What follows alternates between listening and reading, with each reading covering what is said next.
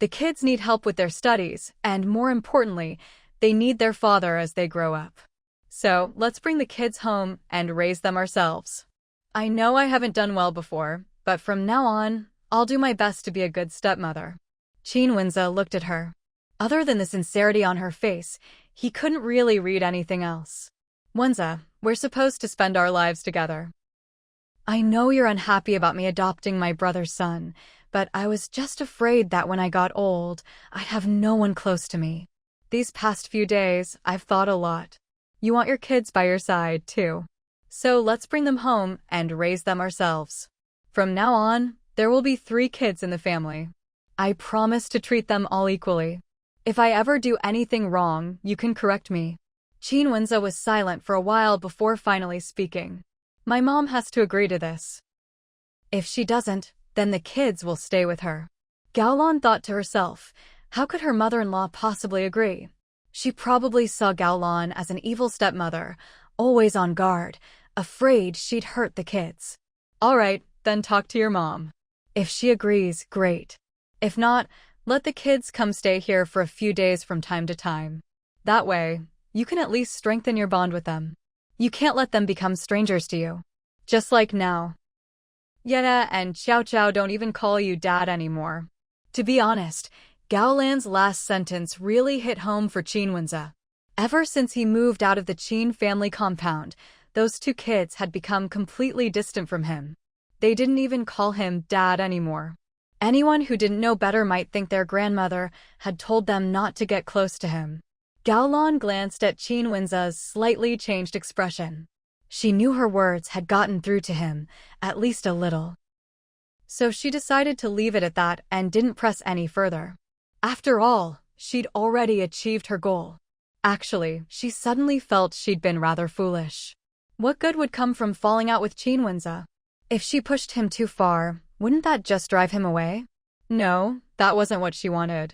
What she really needed to do was win Mingxue's heart and then keep a tight grip on those 2 kids.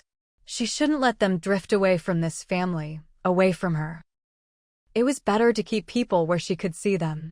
After dinner, Mingxue didn't rush back to her room. She spent about an hour playing with the 2 kids, squeezing in some time to be with them. Raising children isn't easy. Just because you're a mom doesn't mean you can do nothing, right? She told them stories, played puzzles with them, and, of course, didn't miss out on teaching them to count and recognize characters.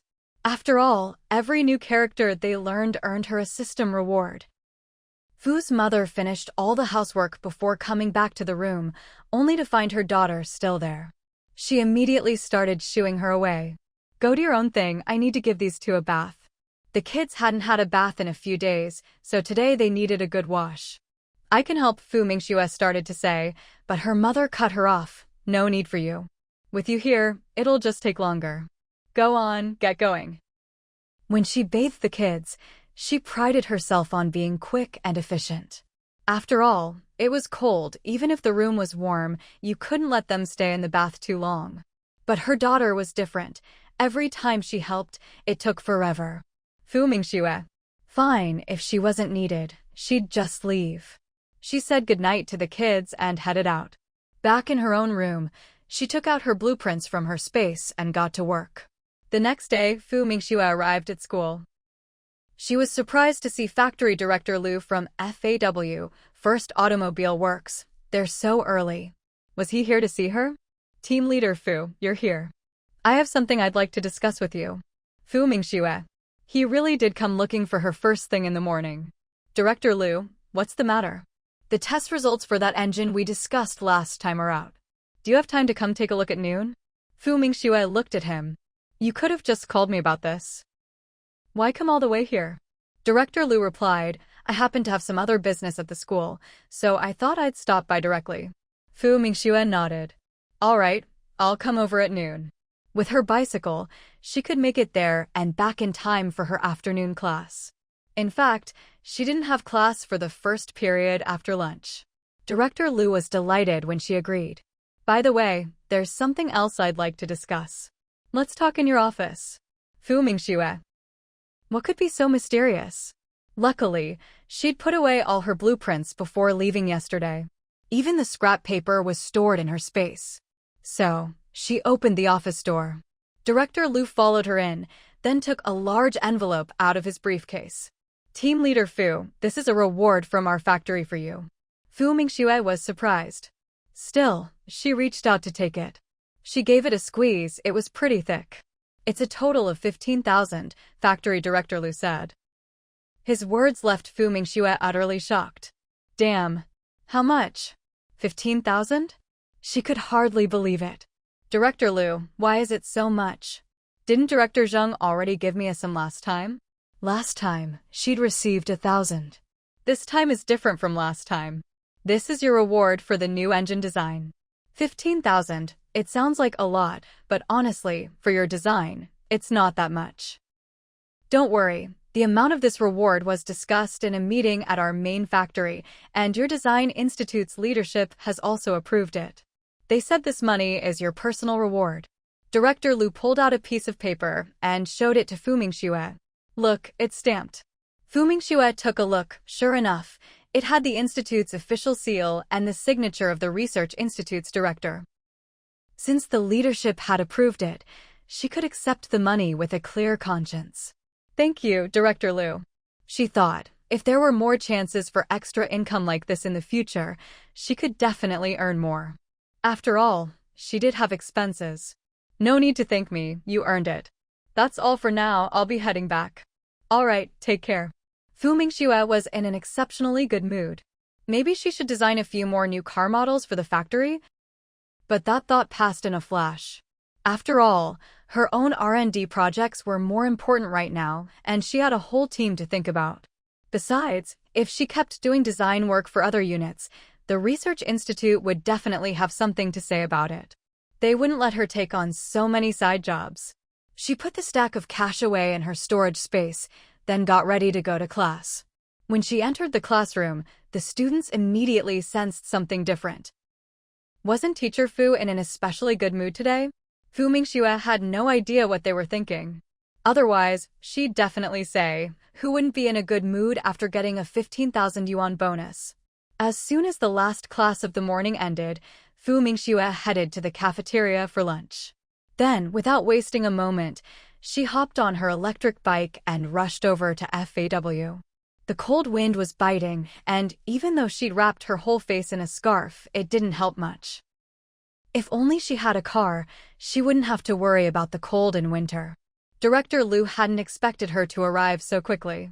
Seeing her cheeks red from the cold, he felt a little embarrassed. I should have sent Xiaoli to pick you up, he said. That way, she wouldn't have had to freeze on her bike. It's fine. Let's get started. Where are we going? Fu Mingxue wanted to make the most of her time. After all, once things were settled here, she still had to rush back to school. To the conference room. Everyone's already there. They were all engineers specializing in automotive engines. All right. Fu Mingxue took the lead and walked out. She was quite familiar with the conference room here. Anywhere she'd been, no matter how complicated the layout, she could always remember it. She couldn't help it, she just had a great memory, photographic even. Thanks, Mom and Dad. When she arrived at the conference room, she found several engineers already waiting. As soon as they saw her, they all stood up. In unison, they greeted her, Engineer Fu. Fu Mingxue nodded slightly to them. Then she took a seat just below the head of the table. Seeing a stack of documents on the table, she asked, "Are these your wind tunnel test results?" Someone stepped forward to answer, "Yes, these are all the various test data for the related components." Fu Mingxue carefully flipped through the documents. Then she took out a pen and began making notes on the data she'd reviewed. After all, some of the material data wasn't very good and needed improvement. Some, however, were up to standard. Working like this, 2 hours quickly passed. She still had classes in the afternoon. How about this? I'll take the rest of these documents with me and try to finish reviewing them for you all in the next couple of days. As for the ones I've already looked at, I've marked all the issues and suggestions for material improvements. You can go ahead and start testing those. Director Liu was the first to respond. All right, just take the documents with you. He certainly trusted Fu Mingxue. After all, she was the one who had provided the improved design drawings in the first place. He never even considered the possibility that she might leak any critical data. Who is she after all? A member of the research institute. Still, he was quite pleased with himself for delivering the reward to her in advance today. See? Didn't Comrade Fu become even more dedicated? Of course, she was already a very diligent and responsible person to begin with. It wasn't about the money. Fu Mingxue had no idea what he was thinking. After packing the thick stack of documents into the large bag she'd brought, she said goodbye to the engineers. She hurried back to campus. She hadn't even had a sip of hot tea before the bell rang for class. She had to rush straight to her lecture. Fu Mingxue didn't go home for dinner that night. She stayed at school, poring over the data. It wasn't until around 10 o'clock that she finally left. Her mother was still awake. When Fu Mingxue got home, she saw her mother sitting there. "Mom, why are you just sitting there? Don't tell me you're waiting up for me again." Mother Fu shot her a sidelong glance. "Who's waiting for you?" "I just took a nap and dreamed about your dad." Hearing this, Fu Mingxue was quite surprised. After all, over the years, she'd rarely heard her mother mention her father. "How come you're suddenly feeling sentimental?" "Mother Fu." How did she look sentimental? Seeing her mother stay silent, Fu Mingxue simply sat down beside her. "What did Dad say to you in the dream? Was he upset that we didn't attend that old woman's funeral?" Mother Fu pushed her away. Go, go, go. Your dad would never say that. I dreamed that your dad said his grave had been dug up by the Fu family. Back then, he'd originally been buried at a site provided by the military. But the Fu family absolutely refused to accept that. They insisted on bringing his ashes back to be buried in their hometown. She'd thought, well, that's fine. At least it would be closer for her and her daughter to visit his grave during Qiming Festival, even though it wasn't really encouraged. But sneaking over was still possible. For the first few years, they did just that. Things had gotten a bit better in recent years. But this year, both she and her daughter had moved into the military family compound, so they hadn't gone back for Qiming. Honestly, this had been weighing on her mind. She'd been thinking that maybe next year, she'd find a chance to go back. She just hadn't expected to have this dream tonight. Fu Mingxue. She couldn't help but twitch her lips. Mom, you've just been thinking too much about that old woman's death lately, so you had this kind of dream. The Fu family wouldn't dare do something like that. If they really did dare to dig up the grave, she'd make sure the whole Fu family paid for it. Not a single one would get away with it. Mother Fu felt the same way. But she just couldn't shake this uneasy feeling.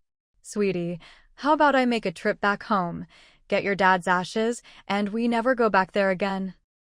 We'll just find a place here to bury him properly. Fu Mingxue. I've thought it over. Let your mother-in-law watch the kids for a few days. Honestly, it's because they're in Beijing with family that I can feel at ease. I'll come back as soon as I'm done, won't be long at all. Mother Fu had been sitting there for half an hour, already turning this over in her mind. Now that she said it out loud, it seemed pretty feasible. Fu Mingxue's mouth twitched again. Mom, really, there's no need for that. How could I feel comfortable letting you go back alone? How about this? When I have a bit more free time, I'll go back with you. If we wait for you to have free time, who knows how long that'll be. Now's actually perfect. I can make it back before the new year too. It'll just mean your in-laws will have to help out for a few days. And what are you worried about anyway? What's there to worry about? I'm just an old lady. Do you think human traffickers would even be interested? As for her own safety, Mother Fu really didn't care. She was just an old lady who would bother with her. If a trafficker saw her, they'd probably think she was a waste of food. Fu Mingxue. Honestly, she had a point. Kids and young people are the main targets for traffickers. Mom, I'm not worried about traffickers kidnapping you. I'm worried you might get lost by accident. Mother Fu shot her a glare. Am I a child? Or am I that old? Getting lost, she actually said that. She'd rather Fu Mingxue worry about traffickers than that. Mom, let me think about it a bit more. Oh, right, let me tell you some good news. Remember that design I did for FAW last time? Look, their boss came by today and brought me a bonus. Fu Mingxue took advantage of the big bag to pull out a large envelope. Mother Fu wasn't really interested at the moment. She just asked offhandedly, how much is the bonus? See for yourself.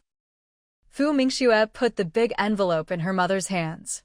Mother Fu took the heavy envelope and almost dropped it. Her attention was instantly drawn back. This didn't feel right. Why was it so thick?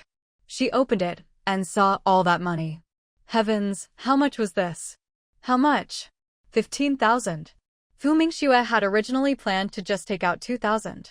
But seeing how down her mom was today, her heart softened. She wanted her mom to be really happy. So she didn't lie. When Mother Fu heard the amount, she practically jumped out of her chair. Her voice shot up. How much? 15,000. Mom, quiet down, you'll wake the kids. Yeah, the bonus is 15,000, and they delivered it to the school. The leaders at our research institute know about it too. It's all approved. Mother Fu. Heavens, 15,000.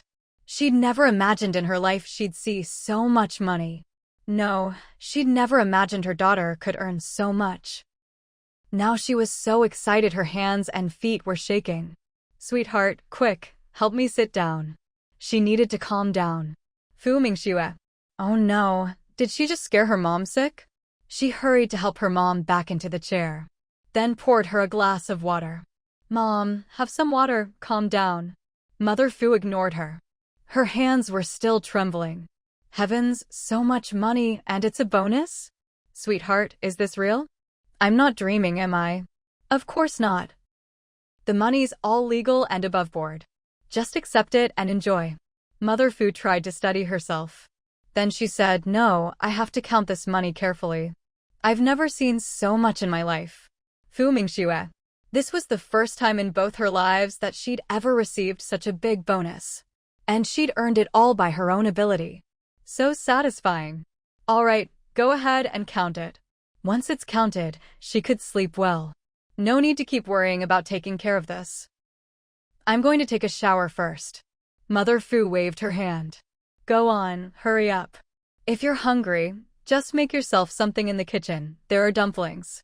She'd made the dumplings earlier that day. The twins loved eating dumplings. Since she had nothing else to do at home, she'd made extra. After all, you have to dote on your own kids. With trembling hands, she took out the stack of cash. Thinking it over, she decided it wasn't safe to count money in the main hall. What if a thief happened to be lurking by the wall outside? Wouldn't they see everything? So she went straight back to her own room and started counting the money. Fu Mingxue didn't bother with any of this. As long as her mom was happy, that was enough. Actually, she really wanted to count it herself too. After all, she'd earned it. The most important thing was, this bonus was a real jackpot. And then a double surprise. Because the system had also given her a bonus. A whopping 15,000 as well. She'd only remembered this just before getting off work.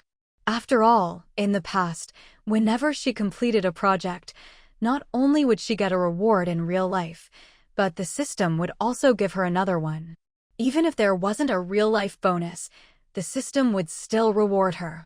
So, when she remembered, she quickly checked the system she'd almost forgotten about. To her surprise, there really was a bonus, and it was 15,000 too. Heavens, she'd struck it rich, really rich. If only good things like this could happen more often. After her shower, she returned to her room. She was just about to sit down and work on those numbers again when someone knocked on her door. It's me, open up. Her mother's loud voice rang out.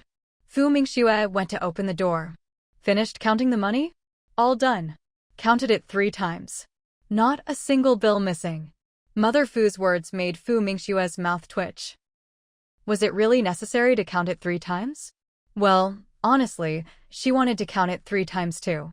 Of course there wouldn't be any mistakes. It's not like the people who gave it to her would shortchange her. You keep this money for yourself, Mother Fu said. She'd only wanted to count it. This was her daughter's hard-earned bonus. How could she possibly take it? Fu Mingxue knew her mother's personality well. Even if she tried to give her all the money, her mom would never keep it. So she took it back without fuss, then said, then I'll give you 2,000. No need, I still have plenty left from last time. I don't need that much money. Mother Fu really didn't have many expenses. Just the occasional grocery shopping. After all, her daughter's friends always brought over rice oil, and other staples. Ignoring her mother's protests, Fu Mingxue precisely pulled out a stack of bills. Here, take this. I'll save the rest myself. Seeing her mother try to push the money back, she said, Isn't the new year coming up soon? Won't you need money to buy things for the holiday? Don't you need money to buy new clothes for the kids? Or to buy gifts for your in-laws? And besides, I'm so busy every day. Isn't it possible I'll forget to give you living expenses sometimes? If you have extra, just keep it. It's the same as saving it. In the end, whatever's left is still mine, isn't it? Mother Fu. She shot her daughter a look. Fine, I'll keep it. Go to bed early tonight. Okay, Mom. Now that your daughter can earn money, don't be too frugal. I know. Mother Fu took the money and left. Back in her room, she counted it. It was exactly 2,000, not a penny more or less. TSK, since when did her daughter get so precise with money? Fu Mingxue had no idea what her mother was thinking. If she did, she'd definitely say proudly, all my work is meticulous. I could be a level 10 machinist. How could I not be precise when it comes to money? The next morning, Fu Mingxue woke up. When she got up and walked into the main room, she saw that her two little ones were already up and about. As soon as they saw her, they immediately dashed over to her on their short little legs. Mama. Fu Mingxue reached out her hand. Hold on, you guys' mom needs to brush her teeth first. She quickly went out to brush her teeth and wash her face. Then she came back to the main room and scooped both kids up in her arms. The benefit of being strong. Holding two at once was a breeze. Just then, Mother Fu came in carrying a big basin filled with steamed buns. Breakfast is ready. Fu Mingxue set the two kids down in their respective chairs. She placed a meat bun on each of their little plates. The twins absolutely loved these meat buns. But they didn't start eating right away. Instead, they sat there obediently, waiting. Fu Mingxue raised an eyebrow at the scene but didn't say anything. After all, teaching kids manners was important. In her previous life, hadn't she ended up raising 3 ungrateful wolves? Honestly, she didn't think there was anything wrong with her parenting. But she couldn't fight against the pure evil in that family's genes. Of course, it was only later that she found out the Song family would fill those 3 little ingrates' heads with twisted ideas whenever she wasn't home. Or they'd distort the truth. For example, they told them she was just the family's nanny. That she was a bad woman. That she'd stolen their father, and so on. So, raising 2 more kids with rotten personalities? No way. She had to make sure they understood that respecting their elders was rule number 1. Besides, these twins were so adorable. There was no way they'd turn out like those 3 ungrateful wolves. What Fu Mingxue didn't know was that, at this very moment, those 3 ungrateful wolves were in deep trouble. Ever since their high fevers last time triggered memories of their past lives, it was like an adult soul was trapped inside those tiny bodies. No, actually, it was more like there were 2 souls in each body. One was the soul of a 2-year-old child in this life. The other was the awakened adult soul. But the adult soul was powerless to do anything. All they could do was watch helplessly as their bodies suffered. And they had to endure the pain right along with them. After all, every sensation the body felt was transmitted straight to the soul. Pooping and peeing. With no one to clean them up. Going hungry for hours on end. Filthy all day long. Even getting beaten and scolded by the aunt who doted on them in their past life. Every day, the pain was unbearable. But the adult soul couldn't even express itself, not even the basics. All they could do was watch their bodies suffer. They were angry, furious, but completely helpless. They had no idea how to escape these trapped bodies, or how to seize control. Why was this happening? Where was Fu Mingxue? Where the hell had she gone? In their past life, hadn't Fu Mingxue shamelessly married their father? So where was she now? If she were here, wouldn't they be spared all this suffering? If she were here, their aunt wouldn't be able to hit or scold them. So, all of this, it was Fu Mingxue's fault. Why wasn't she in this house? Fu Mingxue sneezed. Seeing this, Mother Fu quickly said, "You should wear a bit more today. It's cold out there. Don't catch a chill. We've still got 2 little ones at home." At first, Fu Mingxue felt touched by her mother's concern. She was just about to get emotional when she heard the next part. So that's what it was, her mom was just worried she'd catch a cold and pass it on to the kids? Oh right, I thought about it last night. I really should go back for a bit. I rarely dream of your father, but last night I dreamed of him twice. Something must have happened to him. Mom, you really shouldn't say things like that out loud. People will accuse you of being superstitious in no time. Fu Mingxue's words earned her a dramatic eye roll from her mother. Do you think your mom is an idiot? I'm only saying this to you at home, aren't I? Or what, are you planning to report your own mother? Fu Mingxue. She'd only just said one thing, and her mom was already firing back with so much. I wouldn't dare. You're my own mother, after all. But seriously, do you really want to go back? Yes, I do. No matter what, I have to dig up that urn and move it. I'm not burying it with the Fu family. And besides, your dad wasn't even really part of the Fu family. If he's buried with them, wouldn't that be unlucky? With your dad's personality, even in the afterlife, he'd probably still get bullied by the Fu family. Old man Fu and old lady Fu just passed away too. Don't you think they'd go looking for him down there? Fu Mingxue. Oh my god. She really hadn't realized. Her mom's superstition was pretty hardcore. Looks like she really couldn't stop her. Otherwise, her mom might actually run away from home. Let me think about it for a day. I'll give you an answer tonight. What's there to think about? I'll just go talk to the in-laws today. It's settled. Don't worry, I won't mess this up. Fu Mingxue. She really couldn't not worry. All right, you'd better hurry to school. If you keep dawdling, you'll be late. Mother Fu simply shooed her out the door. Fu Mingxue sighed. If her mom really went, what was she supposed to do? After all, she really didn't have the time to spare. How about this? My classes will be finished in a few days. When I'm done, I'll go with you, okay? Mother Fu refused outright. No way, I'm not going with you. With your looks, you're even more likely to attract human traffickers. It's not safe with you. Fu Mingxue. Mother Fu, annoyed, said, all right, I know what I'm doing. You just get to school. Seeing that there was no point in arguing, Fu Mingxue said, fine, I'll head to school then. She went to her room to grab a few things, then hopped on her bike and left. Mother Fu spent the whole morning tidying up at home. She didn't rush over to the Qin family right away. Instead, she waited until after the two kids had taken their afternoon nap before heading out. After all, if she went in the morning, the Qin family would probably insist she stay for lunch. When Mother Qin saw her in-law coming over with the two children, she was quite surprised. In-law, you should have told me you were coming. I could have helped carry the kids. Carrying two kids all the way, how exhausting must that be? She quickly took one of the children from her. Come on in. The rest of the Qin family were also surprised to see Mother Fu. After all, they knew she usually wouldn't come over unless something was up. Since she was here now, there must be a reason. Once inside, Mother Qin set the children down and hurried to pour her in-law a glass of water. Mother Fu took a sip, then got straight to the point. Here's the thing, I want to go back to my hometown for a bit to move Mingxue's father's grave. So I'll need you to look after the two kids for the next few days. The Qin family was a bit shocked to hear this. You're going alone? They knew Mingxue was really busy these days. Yes, I'll go by myself. It'll just take about 8 or 9 days. I'll definitely be back before the new year. Hearing she was going alone, the Qin family was, of course, worried. But since she was going to move Mingxue's father's grave, it wasn't their place to object.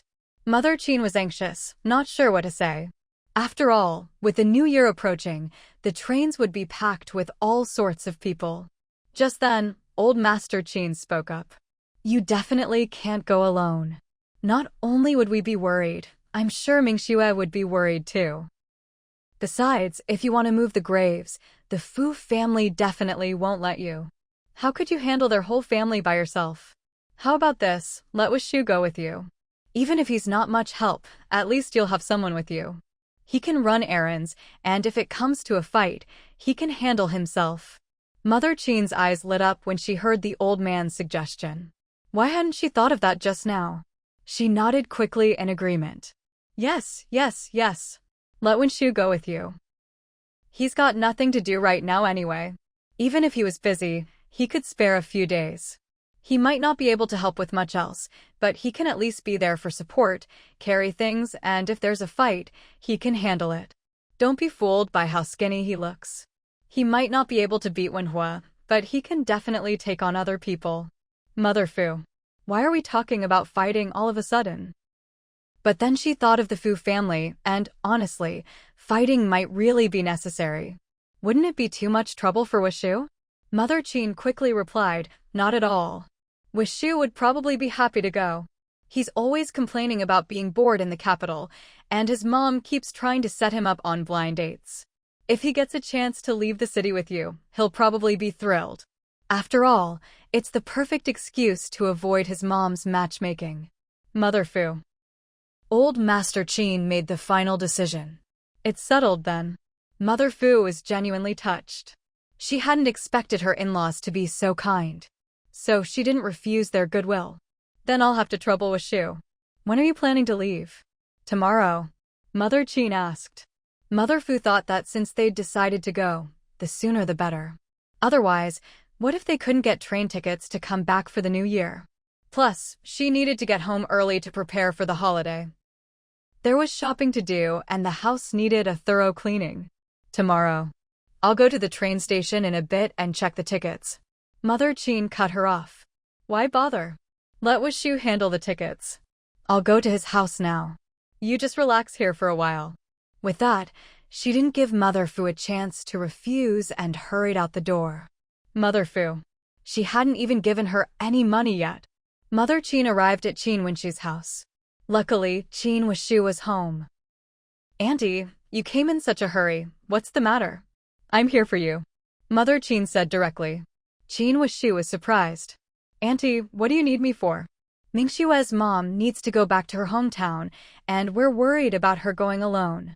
Wenhua isn't around, so if you're free, could you go with her? If you're not, I'll find. Mother Qin was about to say she'd find someone else. After all, there were plenty of cousins in the Qin family. She could easily find another.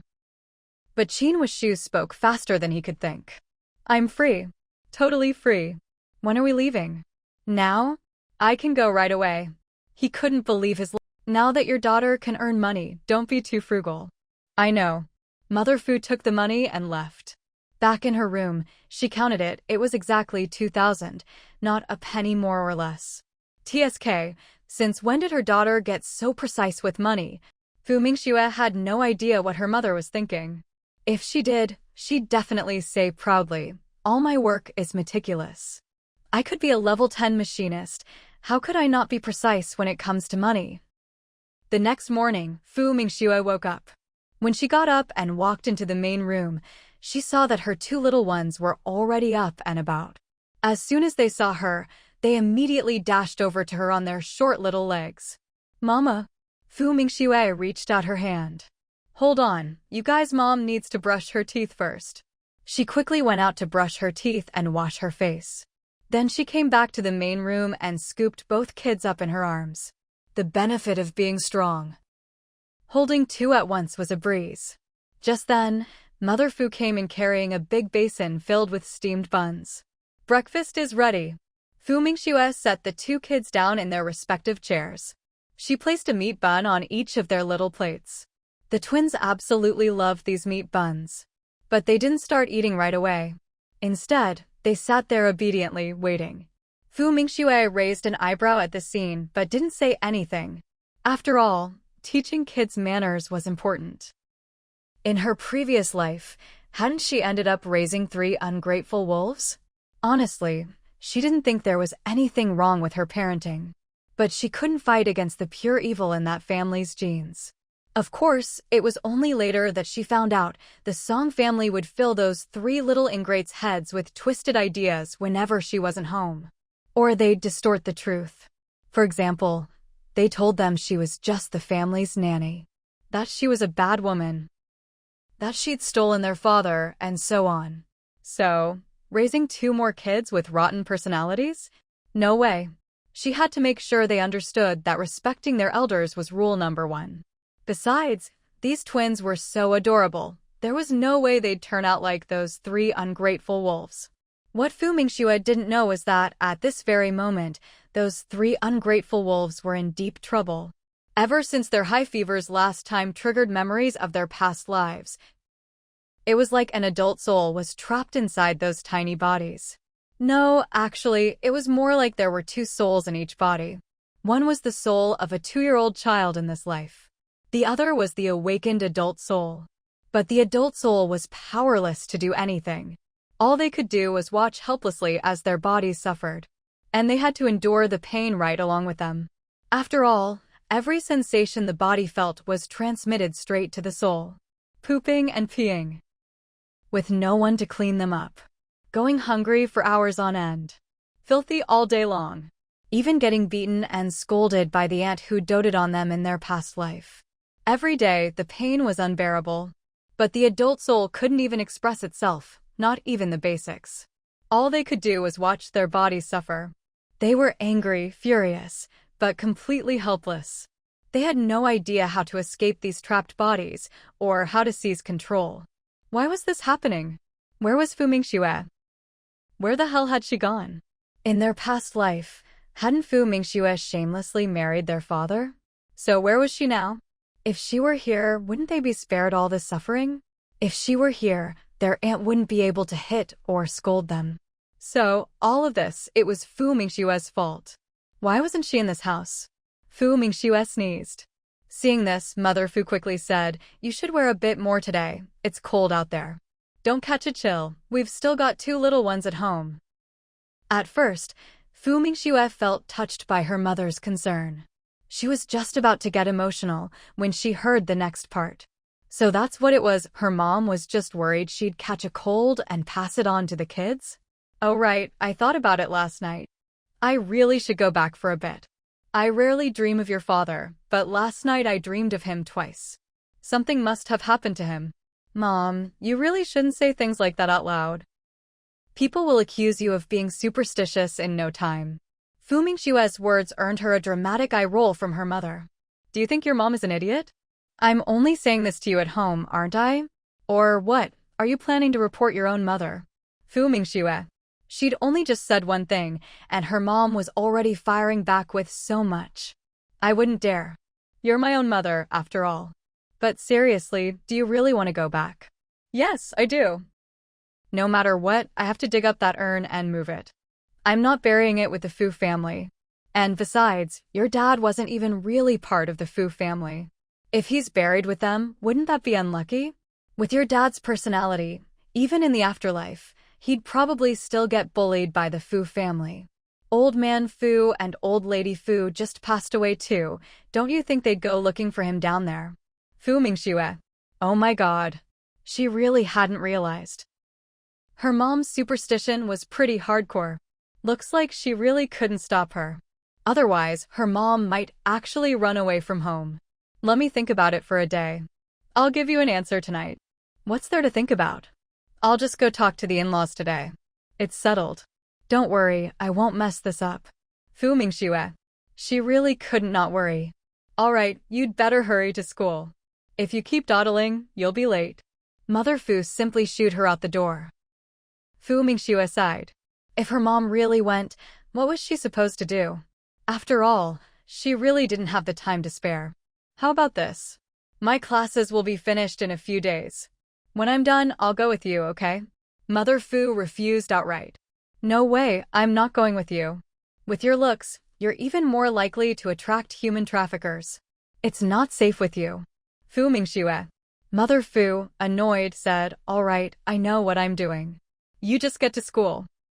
Seeing that there was no point in arguing, Fu Mingxue said, "Fine, I'll head to school then." She went to her room to grab a few things, then hopped on her bike and left. Mother Fu spent the whole morning tidying up at home. She didn't rush over to the Qin family right away. Instead, she waited until after the 2 kids had taken their afternoon nap before heading out. After all, if she went in the morning, the Qin family would probably insist she stay for lunch. When Mother Qin saw her in-law coming over with the 2 children, she was quite surprised. "In-law, you should have told me you were coming. I could have helped carry the kids." Carrying 2 kids all the way, how exhausting must that be? She quickly took one of the children from her. Come on in. The rest of the Qin family were also surprised to see Mother Fu. After all, they knew she usually wouldn't come over unless something was up. Since she was here now, there must be a reason. Once inside, Mother Qin set the children down and hurried to pour her in-law a glass of water. Mother Fu took a sip, then got straight to the point. Here's the thing, I want to go back to my hometown for a bit, to move Mingxue's father's grave. So I'll need you to look after the 2 kids for the next few days. The Qin family was a bit shocked to hear this. You're going alone? They knew Mingxue was really busy these days. Yes, I'll go by myself. It'll just take about 8 or 9 days. I'll definitely be back before the new year. Hearing she was going alone, the Qin family was, of course, worried. But since she was going to move Mingxue's father's grave, it wasn't their place to object. Mother Qin was anxious, not sure what to say. After all, with the new year approaching, the trains would be packed with all sorts of people. Just then, old Master Qin spoke up. You definitely can't go alone. Not only would we be worried, I'm sure Mingxue would be worried too. Besides, if you want to move the graves, the Fu family definitely won't let you. How could you handle their whole family by yourself? How about this, let Wishu go with you. Even if he's not much help, at least you'll have someone with you. He can run errands, and if it comes to a fight, he can handle himself. If I get off work early during this time, I'll come see you. Upon hearing this, Madame Qin immediately chimed in, Mingxue, how about this? Why don't you just stay at home with us for the next few days? That way, you can have a hot meal, and you won't have to sleep on a cold bed when you get home. When Madame Fu was at home, she would always keep the bed warm. Now that she was leaving, who would do it? Of course, if her daughter-in-law wasn't willing to stay at the Qin house, then she'd just come over after dinner to warm the bed herself. After all, it was only a 10-minute trip each way. Luckily, Fu Mingxue agreed right away. All right, I'll stay at home for the next few days. I can also enjoy Aunt Li's and Mom's cooking every day. As soon as she said this, Madame Qin was delighted. It's settled then. Come over after work today. Fu Mingxue nodded. Okay, but don't wait for me for dinner.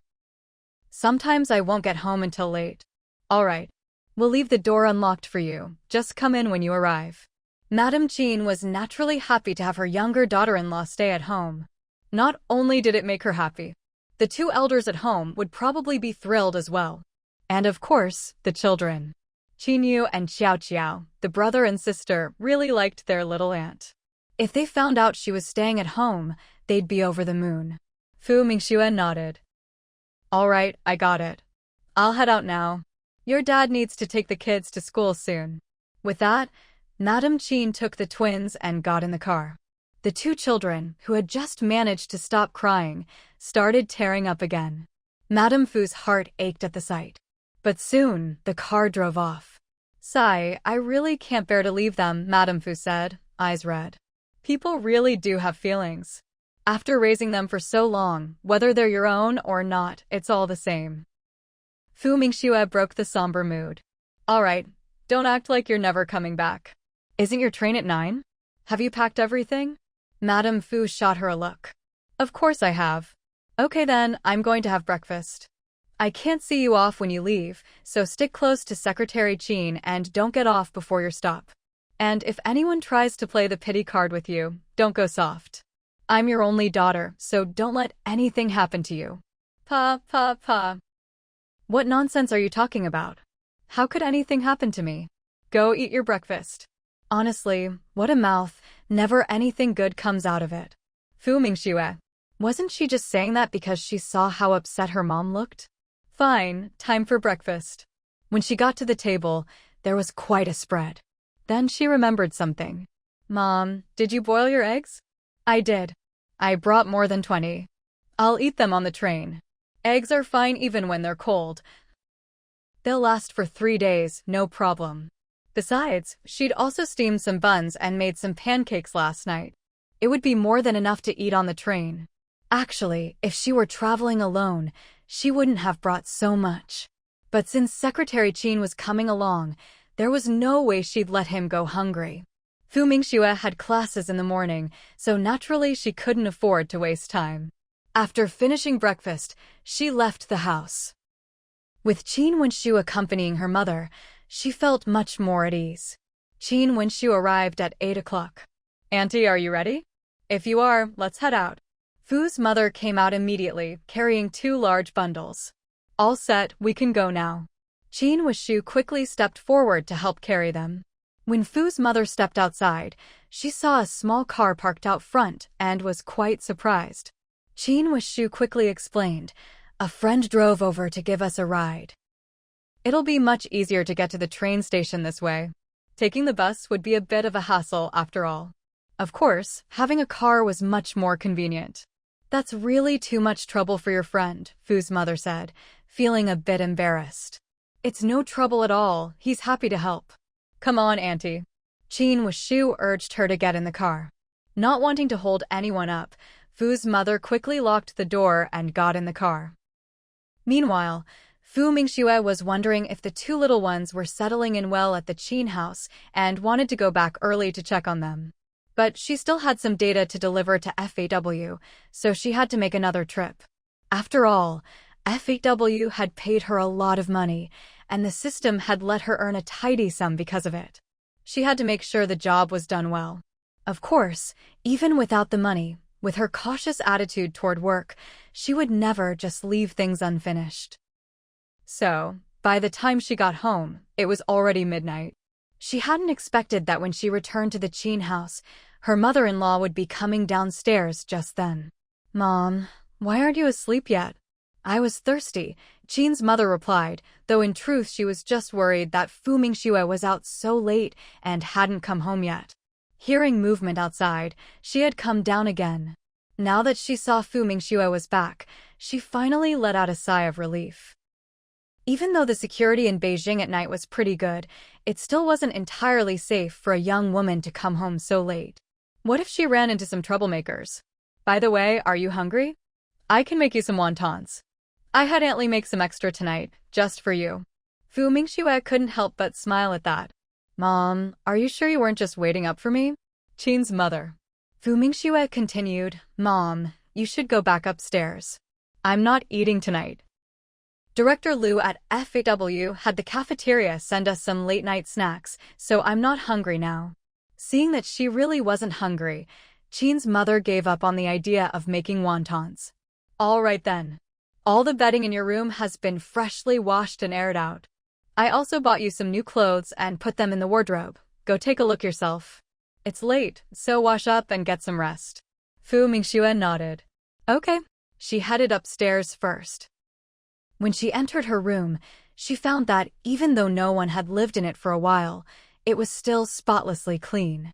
Clearly, her mother-in-law had put a lot of care into it. She went over to the wardrobe and found it full of new clothes. Looking at all the clothes hanging inside, Fu Mingxue couldn't help but wonder, were all these newly bought? Her mother-in-law was just too good to her. She'd even thoughtfully prepared pajamas and underwear, all of which seemed to have been washed already. Originally, Fu Mingxue had some of her own clothes in her storage space, so she hadn't brought any with her, thinking everyone would be asleep by the time she got home, and she could just make up an excuse about bringing clothes later. She never expected her mother-in-law would buy her a whole wardrobe full of clothes. She was truly touched. She grabbed a change of clothes and went to take a shower. It wasn't until she came out that she remembered something she'd forgotten. She hadn't asked her mother-in-law how the 2 kids were doing, whether they'd cried a lot or not. But now it didn't seem appropriate to ask. She couldn't just barge into her in-laws' room and ask, could she? Forget it, she'd ask tomorrow. Sitting down at her desk, she pulled out some blueprints from her space. The next morning, Fu Mingxue woke up at 6. After washing up and changing into fresh clothes, she went downstairs. As soon as she reached the bottom of the stairs, the twins ran over to her. "Mommy!" Each of them hugged one of her legs. Seeing them, Fu Mingxue's heart melted. She immediately bent down and scooped them up, one in each arm, and kissed each of their little cheeks. "Babies, were you good yesterday?" "We were good," the twins replied in their sweet, clear voices. Their eyes sparkled as they looked at their mom, their faces full of happiness. Last night, they'd waited a long time but didn't see Mommy come home. They'd wanted to keep waiting, but at some point, they fell asleep. But now that they saw Mommy, it was just as good. Turns out, Mommy hadn't lied to them. She really did come to be with them here. Good. Keep being good today too. Without putting the kids down, she carried them over to the elder Qin couple. Grandpa, Grandma, good morning. Good. The two elders beamed at their granddaughter-in-law, unable to hide their joy. They were truly happy. Quick, put them down, they said. It's fine, I'm strong, Fu Mingxue replied. She'd always been strong, and after taking the body-strengthening pills, she was even stronger. If she arm-wrestled Qin Wenhua now, she might not even lose. If she really used all her strength, Qin Wenhua might not be her match. Qin Yu and Qin Ruoqiao also came over to greet her politely. Auntie, good morning. Good morning, Yaya. Good morning, Qiao Qiao. Fu Mingxue greeted them with a big smile, making the siblings especially happy because their little aunt's smile was so pretty. Just then, Mother Qin came over and said, Mingxue, since you're up, let's have breakfast. The whole Qin family headed to the dining table. Breakfast was plentiful, with lots of variety. Mingxue, what would you like to eat? Fu Mingxue was quite interested in the fried dough sticks. Back at home, her mom usually made meat buns and wontons. Soy milk and fried dough sticks were rare, mainly because frying dough sticks uses a lot of oil, and her mom was reluctant to use that much. Breakfast was soon over. Since Qin Yu had to go to school, Father Qin left first to take him. As for Qin Ruoqiao, she was still in kindergarten at the government-run preschool, so she could go later. Now that Mother Qin had time, she usually took her. Sometimes Aunt Li would take her instead, since it wasn't far. Gaolan didn't find out that Fu Mingxue had moved into the Qin house until 3 days later. She hadn't known herself, she'd heard it from someone else. When she found out, she was furious. She really wanted to go to the Qin house and demand to know how could they kick her family out, only to let Fu Mingxue move in. Wasn't Qin Wenza a son of the Qin family? Wasn't she, Gaolan, a daughter-in-law of the Qin family? If it weren't for the last bit of reason holding her back, she really would have gone to the Qin house and caused a scene. She stewed in her anger until Qin Wenza came home from work. Qin Wenza had thought he'd come home to dinner, but instead found a cold stove and cold pots. He couldn't help but ask, "Why didn't you cook?" After holding in her anger for most of the day, Gaolan finally exploded. "Qin Wenza, what's your mother's deal? She kicked us out, but then let your sister-in-law move in. Was your mom planning all along to make room for your younger brother and his family?" Qin Wenza was completely bewildered by her accusations. He didn't understand what Gaolan was getting at. How was his mother making room for his younger brother's family? What are you talking about? Gaolan let out a cold laugh. Oh, still trying to deny it? If someone hadn't told me today that your sister-in-law had already moved into the Qin family compound, I wouldn't have even known about it. Let me ask you, what exactly does your mother mean by this? Does she just not like me? She had to kick us out and then couldn't wait to let Fu Mingxue and her family move in. The more she spoke, the angrier she got. Her eyes were turning red with emotion. Does your mother look down on me? Sure, I'm not as capable as Fu Mingxue. I'm just an ordinary woman, but not every woman in this world is as impressive as Fu Mingxue. What right does your mother have to look down on me? We're both daughters-in-law, but when she sees me, she's cold as ice. When she sees Fu Mingxue, she's all smiles. You can feel her happiness from miles away. Honestly, Gaolan didn't really mind not living in the Qin family compound. There were advantages to living there, sure. But there were also benefits to not living there. For example, living here meant freedom, no in-laws, no elders, no need to tiptoe around anyone. But what really bothered her was, why were her in-laws so blatantly playing favorites? They treated their daughters-in-law so differently, it was impossible not to notice. If it was just a tiny difference, she wouldn't make a fuss. But now she was genuinely upset. Their family, as the eldest sons, had been kicked out. Yet the second son's family got to move in. How was she supposed to face other people? Qin Wenza listened for a while, but still couldn't figure out what she was really saying. You mean my sister-in-law moved into the Qin family compound? That's right. She's been living there with her child for several days now, Gao Lan said, feeling miserable. If she hadn't found out by chance today, she'd still be in the dark. Qin Wenze hadn't been to the Qin family compound these past few days, so he didn't know about any of this. He immediately said, "What are you thinking?" My sister-in-law came back because she has a month of teaching at the school here. She'll have to go back to her own job after that. She's not staying in Beijing for long. So, what if she's staying at the Qin family compound? Besides, she has her own 2-courtyard house. She's not even living in her own nice place, but moved into the Qin family compound. That just means she has her reasons. Maybe she has to stay there for a few days. And most importantly, even if she's just staying there for no reason, that's between my parents and my sister-in-law. Why are you making such a fuss? Why am I making a fuss? Of course I am. Your parents are just too biased. I admit I'm not as good as Mingxue, but they can't be this blatantly unfair, can they? Qin Wenhua could adopt someone else's child and be accepted by the Qin family. But when it came to her, it was never allowed. They even kicked her out of the Qin family compound. Even when her son wanted to be added to the Qin family genealogy, they refused. The more Gao Lan thought about it, the angrier she got, her eyes reddening again. Qin Wenze didn't want to hear any more of this. Enough. So what if they're biased? That's normal. Even fingers aren't all the same length. People's hearts are bound to be a little partial. Are you saying your own parents aren't biased? If they weren't, you have both an older brother and an older sister. So why did you have to be the one sent to the countryside? Qin Wenze really didn't feel much about his parents playing favorites. He thought his parents treated him just fine. If there was any real favoritism, it wasn't toward Wenhua. It was that his parents and the elders in the family doted even more on his younger sister, Qin Wenying. All right, don't make a fuss over this. If you insist on harping on it, my mom made it very clear last time when she said we should split from the family. We've already separated from the family now. What happens on our side has nothing to do with the Qin family. Let's just live our own lives. As for the Qin family, whether it's money, property, or whatever, none of that has anything to do with us anymore. Gao Lan stared at him in disbelief. How could it have nothing to do with them? He was the eldest son, after all. In the countryside, the eldest son always gets the biggest share. Even if things are split evenly, they'd still get half. But seeing Qin Wenze's angry expression, she regained a bit of her composure.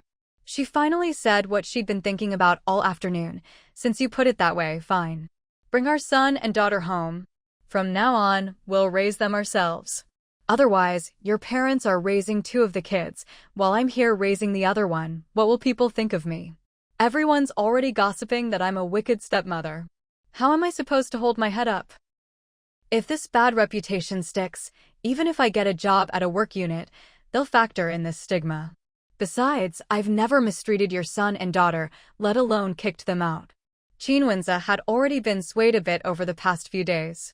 He did miss the 2 kids. And now that they lived a bit farther from the Qin family compound, he was tired and got home late from work every day. It wasn't realistic to go visit every few days. If the kids were at home. At this point, Gao Lan spoke again, her tone softening. Don't worry. As long as the 2 kids come home, I'll treat them as my own. I won't let them suffer even a bit. You know I can't have any more children. They're my own now. Won't I have to rely on all 3 siblings when I'm old? If they never live with us, how will they ever feel close to us? Wenze, I'm begging you, let's bring the children home together. As she spoke, her eyes reddened again. Seeing her like this, Qin Wenze's anger faded considerably. I'll talk to Mom about it. How about you talk to her today? That way, we can bring them home as soon as possible. And with just over 10 days until the new year, if they come back now, I can make them new clothes for the holiday. This is my first time being a mom. There's a lot I don't know, and maybe I haven't done well in some ways, but I'll work on it. As she grew emotional, tears began to fall. Her display softened Qin Wenze's heart. I'll go over after dinner. Gao Lan's head shot up. Really? Of course. Why would I lie to you? Qin Wenze said. Then I'll go make dinner. Gao Lan hurried off to the kitchen. This time, she wasn't planning on going with him. After all, her in-laws and the Qin family didn't like her. Why should she go and make herself uncomfortable? Besides, she didn't want to run into Fu Mingxue at the Qin family compound. Fu Mingxue had a sharp tongue and never spared anyone's feelings. If she accidentally said something wrong, it would just be embarrassing. No need for that. The twins are still quite smart. By dinner time, the two of them were waiting anxiously by the front door, eyes glued to the gate, hoping for their mom to come home from work. No matter how much Mother Qin tried to persuade them, it was useless. Your mom might have to work late tonight. Let's be good and go eat dinner first, okay? But seeing that the two were still stubbornly waiting for their mom, she said, if you keep this up, when your mom comes home later, I'm going to tell on you and say you weren't being good and didn't eat your dinner properly. That threat actually worked. The twins, hearing that Grandma would tattle on them, immediately panicked. We'll be good. Don't tell on us. Seeing them like this, Mother Qin couldn't help but breathe a sigh of relief. Looks like I can still handle you too. All right, I won't tell. Come on, let's go eat. She took one child in each hand and was just about to head inside when suddenly she saw a car driving toward them. Mother Qin squinted to get a better look. Before she could see clearly, the car had already pulled up in front of the house and stopped. Qin Weiniang got out of the car. She first said a few words to the driver, then the car drove away. Weiniang? Why are you back? Ever since she'd left in a huff last time, she hadn't contacted the family for a long while, which had made Mother Qin terribly anxious. Thankfully, the girls still had some sense and eventually called home. What, am I not welcome? Qin Weiniang raised her eyebrows playfully. Mother Qin rolled her eyes at her. Who wouldn't welcome you home? Hurry up and come inside. Your grandparents have been talking about you non-stop these past few days. Qin Weiniang's gaze fell on the two little ones at her feet. She bent down and pinched their cheeks. Feels nice. Be good, call me auntie. Last time, Qin Weiniang had stayed at the family housing compound, so the twins still remembered her a bit. So, they obediently called out auntie. Good kids. Qin Weiniang scooped one up in each arm. How come they're here? She knew that Fu Mingxue had brought her mother and the two kids back to Beijing. After all, she'd been to the family housing compound. She just didn't expect the twins to be at the Qin family's main house. She'd thought they were at the courtyard house. Good thing she hadn't gone straight to the courtyard house just now. Mother Qin watched her tuck a child under each arm and couldn't help but twitch. Who carries kids like that? Put them down right now. It's rare for me to see them. Can I give them a hug? Qin Weiniang paid her no mind and marched into the yard with the twins clamped under her arms. Mother Qin, you call that a hug? She rolled her eyes, then closed the door and went inside. As soon as Qin Weiniang entered the living room and saw the elders, she called out, Grandpa, Grandma, Dad, I'm home. Her return made the two elders of the Qin family overjoyed. Everyone knew that Qin Weiniang was their most beloved granddaughter. None of the other grandkids could compare. Old Madame Qin was even a little emotional. As long as you're home, that's all that matters. Are you staying for the new year this time? Qin Weiniang shook her head. Probably not. I'm here this time to see Mingxue about something. Is she here? She's not back yet. She might be home very late tonight. Mingxue isn't staying at the courtyard house? Qin Weiniang found that odd. Your aunt had to go back to her hometown for a few days, so the two kids are here at the house. I had Mingxue stay here these days too. By the way, what do you need Mingxue for? I need her to fix a plane. Qin Weiniang had done her homework. Her sister-in-law was apparently even better at fixing planes than the professional maintenance engineers. Someone had suggested she ask for help, so she'd gone to the family housing compound, only to find out Mingxue had already returned to Beijing. So she hurried over to the city to look for her. The entire Qin family was stunned. Was their daughter-in-law/granddaughter-in-law really this impressive? She could even repair airplanes? Mingxue can fix airplanes? Qin Weiniang raised an eyebrow. Of course. Your daughter-in-law.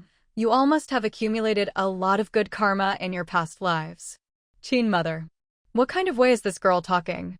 Even if they did accumulate good karma, Is that something you say out loud so bluntly? Besides, shouldn't it be her younger brother, Qin Wenhua, who accumulated all that good karma? She glanced over, and her brows immediately jumped. Why was this girl still holding both kids under her arms? She almost forgot about that.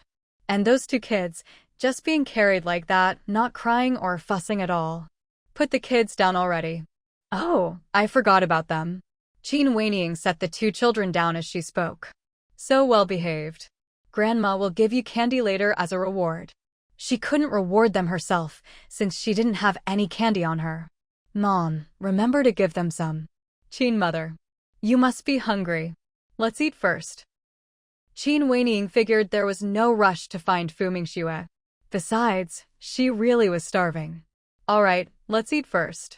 I'm absolutely famished. Qin Mother told her to go wash her hands first, then went to the kitchen to help Auntie Li bring out the dishes. After washing up, Qin Wenying returned and only then noticed that two people were missing. Qin Wenze and Gao Lan weren't there. Where are Qin Wenze and Gao Lan? Did they go back to her family's place? Qin Mother realized she didn't know what had happened at home recently. They moved out. Let's eat first, we'll talk about it later. Qin Wenying.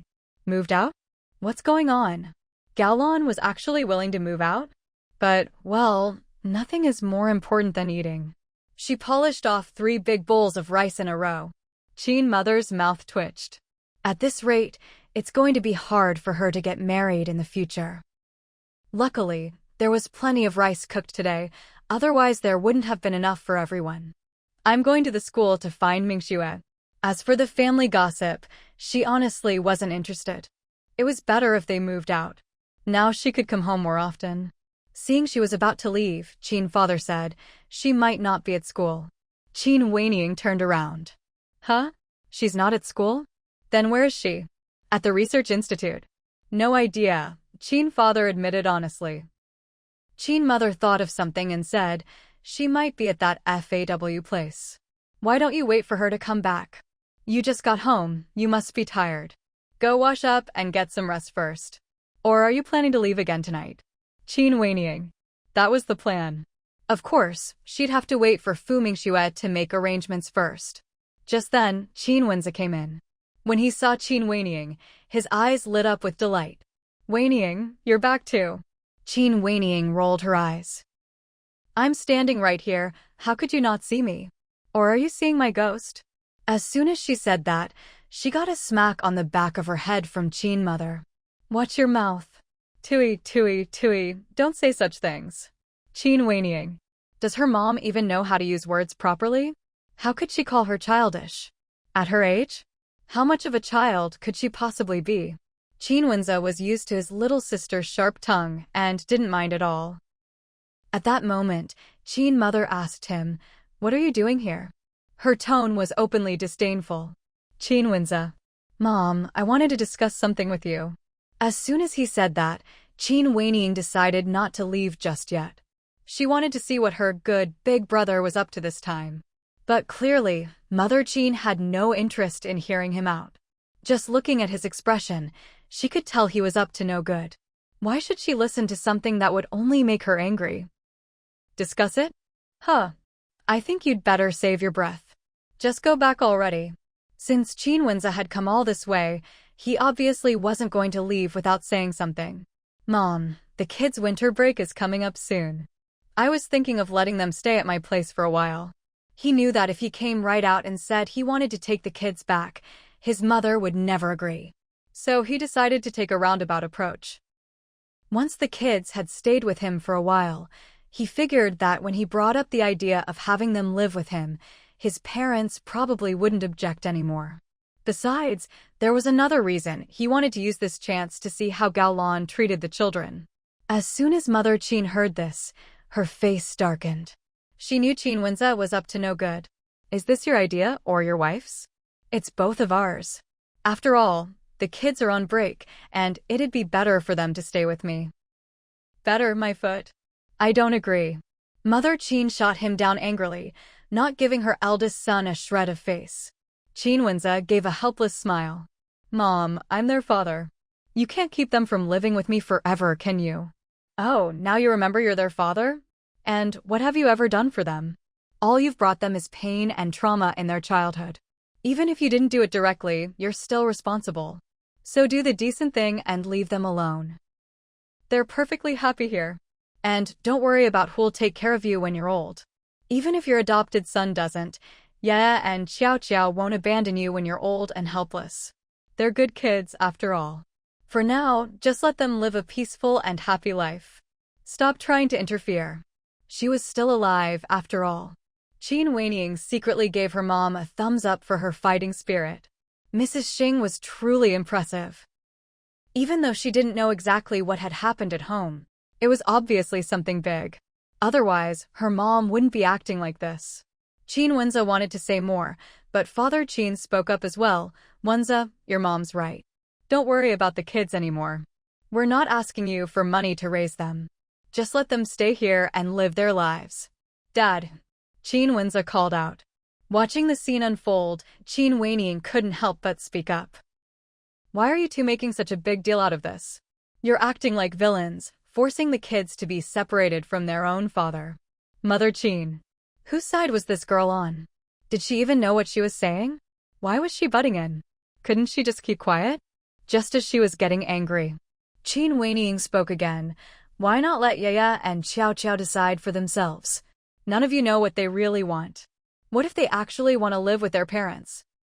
Don't be so controlling. Sometimes, you should listen to the kids' opinions. Mother Qin sneered. So you're saying we never listened to you before? Qin Weiniing immediately denied it. No, I'm just making a suggestion. Mother Qin ignored her and told Aunt Li to bring the two kids over. After dinner, the two kids had gone upstairs with the twins. A short while later, Aunt Li brought them downstairs. When Qin Yu and Qin Ruoqiao saw Qin Wenza, the siblings immediately ran to hide behind their grandmother. But Mother Qin pulled them to her side and gently asked, Yaya, Xiao Xiao, your dad wants to know if you'd like to stay at his place for the winter break? Qin Wenza quickly added, Yaya, Xiao Xiao, what do you think? Don't be afraid to speak your mind. Qin Yu, eyes red, looked at his grandmother and asked, Grandma, do you not want us anymore? Hearing this, Mother Qin's heart ached. She immediately pulled her grandson and granddaughter into her arms. How could Grandma ever not want you? I'm just asking what you think.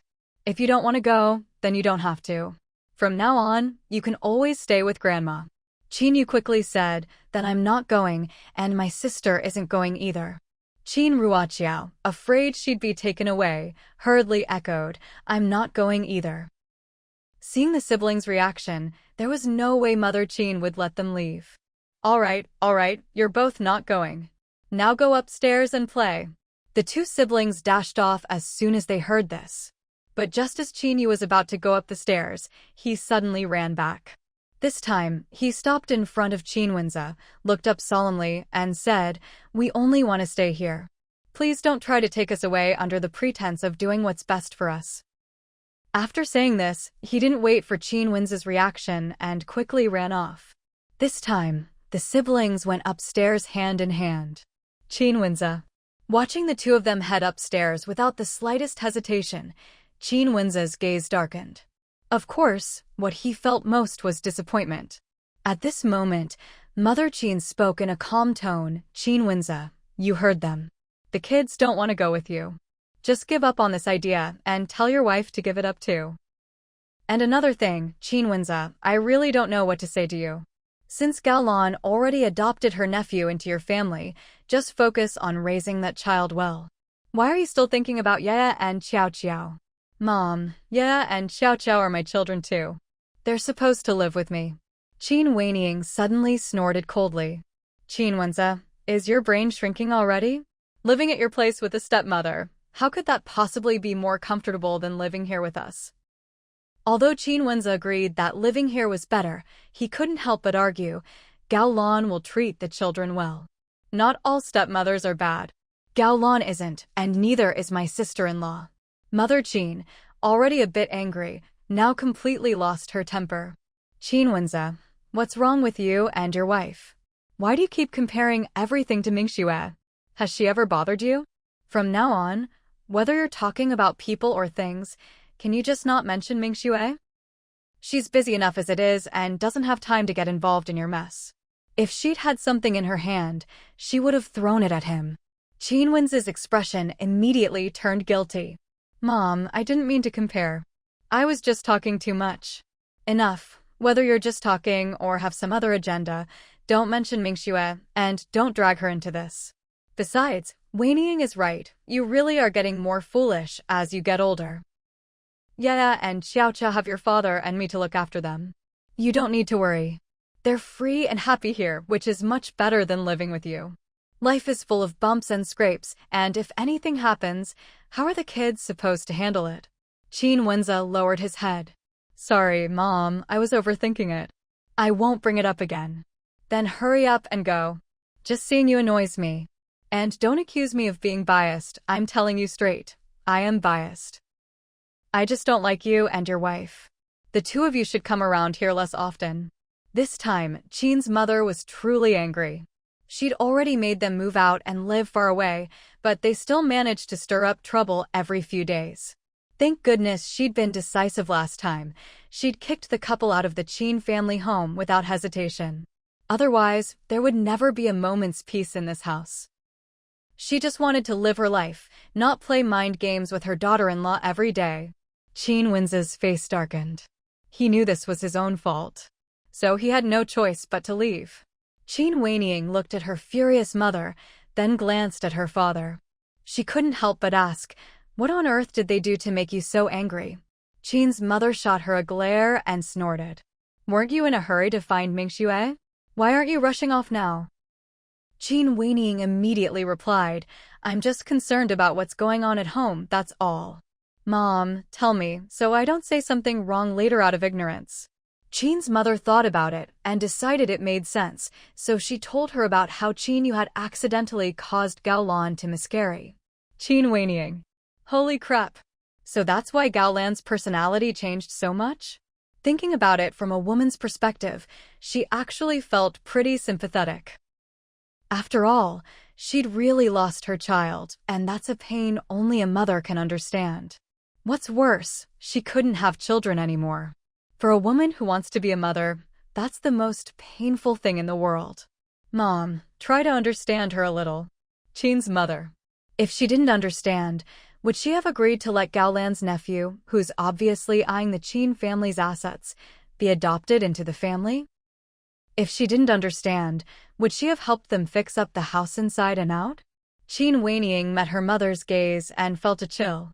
Okay, I'll stop talking. I'm going to find Mingxue. She hurriedly slipped away. Sure enough, not getting married was the best decision she ever made. Otherwise, she'd be dealing with endless drama from her husband's family, her own family, and her own household every single day. How suffocating would that be? Isn't it great to be free and single? No need to worry about in-laws, no need to worry about a husband, and definitely no need to worry about kids. As for the future, she didn't even know if she'd live that long, so why worry about it? Just enjoy each day as it comes. Just like flying in the blue sky, enjoy every day you can fly. Qin Weining rode her bike to the school. Her luck was good. After asking around for Fu Mingxue's office, she ran into Director Zheng. You're looking for Fu Mingxue? Qin Weining flashed her ID. Yes, I have something to discuss with her. She didn't mention that she was Fu Mingxue's sister-in-law.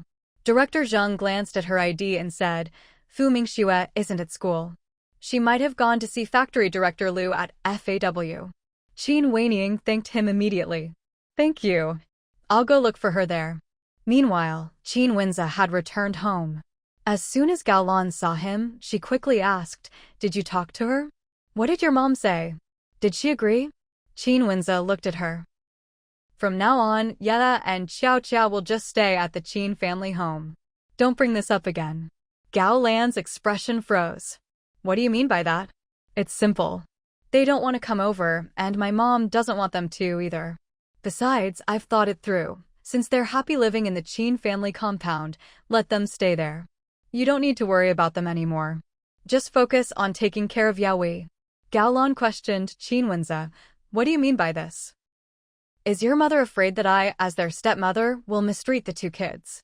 They're used to living over there. There's no need for them to come here. Alright, let's drop this. There's no point in discussing it any further. If the kids don't come over, what will people think of me?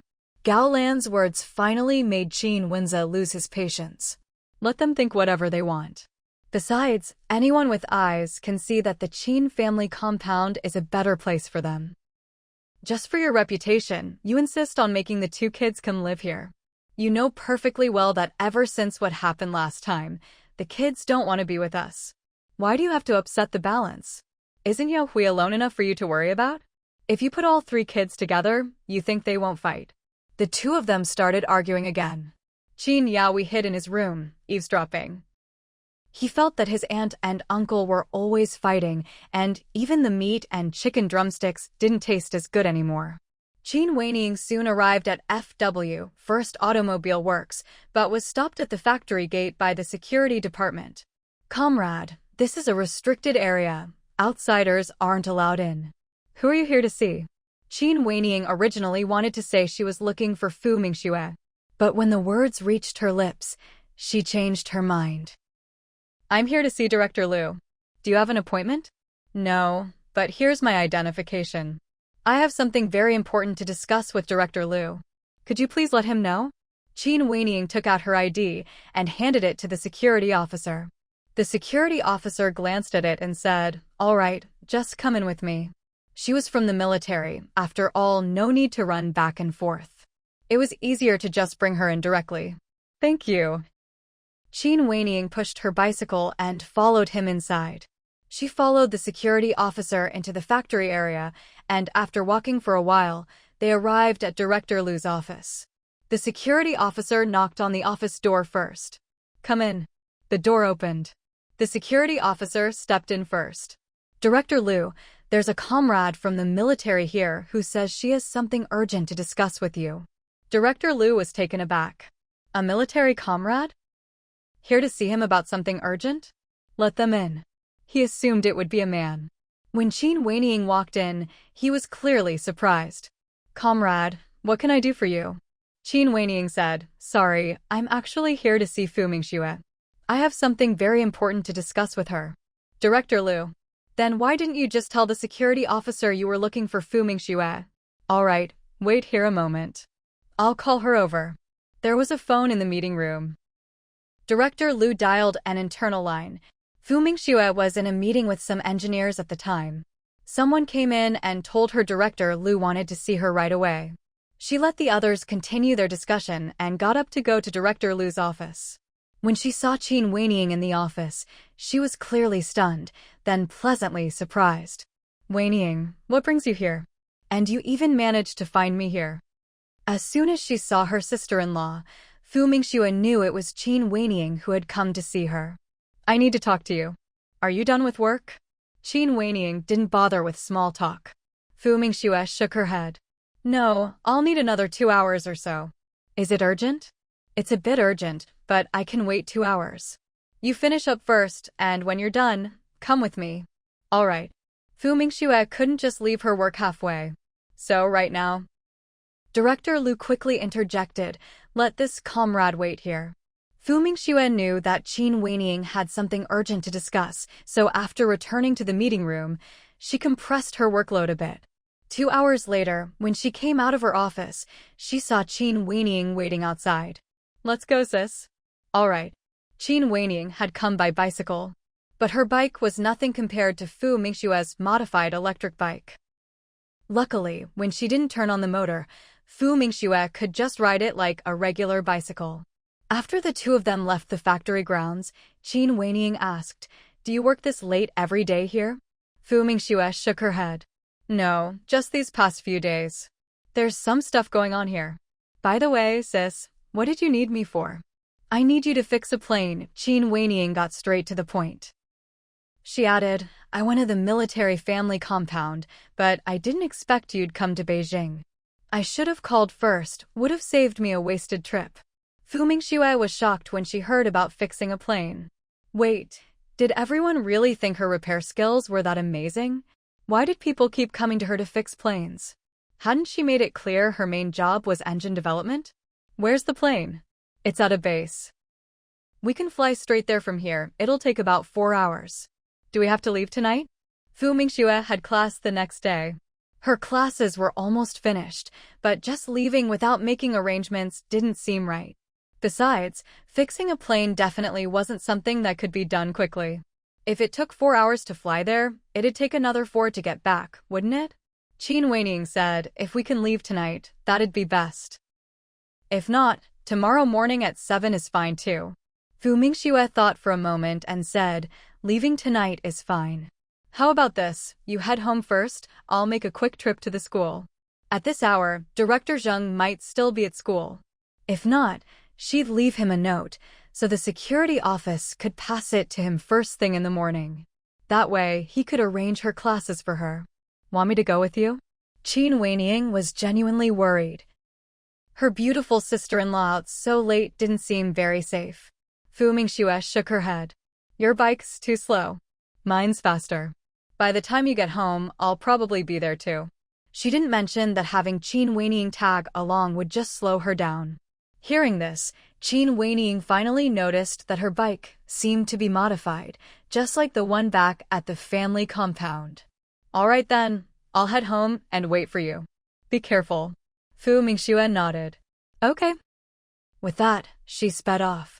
Watching her zoom away, Qin Weining couldn't help but click her tongue, once again marveling at how much good karma her younger brother must have accumulated in a past life to have such good fortune in this one. Seriously, what did he ever do to deserve this? At that moment, Qin Wenhua, who was training deep in the mountains, suddenly sneezed and immediately gave away his position. Fu Mingxue quickly arrived at the school. The security staff recognized her and let her in right away. She soon reached Director Zhang's office. Director Zhang happened to still be there and was surprised to see her. What brings you back to school at this hour? Suddenly, he remembered something. Oh right, someone from the military was looking for you earlier. Didn't you two run into each other? Fu Mingxue said, yes, I ran into you, and it's actually about this. I need to go to the base to repair a plane, so I came to let you know. I probably won't be able to teach the remaining classes over the next few days, so please arrange for someone else to cover them. Of course, if I come back early, I'll resume teaching as soon as I return. Director Zheng was shocked. What did you just say you're going to repair? He wondered if he'd misheard Fu Mingxue could repair planes. Repair a plane, Fu Mingxue repeated. This wasn't some top-secret matter, so she just told Director Zheng directly. After all, Director Zheng was also from the Research Institute. Director Zheng's eyes were full of disbelief. He sized up Fu Mingxue. After a while, he finally said, you really are incredible. Clearly, he didn't know Fu Mingxue as well as he thought. He had no idea she could repair planes. In that case, go ahead and take care of your business. I'll make other arrangements at the school. If he weren't so busy here at the school, he'd honestly want to go and see for himself how she repaired a plane. Goodness, even he couldn't do that. It really made him question his life. Could one person really be this multi-talented? Thank you, Director Zheng. After saying goodbye, Fu Mingxue returned to her office, packed up a few things, then rode her bicycle out of the school. Meanwhile, the Qin family was still awake. Qin Weining had already come home. When Mother Qin saw her, she immediately asked, did you find Mingxue? I did. She went to the school to make arrangements and will be home soon. By the way, we'll be leaving in a bit. I'm going to make a call first.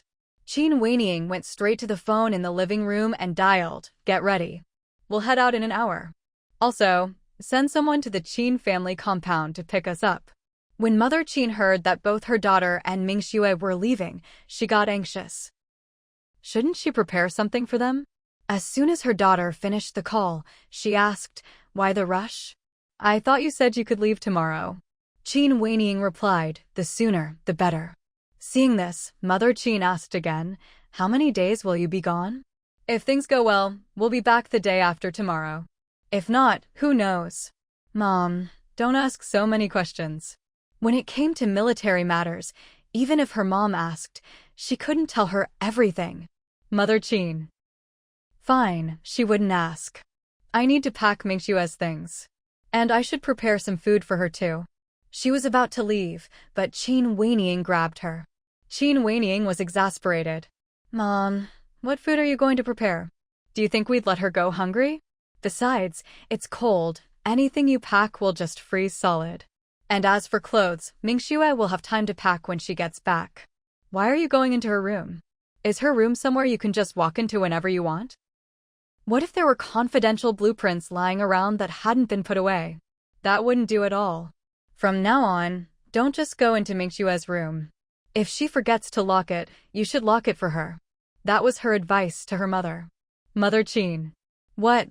Does she think I'd steal something from the room? Seeing her mother's expression, Qin whinnying added, Mom, have you ever gone into Dad's study? Mother Qin. Come to think of it, she really had rarely gone into her husband's study. You see, my dad won't even let you into his study. How could he compare to Mingxue? And as for her room, it's even more off limits. Qin Weining's words startled Mother Qin. Fine, I won't go in. I haven't gone in either, well, only a few times before they moved in. They weren't living at home, so someone had to clean the room, right? But ever since Mingxue moved in, I haven't gone in without reason. Do you really think I don't know my boundaries? She wouldn't just enter her daughter-in-law's room for no reason. She'd only mentioned tidying up the clothes just now because she'd forgotten for a moment. Wasn't it just because time was tight and she was worried her daughter-in-law wouldn't have time to pack when she got back? At this point, Father Qin spoke up. Once Mingxue leaves, just lock that room. Also, tell Ye and Xiao Xiao not to go into their aunt's room either. They wouldn't go in without permission, Mother Qin said, trusting her grandchildren on this point.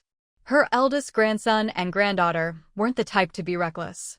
Qin Weining didn't linger. I'm heading back upstairs. There was still about an hour left, so she went upstairs to take a shower. Meanwhile, Mother Qin started to worry. If Mingxue leaves tonight, what will the twins do when they wake up tomorrow and don't see their mom? Just today, the two kids had been waiting anxiously at the door. And just now, it had taken a lot of effort to coax them to sleep. They'd insisted on staying up, fighting sleep, just to wait for their mom to come home. Thankfully, they'd finally been coaxed to bed. Father Qin said, just comfort them tomorrow. Mother Qin thought about it and agreed.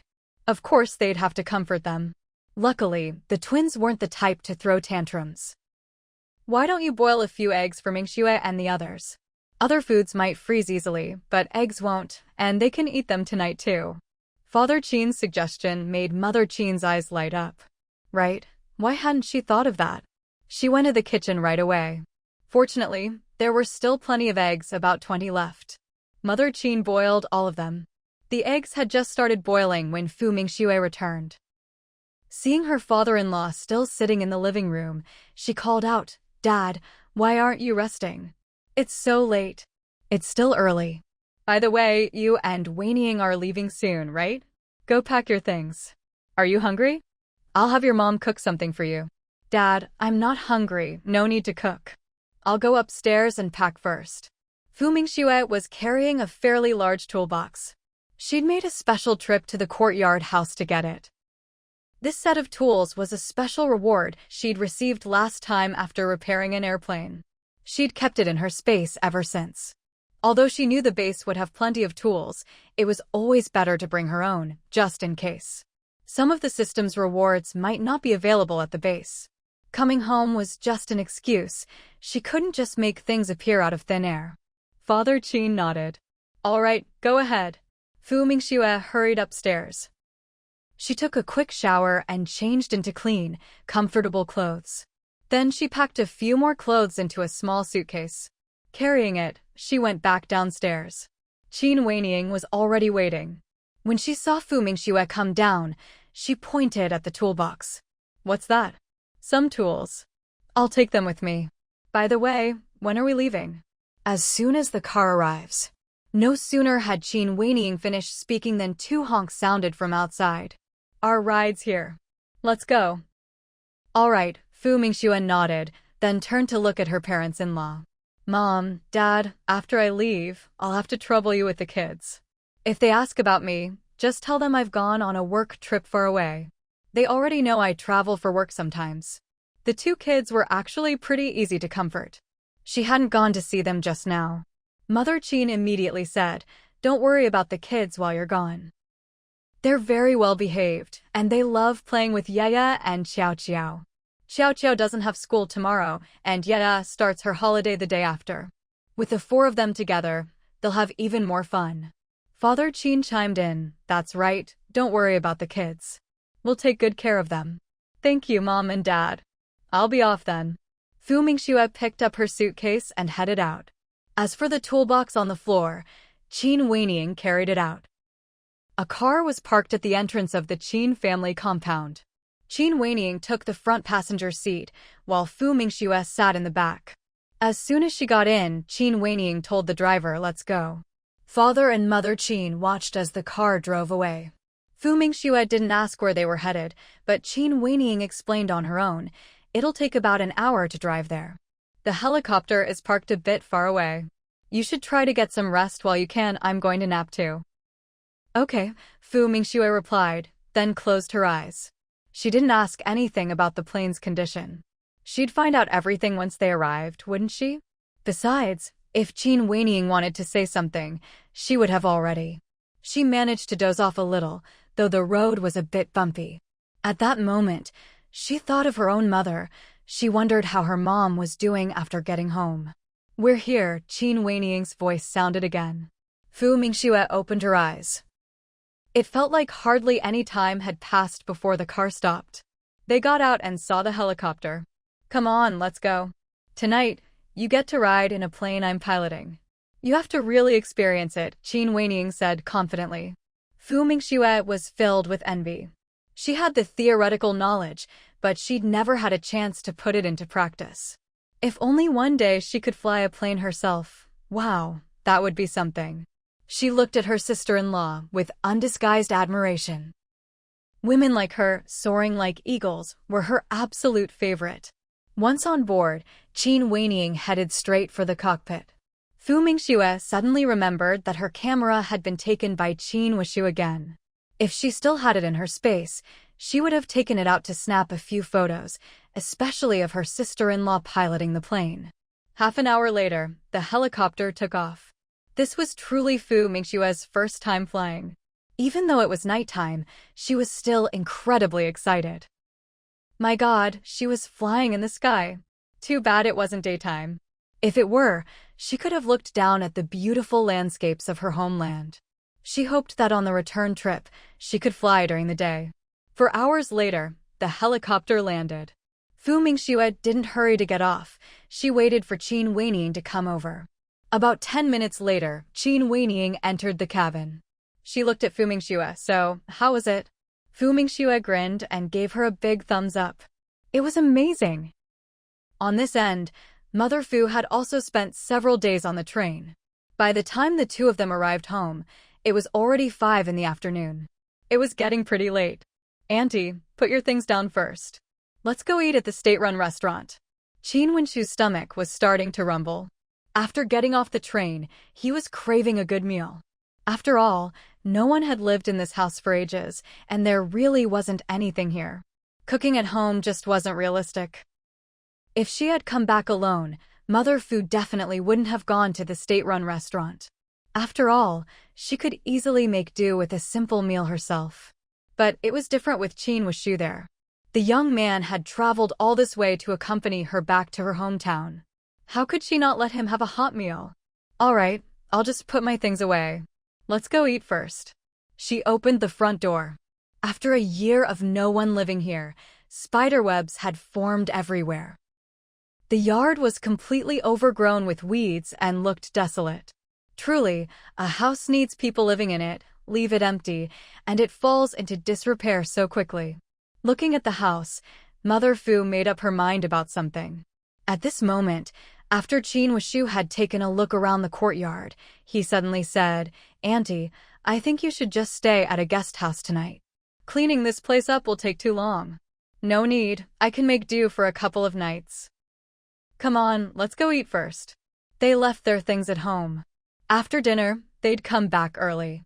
Mainly, she was worried that if they went too late, the state-run restaurant wouldn't have much food left. And if they were too late, what if the guest house had no rooms left? Qin Wenshu definitely couldn't stay here. "All right, Just as the two of them were about to leave the house, some neighbors came over. "Oh, Mingxue's mom, you're back? This isn't the usual time to come home." After all, old Lady Fu had been buried quite a while ago. "Mingxue's mom, are you back for the new year? Is this your son-in-law?" As she spoke, the other neighbor eyed Qin Wuxiu up and down. Qin Wuxiu was startled by this and quickly waved his hands. No, I'm not. That's my sister-in-law. My brother couldn't make it, so I came back with my aunt." What was wrong with these people? How could they just say things like that? If Brother Wenhua heard about this, wouldn't he beat him up? When the neighbors heard he was the younger brother-in-law, their eyes widened. "Young man, are you married?" Qin Wuxiu. "Why, yes, I am." He figured it was best to lie, otherwise, he'd be getting set up with blind dates everywhere he went. At this point, Mother Fu spoke up.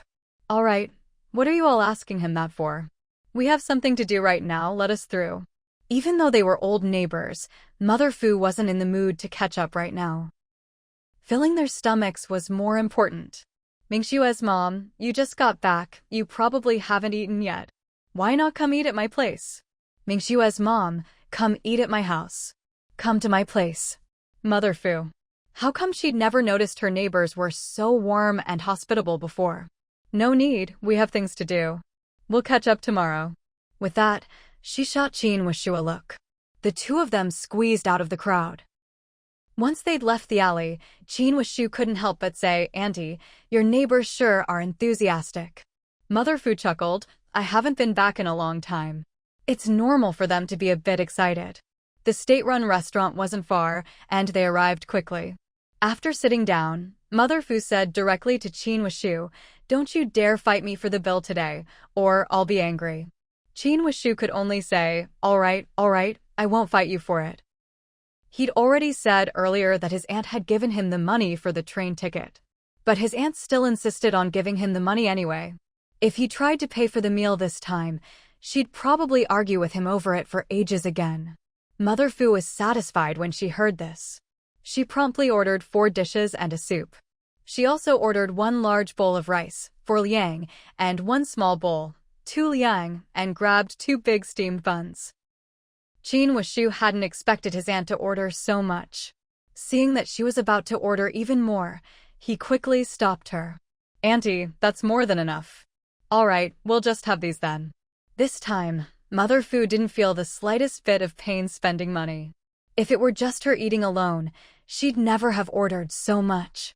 Before long, the 4 dishes, the soup, the rice, and the buns were all brought out.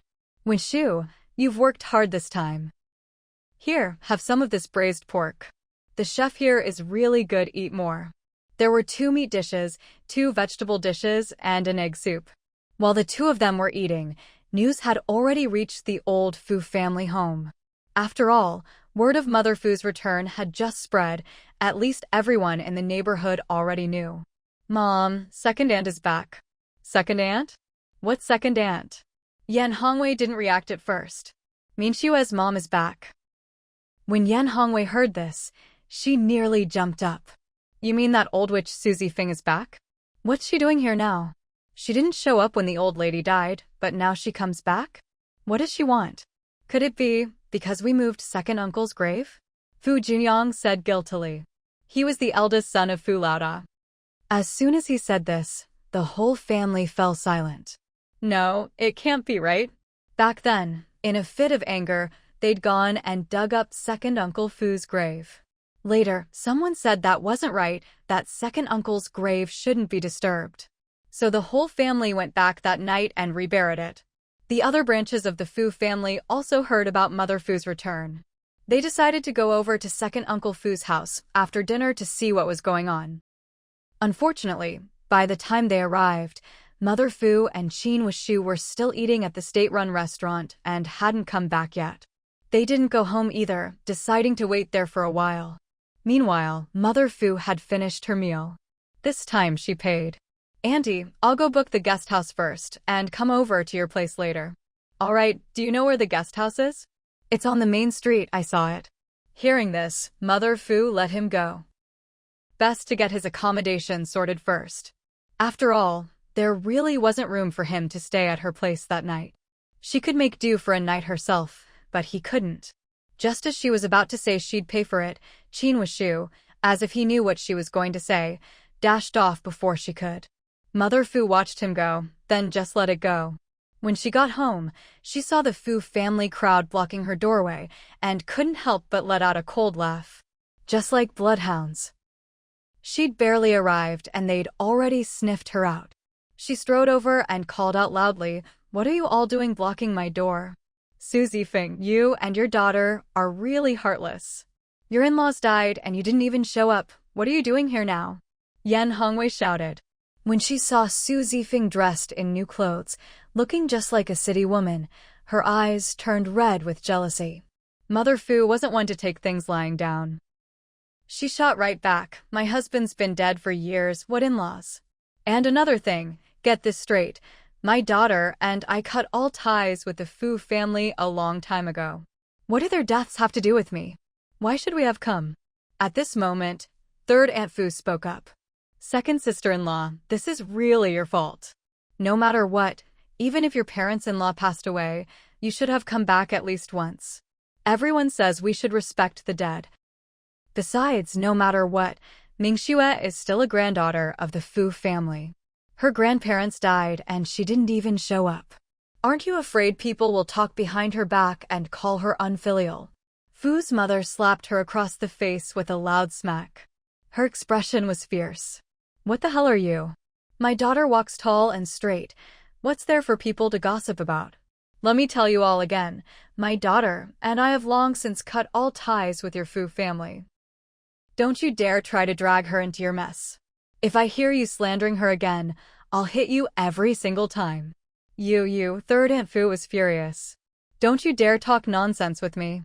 I still have the letter we wrote a year ago to cut ties. The Fu family doesn't act like decent people, and now you want my daughter to come mourn? You've got some nerve, but your skin's even thicker. And the rest of you, don't even think about targeting my daughter. If any of you try, I'll beat you all to death." She glared at these shameless people, her eyes blazing with anger. One after another, how could they have the nerve to come here? "Now, get out of here, right this minute. If you don't, I'll chop you up." Yan Hongwei shouted angrily, "Susie Fing, don't go too far." Fu's mother raised her hand, ready to hit her. Seeing this, Yan Hongwei quickly hid behind her own husband. She wasn't stupid enough to just stand there and let Susie Fing hit her. Didn't she see how Susie Fing's slap had already swollen third aunt's face? At this point, eldest brother Fu spoke up. "Second sister-in-law, we're still family after all. Now that the elders are gone, we should stick together. Let's just let bygones be bygones, and from now on." Before he could finish, Fu's mother spat at him. "Whose family with your Fulad? What, still trying to take advantage? Dream on." From now on, she wouldn't let the Fu family get a single cent from her. Seeing that she was completely unmoved, eldest brother Fu got angry too. "Then why did you come back now?" Fu's mother just sneered, "Huh? I'm coming back to my own home, what's it to you? Oh, by the way, did you mess with my husband's grave?" The Fu family, who had been angry just a moment ago, suddenly looked shocked. God, does she really know about the grave? How did she find out? So, she came back this time because of Fu Yongjian's grave? Eldest brother Fu forced a laugh. How could that be? Why would we touch second brother's grave? Where did you hear such rumors? Seeing their expressions, Fu's mother was instantly furious. "So you really did touch my husband's grave?" "No, you're talking nonsense. I'll know whether I'm talking nonsense or not when I go see for myself. If I find out you really dug up my husband's grave, I swear I'll make the Fu family pay." Fu's mother was burning with rage. She didn't even bother going inside. She turned and strode quickly toward the graveyard. The Fu family's faces turned ugly in an instant. And of course, they were feeling guilty and anxious. "She's just making things up to cause trouble. Forget it, let's just go home." Eldest brother Fu threw out this line and went straight home. The rest of the Fu family quickly left as well. They were really panicking. Would she actually find out? The graveyard was some distance from the town. It took about an hour to walk there. By the time Fu's mother arrived, it was already dark. Fortunately, the moon was quite bright tonight. So, Mother Fu immediately noticed something different about the gravesite. The grave mound, which should have been overgrown with grass, was now covered in freshly turned earth. In fact, there was even a spot that hadn't been properly covered. Mother Fu was so angry she nearly fainted. She truly hadn't expected the Fu family would actually dare to mess with this grave. If she hadn't had that dream, would she never have found out about this if she hadn't come back? Furious, she turned to head home. She was going to make the Fu family pay. Halfway there, someone approached from the opposite direction. Auntie? Hearing the voice, Mother Fu looked up and saw it was Qin Wuxu. Her anger subsided by half. Wuxu, what are you doing here? Qin Wuxu quickly replied, I went to your house and didn't see you. Someone said you'd gone to the cemetery, so I asked someone to show me the way. A lot of people hadn't wanted to come, but luckily a young man was willing to guide him. Auntie you. He could see how angry she was. His words reignited Mother Fu's fury. Those bastards from the Fu family dug up Mingxue's father's grave. Those damned people, I'm going to kill them right now. Qin Wuxu was shocked. Dug up the grave? Good heavens, how savage could they be? Mother Fu looked at him. I'm going to settle the score with the Fu family. Wuxu, you go back to the guest house. Of course, Qin Wuxu wouldn't agree. Auntie, sister-in-law is my brother's wife, and her father is my brother's father. My brother's father is my father too. They dug up my father's grave. How can I just stand by? Come on, let's go teach them a lesson together. Qin Wuxu rolled up his sleeves, looking ready for a fight. Mother Fu. She was dumbfounded. She was shocked. She couldn't make sense of it. What did he mean? Dug up his father's grave. Is that really how you say it? Is that even how family ties work? He really is his father's good son. At that moment, Qin Wuxu saw she was still standing there and urged her, Auntie, what are you waiting for? Let's go. Seeing him rolling up his sleeves, ready to brawl, Mother Fu thought that anyone who didn't know better would really think it was his own father's grave that had been dug up. She quickly said, We're just settling the score, no need to kill anyone. Young people can be impulsive. If something really happened to someone, that would be bad.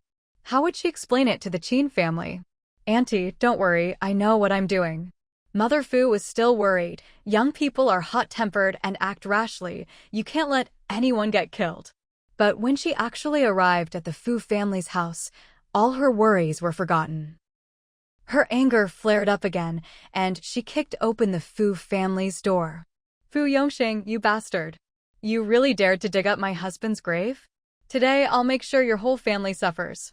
As soon as she rushed in, she spotted a hoe leaning against the wall and started smashing things in the Fu family's courtyard. Qin Wuxu joined in to help.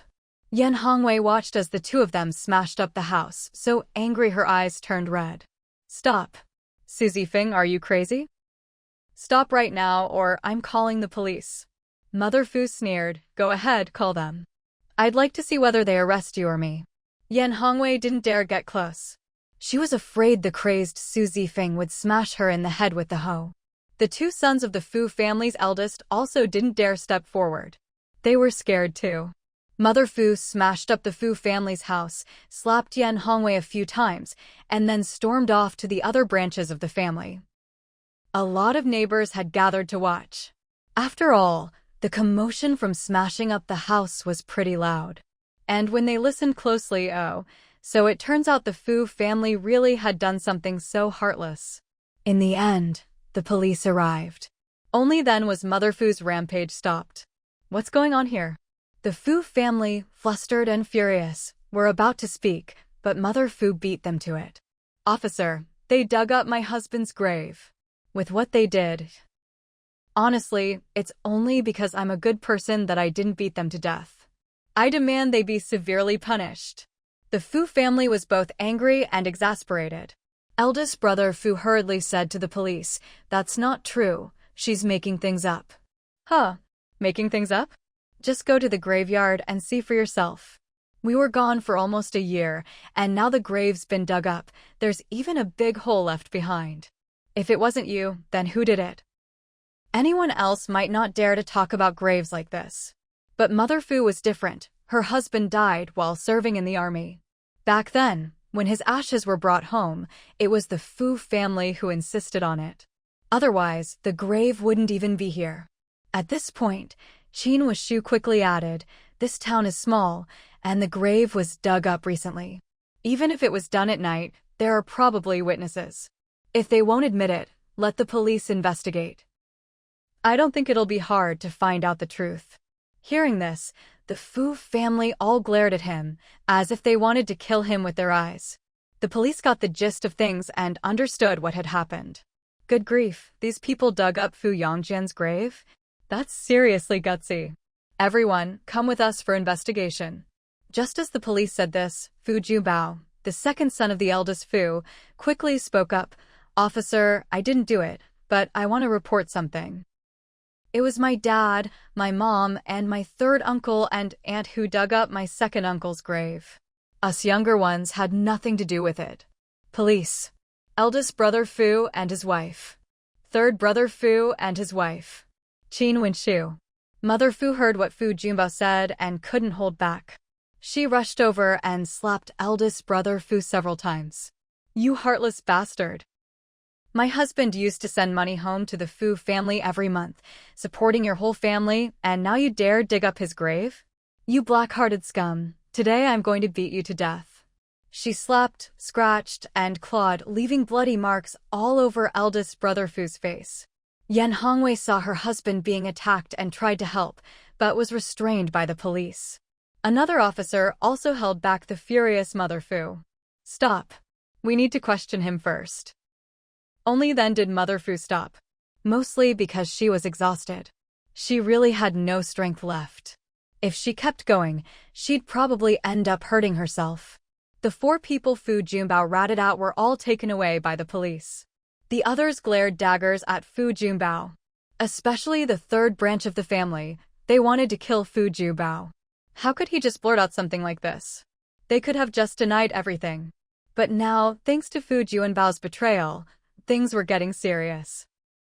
If it were an ordinary person's grave, it might not be so bad, but this was second uncle's. Fu Jianbao shrank into a corner, not daring to make a sound. He was afraid the third branch would beat him up. Mother Fu and Qin Wuxu went to the police station with them. Eldest brother Fu tried to negotiate a settlement, but Mother Fu refused outright. "I only have one demand, punish them severely." They wasted some time at the station, and by the time they got home, it was already 10 at night. Qin Wuxu had come back with her and looked at the little courtyard, now covered in dust. He advised, "Auntie, why don't you stay at the guest house tonight? This place hasn't been cleaned yet, and you could get a good rest if you book a room at the guest house." Mother Fu shook her head. "No need, I'll just make do here for the night. You go home and get some sleep." Seeing that he couldn't persuade her, Qin Wuxu said, "In that case, let me help you clean up." But Mother Fu wouldn't hear of it. "Oh, there's really no need. I'll just tidy up my own room. It'll be quick. You go home and rest. Tomorrow, I'll still need your help with a few things. Auntie, why don't you move Uncle's grave to Beijing? I can contact my family tomorrow and have them arrange a plot." No. Mother Fu refused outright. "I'll find someone to arrange a new grave tomorrow." She had originally thought about simply bringing the ashes to Beijing, which would be more convenient in the future. But her thoughts had changed during the train ride over these past few days. Especially when she set foot in this town again, she felt that when her time came, she wanted to be buried here too. Even if it would be inconvenient for her daughter to visit her grave in the future, that was fine. When the time came, she'd just have to scrimp and save on food in the afterlife. That way, her daughter wouldn't have to come every year to pay respects. Seeing this, Qin Wuxu knew it was best not to say more. "All right then, Auntie, I'll head off now." Mother Fu nodded. After watching him leave, she closed the door. Cleaning up was easy enough. She gave the place a quick sweep and laid out some bedding to sleep. The next morning, Mother Fu woke up early. She got up and cleaned the house again. When she opened the door, she was startled to find Fu Mingxue standing right outside. She frowned in displeasure. "Fu Mingxue, what are you doing standing at my door?" "Second aunt." Mother Fu immediately sneered, "Don't call me second aunt. I can't bear that title from you. And let me say this again. From now on, I have nothing to do with your Fu family. So don't stand at my door. After everything that happened last night, after all that shouting and fighting, this Fu Mingxue still had the nerve to show up at her door as if nothing had happened. TSK, this girl really is something else. Second aunt, I know it was my parents' fault. I'm here to atone for them. Please, let me work for your family, do anything you need. Mother Fu. I always knew you were a schemer, but I didn't expect you to be so bold as to throw your abacus beads right in my face. Work for my family? Huh. You just want me to take you away from here, don't you? Dream on. Let me tell you, not a chance. Fu Mingxue's face turned deathly pale, her eyes instantly reddening. Auntie, I didn't. Get lost. Stop scheming about my family. Mother Fu happened to be holding a broom, and she waved it at Fu Mingxue. Fu Mingxue wasn't actually afraid of being hit, she was even a little hopeful. If she really got beaten, she could milk it for more sympathy. Unfortunately, Mother Fu didn't play by the script. She suddenly raised her voice, "Come and see everyone. The third family's daughter, after her parents dug up my husband's grave, now she's here pretending to atone for them, trying to get me to take her away. Shamelessness really does run in the Fu family." Fu Mingxue's face went paper white. Second aunt. Come and take a look. Seeing that she was about to say more, Fu Mingxue burst into tears and turned to run away. Mother Fu watched her fleeing figure and sneered. Little brat, you think I can't handle you? In the morning, the police went to the cemetery to verify things, and with both couples admitting what they did last night, they were called in around noon. There are two solutions. They're willing to pay compensation, the officer said. The other option is 15 days of detention. Of course, Mother Fu was not satisfied. They dug up my husband's grave, and you're telling me it's only 15 days of detention? They've already repaired the grave.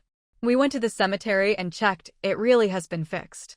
The exposed area was just because the soil wasn't packed down tightly, and then the heavy rain a few days ago washed it away. Also, the grave had already been eroded by rain before. Mother Fu remembered she hadn't come back for a whole year. If they were only going to be locked up for 15 days, what was the point? How much are they offering in compensation? She asked. 100. That's not enough. It has to be at least 500.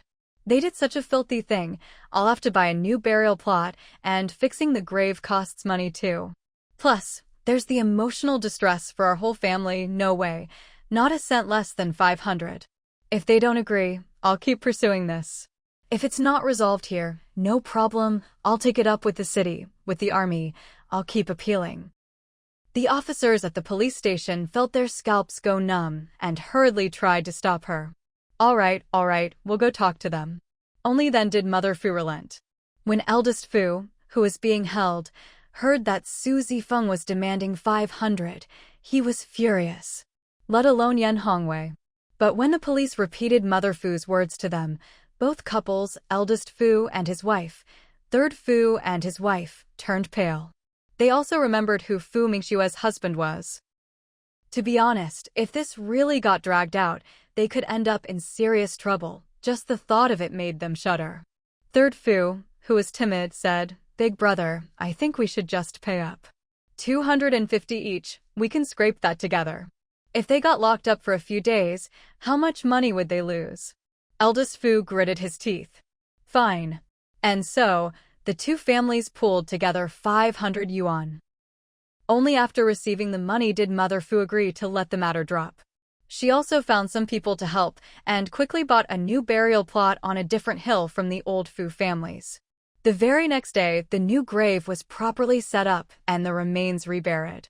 Mother Fu was worried about things at home, so that same day she and Qin Wuxu took the train back to Beijing. Before leaving, she sold the house here at a low price. After all, she'd never be coming back to live here. If a house sits empty for too long, it'll collapse sooner or later. This time when she came back, she saw that a lot of the furniture had been chewed up by mice. Fu Mingxue knew nothing about any of this. She spent 3 days over there repairing the plane, and finally got it fixed. On the day she left, it was Qin Weiniang who flew her back. However, Qin Weiying didn't return home. After dropping her off in Beijing, she flew straight back. After Fu Mingxue got off the plane, someone else drove her home. She arrived at 5 o'clock. The Qin family was just about to have dinner. When they saw her come in, Mother Qin was immediately concerned. Mingxue, how did you lose so much weight in just a few days? What's wrong with Weiying? Didn't she make sure you ate properly? Luckily, Qin Weiying wasn't home, or she'd have been furious hearing that. Fu Mingxue couldn't help but laugh at her mother-in-law's words. She quickly said, Mom, I ate well. The food over there was great. I haven't lost any weight. At that moment, the two little ones came running up to her. Mama, we missed you so much. Mommy missed you both so much too. Fu Mingxue scooped up her two children, one in each arm. Then she planted a big kiss on each of their little faces. Of course, she was rewarded with 2 wet kisses from her little ones in return. Seeing her daughter-in-law holding a child in each arm, Mother Qin immediately grew anxious. Oh dear, you two come down now, don't tire your mother out. After all, these 2 kids weren't exactly light. Holding one was fine, but both at once, how could her arms handle it?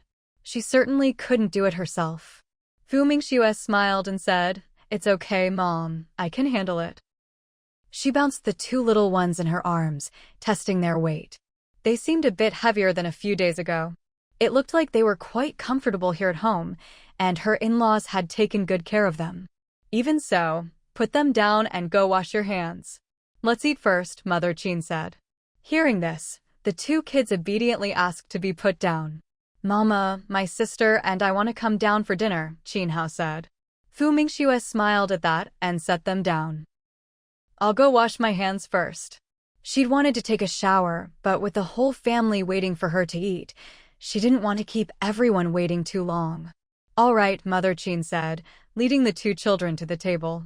Fu Mingxue washed her hands and joined them. By the time she reached the table, a bowl of rice had already been set out for her. Mingxue, come eat. I had a feeling you might come home today, so I asked Aunt Li to make extra rice. I didn't expect you'd really be back. And just in time for dinner, Mother Qin said, putting a piece of meat in her bowl. Thank you, Mom. I can help myself, Fu Mingxue replied, starting to eat. Sure enough, nothing tasted as good as a home-cooked meal. She had a hearty appetite and didn't hold back at the Qin house, polishing off 3 big bowls of rice in a row. After dinner, she didn't rush off to shower. She wanted to digest a bit first. So she sat and chatted with the family for a while. Oh right, Mom. Did my mother call while I was gone? She asked. Mother Qin shook her head. No, but I think she'll probably be back soon. Fu Mingxue did a quick calculation. It was about time for her mother to arrive. Probably in the next day or 2. The Qin family was still quite curious about Fu Mingxue's ability to repair airplanes, so she chatted with them a bit more. Of course, there were some things she couldn't talk about, and she kept those to herself. After about half an hour, Fu Mingxue stood up. Mom, I'm going upstairs to take a shower. Mother Qin nodded. Go on, don't keep yourself waiting. Fu Mingxue went upstairs to wash her hair and shower. She wasn't in a hurry to read. Her 2 kids had been clinging to her earlier, clearly missing her a lot these past few days. So she decided not to do anything else that evening and just spend more time with them. Sure enough, as soon as she stepped out of her room, she saw the 2 kids standing at the door, looking up at her with eager eyes. Fu Mingxue's heart melted. She bent down and scooped them up again.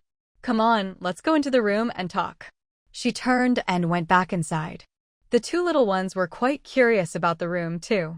Just then, Qin Kiki asked in a small voice, Mommy, can we sleep with you tonight? Her brother Qin Hao didn't say anything, but his eyes sparkled as he looked at their mother. It was clear he wanted to as well. These 2 were just too adorable, especially when they looked at her with such pure, hopeful eyes. Fu Mingxue couldn't bring herself to say no. She kissed both of them. Of course you can. Tonight, you'll sleep with Mommy. I'll tell you a story before bed. Qin's mother smiled and said, Just look at how happy they are. It seems that, in their hearts, no one can compare to their mother.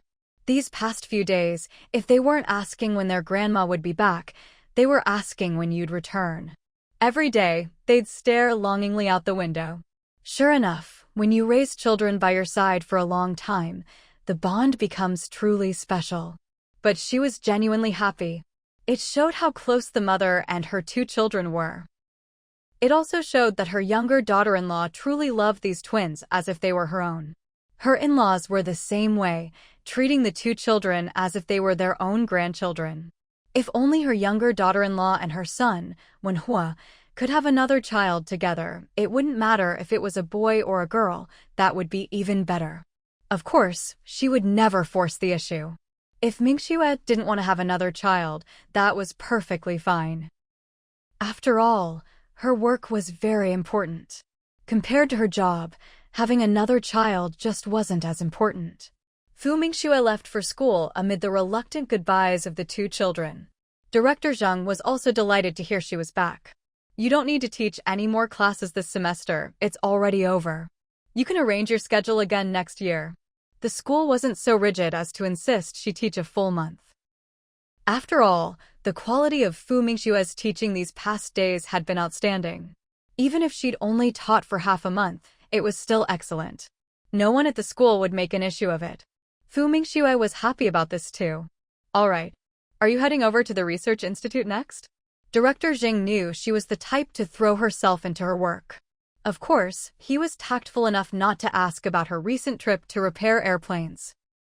Fu Mingxue had indeed planned to go to the Research Institute. After all, she still had blueprints in the design phase, and some things needed experimental data from the institute. So she nodded without hesitation. Sure. I'll go over tomorrow. Oh, by the way, Director Liu from FAW called. I told him you were away on business. He probably has something urgent. He called both yesterday and today, asking when you'd be back.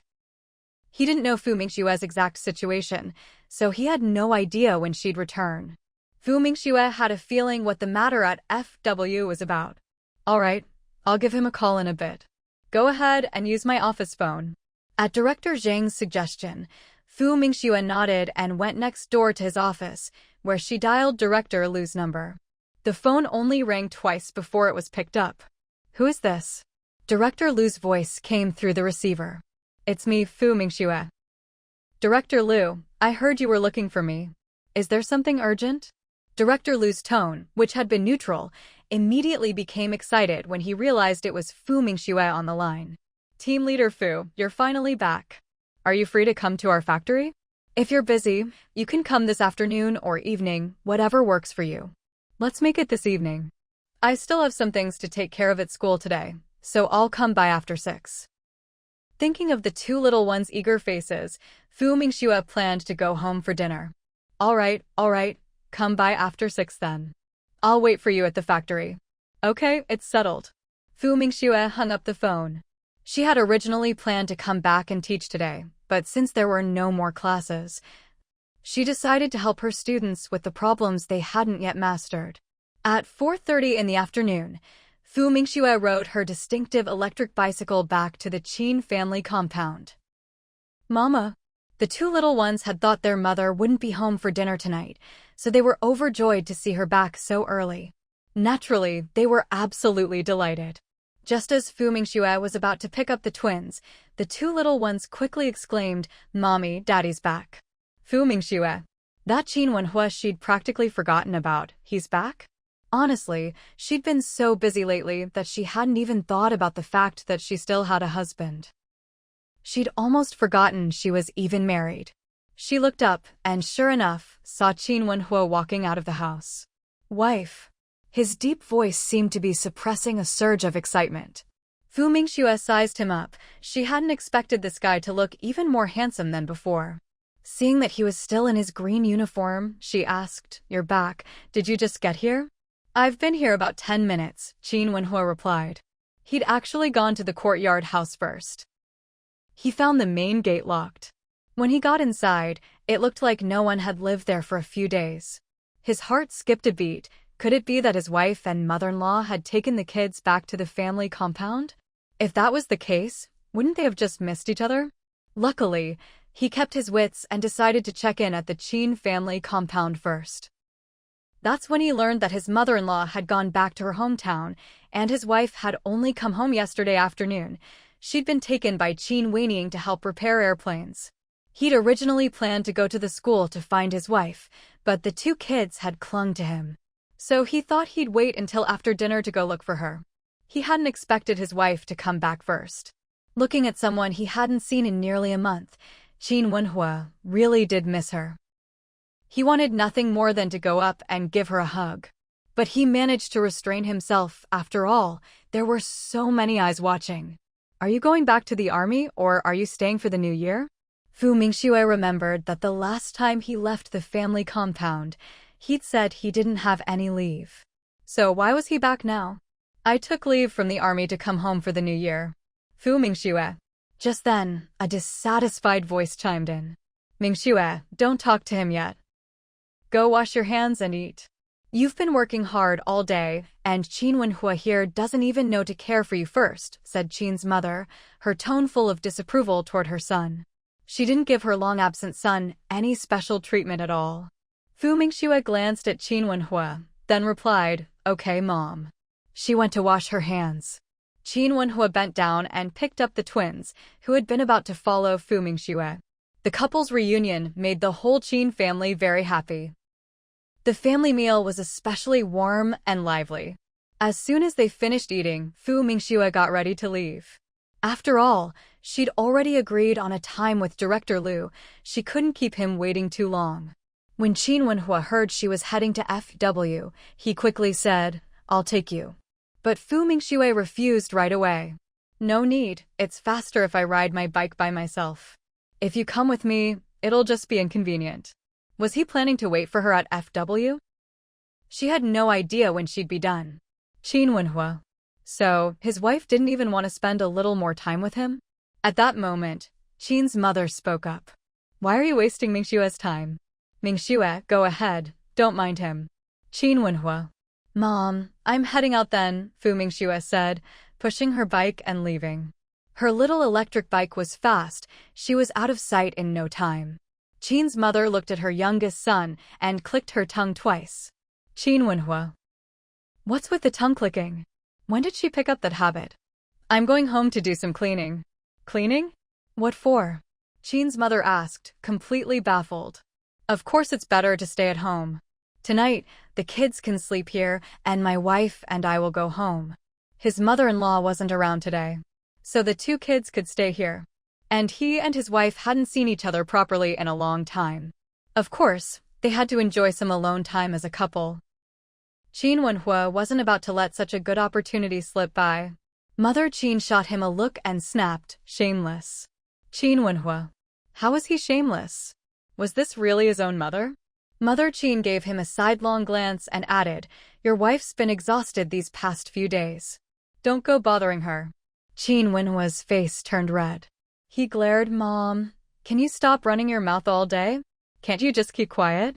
It was broad daylight. Why did she have to say things like that? Even if he did have those thoughts, was that so wrong? Besides, even if he didn't, couldn't he just cuddle his wife to sleep? He just missed his wife after so long apart, and now they finally had a chance to be alone together. Was it weird to want that? Mother Qin rolled her eyes at him. Men. Qin Wenhua. He really couldn't stay in this house. Why didn't his dad ever rein his mom in? Why did she have to be so unfiltered all the time? Just then, the two little ones appeared in front of him without him noticing. Qin Hao asked, Daddy, are we going home now? Home. Qin Keek's eyes sparkled as she looked at her dad. Qin Wenhua. What did this have to do with you two? Why did they have to butt in? Tonight, me and my sister are sleeping with Mommy. Daddy, you have to sleep by yourself. You can't steal Mommy from us. As soon as Qin Hao said this, Qin Wenhua's face darkened. He wanted to toss this brat somewhere else. Last night, Mommy slept with me and brother. Mommy smells so nice. Tonight, we'll sleep with our nice-smelling Mommy again. At this moment, Qin Keek's language skills were on full display. Qin Wenhua. Could he just throw both these kids out? They even wanted to compete with him for his wife. No way, you two are big kids now. You should sleep by yourselves. As soon as Qin Hao heard this, he knew Dad was trying to trick them. They were smart, they wouldn't fall for it. He immediately retorted, but Daddy, you're way older than us. Why do you still get to sleep with Mommy? Qin Wenhua. The moment he heard the word old from his son, his face fell. How was he old? And now, in broad daylight, he was standing at the front door arguing with two kids about who got to sleep with whom. When he saw passers-by giving them amused looks, he wanted nothing more than to cover the little brat's mouth. Let's go home. He hurried to drag the two kids inside. Mom, can you look after these two for a bit? I need to go back for something. No way, we have to go home with Daddy, Qinhao said, sharp as ever, as soon as he heard Dad wasn't taking them. He immediately hugged his dad's leg. Seeing her brother do this, Qin Kiki followed suit and grabbed the other leg. We want to go home too. Xiao Jia wants to go home. Even though this house was nice, with great-grandpa, great-grandma, grandpa, grandma, and lots of older brothers and sisters, she still liked her own home best. Mother Qin couldn't help but laugh at the sight. She said to Qin Wenhua, see? The kids want to go with you. There's nothing I can do. Qin Wenhua looked down at one child clinging to each leg and could only laugh in exasperation.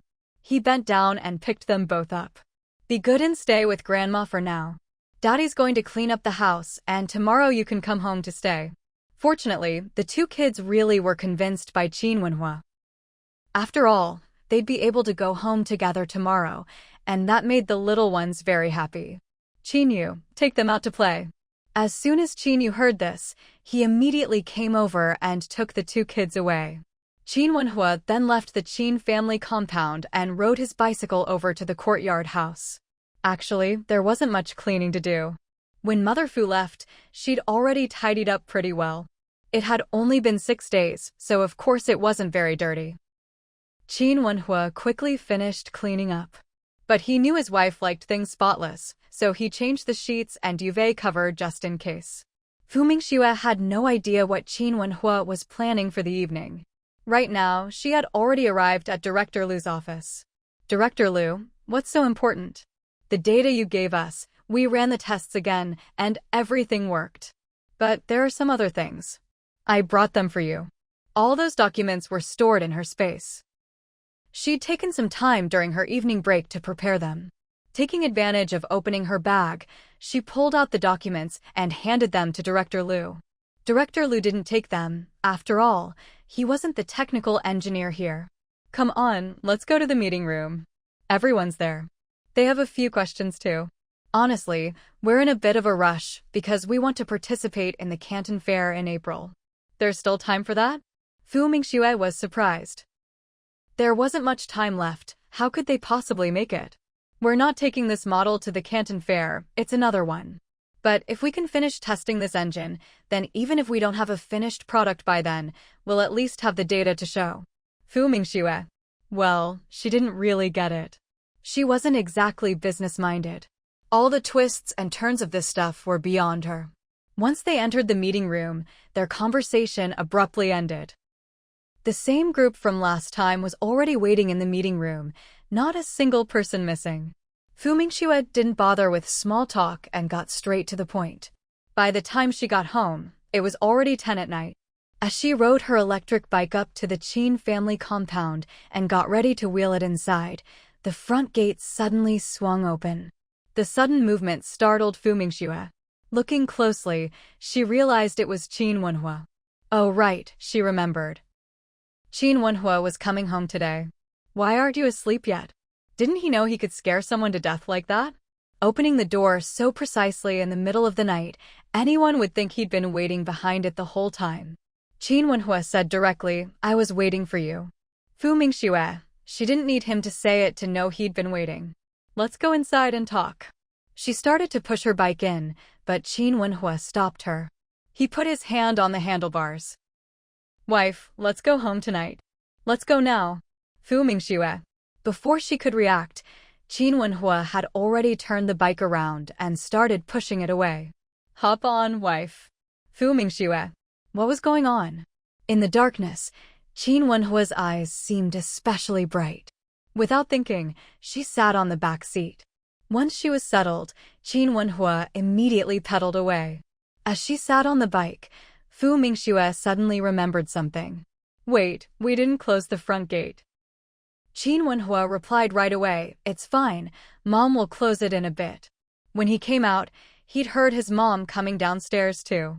After coming downstairs, Mother Qin found that her son and daughter-in-law were nowhere to be seen. She had thought her daughter-in-law would at least come home for a bit so she could make her something to eat. But as it turned out, Qin Wenhua had whisked her away before she even got through the door. She was left speechless for a moment. Just as she was about to turn off the lights and head upstairs to bed, she glanced outside and noticed that the front door was wide open. She couldn't help but wonder, could it be that the two of them hadn't left yet? Were they standing outside chatting? She listened carefully, but it was completely quiet outside, not a sound to be heard. She didn't really want to go out. What if the young couple was hugging outside the door? If she just walked out like that, wouldn't it be awkward for Mingxue? Forget it, she decided to leave them be. She started heading upstairs again. But after just a couple of steps, she felt something was off. Even if those two wanted to hug, would they really do it outside? Was there no place inside the house? It was the middle of the night. After all, who knew if anyone might be outside? Besides, Qin Wenhua wasn't usually that impatient, was he? Thinking it over, she decided to go take a look outside. To avoid any potential awkwardness, she called out first, Mingxue, is that you back? It was meant as a warning, really. But no one answered. It was still completely silent. Mother Qin walked to the front door and looked outside. There was no one there. She couldn't help but feel exasperated. That rascal just took her away right in front of her eyes, without even letting her come inside. He didn't even bother to close the front door. Was he really that desperate? Meanwhile, Qin Wenhua had already brought Fu Mingxue to the courtyard house. As soon as the bicycle stopped, Fu Mingxue hopped off, took out her key, and opened the front gate before heading inside. Qin Wenhua pushed the bike in after her. Once he'd parked the bike, he closed the gate behind them. Fu Mingxue went into the house. She was just about to grab some clothes and take a shower when Qin Wenhua walked in. Bathed in the warm glow of the lamp, she looked especially beautiful to him. He pulled her into his arms, lowered his head to breathe in the scent of her fragrant hair, and his voice came out husky, "Wife, I missed you so much." They were husband and wife, supposed to be together day and night, and yet it felt like they were star-crossed lovers separated by fate. "I missed you too," she replied easily, coaxing him. It wasn't exactly a lie. Earlier, when she'd been busy with work, she hadn't really had time to think about him. But now, holding his strong body in her arms, she really did feel a bit of longing. Her words, "I missed you too," completely ignited Qin Wenhua's heart. He loosened his hold just a little, then leaned in and kissed her. The next morning, Fu Mingxue woke up to find that he was already gone. But there were sounds coming from outside. She got dressed and went out, only to see Qin Wenhua washing the bedsheets and covers. "Why are you washing all that so early in the morning?" "These are the ones I changed while cleaning. Figured I'd wash them right away." "Why didn't you sleep a little longer?" "No need, it's already 6:30. Normally, she was up by 6, so today was actually sleeping in for her. Qin Wenhua asked, "Do you have to go to school today?" Fu Mingxue shook her head. "No. I'll rest this morning, then go to the research institute at noon." Hearing that she could rest in the morning, Qin Wenhua was quite pleased. "Go wash up first. I bought breakfast today, so just make do with it." Fu Mingxue wasn't in the habit of chatting before brushing her teeth and washing her face, so she hurried off to freshen up. Breakfast was already set out on the table in the main room. After washing her face, Fu Mingxue walked over and sat down at the table. Qin Wenhua came in as well. "I bought you some soup dumplings and some wontons from that place at the end of the alley. They're pretty good." Fu Mingxue knew exactly which place she meant. After all, sometimes she'd get tired of her mother's cooking and go buy something for herself. These days, people were getting bolder and there were a lot more food stalls around. The two of them ate together. When Fu Mingxue couldn't eat any more, Qin Wenhua finished off everything that was left. After cleaning up the dishes, Qin Wenhua said to Fu Mingxue, "I think Mom will be coming back today." I'll go to the train station to check. If they're coming back today, their train should arrive at 10. Fu Mingxue did a quick calculation. It was about time for them to return. Her mother couldn't possibly stay over there for too long, especially with Qin Wushu tagging along. All right, then you go pick them up. I'll drop by Mom's place later. Qin Wenhua said directly, let's wait a bit before you go. It's still early to head to the train station anyway. Fu Mingxue. But she wasn't going to the train station, she was headed somewhere else. I finally have half a day off, shouldn't I spend more time with the kids? But before she could finish, Qin Wenhua interrupted her, you finally have half a day off, so spend more time talking with me. I'll go find a car to pick them up at the train station at 8:30. As he spoke, he looked at Fu Mingxue with burning eyes. That intense gaze made Fu Mingxue's face flush and her heart race. She had to admit, this man really was good-looking. As the girls nowadays would say, so handsome it breaks the sky. What do you want to talk about? Anything. I just want to spend time with you like this. He really enjoyed these moments alone with her, without anyone interrupting. Just like last night, that was the happiest, most exciting night he'd had. They were both very comfortable. Fu Mingxue. She realized she didn't really have much to talk about with him. Oh right, your eldest brother and that Gao Lan moved out. Qin Wenhua immediately frowned. Why talk about them? Fu Mingxue continued, by the way, you know about what happened with Gao Lan, right? Qin Wenhua? Why do we have to talk about them? He really didn't want to hear about those two. But seeing how his wife was finally chatting with him about family matters, forget it, as long as she's happy. He shook his head, no idea. I just came back yesterday 8, then came here to clean up. Didn't have time.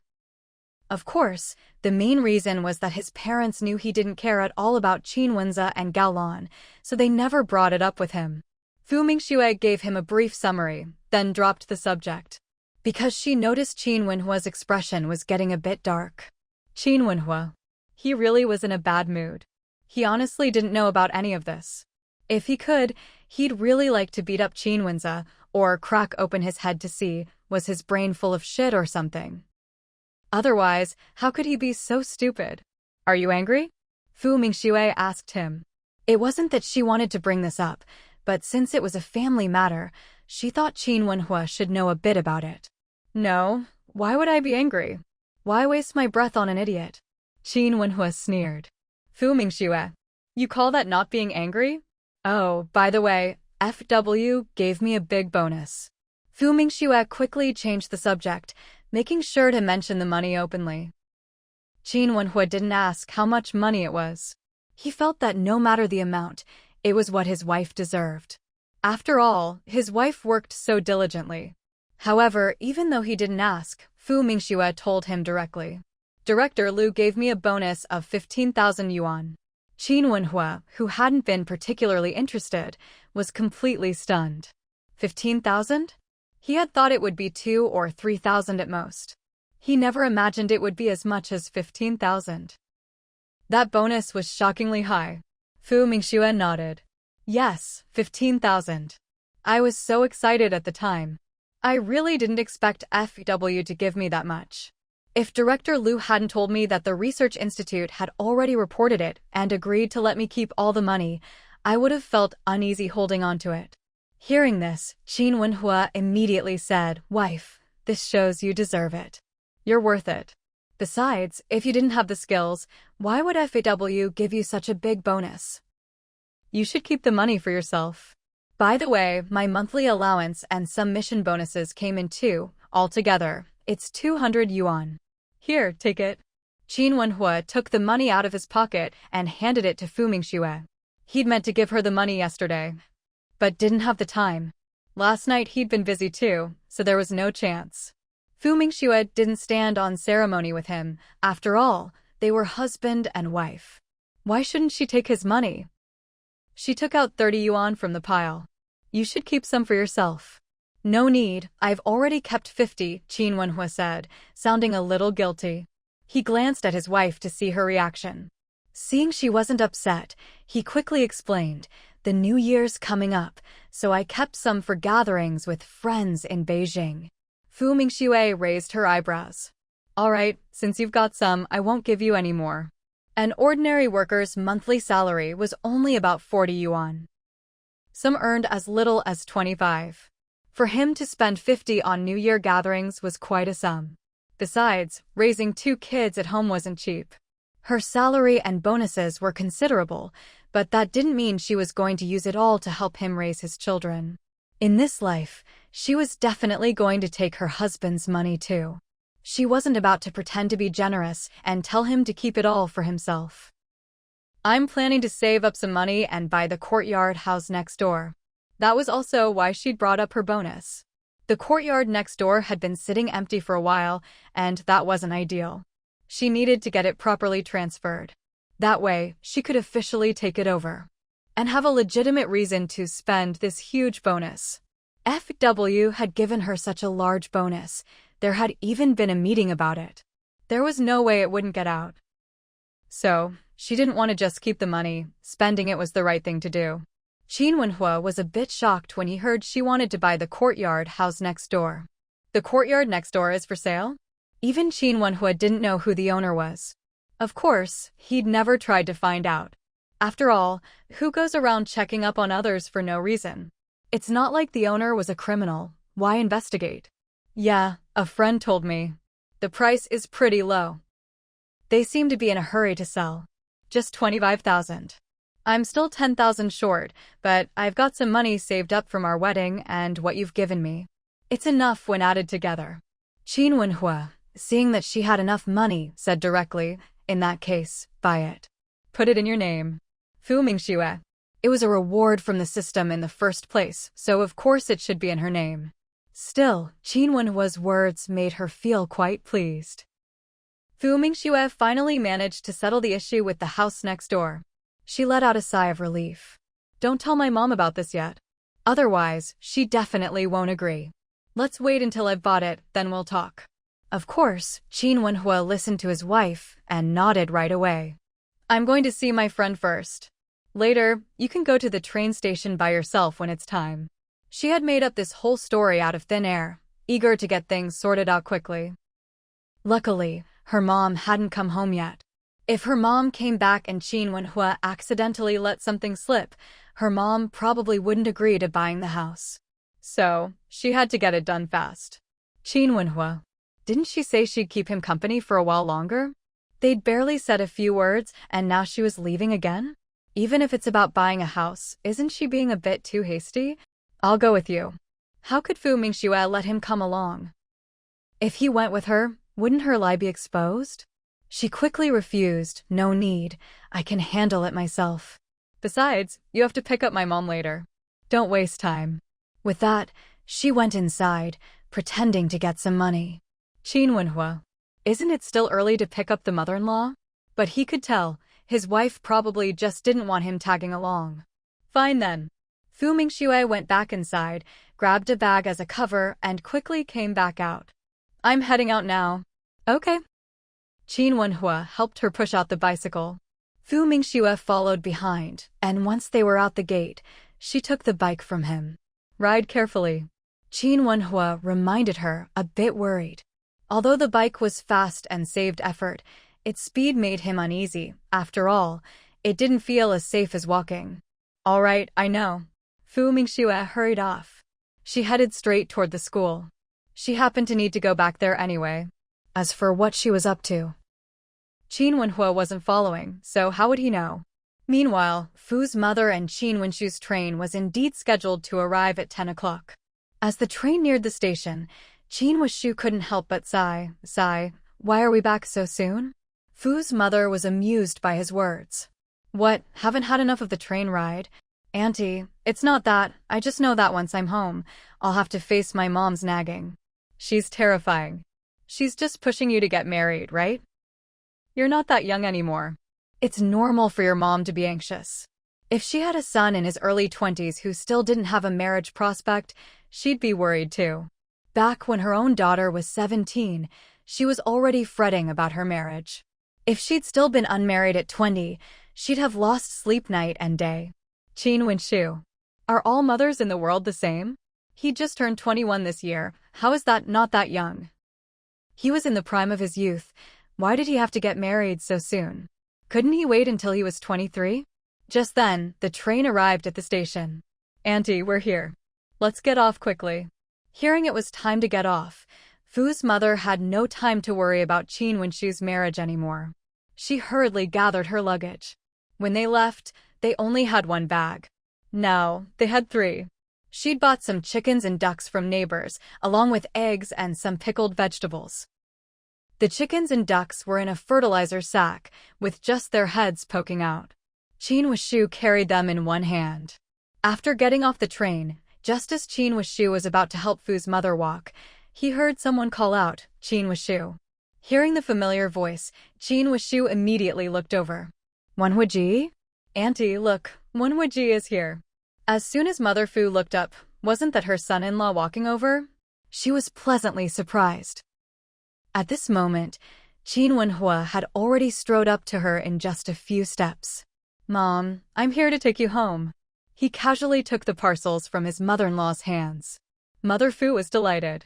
"Wenhua, when did you get back to Beijing? And how did you know we were coming back today?" She seemed to remember that Qin Wenshu hadn't called home. Qin Wenhua replied, "I got back yesterday. I figured you'd probably be coming back today, and there's only one train that arrives at 10 o'clock. Mother Fu was even happier after hearing this. This showed that her son-in-law had been thinking about her all along.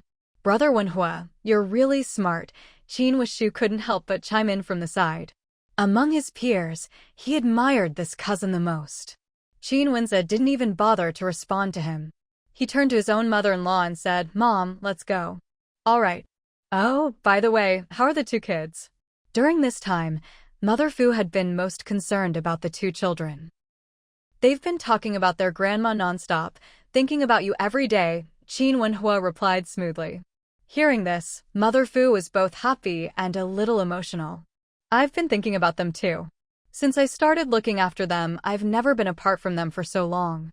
The car was parked just outside the station. After the 3 of them exited, they got in. Qin Wenhua drove, Qin Wenshu took the passenger seat, and Mother Fu sat in the back. Watching the scenery recede outside the window, she couldn't help but marvel again at the vast difference between a big city and a small town. No wonder those educated youths who went to the countryside, even after putting down roots for over a decade, were still determined to return to the city. If it were her, she'd want to live in the city too. The car drove straight to the courtyard house. Qin Wenshu got out first. He jumped out and quickly opened the back door. "Auntie, we're home. You can get out now." Mother Fu got out and looked at the big gate of the courtyard. For some reason, she felt a sense of belonging. Well, this would be her home for the rest of her life. After all, she'd already taken care of her old house back in her hometown. They opened the gate, and the Qin brothers helped carry everything inside. Seeing that there was nothing left for him to do, Qin Wenshu said to Mother Fu, "Auntie, I'll head off now." Hearing he was about to leave, Mother Fu quickly stopped him. "Why are you leaving? Stay and have a meal with me." After all the running around these past few days, she couldn't let him leave without eating. "No, I'll eat next time. I want to go home and freshen up first." Mother Fu was about to persuade him again, but Qin Wenhua stopped her. "Mom, let him go home first. He probably wants to take a shower. We're all family, there'll be plenty of chances to eat together." Qin Wenshu quickly added, "Auntie, do you think I'd be polite with you? Next time, you won't even have to invite me, I'll just come over and eat." Mother Fu didn't insist anymore. "How about you come over tonight? Next time, Auntie." "I won't say more, I'm off." Qin Wenshu grabbed his things and dashed off. Watching him leave, Mother Fu couldn't help but say to Qin Wenhua, "Wenshu is such a good kid. If it weren't for him running around these past few days, I don't know what I would have done." She'd even forgotten to thank him. "We're all family, it's only right. By the way, Mom, you must be exhausted after all those days on the train. I've already heated up some water for you. Go freshen up, and I'll go pick up the kids." As soon as Mother Fu heard that he was going to the Qin family compound, she immediately took the chicken out of the fertilizer bag. "Take this chicken to your mother. It's a free-range chicken from the countryside, much more nutritious." "Mom, there's no need." My mom and the others eat this kind of chicken every few days. Leave it at home for Mingxue to build up her strength, or we can eat it ourselves. Qin Wenhua didn't give her a chance to argue. He finished speaking and left right away. As he walked out the front door, he even thoughtfully closed it behind him. Mother Fu. What a good son, honestly. As a mother-in-law, her feelings were complicated. After all, he was so devoted to her daughter, what mother-in-law wouldn't like that? She decided to quickly take a shower. It had been 7 or 8 days since she left the capital, and she felt like she was starting to smell. Qin Wenhua first returned the car, then headed back to the Qin family compound. When Mother Qin saw him, she snapped, "What took you so long to get here?" She still remembered that this kid hadn't bothered to close the gate when he left last night. Qin Wenhua pretended not to notice his mother's displeased expression. "My mother-in-law is back. I'm here to pick up the kids and take them home." Mother Qin immediately brightened at the news. "She's already home?" Qin Wenhua looked at her. "Of course she is, I brought her back myself." "Then why didn't you bring her here?" Mother Qin shot her son a glare. "My mother-in-law's been away for so many days. Of course she wants to go home first. Would you want to come here right away after a trip? Wouldn't you want to wash up first?" That shut Mother Qin up. Just then, the 2 little ones spotted their dad and dashed over. "Daddy! Daddy!" Qin Wenhua bent down and scooped up a child in each arm. "Daddy, where's Mommy?" "Mommy?" the 2 kids asked. Qin Wenhua looked at them. "Mommy's at work, but Grandma is back. We're going home now." The moment they heard Grandma was back, the kids were thrilled. Grandma was home. "Grandma! I missed Grandma. I missed Grandma too. Let's go home, Daddy, let's go home." The 2 of them urged him on. Mother Qin, off to the side. "So eager to leave, what's wrong with staying with Grandpa and Grandma? Why do I feel a little jealous?"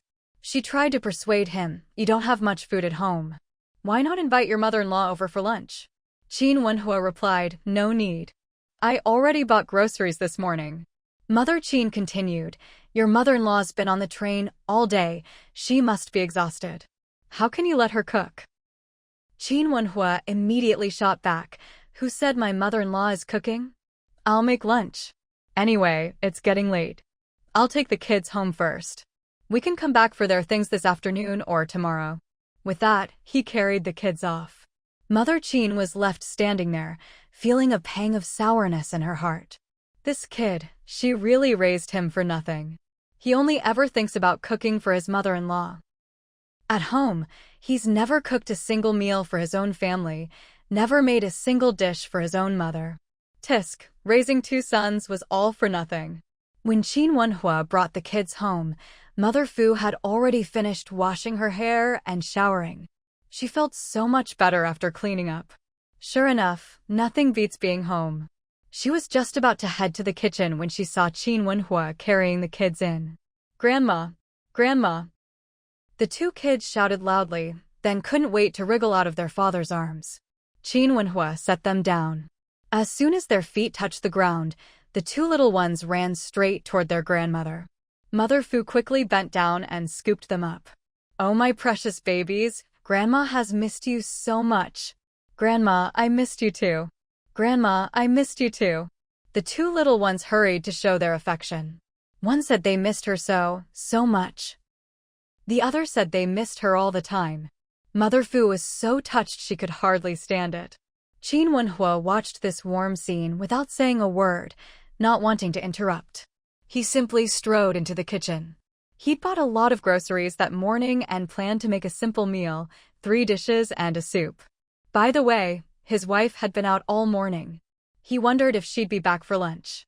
After Mother Fu finished hugging and kissing the kids, she remembered she needed to cook. She said to the little ones, "Go play for a bit.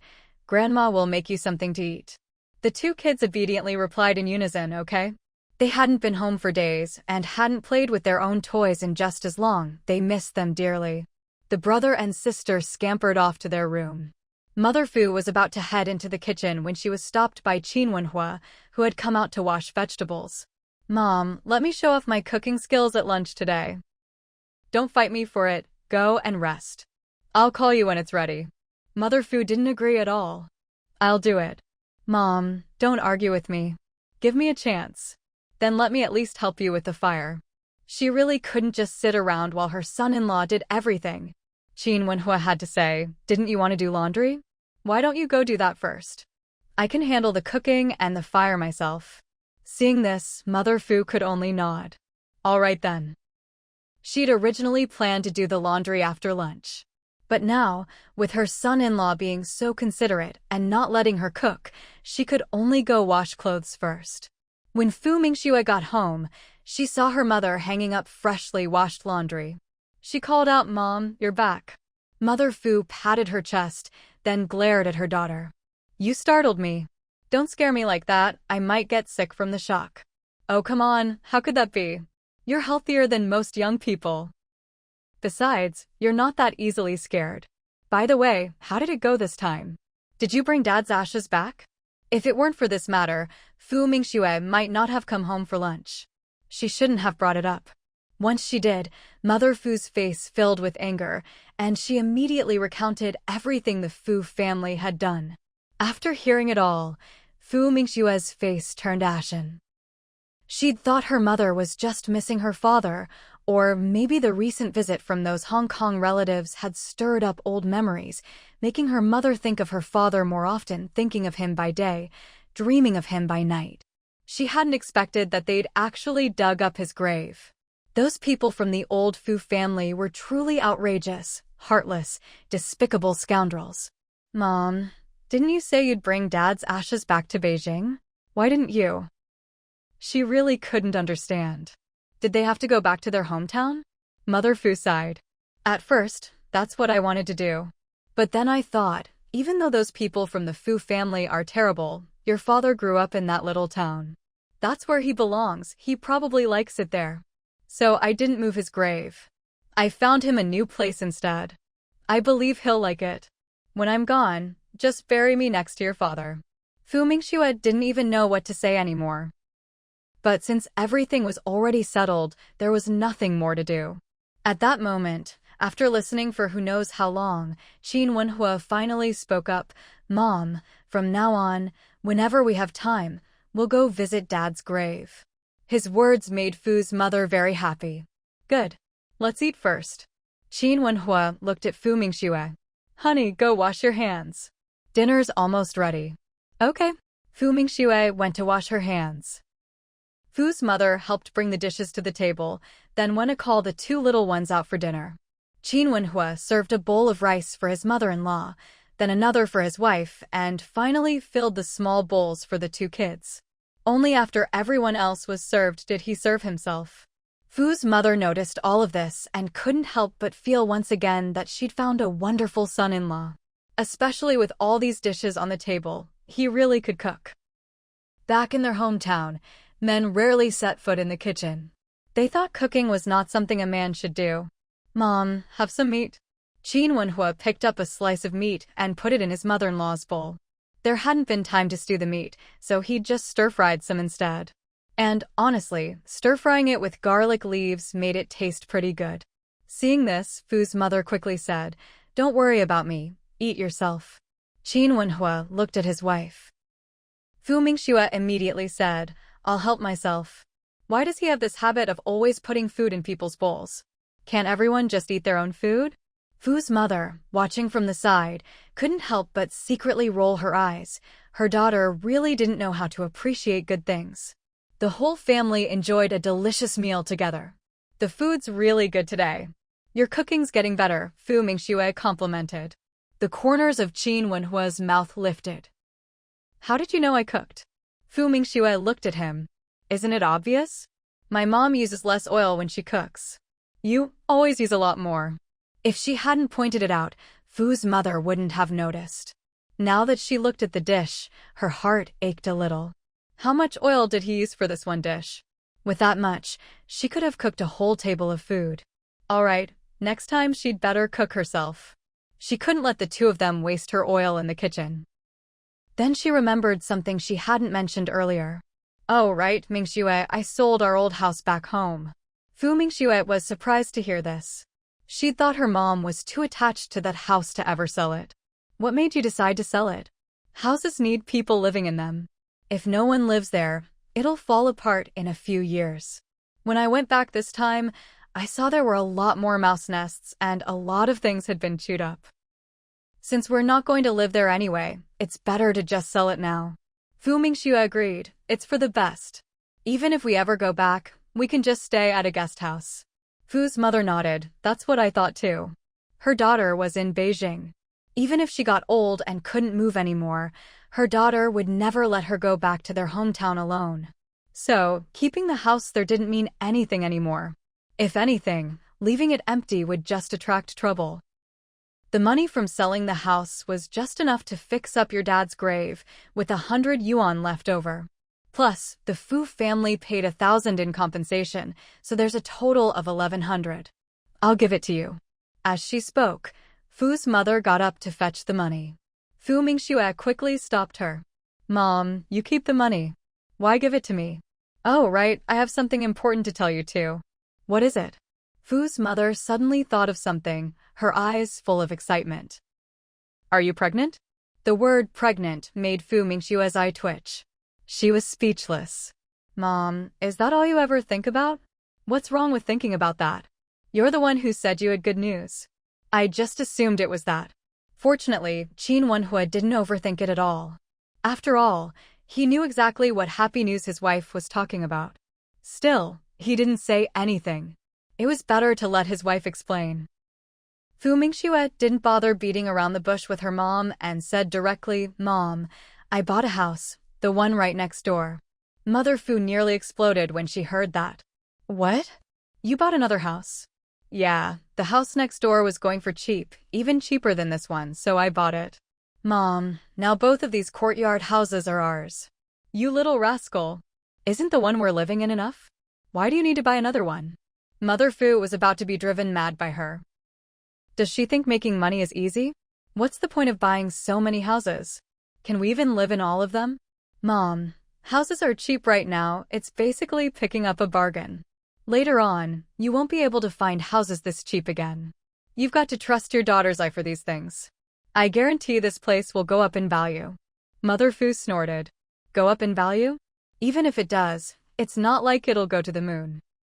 Mom, we have 2 kids now, and if we have another, that'll be 3.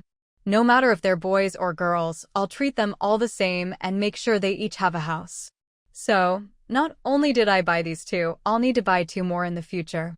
After all, 3 kids need 3 houses, and we need one for ourselves too. That actually makes sense. But still, let's not go there. The 2 kids are still so young, and the 3rd one isn't even on the horizon, hasn't even reincarnated yet. And she's already planning out their houses. But after hearing her daughter's logic, she couldn't really argue back. What could she say? That girls don't need a house. Fine, do as you like. If you can earn the money, buy 1,000 houses for all I care. Fu Mingxue immediately grinned. Mom, your daughter doesn't have that kind of ability yet, but if I ever do, I'll make your wish come true. Does this girl not understand sarcasm? How did it become my wish? 1,000 houses. Huh, keep dreaming.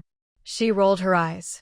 At that moment, Qin Wenhua spoke up. Mom, the house Mingxue bought is a good one. She told me about it. We don't have any other use for our money right now, so buying a house is a good idea. Mother Fu didn't want to talk about the house anymore.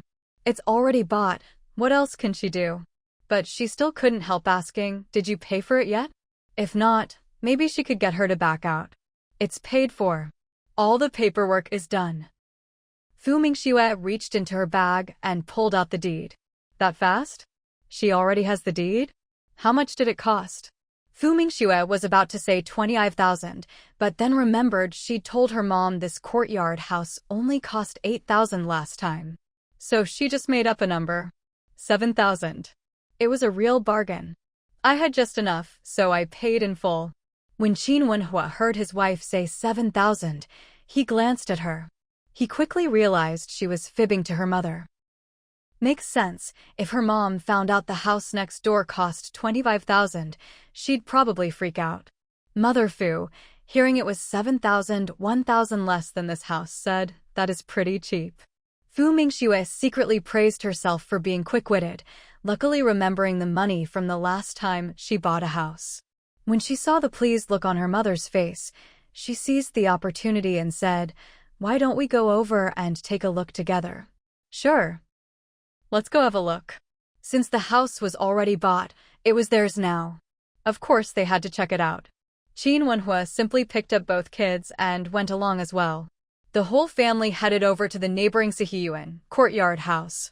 This house is really nice. It actually looks newer than the one we're living in, and all the furniture is still here, Fu's mother remarked as she walked in and noticed all the differences. "Good thing I snapped it up, otherwise someone else would have gotten it," Fu Mingxue lied without batting an eye.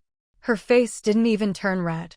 With the origin of the house explained, she had also asked the system to tweak things a bit, so that even if someone investigated in the future, they wouldn't be able to find anything. Besides, she believed the system might reward her with more houses in the future. After all, the more the merrier.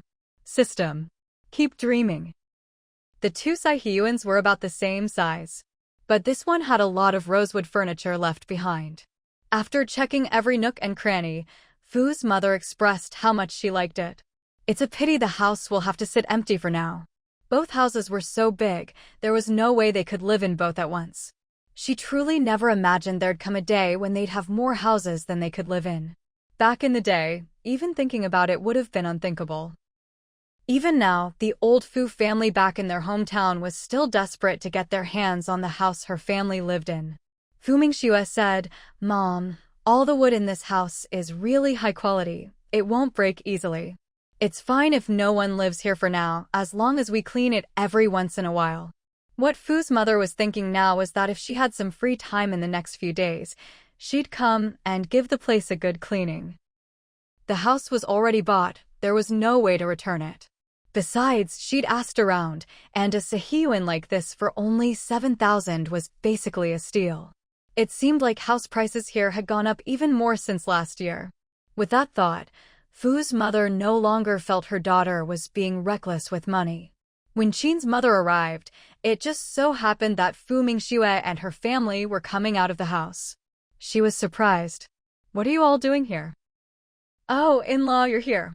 Come in and have a look. This is the house Mingxue bought," Fu's mother said. Qin's mother was utterly shocked. "Mingxue bought a house?" "Yes, Mingxue got a bonus and bought this house," Fu's mother said proudly. "She got 15,000 the other day. They were all family, so there was nothing to hide." "How much?" 15,000? Qin's mother was stunned all over again. Goodness, was her daughter-in-law really this capable?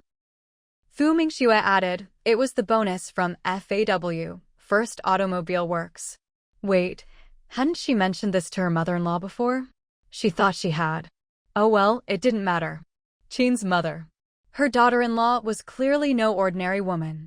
Fu's mother said, "Come on, have a look at the house, it's really nice." Of course Qin's mother wanted to see it, after all, it was her daughter-in-law's purchase. She walked in. The whole family went back into the Sihiyuan, accompanying Qin's mother as she looked around again. Qin's mother walked a circuit, her eyes unable to hide her delight. "This Sihiyuan really is wonderful." Seeing this, Fu Mingxue said, "Mom, if you ever want to stay here, you're welcome. The house is empty anyway." "No need, your grandparents are still at home, and with so many people in the family, I couldn't come live here.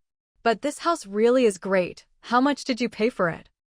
7,000, Fu's mother blurted out, beating everyone to it. Qin's mother. She was utterly shocked. How could you possibly buy a house here for that price? A courtyard house like this, with 2 entrances and 4 sections, would go for at least 30,000. She couldn't help but glance at her daughter-in-law, only to see her wink back. She immediately understood. This number was probably just a little white lie her daughter-in-law told the in-laws. This really is a steal, in-laws. Since Mingxue got this house at such a low price, let's keep it to ourselves. If word gets out, people will be jealous. Fu's mother quickly replied, "Don't worry, I'd never say a word. Even if someone asks how much we paid, I won't mention the price." She might not have much schooling and only recognize a few characters, but she wasn't stupid. That afternoon, Fu Mingxue still had to go to the research institute. With the house sorted and her mother safely home, she saw no reason to linger. She said, "Mom, you two take your time looking around. I need to run to the institute. Oh, and if I'm not back by 5 for dinner, don't wait for me, just eat without me." "All right, you go on. Don't worry about things at home," Fu's mother replied, fully supportive of her daughter's work. After all, with a salary that high, shouldn't she be dedicated? Fu Mingxue gave her 2 kids a kiss on the cheek and said goodbye. Qin Wenhua wanted to see her off, but knowing how independent his wife was, he realized she didn't need him to. "Honey, if you can, try to come home early tonight. I'll make chicken stew for you." Mom brought a chicken all the way from our hometown. Fu Mingxue brought a chicken from home. Her mom really was something. "All right, got it." She went next door, wheeled out her bicycle, and left. Qin's mother had nothing to do that afternoon, so she helped Fu's mother with chores. Once they finished tidying up next door, the 2 restless women decided to clean the newly bought house as well. As for the furniture, they both agreed it was nice and matched the house, so they kept everything. Qin's mother had a good eye. She knew the furniture was actually quite valuable. Before dinner, she politely declined Fu's mother's invitation to stay and headed back to the Qin family compound. "Mingxue bought the 2-entrance courtyard house next door to theirs," she announced. Qin's father and the 2 elders were surprised to hear this. She got a bonus, 15,000. The house happened to be for sale, so she bought it. Talk about luck. The courtyard looks newly renovated, almost brand new. It's really nice. The Qin family? Mingxue really is something. Just then, a voice chimed in, "Mom, who bought a house? Did my sister-in-law buy another one?" Qin's mother turned to see her eldest son walk in. She couldn't hide her annoyance. "What are you doing here?" Qin Wenza said, "I heard Wenhua was back, so I came to see him." "Did I just hear my sister-in-law bought a house?" Qin's mother replied irritably, "What's it got to do with you? Mingxue bought it with her own bonus. And Wenhua isn't here, he's at his own place. He just got back and is busy, so don't go bothering him." She knew full well her younger son didn't care much for his older brother. So, she didn't want the eldest to go and annoy him. Qin Wenza got the hint. "All right, I'll go see him tomorrow. We brothers haven't seen each other in ages." But he didn't pick up on his mother's annoyance at all. Qin's mother. She nearly rolled her eyes. Did he really not get what I was trying to say? Qin Wenza wanted to see his son and daughter, but unfortunately, the 2 kids were upstairs. He called out to them a few times, but they didn't come down. So, he had no choice but to leave. After her eldest son left, Mother Qin suddenly remembered something. "Oh no, do you think that fool went and told his wife about Mingxue buying a house?" Father Qin was puzzled. "So, what if he did?" "Mingxue bought a house fair and square. It's not like she stole or robbed anyone. What's there to hide?" Mother Qin couldn't help but roll her eyes at that. "You and your eldest son are just alike, thick-head." Gaolan is already jealous of Mingxue living in that courtyard house. If she finds out Mingxue bought the house next door too, won't she be even more jealous? Father Qin. What's there to be jealous about? He really didn't get it. You do as much as you're capable of. If they had the money and ability, they could buy a house themselves. Why be jealous of someone else? Mingxue's monthly salary is high too. Should she be jealous of that as well? But, as it turned out, Mother Qin was wrong. Qin Wenza didn't mention the house when he got home. Still, Gaolan found out anyway. That afternoon, Mother Qin and Mother Fu were cleaning the new courtyard house and plenty of neighbors saw them. One of those neighbors happened to work as a nanny for another family nearby. And as luck would have it, she was one of Gaolan's relatives. When she got home that afternoon, she told the whole story. As soon as Mother Gao heard that her daughter's sister-in-law had bought another house next door, she rushed over on her bicycle to see Gaolan. "Mom, what brings you here now? Is something wrong?" "Something wrong? Of course something's wrong. Look at you, clueless as ever. Do you know your sister-in-law bought the courtyard house next door? Did you know or not?" "What courtyard house?" Gaolan didn't understand. Seeing how clueless her daughter was, Mother Gao was fuming. "Your sister-in-law bought another house, the courtyard house right next to hers. You really didn't know a thing." Now Gaolan finally understood. She was so shocked her voice rose involuntarily. What? She bought another house? And it's the courtyard house next door. That's right. Your cousin-in-law said so herself. She works over there, after all. This afternoon, she saw your mother-in-law and your sister-in-law's mother cleaning that courtyard house together. Someone asked, and they admitted it themselves, the house was bought by your sister-in-law. Both of you are daughters-in-law of the Qin family, but look at her, buying one house after another, while you have nothing. Even this little courtyard of yours isn't half as big as one of her houses. How could this little courtyard compare to a real courtyard house? Galan's eyes instantly reddened. They're really too much. This is just bullying. You need to go to the Qin family and demand an explanation. How can they treat their two sons so differently? Even if they're biased, they can't be this blatant about it. Mother Gao was furious. After all, if her daughter didn't have anything, that meant the Gao family didn't have anything either. Fighting for this house was really fighting for her grandson's future. That would be her grandson's inheritance. Otherwise, why would she have let her precious grandson be adopted into the Qin family? It wasn't just for a bite to eat, her family wasn't starving.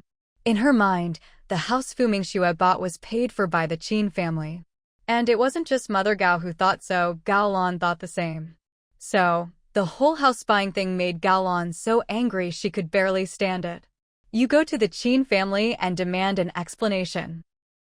I'll go home and wait for your news, Mother Gao urged her daughter, since she didn't dare go to the Qin family herself. Gao Lan was still fuming with anger and hadn't even made it out of the alley when she ran into Qin Wenze, who was just coming back. Seeing the look on her face, Qin Wenze couldn't help but ask, "Where are you going like this?" At the sight of him, Gao Lan's anger flared up even more. She snapped, "Qin Wenze, what's going on with your family? Why did you buy another house for your brother and his family?"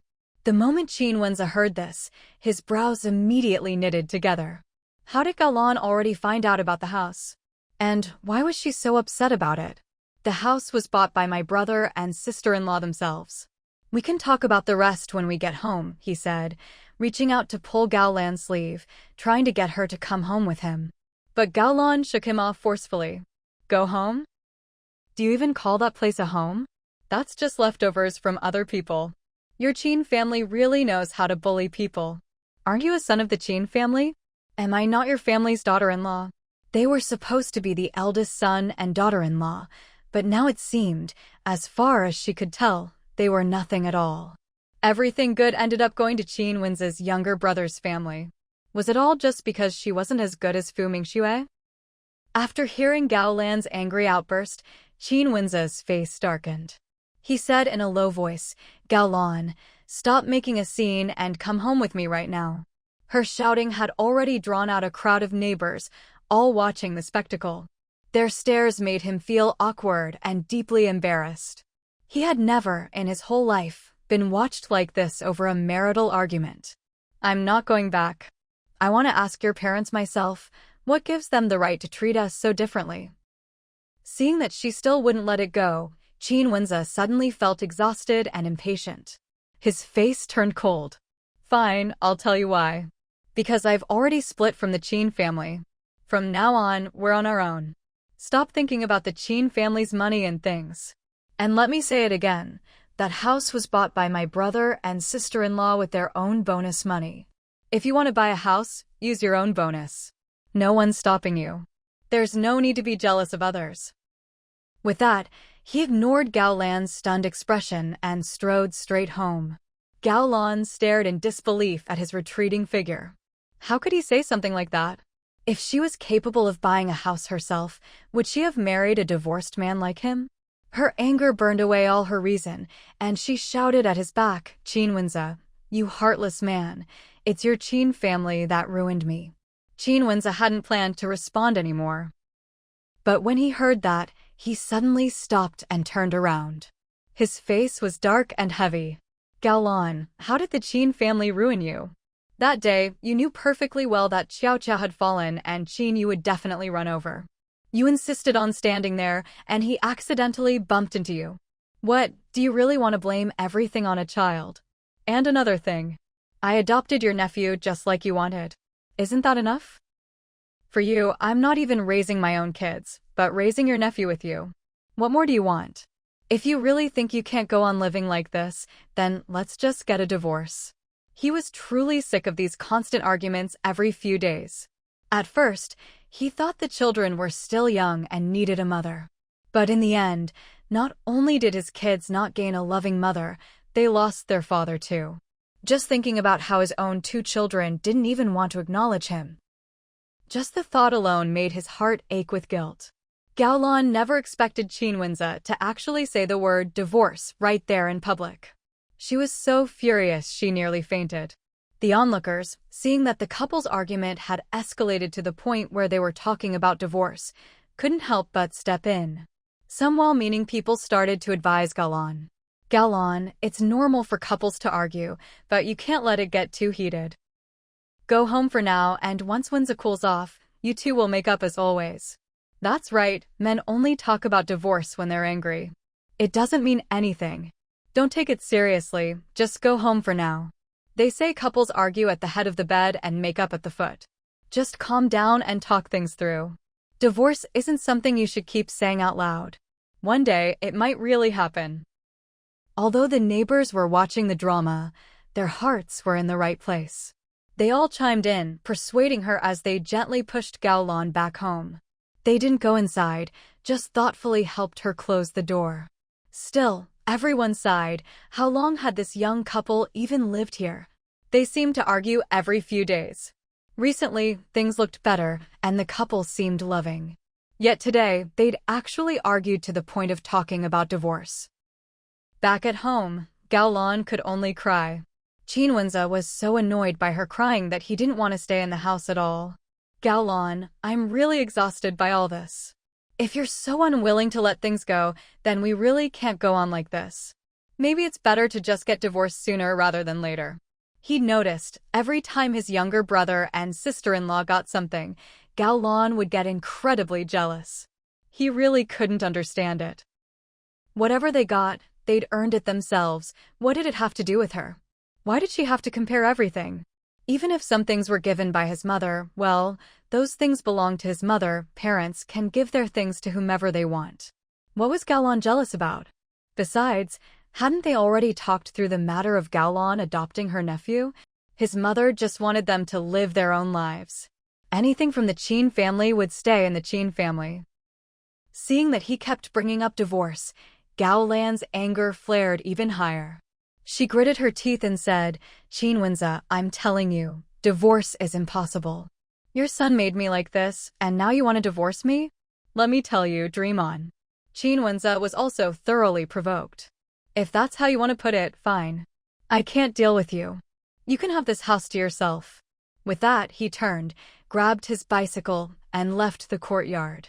Seeing him leave, Gaolan panicked. Where are you going? But Qinwenze didn't answer. He pushed his bike out and rode off. Gaolan chased after him, but she was a step too late. He was already gone, ignoring her desperate shouts. After riding out of the alley, Qinwenze suddenly realized he had nowhere to go. His workplace didn't provide dorms. All his friends had families of their own. How could he impose on them? As for his younger brother Qinwenhua, he dismissed that idea immediately. Wenhua had just returned to Beijing and needed time with his wife. Besides, their mother was still living in that courtyard house. He couldn't bring himself to go there either. Most importantly, he didn't want his brother and sister-in-law to know that he and Gaolan were fighting because of the house they'd bought. Thinking it over, he ended up riding his bike back to the Qin family compound. As soon as he walked through the gate, he ran into his mother.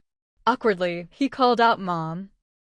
When Qinwenze's mother saw him come back again, especially with his disheveled, gloomy face, she instantly understood. He must have had another fight with Gaolan. She said irritably, "What are you doing here again?" I want to stay at home for a few days." As soon as Qinwenze said this, his mother immediately objected. "No way. You can't stay here. Hurry up and leave. There's no place for you in this house anymore, and don't even think about it in the future." Her eyes and expression were filled with blatant disgust. Qinwenze was completely taken aback. He tried to explain, Mom, I had a fight with Galan. I just want to stay home for a few days. I don't care whether you two fight or not. That's between you and your wife, your own business. Don't come back here looking for trouble. I told you last time, once you moved out, don't come back to this house. If you come to see Yaya and Xiao Xiao, I won't say anything. But staying here? Absolutely not.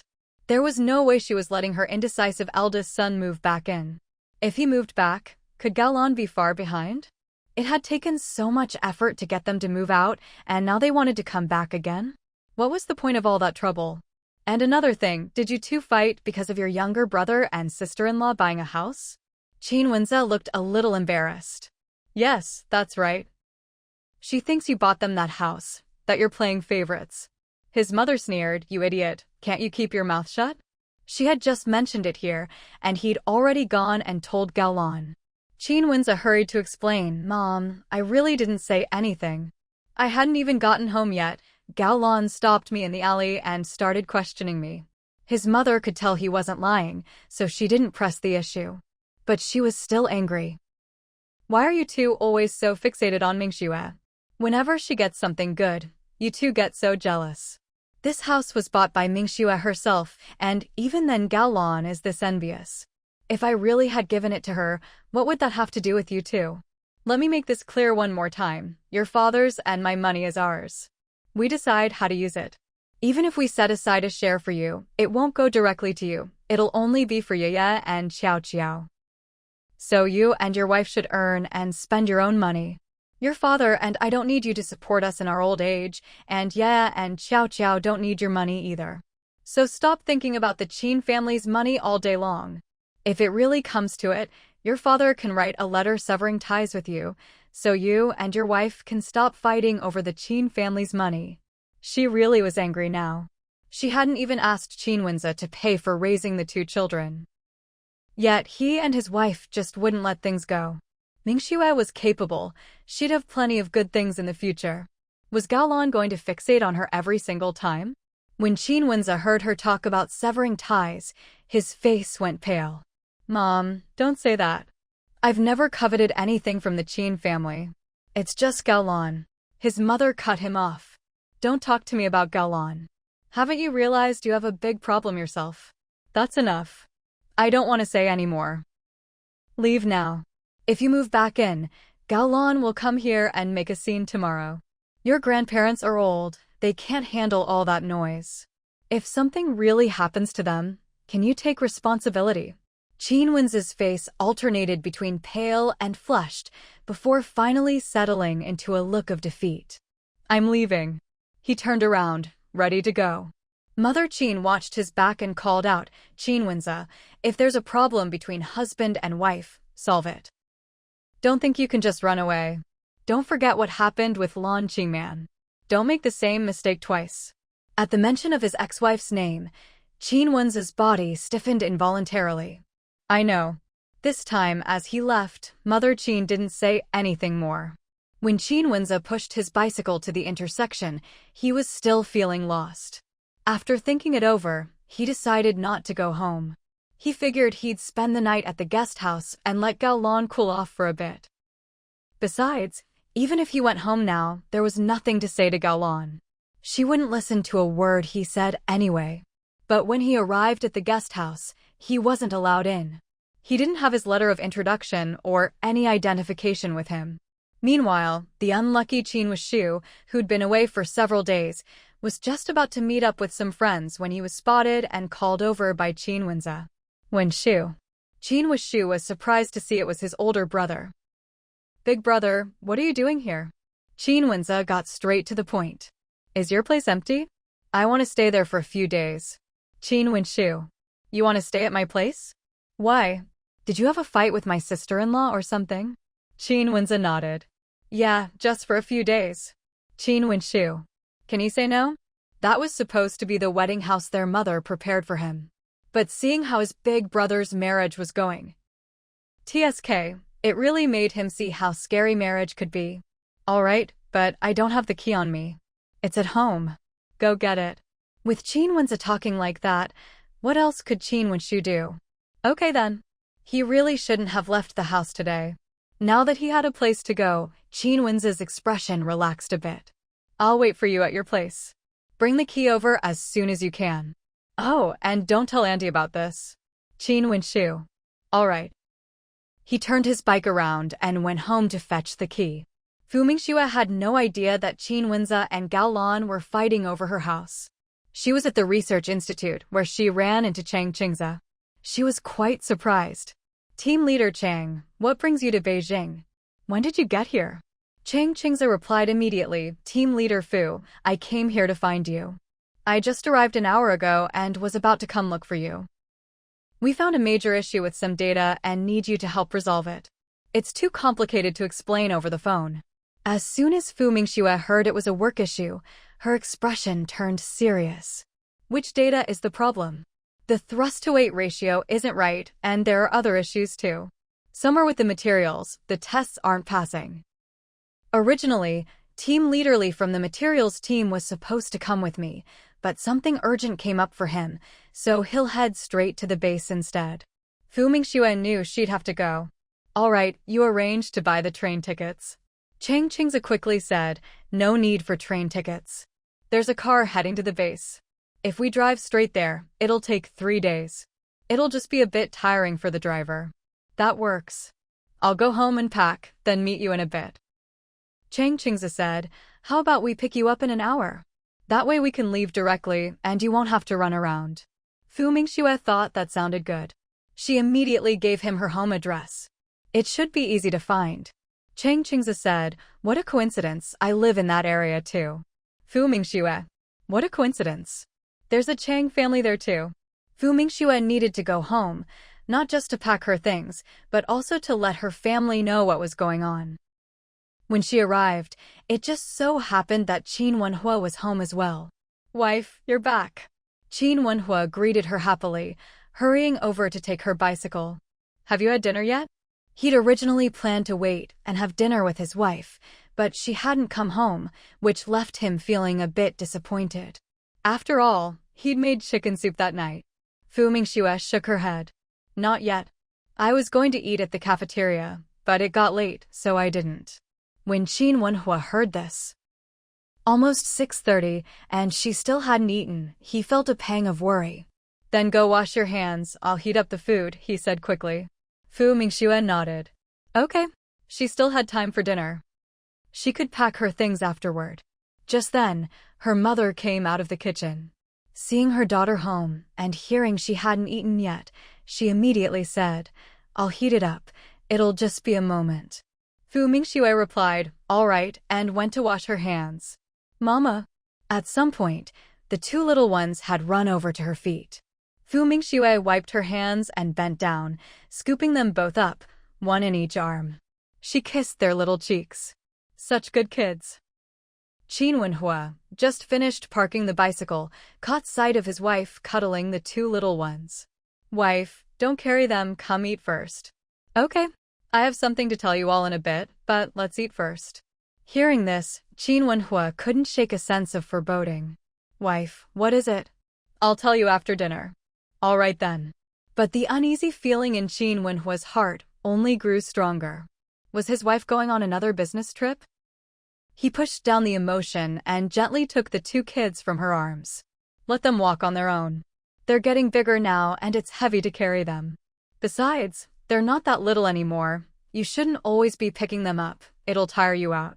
His words were overheard by Fu's mother in the kitchen, who couldn't help but twitch her lips. How old were the kids, really? Barely over 2. And how tiring could it be to carry 2 toddlers? Didn't her son-in-law know how strong his wife was? She didn't bother to say anything. The food heated up quickly, and soon everything was ready. She brought the dishes to the table. Mingxue and Qin Wenhua came in. Go ahead and eat. We've already eaten, Fu's mother said. Mingxue sat down, and Qin Wenhua served her rice. Then he placed the hot chicken soup in front of her. Have the soup first. Fu's mother added, Wenhua saved this big chicken drumstick just for you. Originally, there were 2 drumsticks, perfect for the 2 kids. But Wenhua had insisted on saving one for his wife, so the other drumstick had to be split between the kids. Fu's mother wanted to say something, but decided against it. Hearing her mother's words, Fu Mingxue glanced up at Qin Wenhua. With a straight face, Qin Wenhua placed the drumstick on her rice. Eat up, wife. It won't taste as good if it gets cold. Fu Mingxue. No need to be so thoughtful. I can do it myself, she said. She ate quickly, and as soon as she finished, she spoke up. Mom, Wenhua, I need to go to the base in a bit. There's been some trouble over there. I might not make it back in time for New Year's this year. Fu's mother, who was about to clear the dishes, was startled. You're not coming home for New Year's. Qin Wenhua could only sigh heavily in his heart. As expected, his bad feeling was right. Are you leaving soon? Qin Wenhua asked. What else could he do? Of course, he could only support her. It was just a pity that he'd taken this New Year's leave for nothing. After all, with his wife gone, what was the point of his time off?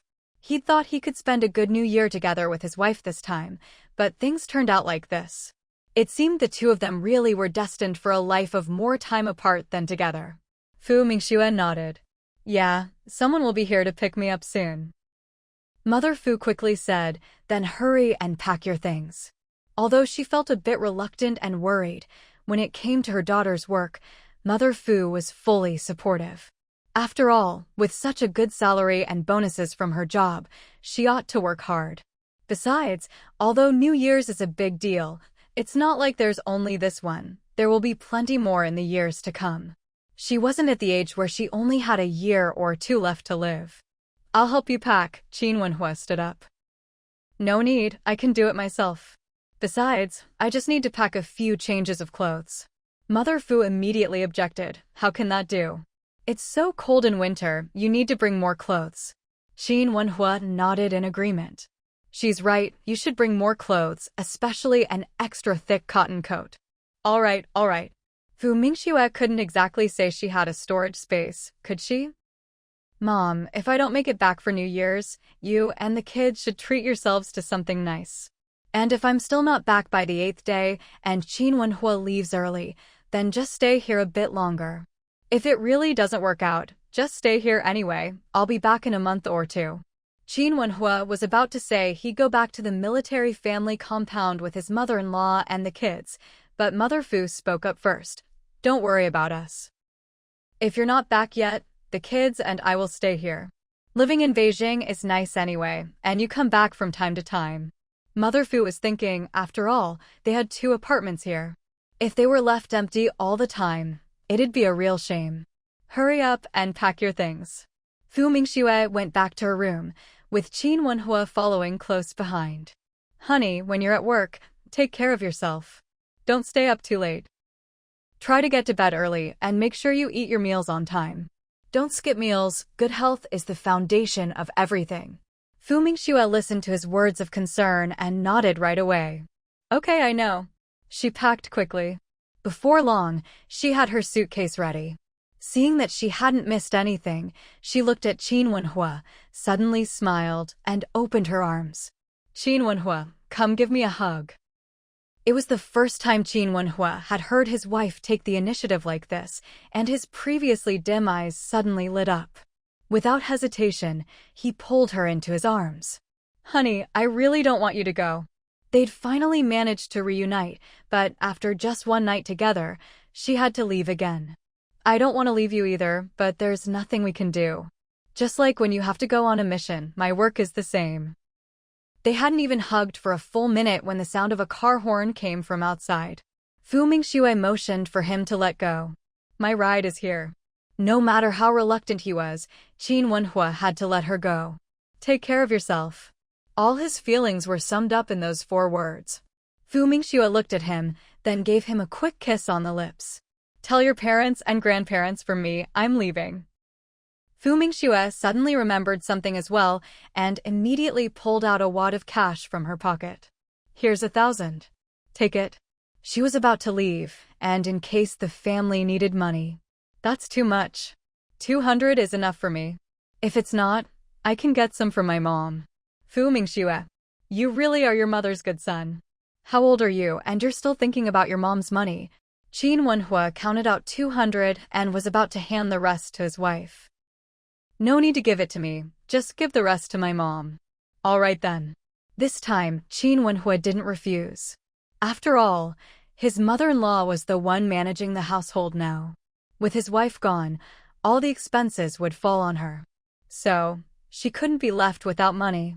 When Fu Mingxue came out, she saw her mom chatting with Chang Qingze. Team Leader Chang. As soon as she spoke, Chang Qingze quickly greeted her, Team Leader Fu, we're ready to go. Mingxue, your team leader is really nice. Didn't expect she lives around here too. Fu's mother was delighted. She thought this slightly older Chang Qingze was her daughter's superior. Most importantly, this team leader Chang lived nearby. Her house was just at the other end of the alley. Chang Qingze immediately realized that Fu's mother had misunderstood. He quickly explained, Team Leader Fu is our team leader. I'm just the deputy. Fu's mother. What? What does he mean? Is he saying her daughter is the boss? She was completely baffled. Fu Mingxue didn't bother to explain to her mother. Mom, I'm heading off now. Goodbye, Mommy. The two kids were reluctant to see their mom go. Their eyes were brimming with tears. Seeing them like this, Fu Mingxue felt a pang of reluctance herself. Remember to listen to Grandma. When I come back, I'll bring you gifts. With that, she turned to Chang Qingze. Let's go. She walked out, while Qin Wenhua helped carry her suitcase. Chang Qingze quickly said goodbye to Fu's mother before following them out. Fu's mother took the two children outside as well. She watched as her daughter got into the car and drove away. At that moment, the two kids burst into tears. Mama, Mama. Fu Mingxue heard them from inside the car. She stuck her head out and waved to them. Chang Qingze also noticed the emotional farewell. Team Leader Fu, your kids are really smart. And good-looking too. Yes, Fu Mingxue nodded. She also thought her kids were quite clever. After the car drove out of sight, Fu's mother coaxed the children back inside. Qin Wenhua stood outside for a while before closing the gate and going back in. He went to the main room and saw the kids had already gone to their room. Only his mother-in-law was there. He immediately took out the remaining 800 yuan from his pocket. Mom, this is the money Mingxue left for you. Fu's mother didn't take it. Why is she giving me so much money again? I still have plenty. Didn't she just buy a house? She should keep some for herself. She's got enough, Mom. Take it. The New Year's coming up, there'll be lots of expenses. I have money, no need to give me more. You keep it. You'll need it too, and it's not good to be without cash. No matter what he said, Fu's mother wouldn't take it. She knew her son-in-law handed all his money over to her daughter. He probably didn't have much left himself. Besides, if there's anything the household needs, you can buy it yourself with the money. As soon as Mother Fu said this, Qin Wenhua was left with no choice. In the end, Qin Wenhua still ended up holding onto the 1,000 yuan. Oh well, he thought, I'll just return whatever I don't spend to my wife later. That night, Qin Wenhua looked at the bed and sighed. He'd thought he'd be able to enjoy a few cozy nights with his wife, but in the end, he was still sleeping alone. The next day, Qin Wenhua made a trip to the Qin family home. Mother Qin saw her youngest son arrive and couldn't help but ask, "What brings you here? Where's Mingxue? Did she go to work?" "Mingxue's on a business trip. She probably won't even be back for New Year's." When Mother Qin heard this, she was stunned for a moment. Another business trip? Didn't she just get back from one? This job is way too exhausting. She hasn't even had a proper rest. These two, honestly, they're turning into the cowherd and the weaver girl. They just saw each other, and now she's off again. She left today? Qin Wenhua shook his head. She left last night. She was in a rush and didn't have time to tell you, so she asked me to let you know. Mother Qin sighed. Mingxue really is a good girl. Qin Wenhua couldn't help but correct her. That's not right. She's not a girl anymore. You should say she's a good daughter-in-law. No, you should say she's a good comrade. Mother Qin. She looked at Qin Wenhua in disbelief. What, is something wrong with him? She rolled her eyes at him. All right, message delivered. You can go now. Your mother-in-law works the hardest. Since you're finally home, you should help her out with the kids more. Also, if the household needs anything, go buy it. New Year's is coming, and there's a lot to prepare. Qin Wenhua didn't hesitate to ask, then can you give me some more meat ration coupons? Mother Qin shot him a look. You don't have any? Qin Wenhua replied, I do, but not enough. My mom wants to make some sausages, so I need to buy more meat. Mother Qin. What do you mean, my mom? Sure, she's your mom too. But can't you call her mother-in-law in front of me, okay? Forget it, having sons really isn't all it's cracked up to be. One after another, they're all disappointments. Wait here. She went back into the house with a stern face. A moment later, she came out with a handful of ration coupons. Here, take them all. By the way, do you have enough money? The last question just slipped out. But Qin Wenhua was quick to respond. Not enough. Mother Qin. How can you say that so shamelessly? My wife left me 1,000, but she works so hard. How can I, as a grown man, spend her money? Mother Qin paused. Don't you have your own allowance? Of course I do, but I give it all to my wife. How could I not contribute to the household? What kind of person would I be if I didn't? Just because my wife earns more doesn't mean I can just stop paying my share. Mother Qin. But you don't exactly seem like a decent person right now. Judging by his expression, he just wanted her to give him some money. She rolled her eyes, honestly. He was such a pain. Is 500 enough? That'll do, Qin Wenhua replied simply. Mother Qin. In the end, she grudgingly handed over 500 yuan. Qin Wenhua took it without hesitation. I'm off. Why take his mom's money? Because his mom had more, of course. Mother Qin, just go already. Wait, not even a thank you. Just as Qin Wenhua was about to leave, Mother Qin suddenly remembered something. If you have time, talk to your older brother. Qin Wenhua's expression didn't change. What is there for me to talk to him about? He's not a child. If anyone needs a pep talk, don't come to me.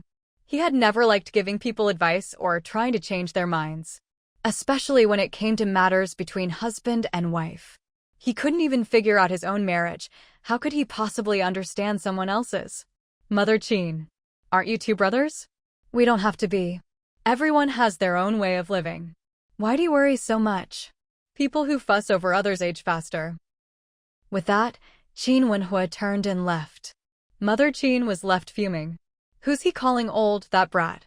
Qin Wenhua left. But on his way out, he ran into someone unexpected. Gao Lan hadn't expected to bump into her brother-in-law either. She quickly forced a smile and greeted him. Wenhua, you're back. Qin Wenhua ignored her and walked right past. He didn't even bother to nod in acknowledgement. Gao Lan was left standing there, stunned. She couldn't believe her brother-in-law would just ignore her like that. How could he treat her as if she didn't exist? Did he look down on her? Was that why he couldn't even be bothered to speak to her? Sure enough, the Qin family really did look down on her. Self-pity and resentment gnawed at her. It was several minutes before she finally made her way to the Qin family home. When Mother Qin heard the knock and opened the door to see Gao Lan, her brow furrowed ever so slightly. Mom? I'm here to see Qin Wenza. Mother Qin replied bluntly, he's not here. Letting Qin Wenza leave last night had definitely been the right decision. Gao Lan was taken aback. She didn't believe it. Where else could Qin Wenza go besides here? They'd only been married for less than a year, but she knew what kind of person he was. He'd never stay at a friend's place. And there was no dorm at his workplace for him to crash in. He cared too much about appearances to spend the night in his office. Mom, Qin Wenza didn't come home last night. If he's not here, where else could he be? I know we argued yesterday, but it's normal for couples to fight. He can't just avoid home and ignore his responsibilities. Mother Qin's expression was calm. Gao Lan, let me say this again. Qin Wenza isn't here, and he didn't sleep here last night. In fact, I didn't allow him to. Since you two have already moved out, then live your own lives and stop coming here to argue over every little thing. As for where he went, he's an adult. He doesn't need to report to me. I'm not going to interfere. Gao Lan's face turned pale. She couldn't accept it and blurted out, Mom, he's your son. If possible, he doesn't have to be my son either. Enough.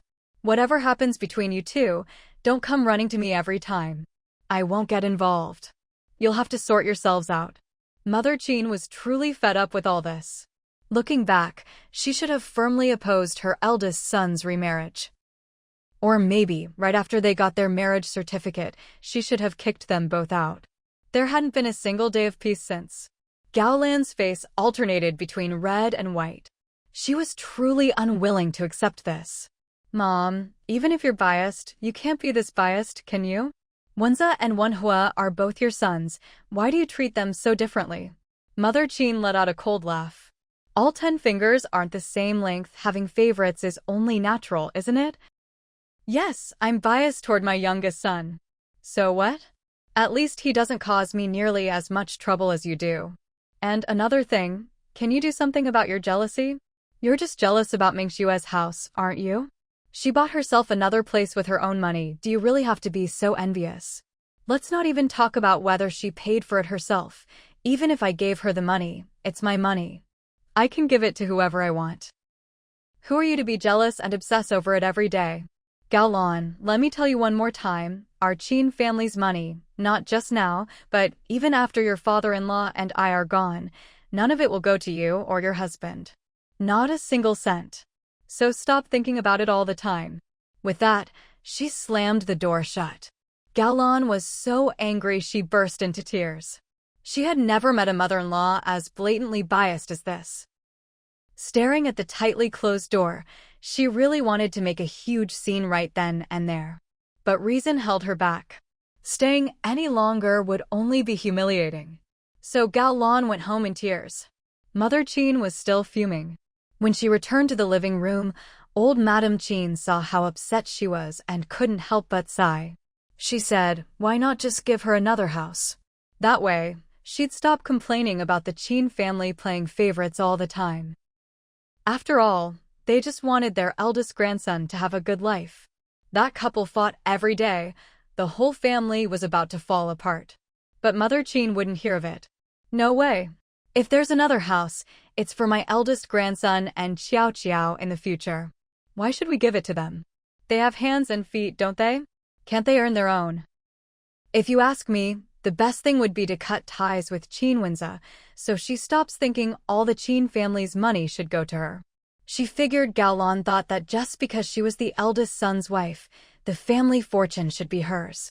Old Master Qin was angry too. Wenza wasn't like this before. Now he can't even manage his own household. If this keeps up, next time we'll just strike him from the Qin family genealogy. Old Madame Qin. You old fool, don't go making trouble. Wenhua, why did you buy so much stuff? Mother Fu hadn't expected her son-in-law to come back from a trip with so many things. It's all stuff we need at home. Oh, and I've ordered some pork from the meat plant. It should be ready for pickup tomorrow. So soon? How much did you order? It's fine, we have a fridge. Besides, Mom, didn't you want to make sausages? You need a lot of meat for that. The next day at noon, when Qin Wenhua brought the meat back, Mother Fu realized he'd actually bought half a pig. Even if we're making sausages, this is way too much. Take one of the pig's feet over to your parents and bring them some meat too. No need, they'll buy their own. Every year, they have their own supply. We don't need to give them extra. Of course, if you don't have enough meat for the sausages, I can always get more from the Qin family. Mother Fu. How can he say that so casually? As a mother-in-law, she truly had nothing to say about this son-in-law. But as for his own mother, having a son like that would drive anyone mad. Take the pig's foot over. We have 2 here, we can't finish them all. Bring some meat too. Whether your parents have enough is their business. Whether we give them any is ours. All right, fine. Qin Wenhua's tone was far from enthusiastic. Mother Fu could hear it, and the corner of her mouth twitched again. Fortunately, she had a daughter. And fortunately, he was her son-in-law. After lunch, Mother Fu urged Qin Wenhua to deliver the meat to the Qin family. Her own daughter wasn't at home, but the proper etiquette still had to be observed. So, just the meat wasn't enough. He'd have to buy a few other things too. But the rest could wait a few days. Qin Wenhua could bring them over later. When Qin Wenhua showed up at the Qin family courtyard with 10 jin of pork and a pig's trotter stuffed in a fertilizer sack, Mother Qin was a bit surprised. What's all this? My mom asked me to bring over some meat and a pig's trotter, Qin Wenhua replied, setting down the sack. Mother Qin was taken aback. Why bring us meat? We have plenty. Take it back. I said the same thing, but my mother-in-law wouldn't hear of it. She insisted I bring it over. She's just that kind of person. Should I put it in the kitchen? Hearing this, Mother Qin knew she couldn't refuse. Just put it in the kitchen. With this much meat, she basically wouldn't need to buy any herself. Qin Wenhua took the meat out of the sack and carried it to the kitchen. Mother Qin looked at the pile of meat. It really was a lot. This is too much. Why don't you take the pig's trotter back? Meat was hard to come by during the new year. No need. If I take it back, my mother-in-law will just make me bring it over again. If you think it's too much, maybe you can make some sausages for us later. Mother Qin rolled her eyes. I don't know how. Qin Wenhua said, I know you don't. I wasn't asking you to make them. I meant Aunt Li knows how, right? Mother Qin. Or maybe you should just take all this meat back. She said impatiently, Aunt Li is busy during the new year. She doesn't have time for that. Our family doesn't make sausages. They always had a lot of guests during the holidays. Usually, the whole family would gather for New Year's Eve dinner. By the way, are you coming home for New Year's Eve dinner this year? No, we'll have our own. If I come back, my mother-in-law would be left all alone, wouldn't she? Mother Qin knew it was pointless to argue, so she didn't push it. She knew her in-law would never come to the Qin house for New Year's Eve dinner. Even if she did, she'd probably feel very uncomfortable.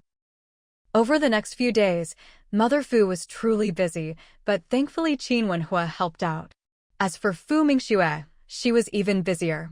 She'd arrived at the base several days earlier, throwing herself completely into her work.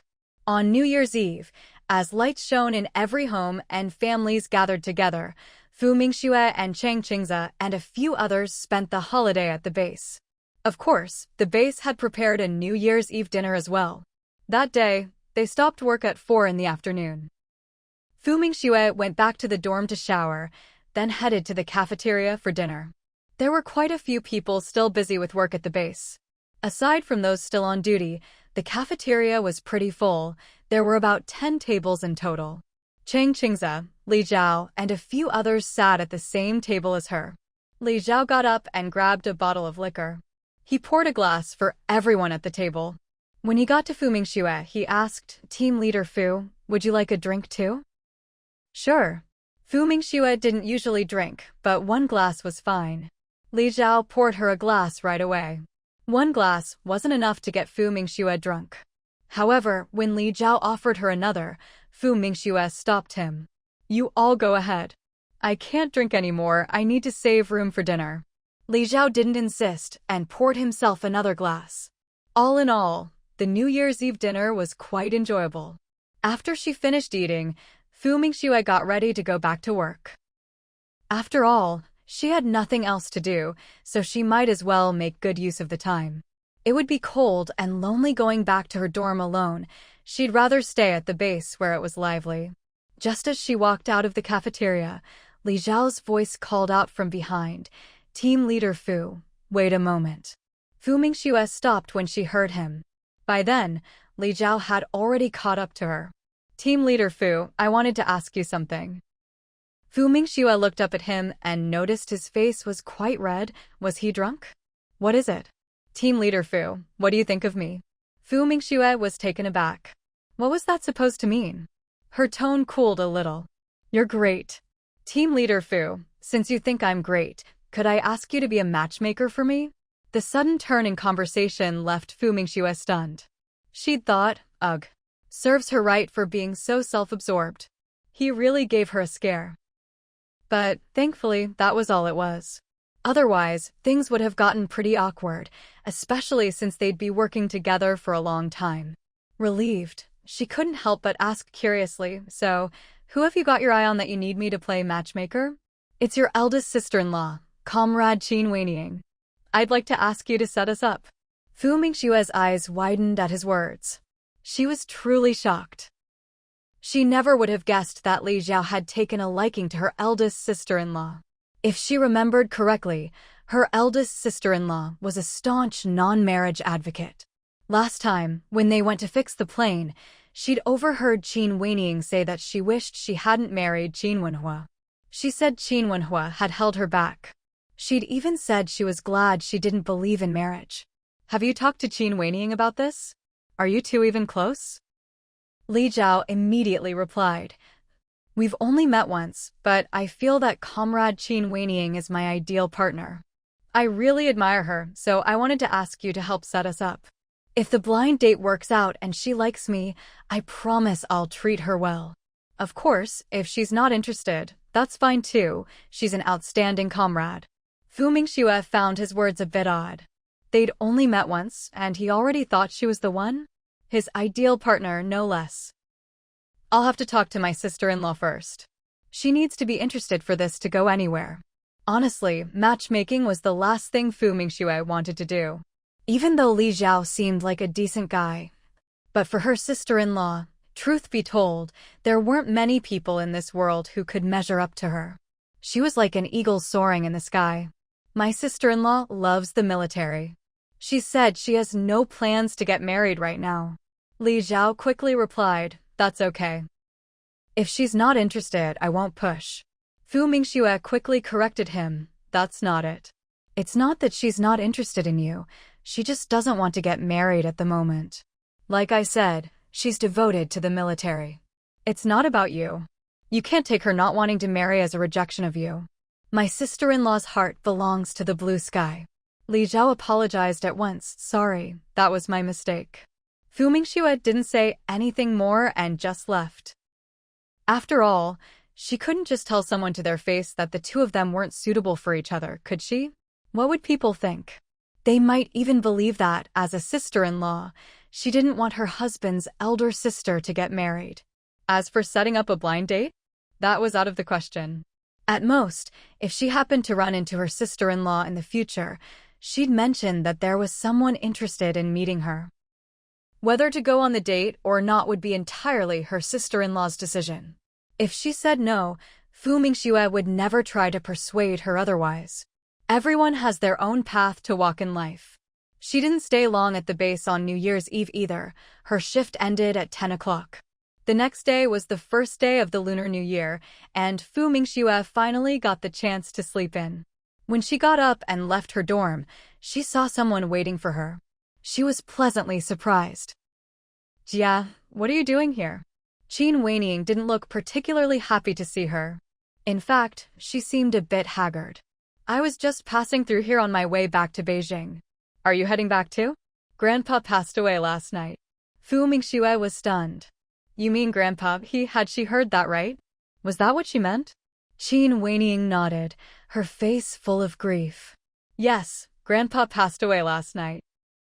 I couldn't get through to you by phone, so I came over in person to let you know." Fu Mingxue really hadn't expected this.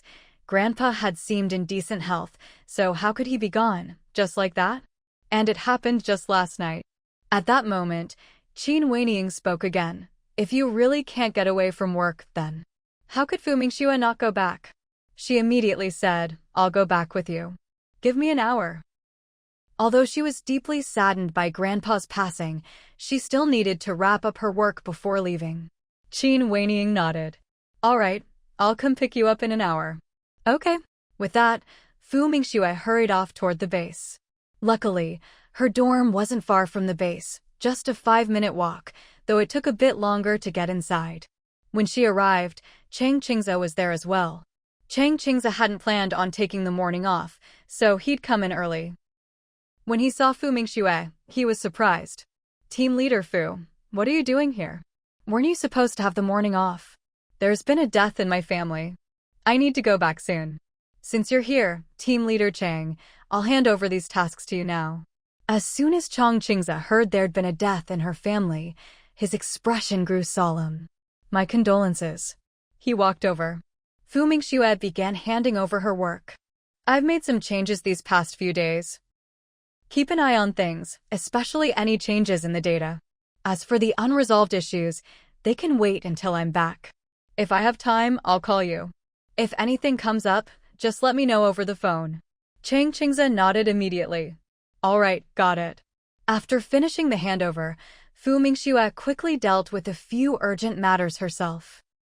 As for the problems she couldn't resolve right away, she simply wrote them down, planning to tackle them on the way home or later that night if she had time. About an hour later, she hurriedly left the base. Qin Weiniang was waiting in the car. Weiniang, I need to run upstairs one more time. Seeing the sweat on her forehead, Qin Weiniang said, You don't need to rush so much. A little time won't make a difference. Fu Mingxue didn't say much more and went upstairs to pack. Some things she put directly into her storage space, others she packed in her suitcase. She carried her suitcase downstairs, got into the car and said, Let's go. The driver was a female soldier whom Fu Mingxue didn't recognize. She guessed it must be one of Qin Weiniang's comrades. Once Qin Weiniang saw that she was seated, she told her friend to start driving. We're driving back? Mingxue asked. No, we're taking the train. The tickets are already bought. The train leaves in an hour, so we'll get there just in time. By the way, have you had breakfast yet? Qin Weiniang asked. Fu Mingxue had originally left the dorm to get breakfast at the cafeteria. After all, her dorm didn't have any cooking facilities, so there was nothing to eat there. But as soon as she came down, she ran into Qin Weiniang. After hearing about the old man's passing, she couldn't even think about breakfast. I'm not hungry. I just bought these. Just have a couple of bites. Qin Weiniang handed her 2 eggs. Fu Mingxue looked at her but didn't take them. What about you? I already ate with my friend. I bought these for you. She'd wanted to buy some other food too, but there was nothing for sale in this godforsaken place. The eggs were only possible because she thought Fu Mingxue might not have eaten, so she went to a local's house, knocked on the door, and paid them to boil some eggs. That family was poor too. They only had 3 eggs in total. Otherwise, she would have bought more. 1 is enough for me. Fu Mingxue only took 1. Give the other to your friend. I've already eaten, the female soldier driving said. Weiniang, you have it. You didn't eat earlier. Qin Weiniang was about to say she wasn't hungry, but Fu Mingxue spoke first. Then we'll each have 1. Once we're on the train, we can buy something else. All right. Qin Weiniang was a straightforward person. Since Fu Mingxue insisted, she didn't argue. After about 50 minutes, they arrived. The 2 of them quickly got out of the car. Qin Weiniang said goodbye to her comrade, then turned to Fu Mingxue. We need to go in and get our tickets checked. Qin Weiniang grabbed Fu Mingxue's suitcase before she could. She was surprised at how light it felt, but didn't think much of it. She just assumed it only had a few clothes inside. This train station was tiny, and there weren't even any little shops selling food. By the time they entered the platform, the train had already arrived. Once they found their seats and sat down, Qin Weiniang said, Today's the first day of the month, so the train is pretty empty. That's why we could get sleeper tickets. You should get some sleep now, I'll wake you at noon. But Fu Mingxue couldn't sleep. She shook her head. It's fine, I'm not tired. By the way, wasn't Grandpa's health pretty good? How did it happen so suddenly? She hadn't had a chance to ask before. I don't know the details. My mom called, she was crying the whole time. Qin Weiniang's eyes were red. The person who loved her the most was gone. She didn't even get to see him one last time. Just thinking about it made her heart ache. Fu Mingxue felt awful too.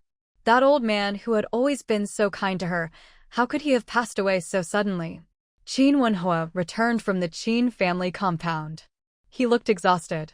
Mother Fu hurried over to ask, Did you get through to Mingxue? Qin Wenhua nodded. Yes, I did. She's already on her way. She should arrive the day after tomorrow. I'm guessing my sister told her. Mother Fu let out a sigh of relief when she heard her daughter was coming home. As long as she's coming back, it's all right. Mom, I won't be home tonight. Just lock up with the kids. I probably won't have time tomorrow either. Mother Fu quickly said, Don't worry about things at home. Just do what you need to do. I'll take care of the kids. Qin Wenhua nodded. Thanks, Mom. He went inside to grab a few things, then left the courtyard. Mrs. Fu went to close the door, then let out a sigh. How did the old master of the Qin family pass away so suddenly? He died that night, and Wenhua didn't even make it in time to see him one last time. How heartbroken the child must be. especially since he was right here in the capital. The entire Qin family compound was shrouded in grief. All the branches of the Qin family were present. Some were crying, others were discussing arrangements. Even Gao Lan was there. She had come with Qin Wenze. On New Year's Eve, Qin Wenze had still gone home. But no one expected that at 5 in the morning, Qin Wuxu would come to deliver the news that the old master had passed away. As the granddaughter-in-law, Gao Lan naturally had to come along. Now that she was at the Qin family compound, at such a sensitive time, Mother Qin couldn't possibly turn her away. Most importantly, the old madam had taken the blow very hard and was in poor health. Mother Qin had to take care of her as well. But she also had to receive the old master's friends who had come to pay their last respects. So, Gao Lan took it upon herself to look after the old madam. She stayed by the old lady's bedside, serving tea and water, being attentive in every way. The other daughters-in-law of the Qin family were also busy, just like Mother Qin, greeting guests. As for the younger generation, they were assigned various tasks. Some went to notify relatives and friends, others were sent out to buy things. Qin Wenze was also kept busy at this time. After all, even though the old master's funeral couldn't be held on a grand scale, they still had to make sure his final journey was dignified. Father Qin and his brothers had already agreed on the date for the funeral. It was set for the 4th day of the new year. So, they borrowed tables and chairs and such from the neighbors. The next day, Mother Qin found a moment to pull Qin Wenhua aside. "Will your wife be able to make it back in time for the 4th? Qin Wenhua nodded. "Yes, I've already confirmed. She and Wen Ying will arrive tomorrow at 5 in the afternoon." Hearing that they'd be back the next day, Mother Qin finally breathed a sigh of relief. As long as they can make it. She'd been worried that the timing was too tight and that Mingxue and Wen Ying wouldn't be able to get back in time. There were only 2 possible dates for the funeral. One was the 4th, the other was the 20th. The family discussed it and agreed that the 20th wouldn't work, it was too late. Those with jobs would have to return to work. It wasn't a problem for those who lived nearby, but for those farther away, it would be really inconvenient to come back again. Not to mention anyone else, even her youngest son, Qin Wenhua, if he returned to his unit, he might not be able to come back for the funeral. So, even though the 4th was still within the New Year period, it had to be that day. "Remember to pick them up tomorrow." "I know. Make sure you get her morning clothes ready for the day after tomorrow." Mother Qin looked at him. "Do you even need to say that? I've already prepared them." The old master had more than just Gao Lan and Fu Mingxue as granddaughters-in-law. There were several others from the other branches. Generally, granddaughters-in-law wore red hats. The daughters-in-law, like hers, would wear mourning clothes. They'd hired help to cook for these few days. Aunt Li couldn't handle it alone. Considering how many friends the old master had, they weren't going to invite everyone, just those closest to him. Otherwise, there wouldn't be enough space for dozens of tables. That wouldn't do. At most, 10 tables. As for the Qin family themselves, they'd just have to squeeze in or eat in a second round. Meanwhile, Fu Mingxue and Qin Weiying were getting ready to disembark. Both of them were actually in pretty good spirits. After all, on the train, they didn't have to stay up late, they could just sleep. As soon as they got off, Qin Weiying, sharp-eyed, immediately spotted her younger brother Qin Wenhua. "Mingxue, Wenhua's here to pick us up, he's over there." As soon as she said this, Fu Mingxue looked in the direction she pointed, just in time to see Qin Wenhua walking toward them. Clearly, he'd seen them too. Qin Wenhua strode over to the two of them in just a few steps. He looked at Fu Mingxue. "Wife, let's go. We're going home." Fu Mingxue nodded. "Let's go." Qin Wenhua protectively led his wife out of the bustling, crowded train station. Qin Weiying. So, did her little brother not even see her? She hurried to catch up. Otherwise, she figured she wouldn't even get a seat in his car. The car was parked not far from the train station's exit. The 3 of them got in.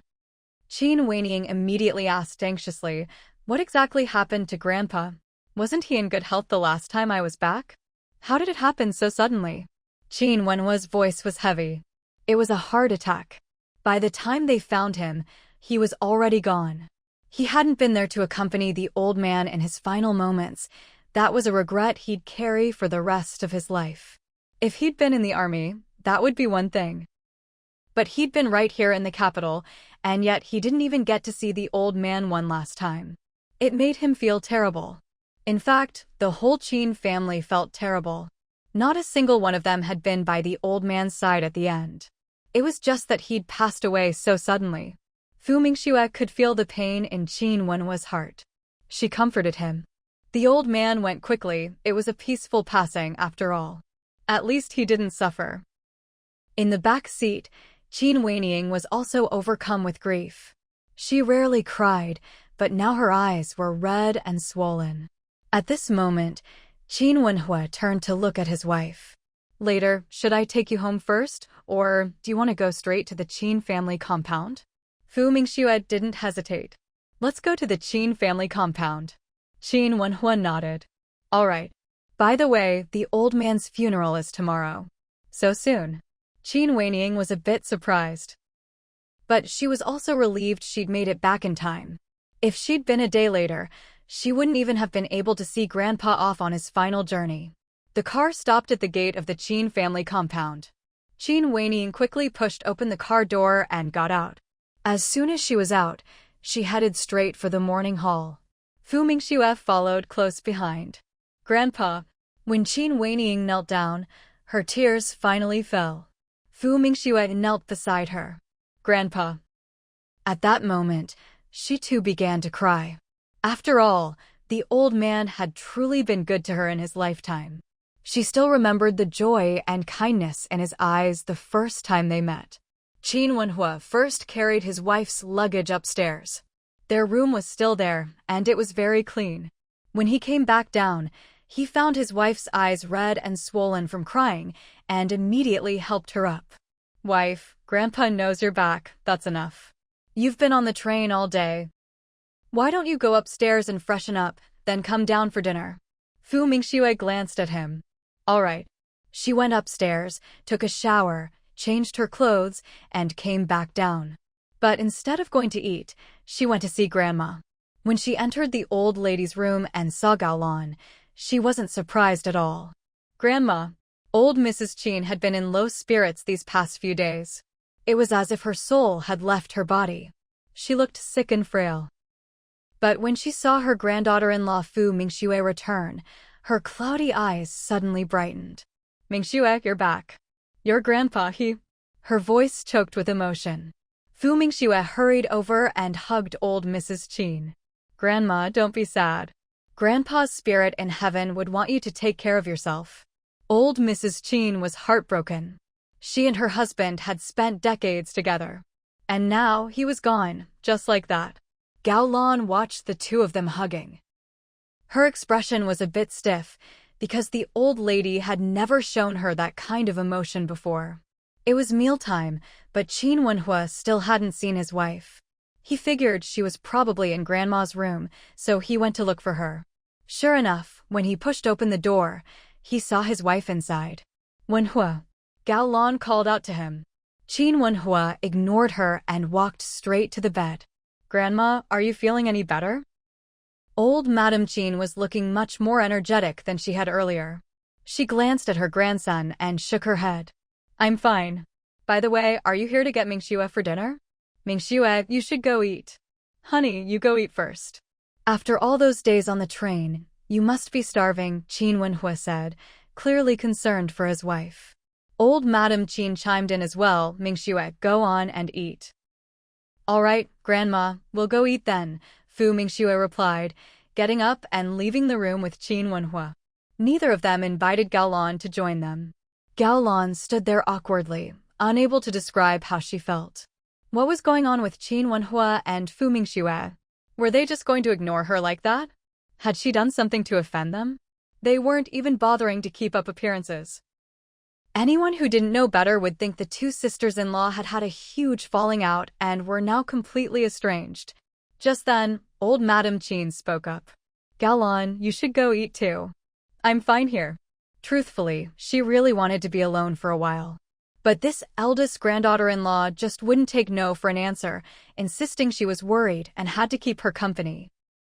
Old Madame Qin could tell that Gao Lan probably didn't fit in with the rest of the Qin family, which was why she came here instead. Gao Lan immediately said, "Grandma, I'm not hungry. I can eat later. Let me bring your meal up for you first." But old Madame Qin really didn't have much of an appetite. She shook her head. "I don't want to eat right now. You go eat first, I'll have something later." "That won't do, Grandma. Your health is important. How can you skip meals?" "I'll bring your food up right away," Gao Lan insisted, giving old Madame Qin a headache. "How about this? Forget about the food for now. Go call your mother-in-law for me. I need to talk to her." When Gao Lan heard that Grandma wanted to see her mother-in-law, her expression froze for a moment. "All right, I'll go get Mom right away." In truth, old Madame Qin just wanted to send her away so she could have a little peace and quiet.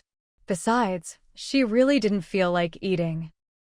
After going downstairs, Gao Lan quickly found her mother-in-law. "Mom, Grandma wants to see you." As soon as she heard that old Madame Qin was looking for her, Qin's mother nodded. "All right, I know. You go eat. Don't worry about Grandma." "Okay, Mom," Gao Lan replied. That "mom" made Qin's mother pause for a moment, but she didn't say anything else and headed straight for old Madame Qin's room. "Mom, you wanted to see me?" she asked as soon as she entered. "Yes." "Tell Gao Lan she doesn't need to stay with me all the time. No one else needs to come either." "I just want to be alone for a while," old Madame Qin said, truly wanting some solitude. She wanted to sit quietly in this room and reminisce about her life with her late husband. Qin's mother immediately understood old Madame Qin was tired of having Gao Lan hovering around. "All right, I understand. Do you want to eat anything? I'll bring you some porridge later." "You have to eat something," she said. Old Madame Qin sighed. "Bring it later." Hearing this, Qin's mother let out a sigh of relief. She'd been worried old Madame Qin might refuse to eat or drink. How could her body handle that? As long as she was willing to have something, that was good enough. After leaving the room, she didn't rush to find Gao Lan. By this time, everyone was already having dinner in the courtyard. Mother Qin came into the kitchen and said to Aunt Li, "Later, make some savory porridge for the old lady." Aunt Li nodded right away. "All right." At this table with Fu Mingxue sat all of Qin Wenhua's sisters-in-law and a few female cousins. When Qin Weining came over, she pulled Qin Wenhua up. "You go sit over there." "Qin Wenhua, what's wrong with him sitting next to his own wife? How is that bothering her? Did his sister really have no sense of the situation at all?" Fu Mingxue immediately said to Qin Wenhua, "Go sit at Wenshu's table. I'll stay here with my sister." Qin Wenhua? Forget it. If even his own wife said so, what else could he do? "All right, I'll head over there. Make sure you eat enough." Fu Mingxue nodded. "Okay." Qin Weining nearly rolled her eyes. "They're just eating separately, why so much fuss? Besides, this table was all women. How could he, as a man, shamelessly take a seat here?" Fu Mingxue noticed the teasing looks from the others, but pretended not to see. She calmly tugged Qin Weining. "Sis, sit down, let's eat." Qin Weining sat down and started eating. But with Qin Wenhua gone, the other women at the table started chatting more freely. Everyone got along a bit better. As soon as Fu Mingxue finished eating, Qin Wenhua came looking for her. "Wife, let me take you home first." Fu Mingxue glanced at him. "No need, I can go back myself. You have things to do here." There were still so many people around, he needed to stay. Qin Wenhua immediately said, "I'm not that busy. Besides, even if I am, it won't make a difference if I leave for a bit. There are plenty of people in the Qin family, they won't miss me." Fu Mingxue. "All right, I'll just go tell Mom first." Qin Wenhua cut her off, "No need. She's busy right now and besides, there's no need to tell her. She'll find out." Fu Mingxue. At that moment, Qin Weining spoke up, "Mingxue, you can go. I'll tell Mom. And you don't need to come over tonight, just come early tomorrow." Fu Mingxue hesitated. "Is that all right?" Qin Wenhua immediately said, "Why not? You don't need to keep vigil tonight. Let's go, we'll head back first." Qin Wenhua gave her a little tug, and Fu Mingxue decided to just go home for now. She didn't even need to go back for the suitcase she'd brought earlier. The two of them left the Qin family compound. When they returned to the courtyard at Sifang, Mother Fu was surprised. "Why are you two back?" Fu Mingxue said. "Qin Wenhua said I don't need to stay at the Qin family compound tonight. He told me to come home and go back over tomorrow morning." Qin Wenhua immediately added, "Mom, Mingxue's been really tired these days from work and traveling. Let her rest at home tonight. Going over tomorrow morning is fine." Mother Fu heard this and couldn't say much more. "All right, then go on in and rest." Qin Wenhua had wanted to chat with his wife in her room, but when he heard his mother-in-law say that, he could only nod. "Okay, I'll head back now. Tomorrow morning." Fu Mingxue immediately cut him off. "No need to come pick me up in the morning. I'll go over myself." "All right." Qin Wenhua left. As soon as the courtyard gate closed, Mother Fu asked, "Have you eaten?" "I just ate at the Qin's." "Oh, Mom, should I bring the kids over tomorrow?" Fu Mingxue had just thought of this. Mother Fu replied at once, "Your mother-in-law already told Wenhua to pass on the message. The kids are too young, so they don't need to come tomorrow." "All right." Fu Mingxue agreed. The kids were indeed too little. The two children had been sitting on the heated brick bed inside the house. It seemed they heard their mother's voice, so they quickly jumped off the bed and ran outside. Sure enough, it was their mother who had come home. Immediately, they rushed toward Fu Mingxue, shouting, "Mom." Fu Mingxue was delighted as well. She instantly scooped up the two children who had run up to her, hugging them tightly and kissing each of them on the cheek. "Mom missed you so much." "We missed you too, Mom." The two children were overjoyed. "Mom, we got a lot of lucky money this year. We'll give it all to you in a bit." Qin Keek's words made Fu Mingxue especially happy. "All right, Mom will save it for you." "My lucky money too, I'll give it to Mom." Fu Mingxue gladly accepted. "Okay, Mom will save it all for you." Fu's mother. "Why are these two kids handing over their lucky money so willingly? They never let me touch it before."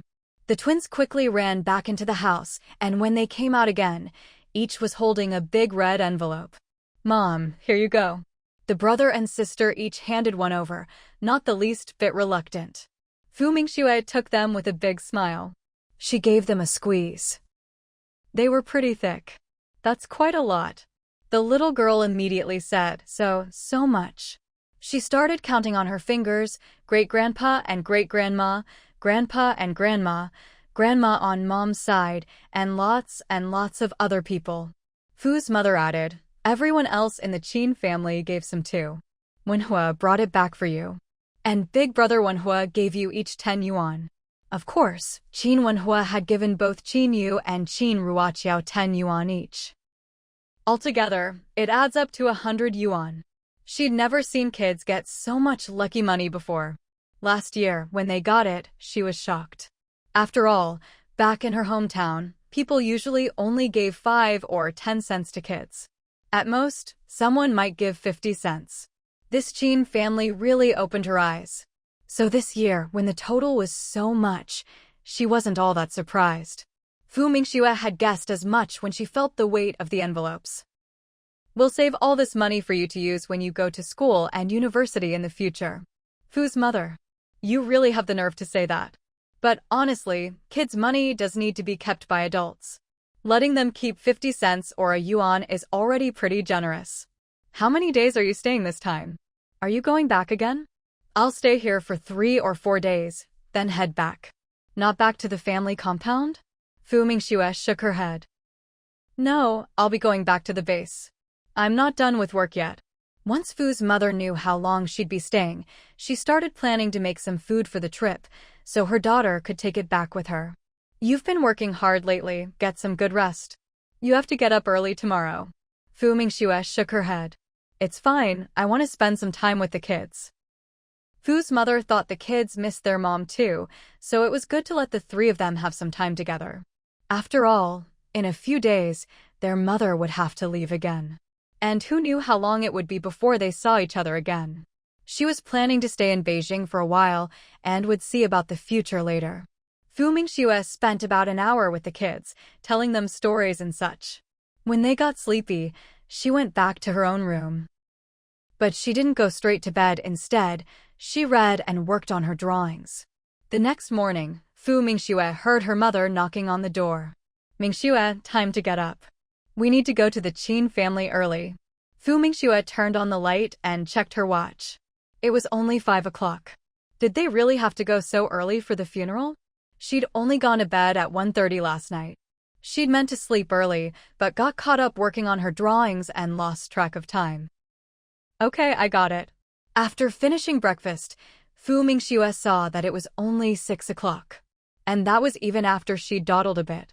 When she arrived at the Qin family's compound, there were already quite a few people there. Qin Wenhua spotted her as soon as she arrived. He quickly came over to her. Wife, why are you here so early? Why not sleep a little longer? Mingxue looked at him. Could she really say that her mother-in-law had come to wake her up at 5? I slept enough, she replied. Have you had breakfast? If not, go eat something first. I've eaten. By the way, what should I do now? She wasn't familiar with the local funeral customs. After all, every place has its own traditions. Qin Wenhua said, go find Mom. She's prepared clothes for you. Just go change into them. Mingxue nodded. All right, I'll go find her. She glanced around and soon spotted her mother-in-law busy with something. So she quickly walked over. Mom. Hearing her voice, Mother Qin turned around and saw her younger daughter-in-law. Mingxue, you're here. Here, put on these morning clothes. Mingxue nodded. Okay. She took the morning clothes her mother-in-law handed her and put them on over her own clothes. There were still a lot of people coming to the Qin family to pay their respects. They were all there to see old Master Qin off on his final journey. The funeral procession was long. But after the burial, most people went their separate ways. They didn't stay for the meal at the Qin house. As the granddaughter-in-law, Mingxue naturally waited until after the burial to leave the cemetery and return to the Qin family compound. Qin Wenhua and the others hadn't come back yet. They waited until the grave was sealed in the afternoon before finally returning. That night, Mingxue went back to the courtyard house, while Qin Wenhua stayed at the Qin family home. It wasn't until after lunch the next day that Qin Wenhua returned to the courtyard house. Qin Weiniang came with him. Mingxue, I'm leaving this afternoon. Are you coming with me? Mingxue hadn't expected her to leave so soon. Sis, you go ahead. I'll leave the day after tomorrow. All right, Qin Weiniang said, and left right away. After she left, Qin Wenhua asked, Wife, you're leaving the day after tomorrow? Are you going by yourself? Mingxue looked at him. Yeah, I'll go by myself. Hearing this, Qin Wenhua immediately frowned. If you're going alone, wouldn't it be better to go with Weiniang? Would it really be safe for her to take the train by herself? Just thinking about it made him uneasy. Besides, the day after tomorrow was the 7th day of the lunar month. There would be a lot of people on the train. Just then, Fu's mother chimed in, if you're leaving on the 7th, you might as well leave on the 8th, or even tomorrow. The older generation had their own way of thinking. Usually, they preferred to travel on even-numbered days. It's fine, I'll just leave on the 7th, Mingxue said. She didn't overthink things like her mother did. As for safety on the train, she wasn't worried at all. She'd be traveling for work a lot in the future anyway. Was she supposed to never go anywhere alone? Oh, right. Go buy my ticket now or there might not be any left for the day after tomorrow. Qin Wenhua nodded. All right, don't worry about it. That afternoon, Mingxue had to go to the research institute to see Director Zheng. Seeing that it was about time, she said to Qin Wenhua, I need to go to the research institute now. Don't forget to buy the train ticket. With that, she wheeled her bicycle out and left. Qin Wenhua. Oh well, it couldn't be helped. Their married life was just destined to be spent more apart than together. Before Qin Wenhua went to buy train tickets, he found Mother Fu. He asked, Mom, you're not planning to go back to the family compound this time, are you? Mother Fu nodded. That's right. Since Mingxue will be coming back anyway, I won't bother going this time. The two kids are doing just fine here in Beijing. She was also worried about the Spring Festival travel rush, so many people, and what if there were human traffickers on the train? If the kids got lost, she'd never forgive herself. It was better to just stay in Beijing for now. When her daughter came to Beijing for a month next time, they could all leave together. That works too. My mom can come over and help you out if you need anything, and you can always go to the Qin family if there's a problem. If you're sure you're not taking the kids back, I'm planning to take Mingxue to the base the day after tomorrow. I don't feel comfortable letting her go alone. He'd already made up his mind about this. Mother Fu was overjoyed when she heard this. That's wonderful. With you going with her, I can finally relax. She really had been worried. With how pretty her daughter was, she'd be a prime target for traffickers as soon as she got on the train. Those people had all sorts of tricks up their sleeves. If anything really happened, what would she do? Now that her son-in-law was going with her, she could finally be at ease. Meanwhile, as Fu Mingxue was leaving the alley, she ran into someone. We're diving deep today, and remember, on this channel, we never leave a story halfway, we always finish the novel. If you appreciate the full journey, please like the video, subscribe for the complete series, and share it with your fellow book lovers. Also, if you want to support the channel even further, we now have YouTube memberships available. If you're interested in signing up for exclusive perks and helping us keep these stories going, just click the join button below the video for all the details. She had to stop her bicycle. After all, the person was blocking her way. She couldn't just ride right over them. Sister-in-law, I need to talk to you about something. Gao Lan had come over on purpose. She hadn't expected to catch her right at the mouth of the alley. Fu Mingxue didn't get off her bike. She just put one foot on the ground for balance. She looked at Gao Lan calmly, her tone flat and emotionless. What is it? I wanted to ask if you'd consider selling that extra house next door to me. My place is a bit small, and it's a bit far from the school. I was thinking if I could buy a slightly bigger place, I could bring Ye and Xiao Xiao to live with me. After all, kids should live with their own parents. Fu Mingxue. What the hell?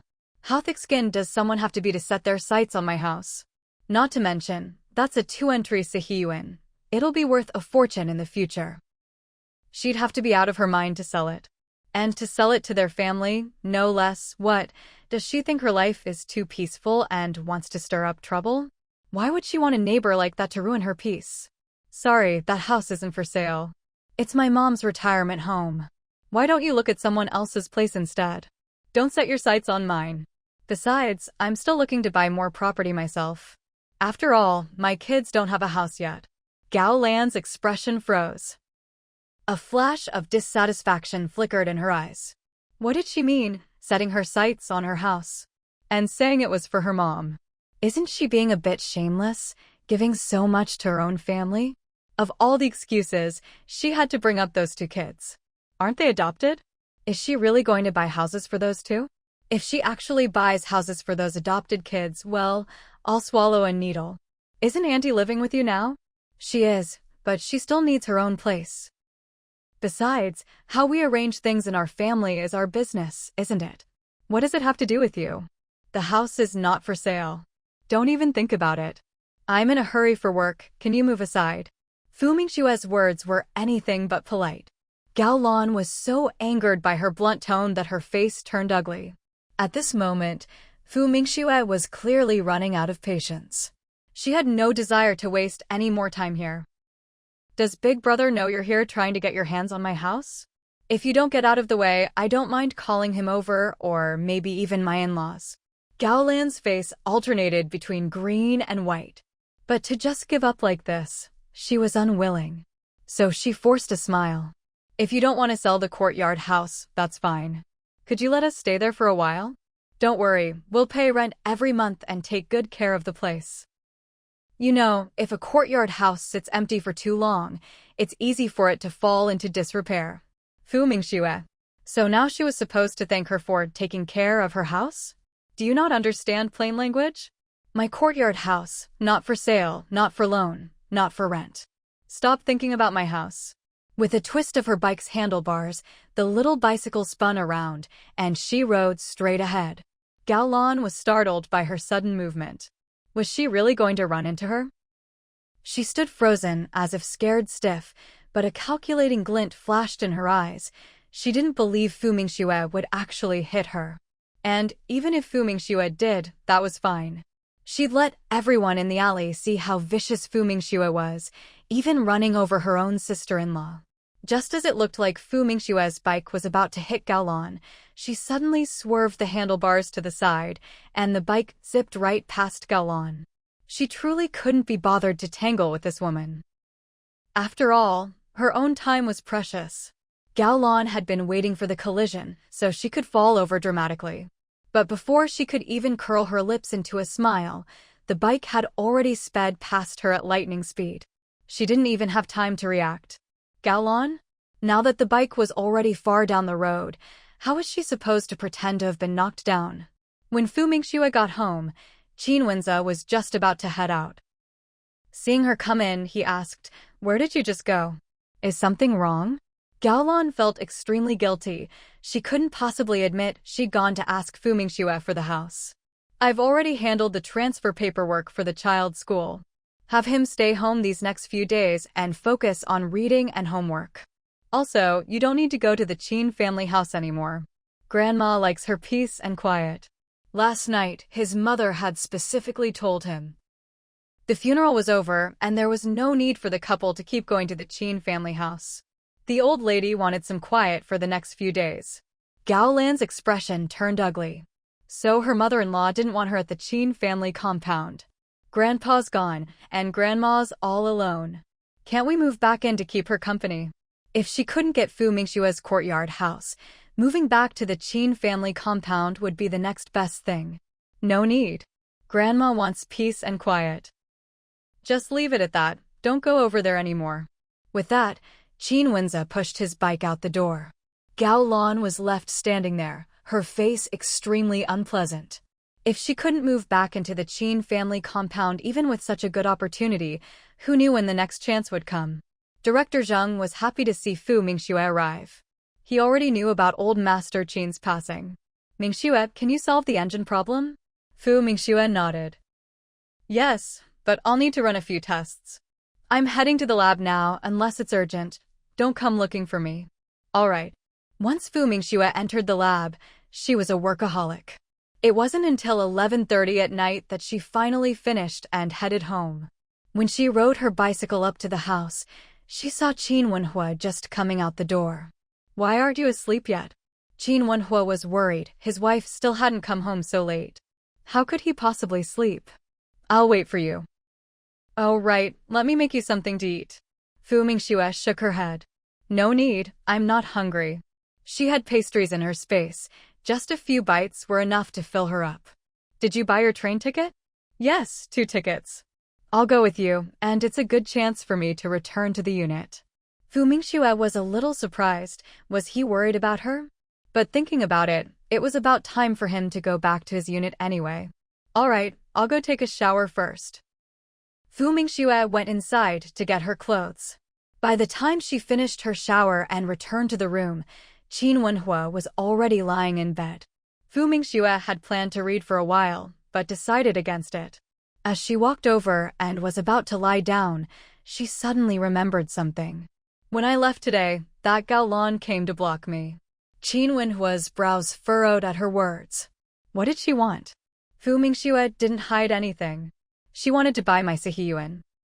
When I said I wouldn't sell, she asked if she could borrow it to stay in for a while anyway. I didn't bother being polite with her.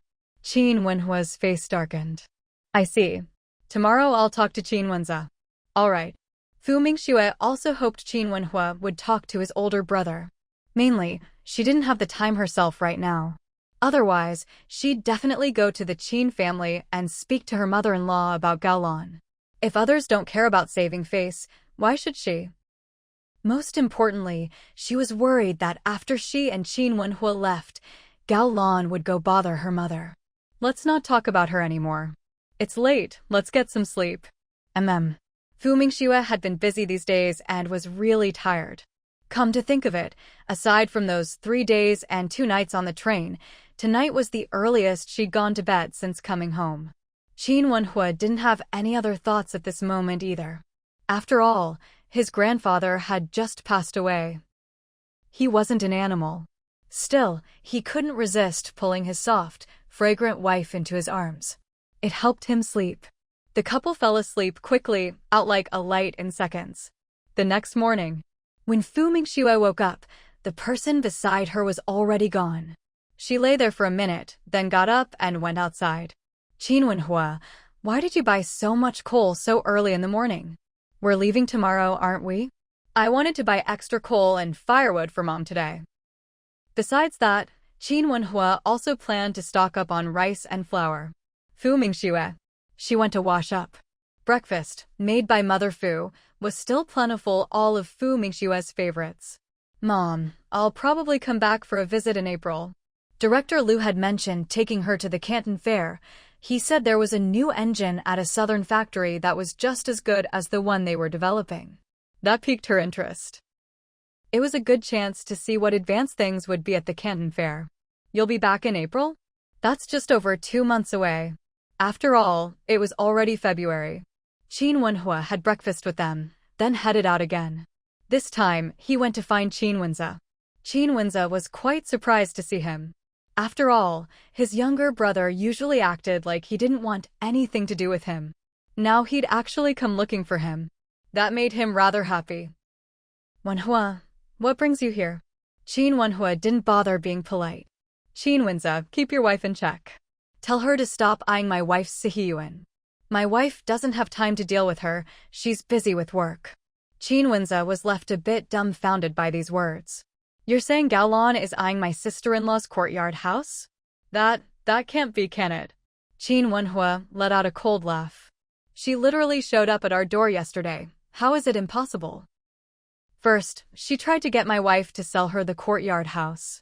When my wife said no, she asked to borrow it instead. That house was bought by my wife herself, not given by the Qin family. She needs to stop scheming.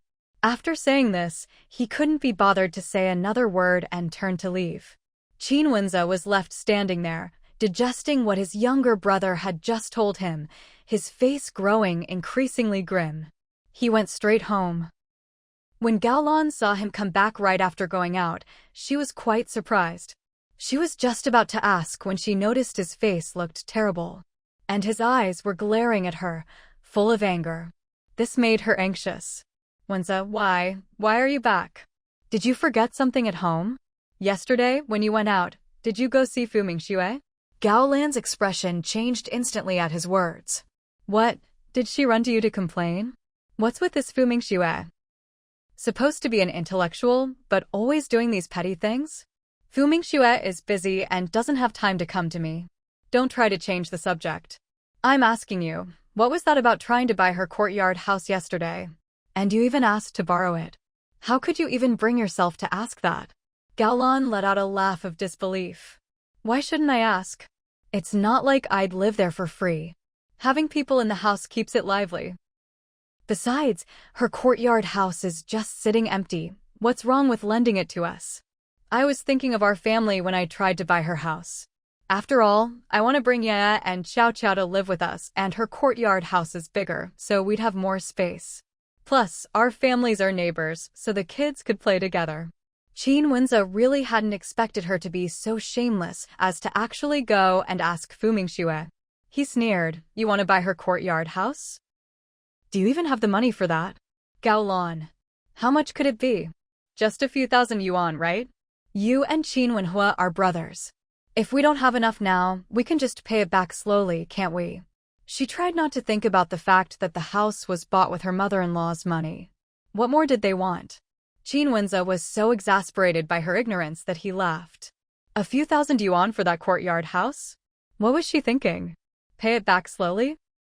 Was she planning to pay it off over several years, or just take the house for free? Why not just ask them to give her the house outright? He took a deep breath, pushing down his anger. He spoke coldly. Don't even think about that courtyard house again. And from now on, we'll just live here. Yeah, and Xiao Xiao will live at the Qin family compound with their grandparents. They don't need to live with us. After the new year, you'll go back to work. With that, he walked off, face dark. Gaolan's expression was just as ugly. Everyone's siding with Fu Mingxue, huh? So what if Fu Mingxue is more educated than her? Fine, she'd go to college too. Just wait. She'd show everyone in the Qin family she's not inferior to Fu Mingxue. Fu Mingxue had no idea that Gao Lan was so determined to compete with her. But even if she did, she wouldn't care. Everyone has their own life. There's no need to compare yourself to others. In the blink of an eye, it was time for the couple to leave. The twins, knowing their parents were about to go, cried their eyes out. The couple wasn't about to change their minds just because their two kids were crying so pitifully. They were still going to leave. Naturally, the job of comforting the children fell to Mother Fu and Mother Qin. That's right, ever since Mother Qin found out her youngest son and daughter-in-law were leaving, she had come over early that morning. It was a good thing she did, too, so she and Mother Fu could each hold one child. As usual, it was Qin Wuxu who drove the couple to the station. On the way, he joked, "I feel like I've become your personal chauffeur." Qin Wenhua snorted at that. "What, you're already complaining after just a few trips?" Qin Wuxu was startled and quickly replied, No, how could I complain? I'm honored. I couldn't wish for anything better. It's my pleasure, really, I'm absolutely delighted. All right, enough with the fancy words. Don't you know how much you actually know? Qin Wuxu, who'd always been a poor student. Doesn't he care about my dignity at all? When it came to sharp tongues, his cousin always had him beat.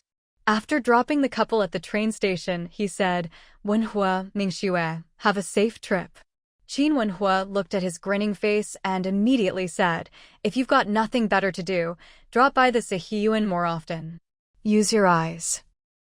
If there's heavy work to be done, you'd better help out." Qin Wuxu quickly agreed, "Don't worry, I'll definitely help out even if you don't tell me to. You two just relax. If there's nothing else, I'll get going." Qin Wenhua waved him off, telling him to get lost. Qin Wuxu drove away in a flash. The couple didn't have to wait long, the train arrived quickly. Qin Wenhua escorted his wife onto the train. He'd booked sleeper tickets, and when they found their compartment, they realized there was no one else in the soft sleeper. "Do you want some water?" he asked. "If you're thirsty, I'll go get you some." "No need, we just got on the train." "How could I be thirsty already?" "Sit down and relax." Qin Wenhua had his wife take the upper bunk while he took the lower one. But Fu Mingxue wasn't in a hurry to climb up. She watched Qin Wenhua fussing around and couldn't help but smile. "Looks like I really do need to bring you along whenever I go out. That way, I won't have to do anything myself." And it felt so safe, too. She could sleep like a log at night without a care in the world. Hearing this, Qin Wenhua was over the moon. "Next time, as long as I have time, I'll definitely go with you." Fu Mingxue. She was just making a casual remark. "Do you want to take a nap?" she asked, noticing how tired he'd been these past few days. Qin Wenhua shook his head. "No, I'm fine." Fu Mingxue didn't have anything else to do either, and didn't feel like reading. So she decided to just chat. After all, the two of them rarely got the chance to talk like this. This time, we'll have 2 or 3 whole days together. Qin Wenhua was delighted. He really enjoyed this kind of time together. Of course, it would be even better if no one else showed up in their compartment. Thinking of that, he couldn't help but regret not buying 2 more sleeper tickets. Just then, Fu Mingxue remembered something. "Did you talk to your older brother? What did you say to him?" Qin Wenhua didn't really want to bring it up. "I just told him to keep an eye on his wife. Don't let her bother us." Fu Mingxue. So direct? But then again, sometimes it was better to be blunt with certain people. "Oh right, there's something I wanted to tell you. There's a team leader in our base's materials group named Li Zhao. You've met him. He wants me to play matchmaker between him and your sister." Qin Wenhua's face immediately darkened when he heard this. He scoffed quickly. "Him? He's not worthy. What kind of person dares to even think about Qin Weiniang?" Fu Mingxue. "You're right, I don't think he's worthy either. I've already turned him down, though I tried to be tactful about it." At this point, Qin Wenhua asked again, "Did you tell Qin Weiniang about this?" Fu Mingxue shook her head quickly. "No, I haven't mentioned it. I haven't told anyone, just you right now." Honestly, she hadn't even thought about it these past few days. Let alone bring it up in front of Qin Weiniang. Even if she had remembered, she wouldn't have been able to say it, especially since Grandpa just passed away a few days ago. Besides, Qin Weining had always made it clear that she was committed to staying single and never getting married, so Fu Mingxue really couldn't bring up something like this. She didn't want to be disliked for it. It's like with herself, if she had made it clear she didn't want to get married, and someone still tried to set her up for her own good, she'd be annoyed too. Qin Wenhua was very satisfied with his wife's approach and said, "No need to tell her. Just pretend it never happened." That guy surnamed Li was still at the base, wasn't he? Fine, he'd have a word with him next time he saw him. Fu Mingxue nodded decisively. Okay. The 3-day train ride didn't feel boring at all with Qin Wenhua there. Of course, most of the time, she just lay on her bunk reading. At the next station, 2 young people got on and took the opposite bunks. They seemed to be heading south for university. When they arrived at their destination, Fu Mingxue asked Qin Wenhua, "When are you going back to your unit?" Qin Wenhua looked at her. "Doesn't my wife want me to stay a few days?" Fu Mingxue shook her head. "Not really, it's just that I'll be really busy these next few days, so I might not have time for you." Qin Wenhua felt very pleased when he heard this. "No need to worry about me. I'll just wander around. I'm your family member, so the base should at least let me walk around a bit. Besides, it's not like I'll go anywhere important." Fu Mingxue could tell from his words that he'd already made his own plans. "All right, let's go to the dorm first." The base had assigned her a dorm room all to herself, and the bed was big enough for both of them. Qin Wenhua nodded. Okay. Fu Mingxue had called ahead, so the base sent a car to pick them up at the train station. The couple was dropped off at the dorm building first. Fu Mingxue led Qin Wenhua up to her room on the 2nd floor. "Take a rest first, I'm going to take a shower." After days on the train, she was desperate for a shower before heading to the base. Qin Wenhua nodded. All right. Fu Mingxue got her clothes ready, grabbed her basin, and headed out. The showers were at the end of the hallway. The dorm was a lot like an old-style apartment building. After Fu Mingxue finished showering, Qin Wenhua took her dirty clothes. "Just leave these, I'll wash them later." "Didn't you say you have to go to work at the base? You should get going." Fu Mingxue felt a little embarrassed about letting him wash her clothes. "It's fine, I'm not in that much of a hurry." Qin Wenhua said, "Even if you're not, since I'm here, shouldn't you let me do some chores? Otherwise, I won't feel like I'm accomplishing anything as your husband." Fu Mingxue couldn't help but twitch her lips at that. He'd just been saying that Qin Wenhua was full of nonsense, but now, was this really what a sense of accomplishment was supposed to be? Since the other person had already said that, what else could Fu Mingxue do? She couldn't exactly fight over the clothes, could she? "All right then, I'm heading out. If you get hungry, just go to the cafeteria and eat. I've left the meal tickets on the table. Or you can just give them my name." Okay. Qin Wenhua urged her to hurry up and leave again. Fu Mingxue. Fine, she left. Qin Wenhua wasn't in a rush to shower either. He first hung up his wife's underwear, which she'd already washed herself in the bathroom. Then he took his own clothes and went to the bathroom to take a shower. Afterward, he put his dirty clothes into the same basin as his wife's and took them both outside to the sink to do the laundry. Just as he was rubbing soap into the clothes, a hesitant voice suddenly called out, "Qin Wenhua." Hearing the familiar voice, Qin Wenhua couldn't help but turn his head. "Hey, it really is you." "Qin Wenhua, what are you doing here?" The shocked man was Zhai Dajiang, who lived in the same compound as Qin Wenhua. It was just that Qin Wenhua had gone to the army, while Zhai Dajiang worked here at the base. Zhai Dajiang had just thought he was seeing things. After all, there was no way Qin Wenhua would be here. But, unexpectedly, it really was him. Qin Wenhua hadn't expected to run into someone he knew either. He replied calmly, "I'm here to drop off my wife." "What about you, do you live here too?" "Your wife? Who?" Zhai Dajiang looked completely confused. You couldn't blame him, he really didn't know about this. He'd been working at this base for several years now. And he hadn't been back to Beijing for 3 or 4 years. "Wait, you got married? Didn't you say you'd never get married in your life? How come you suddenly went and got married?" Qin Wenhua. Is this guy out of his mind? Times change, don't you get it? I was young and naive when I said I'd never get married.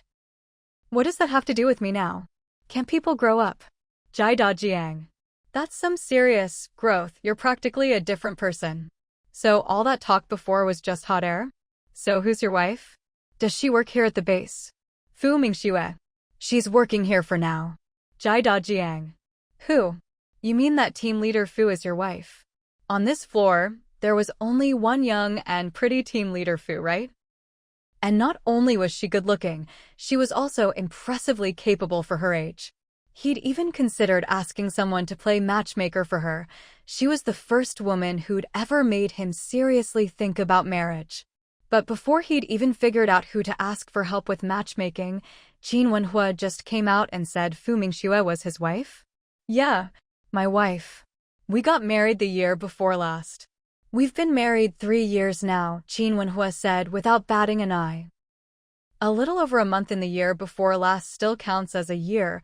Last year is another year, and even though this year's only just started, that's still a new year, right? 1 year plus 1 year plus 1 year. That's 3 years, isn't it? Nothing wrong with that. What, you've been married that long? Jai Dajiang was shocked. After all, that team leader Fu looked so young, she couldn't be more than 20. How could she have been married for 3 years already? Did she get married that early? Did Qin Wenhua trick team leader Fu into marrying him? To be fair, Qin Wenhua's looks were pretty deceiving. He could easily fool a young girl. But hey, he wasn't bad himself. Thinking about how Qin Wenhua had gotten to team leader Fu first, Jai Dajiang couldn't help but feel regretful. Why hadn't he met comrade Fu Mingxue sooner?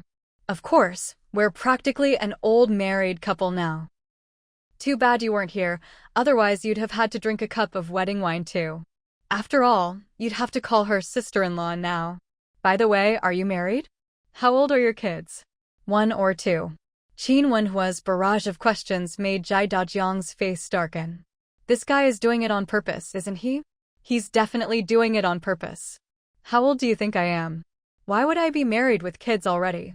Don't forget, I'm 2 or 3 months younger than you. Oh, 2 or 3 months younger. I almost forgot.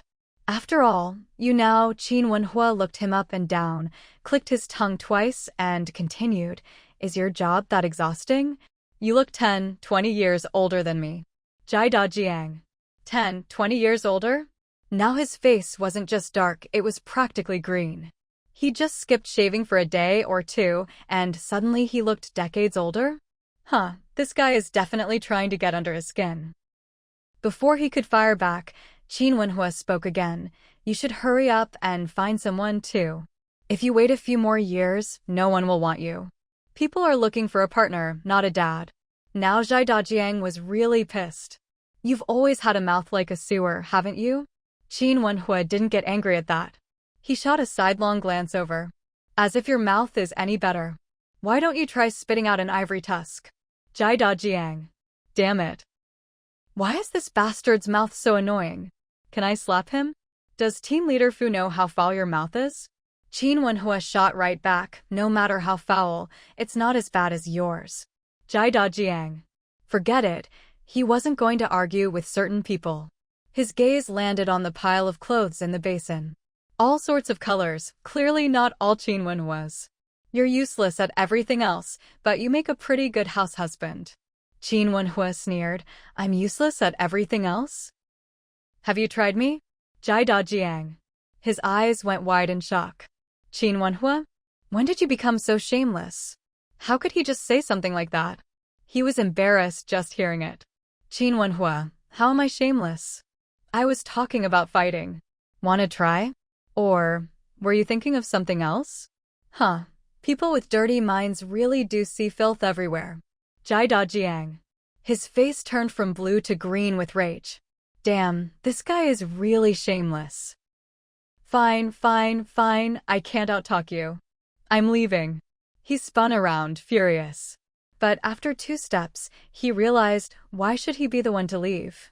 So he turned back. After washing his face and brushing his teeth, he'd cooled off a bit. Didn't see you yesterday, did you just get here today? He sounded calmer now, so Qin Wenhua didn't tease him again. Yeah, you haven't eaten yet? Come to the cafeteria with me, I'll treat you. You know, it's been years since we last saw each other. Running into you here, it's really something. Jai Dajiang was feeling sentimental. Not just about meeting an old friend in a faraway place. He was also lamenting how the spark of romance he'd finally felt had been snuffed out in an instant. Morality always wins out. No matter how much he liked someone, he couldn't go breaking up someone else's marriage. Especially when the woman in question was the wife of the brother he'd grown up with, running around in split-crotch pants. Qin Wenhua glanced at him. All right, but you don't have to treat me. My wife has meal tickets. Jai Dajiang. Look at that smug face. Pfft. Jai Dajiang ended up waiting for half an hour. After all, Qin Wenhua still had to finish washing and hanging up the clothes in the basin. Even so, he didn't go into Fu Mingxue's dorm room, not even with Qin Wenhua inside. He checked the time at home, and when it was about right, he went to find Qin Wenhua. The two of them headed to the cafeteria. Want a drink? Jai Dajiang asked. He usually didn't drink, especially not during work hours. What if something happened? But today was a special case. He could take a break. Qin Wenhua glanced at him. I've quit drinking. Jai Dajiang? So young and already quit drinking? They picked out several dishes, with Jai Dajiang insisting on paying. Once they'd carried their food over and sat down, Jai Dajiang couldn't help but sigh. Never thought we'd be sitting here eating together like this. But you really lucked out, kid, marrying someone like team leader Fu. The Qin family's ancestors must be smiling down on him. Qin Wenhua shot him a look and said, I have my father-in-law to thank for that. He arranged the engagement years ago. Jai Dajiang's eyes widened. Your father-in-law? How come you never mentioned this? Qin Wenhua sneered. Are we that close? Do I have to tell you everything? Jai Dajiang. What a jerk. Forget it. He was the bigger person. By the way, I heard about your grandfather. My condolences. The mood turned heavy. Qin Wenhua fell silent. He'd always been close to the old man. This time, he was still in Beijing and hadn't been able to be with his grandfather at the end, a deep regret for him. Both of them went quiet. Even the food lost its taste. Jai Dajiang had only found out about it yesterday. He hadn't expected old Master Qin to pass away so suddenly. So, when are you leaving? Qin Wenhua ate his food.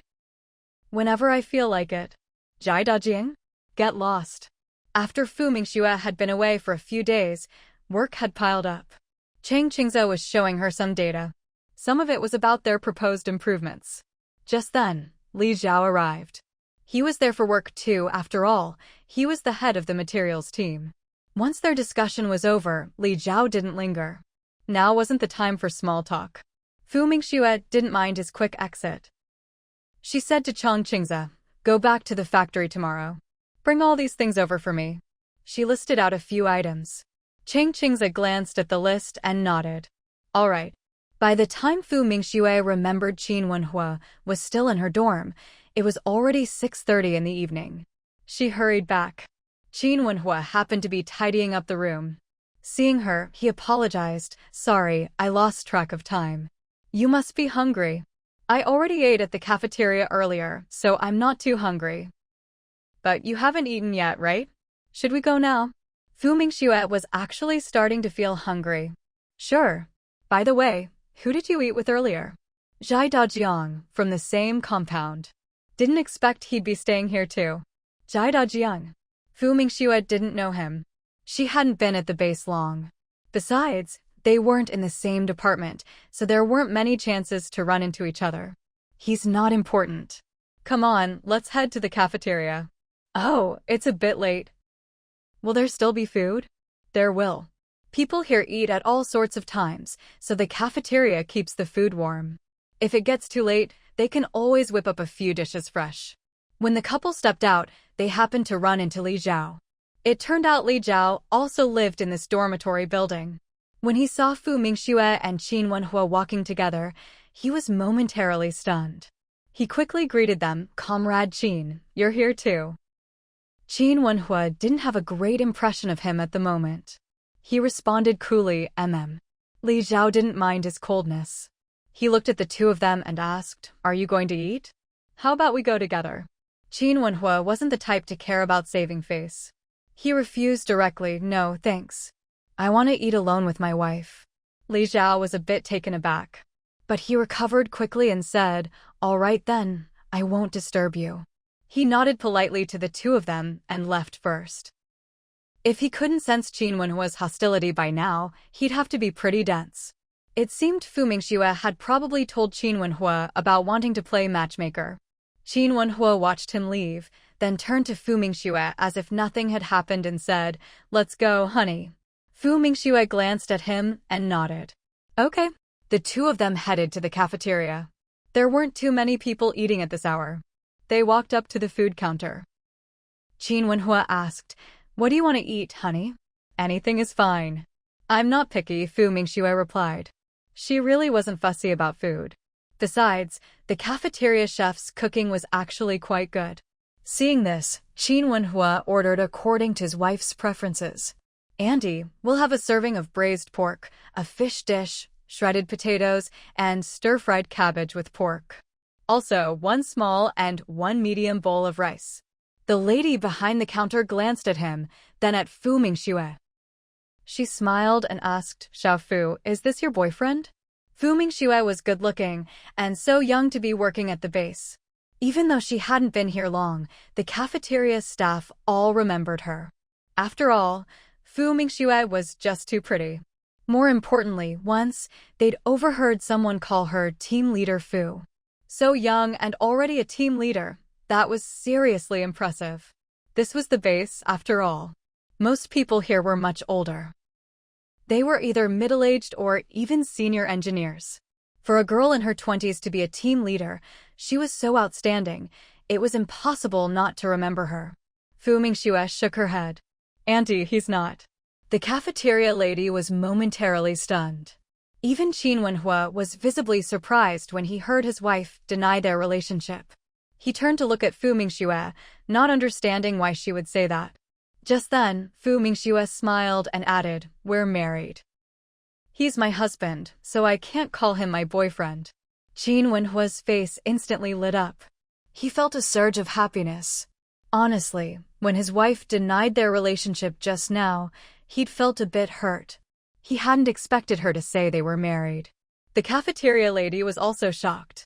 She'd thought they were just dating. Turns out, they were already married.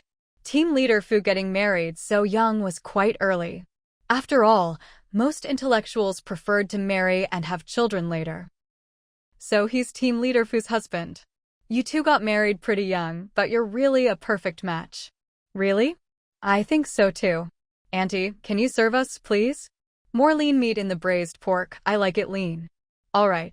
The woman serving food agreed without hesitation. Her hand didn't even tremble, and she even gave an extra piece. Still, team leader Fu's love for lean meat was really strange. What's so good about lean meat? Isn't fatty meat much tastier? Qin Wenhua picked up the tray of food. I'll carry it. I'll get the rice. Fu Mingxue also asked the woman for 2 extra steamed buns. The couple found an empty spot and sat down. The steamed buns here are really good too. You should try one. Okay. Qin Wenhua happily took one. Let alone steamed buns, even if it was something hard to swallow, as long as it was handed to him by his wife, he'd eat it gladly. Just as they were eating, an uninvited guest arrived. Qin Wenhua, team leader Fu. What a coincidence. Mind if I sit here? Qin Wenhua looked up, about to say that he did mind, but Fu Mingxue beat him to it. Not at all. Qin Wenhua. He shot Zhai Dajiang a glare. Such a big cafeteria with so many empty seats, and he just had to come over and interrupt their meal? Zhai Dajiang pretended not to notice his unfriendly look. He smiled at Fu Mingxue at this close distance. He could see her bright, beautiful face even more clearly. Team leader Fu, I suppose you don't know me yet, but I've seen you several times. Let me introduce myself. I'm Zhai Dajiang. I work at this base, and I'm also Qin Wenhua's childhood friend. After saying this, he quickly added, "Nice to meet you, sister-in-law." Qin Wenhua had been about to snap at him for talking too much. But when he heard that last sister-in-law, he forgave the guy's chatter. After all, he really did love hearing people call his wife sister-in-law. Fu Mingxue joked, "What a coincidence. Qin Wenhua was just talking about you." Jai Dajiang perked up with interest. Oh? What was he saying about me? This time, before Fu Mingxue could answer, Qin Wenhua cut in. I said you talk too much. You can't even keep your mouth shut while eating. Jai Dajiang. This bastard. Ruining his reputation. And can you eat properly now? Don't you know that talking while eating might get your saliva on other people's food? Fu Mingxue. She quietly moved her food a little farther away. Jai Dajiang. He really shouldn't have come over. This bastard was truly something else. Qin Wenhua was satisfied. With the chatter silenced, he could finally enjoy his meal. He knew his wife liked lean meat. So he picked out the fatty pieces for himself and put the lean ones in her bowl. This scene left Jai Dajiang utterly shocked. This bastard, keeping the good stuff for himself and giving his wife the bad parts? Is there any justice left in the world? How does a guy like this even have a wife? He looked at Fu Mingxue with sympathy. She was eating the bad parts with such relish. Just how much did Fu Mingxue love this bastard Qin Wenhua? Qin Wenhua must have accumulated great karma in a past life. Still, even if he didn't approve of Qin Wenhua, he wouldn't criticize him in front of Fu Mingxue.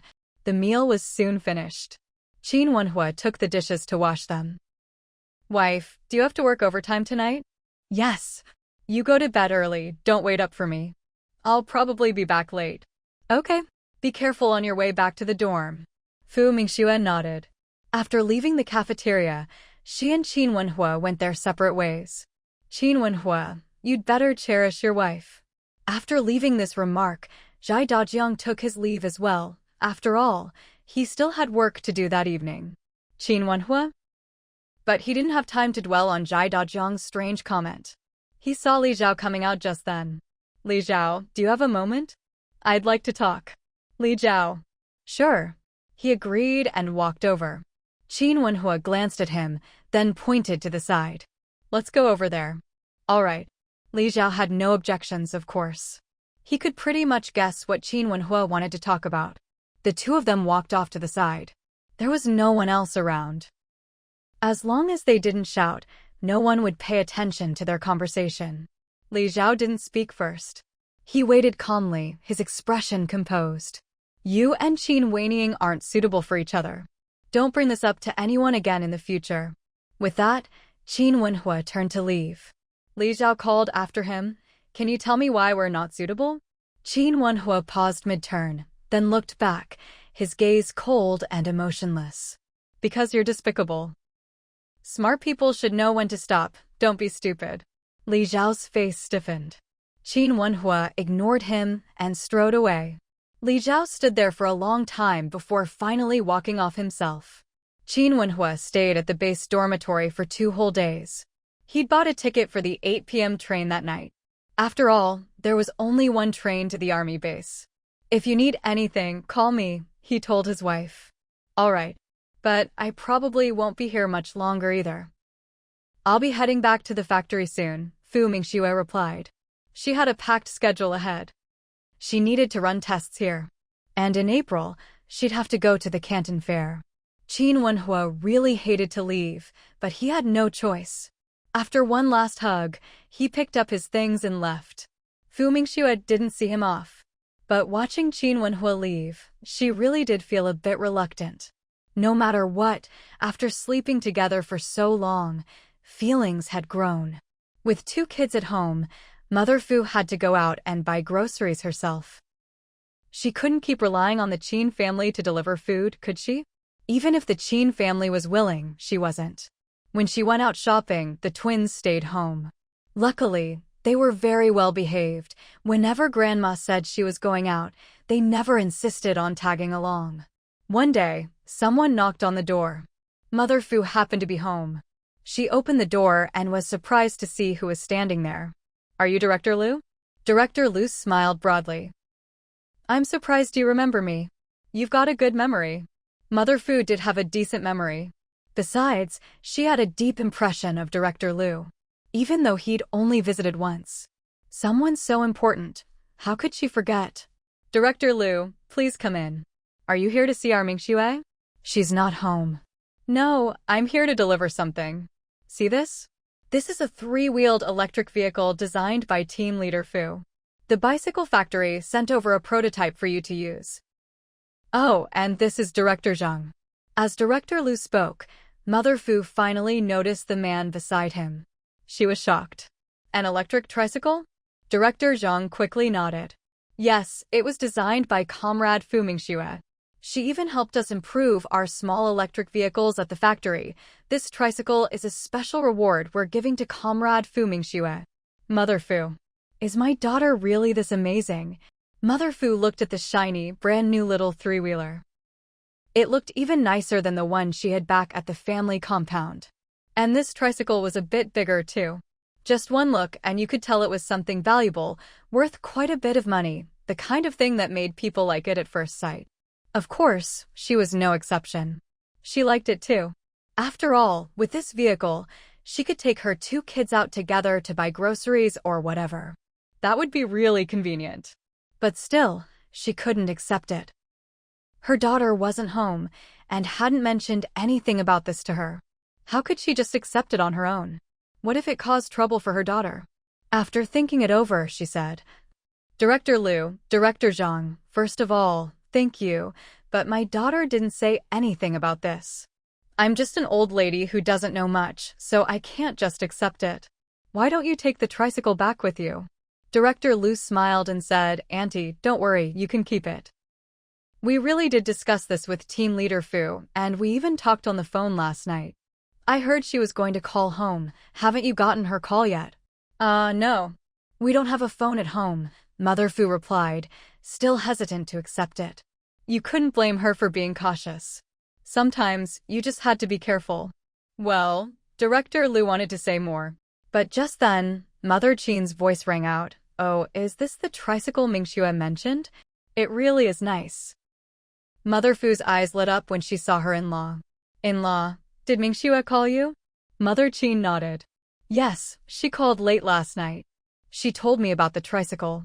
I meant to come over this morning to tell you, but something came up and I got delayed. That's why I'm only here now. She really hadn't expected the tricycle to be delivered so quickly. These are Director Lu and Director Zhang. They're here to deliver the tricycle. I really didn't know what was going on. Mingxue really said we could accept it. Mother Qin nodded politely to the two directors, then turned to Mother Fu. Yes, Mingxue said so on the phone. She specifically asked the factory to send you one, so you can take the kids out to play. Hearing her in-law say this, Mother Fu finally felt at ease. She quickly said to the two directors, Thank you so much, leaders, and for coming all this way yourselves. Please, come inside and have some water. No need to be so polite.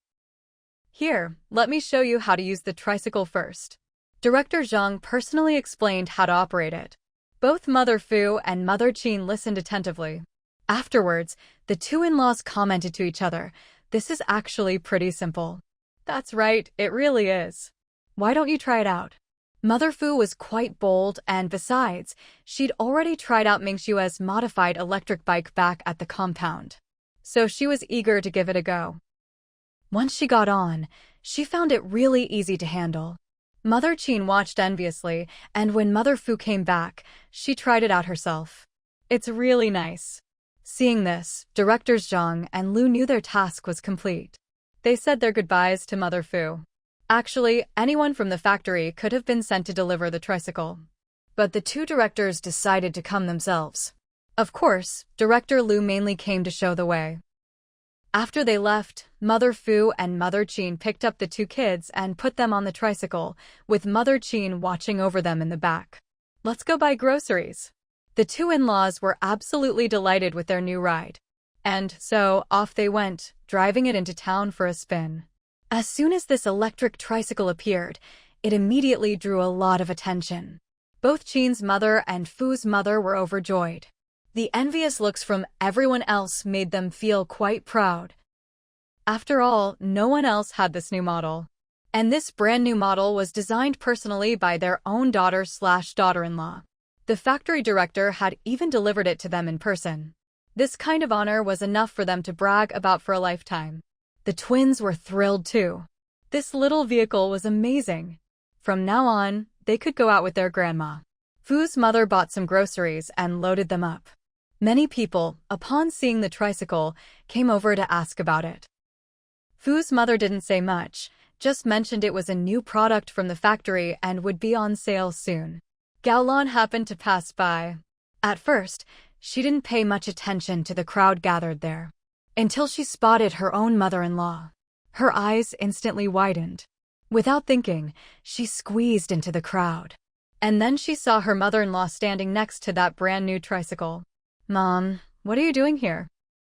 Qin's mother, who had been smiling proudly, toned down her smile a bit when she saw Gaolan. "I'm out shopping with my in-law." Gaolan looked at the twins on the tricycle, then at Fu's mother sitting in the driver's seat. She was shocked. "This vehicle is..." Fu's mother hadn't expected to run into Qin Wenhua's eldest sister-in-law here, but she immediately replied, "My daughter bought it for me." Gaolan. This was the first time she'd ever seen a tricycle like this. How come Fu Mingxue bought it? She's been buying a house and now a vehicle. Where did she get all that money? Even if their combined monthly salary was 70 or 80 yuan, and with Qin Wenhua's allowance, at most they'd have 130 or 40 yuan a month. Where did they get so much money to splurge? Wasn't it the Qin family who helped them out? Fu's mother could tell from Gaolan's sour expression that she was probably overthinking things again. Honestly, she really didn't want to interact with Qin Wenhua's eldest sister-in-law at all. So she said, "All right, it's getting late. We should head back." "In-law, hop on." Okay. Qin's mother climbed aboard. Fu's mother then called out to the crowd, "Everyone, please make way, we're heading home." Hearing this, the crowd parted to let them through. Fu's mother zipped off in her little tricycle. My goodness, this vehicle is really something. You don't even have to pedal. It must have cost a pretty penny. Hey, this is way more convenient than a bicycle for carrying kids and groceries. Everyone chatted excitedly. Gaolan, standing off to the side, looked so upset her face nearly twisted. Why? Why them? Meanwhile, Fu's mother drove the tricycle and dropped Qin's mother off at the Qin family compound. "In-law, why don't you stay for lunch?" "No need, I'll head home and cook. I've got a pile of laundry waiting for me." "Then how about leaving the kids here?" Before Qin's mother could finish, the twins shook their heads like rattles. "Grandma, we want to go home. We want to go back with you." They wanted to keep riding the little tricycle. They still preferred being with their grandma. Qin's mother. Fu's mother laughed and said, "I'll bring them over next time. Right now, they're just excited about the new vehicle." Qin's mother thought about it and agreed. Kids are always fascinated by new things. Especially something like this tricycle. To be honest, even she was a little envious. "All right, next time you come, Grandma will make you something delicious." Fu's mother told the kids to say goodbye to Grandma, then drove off in the tricycle. When Qin Wenza got off work and returned home, he was greeted once again by a cold stove and an empty kitchen. He let out a long sigh. What's going on this time? Hearing the commotion, Gaolan came out. Her face was twisted in anger, her expression downright ugly. Qin Wenza looked at her. "What's wrong with you now? Isn't today your day off?" Gaolan had been working for almost a month now. Because she was out at work, things at home had actually quieted down a lot. But today, she was back to looking all upset and angry. Who had gotten on her nerves this time? Gaolan had been stewing in anger for most of the day. Ever since she got home, her mood hadn't improved at all. "I saw your mom today. She bought one of those electric tricycles for Fu Mingxue's mom. Even a regular bicycle costs over 100 yuan. But those tricycles, the electric kind that you don't even have to pedal, they must cost several hundred at least." Qin Wenza was a bit confused. "Tricycle? What tricycle?" "You know, the kind with 3 wheels and a cargo bed at the back, and it's electric." "Qin Wenza, your mom is so biased. Why does she only buy one for Fu Mingxue and not for us?" Qin Wenza. He finally understood. Gaolan had seen someone else get something nice and was jealous again. He really couldn't understand why Gaolan was always so envious of whatever Fu Mingxue had. Their own life wasn't any worse than anyone else's, was it? If you really compared, they were actually better off than most people.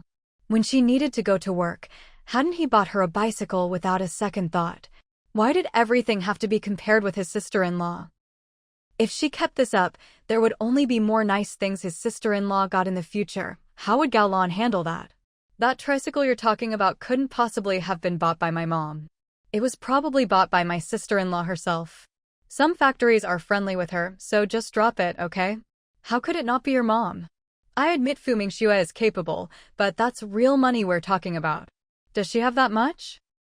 Or are you going to tell me someone gave it to her for free? Qin Wen's aside. Can you stop fixating on her? Let's just live our own lives. Besides, even if mom did give her the money, what does that have to do with us? I've told you before, the Qin family's money and property have nothing to do with us. Why are you so obsessed with my mom's and the Qin family's money? He really didn't get it.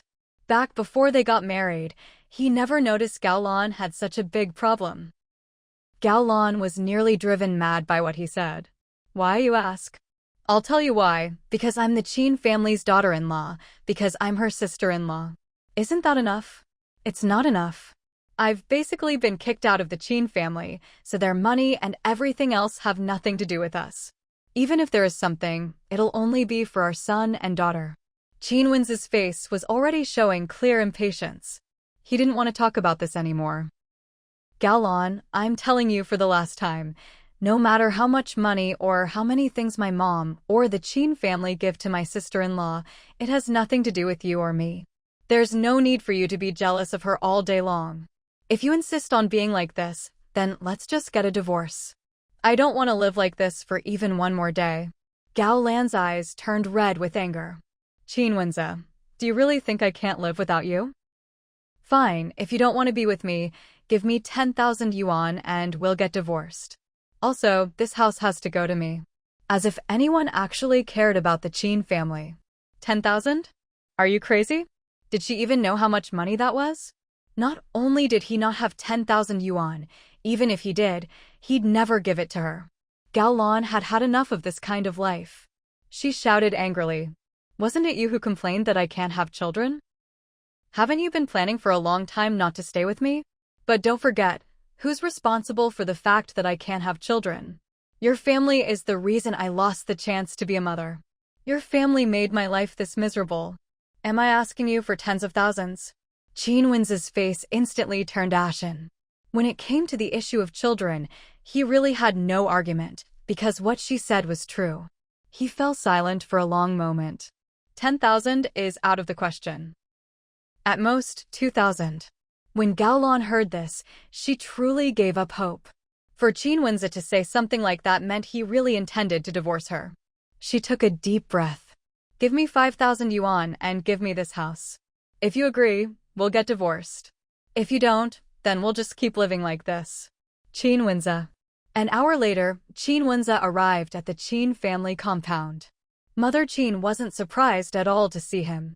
Your wife argued with you again. Mom, can you lend me 4,000 yuan? He only had 1,000 yuan on hand. That was all he had managed to save over the years. After all, Lan Qiman used to spend money like water, and his salary was basically all used up. Mother Qin frowned deeply when she heard he wanted to borrow 4,000. 4,000? What do you need that for? I'm divorcing Galan. She wants 5,000 and the house. I agreed. He had decided that divorce was better. Living alone was preferable to endless fighting every day. Mother Qin. Are you crazy? Divorcing her? Was this your idea? Never mind the other issues, just the matter of children alone. Even if she didn't like Gao Lan was still the victim. Originally, she had made them move out so they could stop bothering the family and live their own lives. She never expected that the two of them would still end up making such a mess and reach the point of divorce. I brought it up first, but Gao Lan agreed. She originally wanted 10,000, but then she lowered it to 5,000. I agreed. Mom, just lend me 4,000 and I'll pay you back. Mother Qin sneered. Lend you 4,000 to get divorced? Let me tell you, I don't have it. Your problems are your own to solve. And even if you get divorced, don't think about moving back in here. As far as the Qin family is concerned, don't even think about it.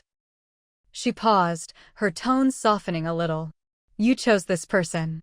Now that she has some health issues, if you really divorce her, how is she supposed to live the rest of her life? Divorce isn't a joke, and neither is marriage. You're an adult. Don't act so impulsively. She gets the house, 5,000 yuan, and a job. She'll be better off than living with me. Qin Wenze was truly exhausted. He had given them both so many chances, but every time Gaolan saw her sister-in-law, she just couldn't control her jealousy. Every time it ended in a big fight, he really couldn't stand living like this anymore. Mother Qin. Anyway, I'm not getting involved. And don't come to me for money. Qin Wenze had no choice but to leave. 3 days later, when he showed up at the Qin family compound again, he simply said, "I've divorced Gaolan." Mother Qin. Father Qin. Mother Qin immediately asked, "Where did you get the money?"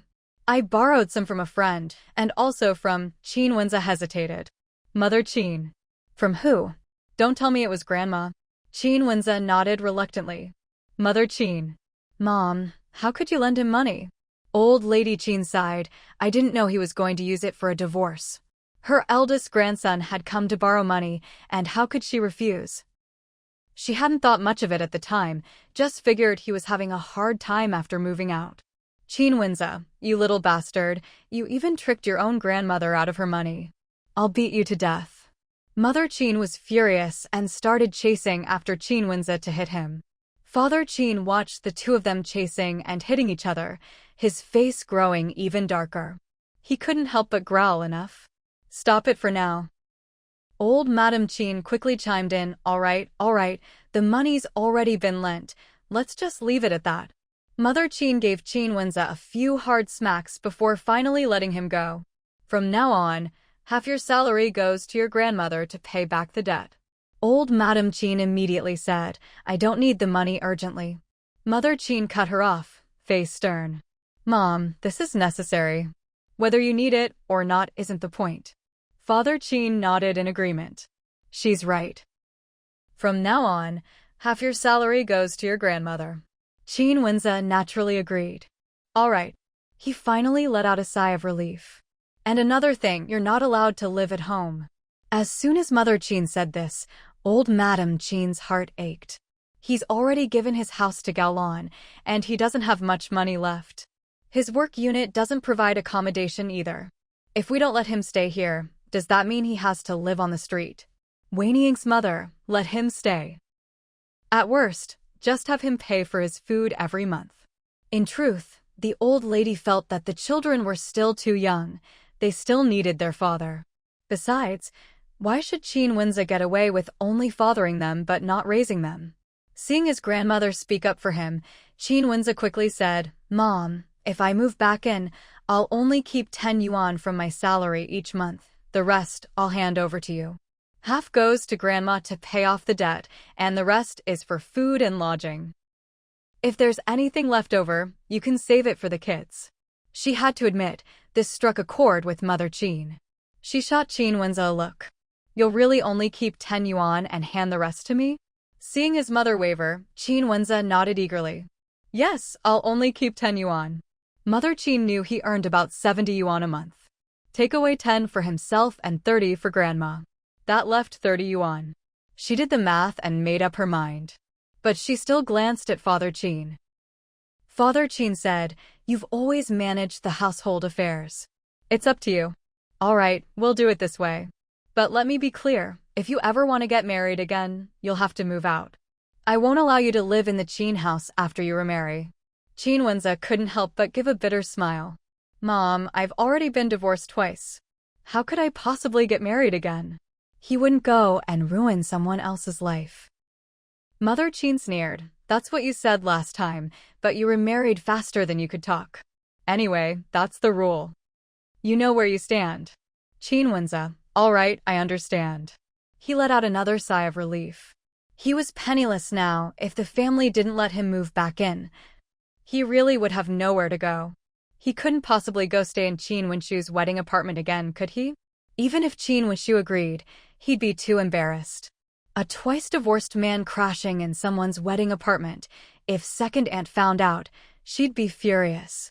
10 yuan was enough for him. Lunch at work didn't cost much. Breakfast and dinner he could have at home, and he didn't smoke or drink. No other expenses. So that's settled about the divorce. Also, Qiming Festival is coming up in a few days.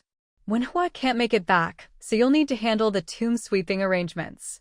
Father Qin really disapproved of his eldest son's marriage situation. Everyone else in the Qin family was doing fine. Why was he the only one who couldn't pick the right person? Don't always blame the woman. He himself is the real problem. Gao Lan's mother told her about Qin Wenze moving back to the Qin family compound. After hearing it, Gao Lan nearly lost her mind and almost smashed everything in the house. Her mother didn't notice her daughter's expression and continued to fan the flames, getting angrier as she spoke. The Qin family is just too much. They look down on you, that's what it is. They said they didn't acknowledge Qin Wenze as their son, but now, the moment you two get divorced, they let him move back in. If you ask me, they must have been planning for you and Qin Wenze to divorce for a long time. The moment they saw you couldn't have any more children, they didn't want you anymore. And another thing, the divorce settlement was too little. You should have asked for 10,000. After all, it was their son who made it so you can't have kids anymore. A woman who can't have children, how are you supposed to marry into a good family now? Thinking about the 5,000 yuan she'd lost out on, Gao Lan's mother was both indignant and heartbroken. 5,000. Their family had never managed to save up that much money in decades. I'm not getting married. Gao Lan had no interest in marriage at all. But her mother clearly thought differently. How can you not get married? How can a woman not have a man to rely on? Do you want people to gossip about our family? If you ask me, not only should you get married, you should do it soon. Let Qin Wenze and the Qin family see that our Gao family's daughter is not unwanted. Don't think that just because you're divorced from Qin Wenze, you won't have any good prospects. I'll ask the matchmaker to look around for you and find you a good family. After saying this, she saw that Gao Lan still looked resistant and unhappy, so she added, Mom would never harm you. Gao Lan was feeling extremely irritated. She had a house, money, and a job. She wasn't desperate to get married. Mom, let's not talk about marriage anymore. I'm not getting married. That won't do. What woman doesn't get married? Don't worry about it, I know what I'm doing. Oh, and I don't feel comfortable with you living here alone. There are plenty of empty rooms in this courtyard anyway, so your dad and I will just move in with you. Gao Lan was shocked. Mom, I'm not alone. Isn't Yao Wei here too? The child is still so young, and you have to go to work during the day. If your dad and I move in, we can help take care of you and the child. Also, now that you're divorced from Qin Wenze, Yahui's surname should be changed back. He's our Gao family's grandson, why should he have the Qin surname? They'd originally thought that with the Qin surname, they might get a share of the Qin family's wealth, but in the end, they got nothing. So why should he keep the Qin surname? When Gao Lan heard about changing the surname, she hesitated. Isn't it a bit soon to change it now? Maybe we should wait a bit. What's wrong with changing it? Yao Wei is our Gao family's grandson. What's wrong with giving him the Gao surname? Or do you really want him to keep an outsider's name? If you were still married, fine, but now you're divorced and he's still called Qin? What, are you still hoping to get back together with Qin Wenze? With her mother pressing her like this, Gao Lan's face turned ugly. Who's hoping to get back together with Qin Wenze? Even if I had to marry a cripple, I'd never remarry him. Her mother was delighted to hear this. After all, if Gao Lan really did get back together with Qin Wenze, wouldn't the house have to go back to him? I'm glad you think that way. We'll change the surname tomorrow. Also, your dad and I will move in this afternoon. You don't have to do anything, we'll move ourselves. I'll head back now. With that, she didn't give Gao Lan a chance to refuse and walked straight out. Mother Gao was truly delighted. Her daughter marrying Qin Wenze had definitely not been in vain. Wouldn't this house belong to the Gao family in the future? And then there was the 5,000 yuan in Gao Lan's hands. Why would a woman need to hold on to so much money? Of course, she should hand it over to the family. Her own salary was more than enough for her needs. The more Mother Gao thought about it, the happier she became. She was even considering maybe she should find someone to marry Gao Lan off to, and then let her eldest daughter-in-law take over Gao Lan's job. Gao Lan had no idea that her mother was not only planning to squeeze her dry, but had already mapped out her entire future. Right now, she was frozen in place. She was absolutely unwilling for her parents to move into this house. Didn't she know exactly what kind of people her parents were? If they moved in now, would they ever move out again? Unfortunately, she had missed the best chance to refuse. And father and mother Gao were nothing if not decisive. They didn't bring much with them, just their everyday clothes. As for anything else they needed, well, Gao Lan could buy it for them. After all, she had so much money on hand. Wasn't it a daughter's duty to spend money on her parents? Qin Wenze paid no attention to any of this. As far as he was concerned, since he and Gao Lan were divorced and everything had been settled, Gao Lan's affairs had nothing to do with him anymore. He only found out about Gao Lan's parents moving into her place on the third day when a friend told him. Incidentally, that friend worked at the household registration office and also mentioned that Gao Lan had changed her nephew's surname back to Gao. Qin Wenze didn't care about the surname change. After all, the boy's surname was originally Gao. He didn't have any particular sense of possession over someone else's child. Besides, after he and Gao Lan divorced, he and Qin Yaohui were no longer father and son. He'd made that clear to Gao Lan during the divorce. He just felt a bit rueful that Gao Lan had made her biggest mistake. How could she let her parents move in? Would Gao Lan really be able to keep that house in the future? Fu Mingxue arrived home the day before Qiming Festival. Her mother was surprised to see her. Why didn't you tell me you were coming back? The work over there just wrapped up for now, so I had some free time and came back. Mom, how have you been these days? Where are the kids? Have they been good? They've been good, but yesterday your mother-in-law took them to the Qin house for a couple of days. So that's why. No wonder the kids hadn't come out to greet her when she arrived. Fu's mother looked her daughter up and down. You've lost a lot of weight. Why do you look so pale? Haven't you been eating? Fu Mingxue. What did she mean she looked pale? This was her healthy complexion. I just haven't been out in the sun much, so I'm fairer. And I haven't lost weight, I checked, I'm still 88 pounds. Her mother rolled her eyes. 88 pounds, and that's not thin? Go wash up, I'll make you something to eat. What do you want? After several days on the train, Fu Mingxue was indeed hungry.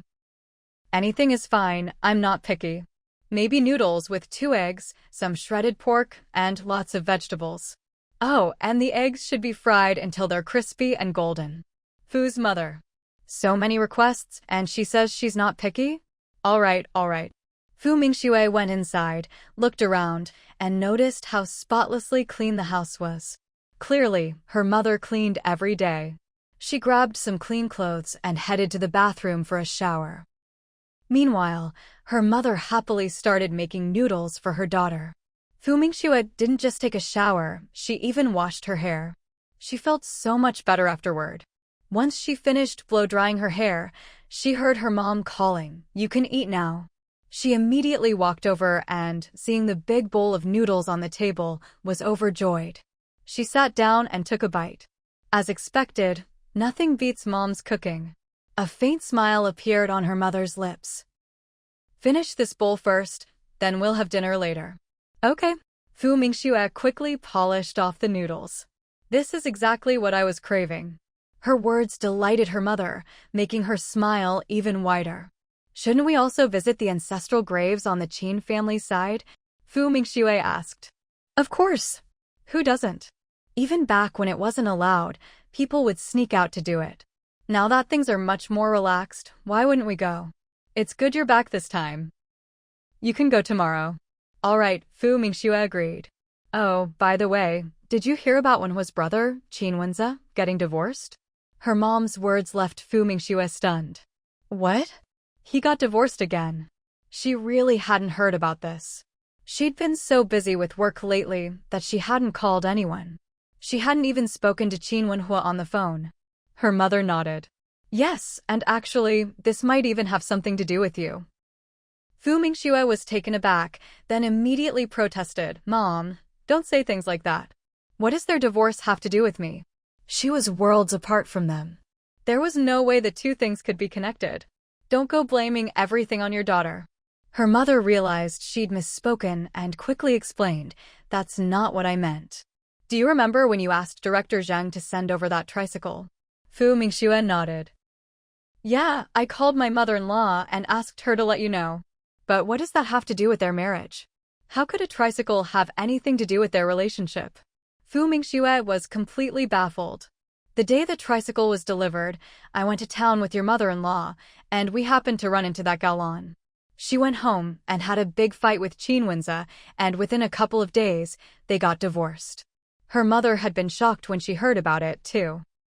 How could a tricycle delivered to their house cause Gaolan to go home and start a fight? Did she think the tricycle was a gift from the Qin family? But her in-law had clearly said Mingxue bought it herself. Sure enough, rivalry between sisters-in-law. They'll argue over anything, even a rice jar or a bowl. She'd thought that only happened in the countryside. Turns out, city people are the same. Mingxue. She was speechless. Absolutely speechless. "Mom, please don't drag me into things like this. It's really misleading."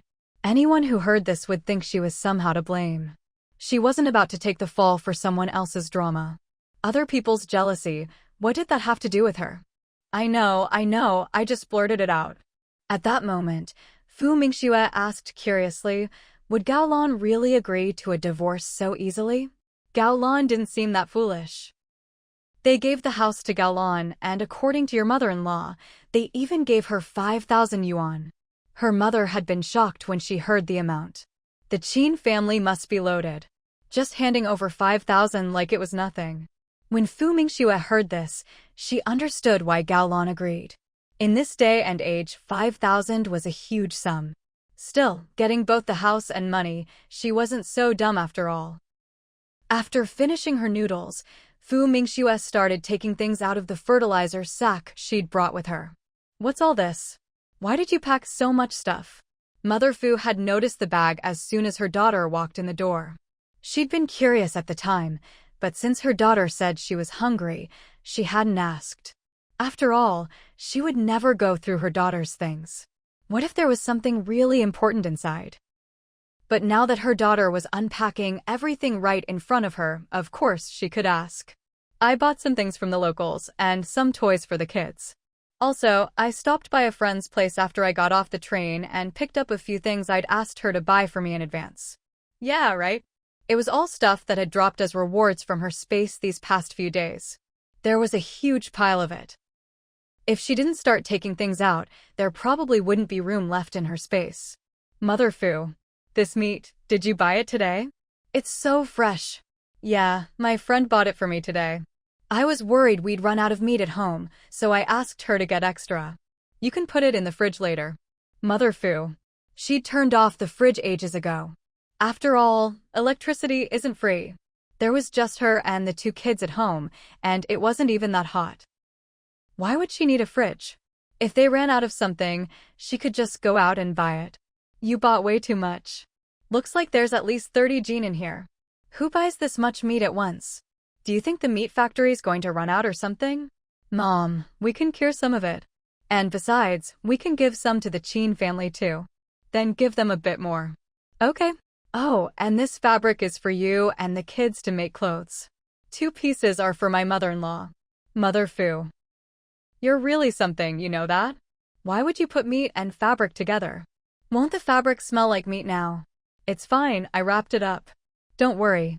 She just hadn't thought of it earlier, so she hadn't put the fabric in her suitcase ahead of time. She'd just snuck it out of her space when her mom wasn't looking at the fertilizer sack. Mother Fu quickly took all the fabric out. There were several bolts, enough for everyone to make a few outfits. When it came to spending money, her daughter really didn't even blink. Most of what Mingxue took out was food, grain, oil, rice, flour. But there was also some formula and supplements, including malted milk and about a dozen bottles of brain tonic. After she'd finished unpacking everything, Mother Fu almost wanted to scold her. Why did you buy so much stuff? It was just too much. You'll never finish all this, even if you eat it every day. Then you and the kids shouldn't scrimp. Eat as much as you want. Take some over to the Qin family. And those brain tonics, there's way too many. Give them a few more. I'll take 6 bottles, and leave the other 4 for you. Fu Mingxue took out everything she was going to send to the Qin family and loaded it all into the tricycle cart. Mom, how are you getting on with the tricycle? It's great. I've even seen them for sale in the shops now. They're over 1,000 yuan each. TSK, I could never afford that. Bicycles cost 160, and this tricycle is electric. 1,000 is a fair price. If you can't afford it, you can't even afford a bike. But there are people who can. Mother Fu thought about it and agreed.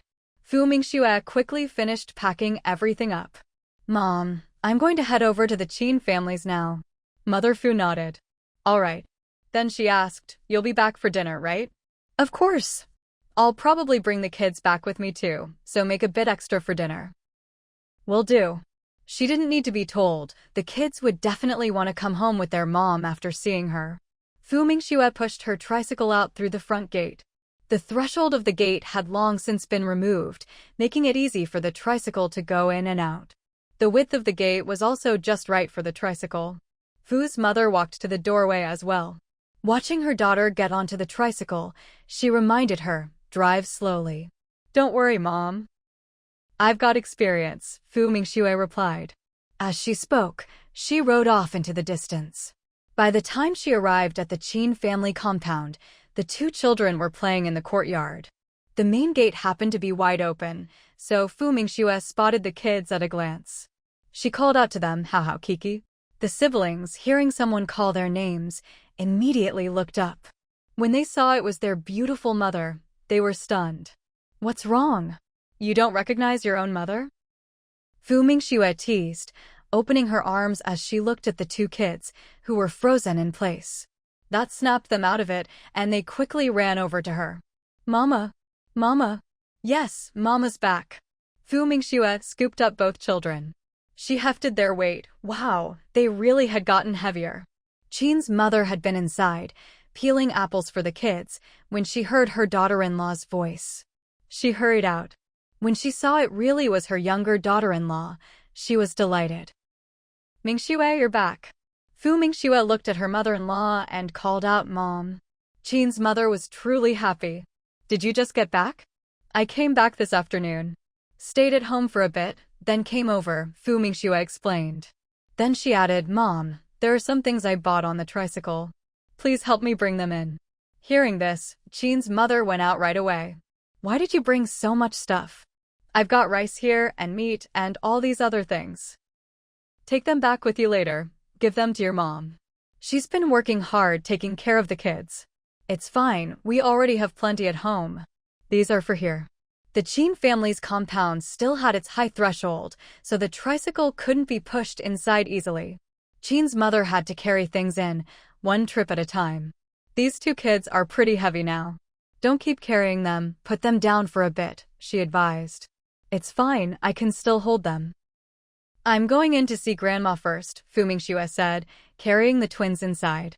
Just then, the old lady was about to come out. Grandma. Old Mrs. Qin was delighted to see Fu Mingxue. Oh, it really is Mingxue back. I just heard your voice and guessed it was you. How's your health lately, Grandma? Fu Mingxue asked with concern.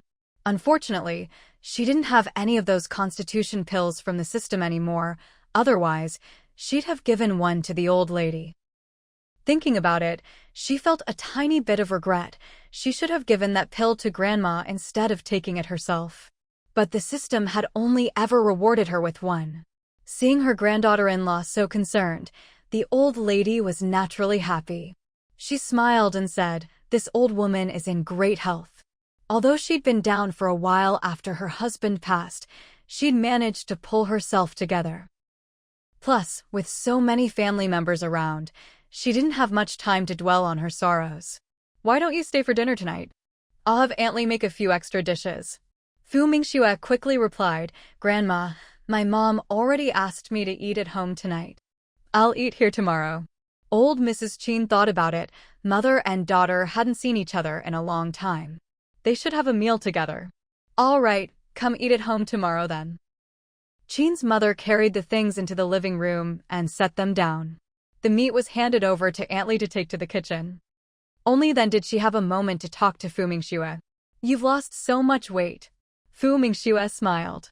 "Mom, that's exactly what my own mom said to me first thing too.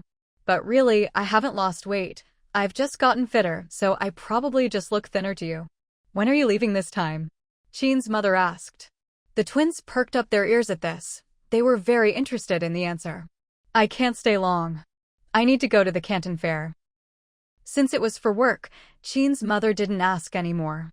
The 3 generations of Qin family daughters-in-law sat together and chatted. There was plenty for them to talk about. The twins were on their best behavior, too. Instead of running off to play, they just sat quietly on their mother's lap. Even though they hadn't seen their mom for a while, they didn't feel distant from her. If anything, they were even more attached. Not long after, Qin's father and Qin Yi came home, one after the other. Following behind them were Qin Yu and Qin Ruoqiao, the brother and sister. When they saw Fu Mingxue sitting in the living room, they were both surprised. "Mingxue, you're back. Sister-in-law." Fu Mingxue put the kids down and stood up to greet them. "Hi, Dad." "Hi, big brother. You just got in this afternoon?" Qin's father asked. Fu Mingxue nodded. Yes. Qin's father was clearly delighted to see her. At this point, Qin Yu and Qin Ruoqiao rushed over to Fu Mingxue. "Auntie." "Good kids." Fu Mingxue was very fond of the siblings. Qin's mother quickly said, "Your aunt brought you some gifts. They're all on the table, go pick them out yourselves." The siblings' eyes lit up instantly at this, and they ran over eagerly. They started digging through the pile and found toys and some books. Everything Fu Mingxue had brought was just right for their age, so they both loved the gifts. Hugging their presents, they ran back to Fu Mingxue and thanked her in unison. "Thank you, Auntie." Fu Mingxue beamed. "You're welcome." At this point, the twins started tugging at their mom's hands. They'd noticed their older cousins got gifts, but they didn't. Fu Mingxue looked down and saw their aggrieved little faces, and she laughed. "Don't worry, I didn't forget you. The gifts I got for you are at home. You'll see them when we get back." The twins brightened up immediately, their faces breaking into big smiles. Qin's mother gave the twins a gentle push. "Go play with your brother and sister for a while. I'll call you when your mom is leaving." The twins were clearly eyeing the new toys, so when Grandma suggested it, they looked at their mom for approval. Fu Mingxue patted their heads. "Go on, I'll call you when it's time to go home."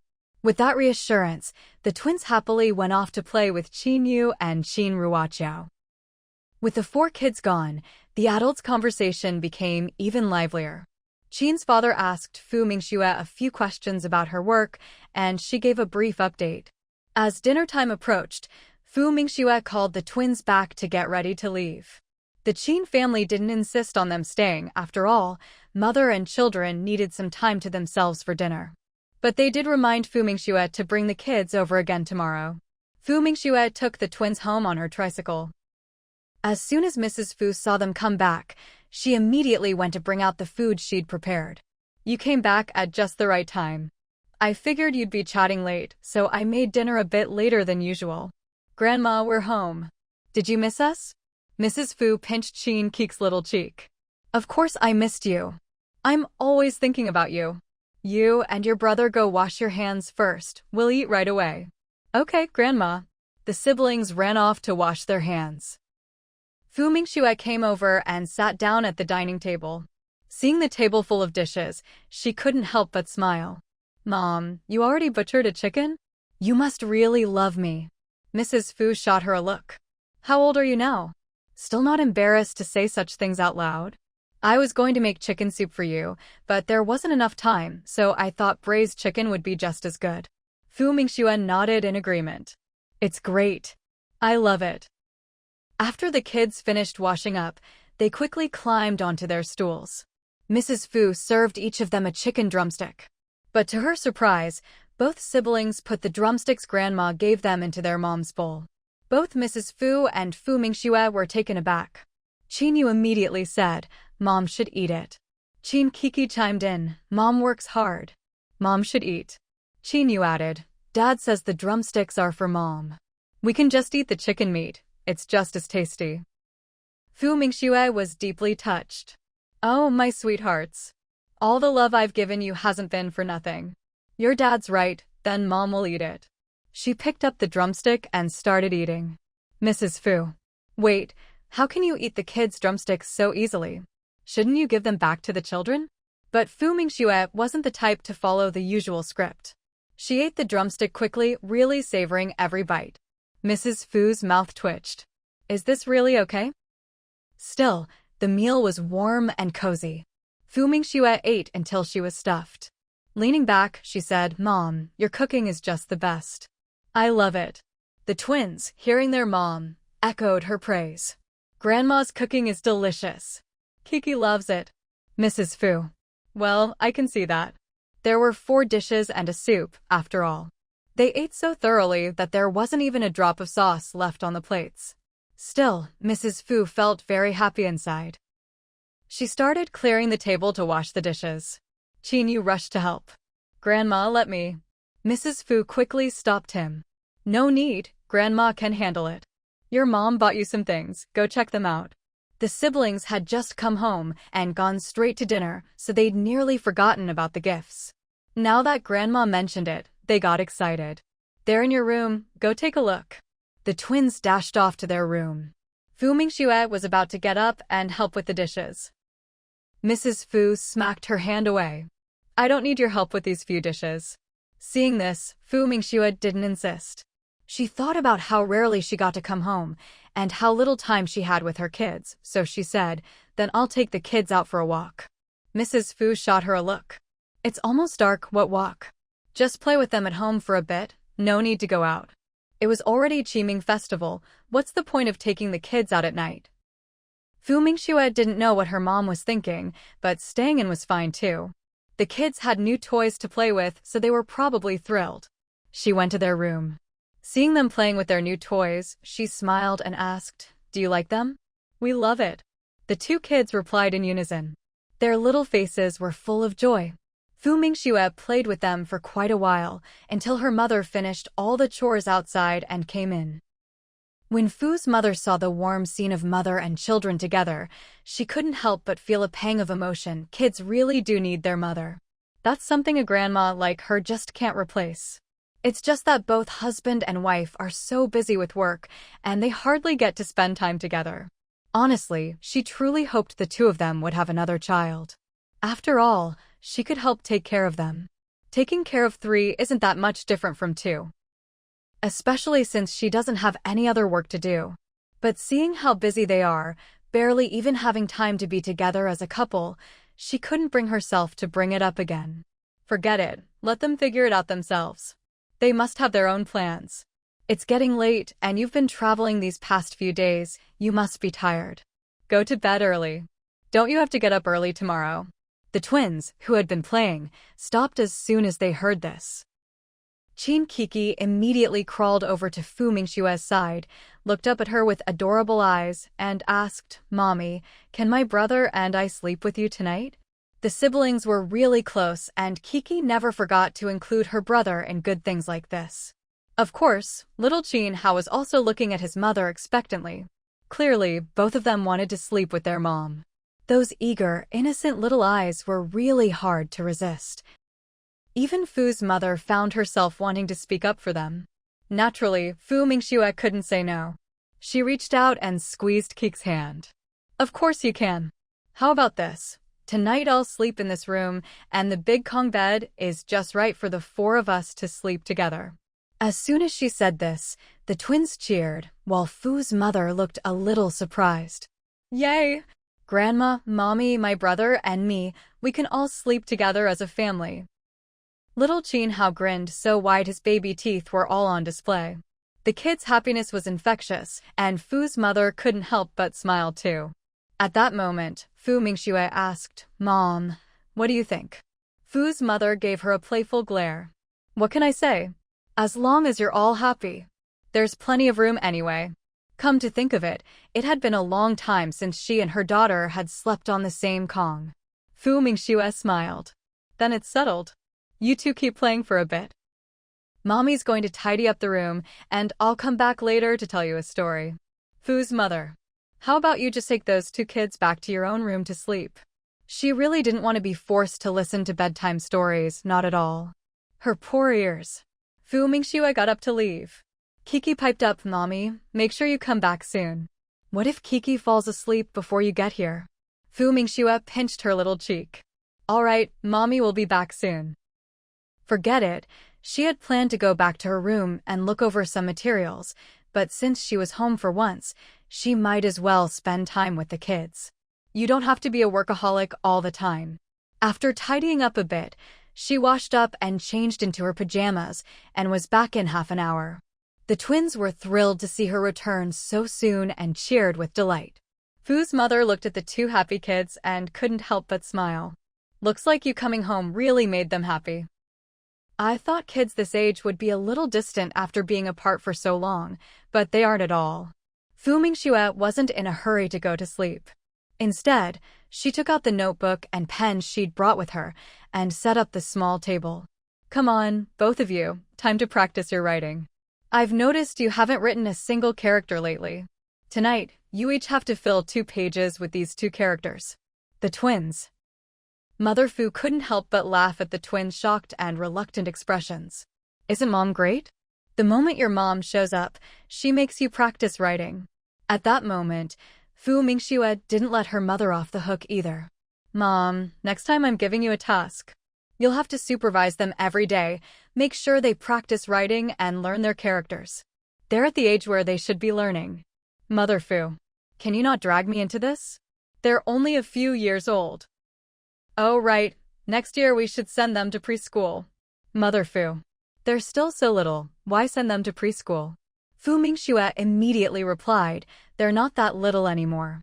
If we wait any longer, they'll be considered overage kids. Hearing this, Mother Fu's mouth twitched. Overage kids, my foot. An hour of handwriting practice plus studying was actually pretty tiring. Once the twins finished, Mother Fu took them to wash up. When they got back and lay down on the Kong, they snuggled up next to their mom to sleep. This time, there was no need for Fu Mingxue to tell them a bedtime story. The moment their heads hit the pillow, they were out. Fu Mingxue. She'd been all ready to tell them a story, and they just fell asleep like that? Kids really do have endless energy. They can fall asleep the moment they lie down. The next morning, the twins woke up even earlier than Fu Mingxue. Mama, time to get up. As soon as Fu Mingxue opened her eyes, she saw the 2 kids lying there, watching her. Mama, you're awake. It's time to get up. Qin Kik's voice was soft and sweet. Qin Hao, on the other hand, was more sensible. He said to his sister, don't make noise, let Mama sleep. But Mama's already awake. Qin Kiki pointed with her little finger. Mama, look, your eyes are as bright as the stars in the sky, and your face is as rosy as the apples Grandma bought. Mama, you're the prettiest mama I've ever seen. Fu Mingxue was completely charmed by her daughter's sweet words. Oh my Kiki is a little beauty too. And Hao is a handsome little guy. The twins were delighted. Just then, they heard a sound outside. Fu Mingxue listened carefully. Was that Qin Wenhua's voice? Before she could be sure, the door curtain was lifted and Qin Wenhua's tall figure appeared. The twins saw him too, and their eyes lit up. Daddy! Daddy! Fu Mingxue was still under the covers. She was genuinely surprised to see Qin Wenhua at this hour. What are you doing home at this time? I finished my assignment and happened to have some time, so I caught a ride home with someone. Fu Mingxue asked curiously, you drove through the night? Qin Wenhua nodded. Yeah, the 3 of us took turns driving. Fu Mingxue gave him a thumbs up. Impressive. Do you want to rest for a bit first? No need, we took turns driving and I got some rest last night. But why are you sleeping here? Qin Wenhua was a bit surprised to find his wife sleeping in his mother-in-law's room. He'd just gotten back, and when his mother-in-law mentioned it, he came straight over without thinking. But he was actually quite happy that his wife had come back to the capital this time. He hadn't expected the 2 of them to be so in sync, to come back at the same time by coincidence. It's been a long time since I slept with my mom. And I got to sleep with the kids too, feels great. Fu Mingxue realized she was still under the covers and started to get up. Seeing this, Qin Wenhua said, I'll go wash up first. Fu Mingxue waved her hand. Go ahead. After Qin Wenhua went out, he took a shower first. Meanwhile, Fu Mingxue quickly got out of bed. The two kids didn't need her help getting dressed anymore, since they were already wearing their clothes. She took the two children out and had them brush their teeth and wash their faces. Before long, Qin Wenhua finished his shower and came out, already dressed. Mother Fu was genuinely happy to see her son-in-law back home. Hurry up and eat breakfast, you two. Once you're done, head over to the Qin family's place. At that moment, Qin Wenhua suddenly said to Mother Fu, "Mom, at the end of this year, I'll go with you to visit my dad." Mother Fu was taken aback for a moment when she heard this, but then she realized what he meant. She quickly waved her hand. No, that's not necessary. I already talked to Mingxue's dad about it. We don't have to visit him every year. You can go see him when you have time. He's not that particular. He's gone, his bones are long gone too. What's there to be particular about? It's fine. If I have time, I'll go back with you. And I'll visit Dad too. From now on, I won't say every year, but as long as I have the time, I'll go back home with you to visit Dad. Fu Mingxue, are you serious? Now it sounds like I'm the unfilial one. Still, Mother Fu was deeply moved. She hadn't expected her son-in-law to be so thoughtful. Really, there's no need to go every year. Anyway, let's talk about it later. For now, let's eat breakfast. She hadn't known her son-in-law would be back, so she hadn't made much breakfast. Luckily, there was plenty of food for sale outside, so she'd bought some and brought it back. It was rare for the whole family to have breakfast together. After they finished eating, Mother Fu urged them to hurry over to the Qin family's house. Before the four of them left, Mother Fu added, "You all rarely come back, so have both lunch and dinner at the Qin family's today. You should all spend some time together." Fu Mingxue had already promised her mother-in-law yesterday. "Okay, then we won't eat at home today. Mom, make yourself something nice to eat too. Don't just make do because you're eating alone." Mother Fu urged them again, "You don't have to tell me that. Now hurry up and go." She watched as the family left, then started cleaning up the house. Qin Wenhua's family drove the tricycle over. Actually, when Qin Wenhua saw the tricycle that morning, especially when he found out it was a gift from the factory to his wife, he was really surprised. But right after that, he felt proud. His wife was really something. Mother Qin was already waiting for Fu Mingxue and the others. When she saw her youngest son driving a tricycle over, she was quite surprised. When the tricycle stopped in front of her, she couldn't help but ask, "Why are you back?" "Qin Wenhua, why can't I come back?" Mother Qin immediately rolled her eyes at him. "Can't you talk properly? I meant, when did you come back?" "Never mind, you don't have to answer. It's not important."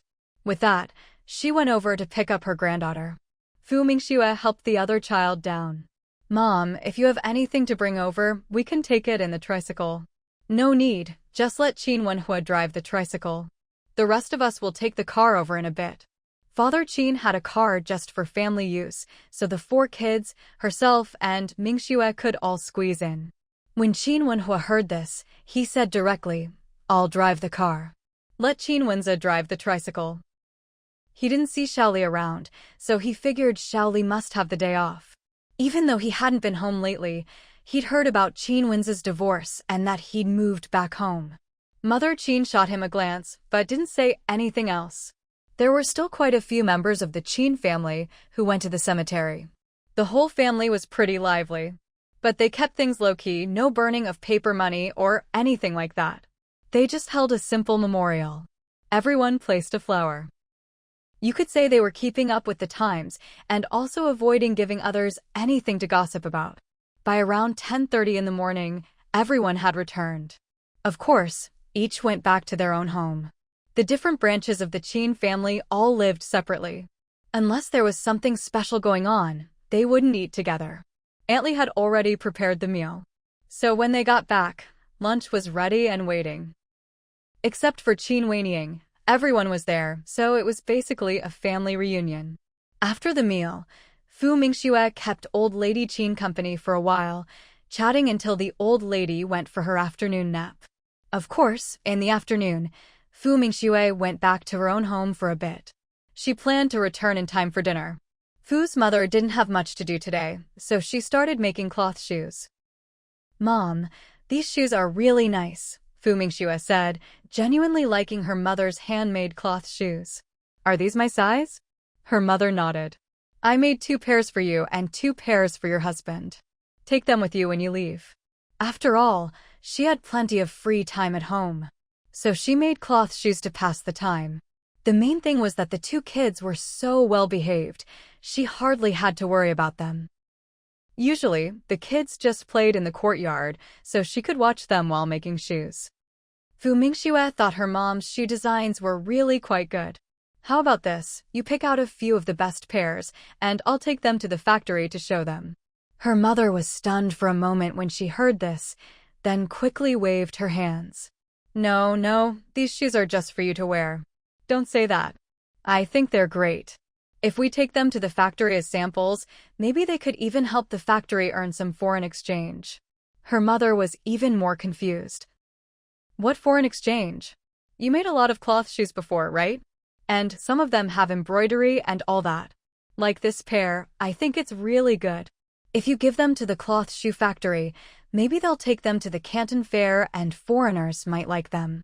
Fu Mingxue had thought about this before, but she'd just been too busy. Her mother. She really didn't understand what her daughter was talking about. Was it because she wasn't educated enough?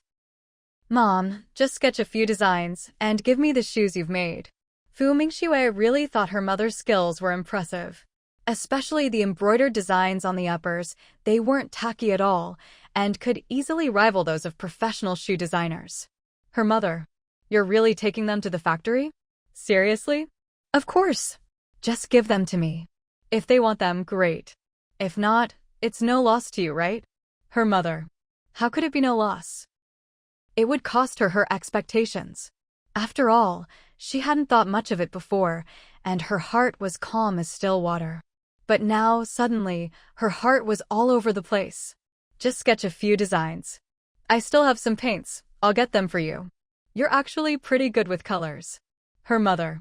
Fu Mingxue didn't give her a chance to refuse and went straight to her room. As it happened, she had several boxes of paints from her space system rewards, along with paper, pens, and so on. She took out 2 sets of each. "Mom, this is your prime, who knows, maybe you'll bring big changes to the factory." Her mother. She's really lifting me up, lifting me all the way to the heavens. Mrs. Fu suddenly remembered something. "You know a shoe factory?" "Which shoe factory do you know?" Beijing is such a big city, and she hasn't spent much time here. Besides, even when she is in Beijing, she's always busy. How could she possibly know so many factories? "Mom, you don't need to worry about this. Anyway, I have my ways. Just give it a try first. Who says older people don't need to do things they love and find meaningful? Maybe this could be a new chapter, a brilliant sunset career." Besides, her mother wasn't even close to 50 yet. She was far from old. In today's world, isn't this the perfect age to go out and make things happen? Mrs. Fu. But, to be honest, she was actually a little convinced. "So, I should give it a try?" Fu Mingxue immediately said, "Of course. Just try it. It's not like it'll cost you anything. But ultimately, it's up to you. If you really don't want to, then forget it. I won't force you to do anything." Mrs. Fu. She rolled her eyes. Then she said, "All right, I'll give it a try." Fu Mingxue broke into a big smile. "Mom, you're amazing. After all, you really do make great shoes. And even if it doesn't work out, it's fine. Just give it a try, don't put too much pressure on yourself." Mrs. Fu. "All right, you sure know how to talk." Before dinner, they went to the Qin house again. When Qin Wenhua saw his wife come back, he immediately walked over to her. "I was just about to come get you." Fu Mingxue looked at him. "I know what time it is."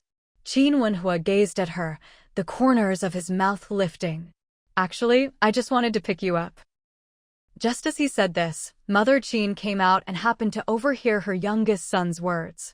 She instantly got goosebumps all over her arms. She was shocked her usually stern-faced youngest son could actually say such sweet things. Oh my! She was really surprised. When she appeared, Qin Wenhua naturally saw her. He swallowed the rest of what he was about to say. Then, putting on a serious face, he said to Fu Mingxue, "Come in for dinner." Fu Mingxue didn't feel awkward at all. She nodded. Then she called out to her mother-in-law, "Mom." Mother Qin immediately said, "Come on, let's eat. There are lots of dishes you like tonight. There's roast duck.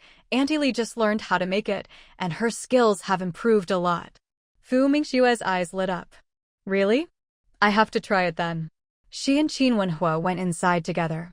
They saw that Qin Wuxu was there too. Qin Wuxu saw her and quickly stood up. "Sister-in-law."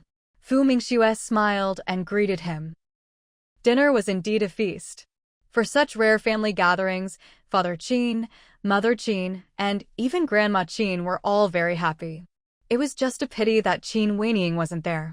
Just as they were eating dinner, the phone in the living room suddenly rang. Who could be calling at this hour? Could it be Weiniang? Mother Qin said as she got up to answer the phone. She picked up the receiver and asked directly, "Who is this?" The reply on the other end instantly drained the color from her face. "What? Weiniang is missing." Her voice was so sharp that everyone at the table heard it. No one could focus on eating anymore. They all jumped up and hurried to the living room. "I'll take it." Qin Wenhua grabbed the phone from his mother's hand. "This is Qin Wenhua. Please explain exactly what happened." The rest of the Qin family listened intently, their faces tense with worry. Unfortunately, the voice on the phone was too faint for them to hear much. When Qin Wenhua finally hung up, Father Qin immediately pressed, "What's going on?" Qin Wenhua's expression was clearly much better than before. "Mom, Dad, don't worry.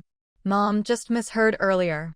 Qin Weiniang did go missing during a mission, but she's already been found. She's injured, but she's been transferred to the military hospital in Beijing." Hearing this, Mother Qin let out a sigh of relief. But then, as if something occurred to her, she quickly asked, "Is she badly hurt?" Qin Wenhua replied, "She's still unconscious at the moment." "What? Unconscious?" Mother Qin's vision went black, and she staggered. Fu Mingxue, who was closest to her, quickly caught her. "Mom, don't panic. Sis will be fine. Let's hurry to the hospital to see her." Mother Qin's muddled mind instantly cleared at these words. Yes, let's go to the hospital right now." Qin Wenhua said quickly, "I'll drive. Big brother, stay home with Grandma. I'll go with Mom, Dad, and Mingxue." "All right." Of course, Qin Wenza wanted to go too, but someone had to stay home. Besides, there was only one car at home, and it couldn't fit everyone. Old Madame Qin was anxious about her granddaughter as well, but she knew she couldn't cause trouble at a time like this. So she urged, "You all go quickly. Don't worry about the house, this old lady is here." Mother Qin's mind was in chaos. Fu Mingxue directly supported her outside and into the car. Qin Wenhua took the driver's seat.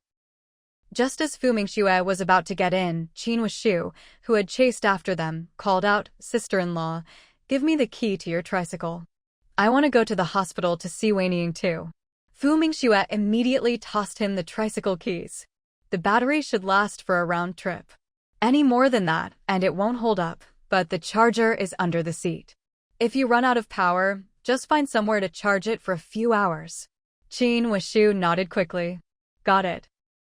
Fu Mingxue thought of the kids and quickly said to Qin Wuxu, "Help me take the two children to my mom's place first." Qin Wuxu agreed right away. "Okay."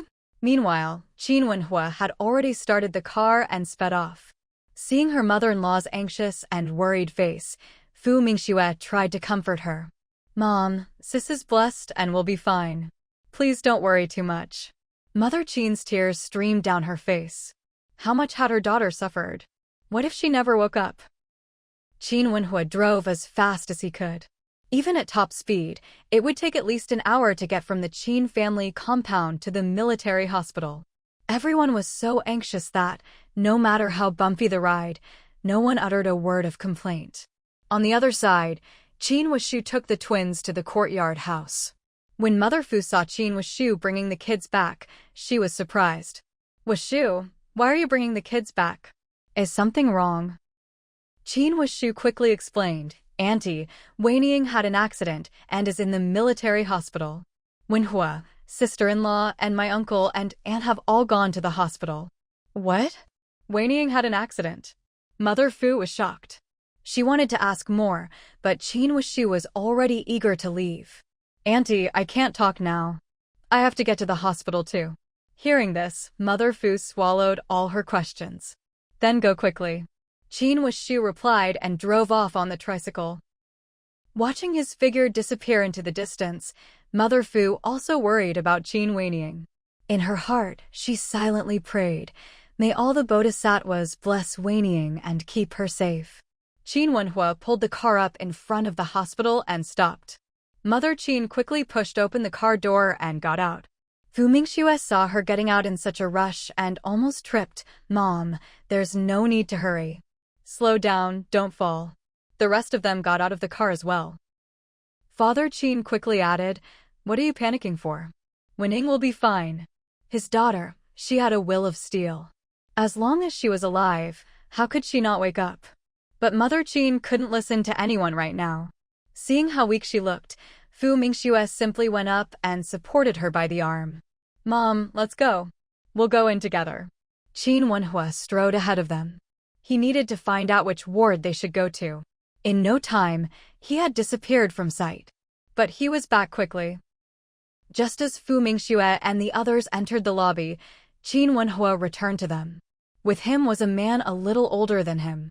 "Dad, Mom, this is Director Shin, my sister's boss." "Hello. I'm sorry, but Qin Weining is still unconscious. She suffered a head injury in the fall. The hospital has already called in a specialist for a consultation. As for the outcome, we'll have to wait for the specialist to come out before deciding on a treatment plan." Mother Qin nearly fainted when she heard that. What did he mean, a head injury? Which specialist? Qin Wenhua asked directly. Her surname is Xia. She just returned from overseas. She's young, but very skilled. Fu Mingxue immediately thought of someone and quickly asked, "Is the specialist's surname Xia?" Director Shin looked at Fu Mingxue in surprise. "Oh? You know her? If you mean Xia Ji-man, then yes, I do. She's treated someone in our family before."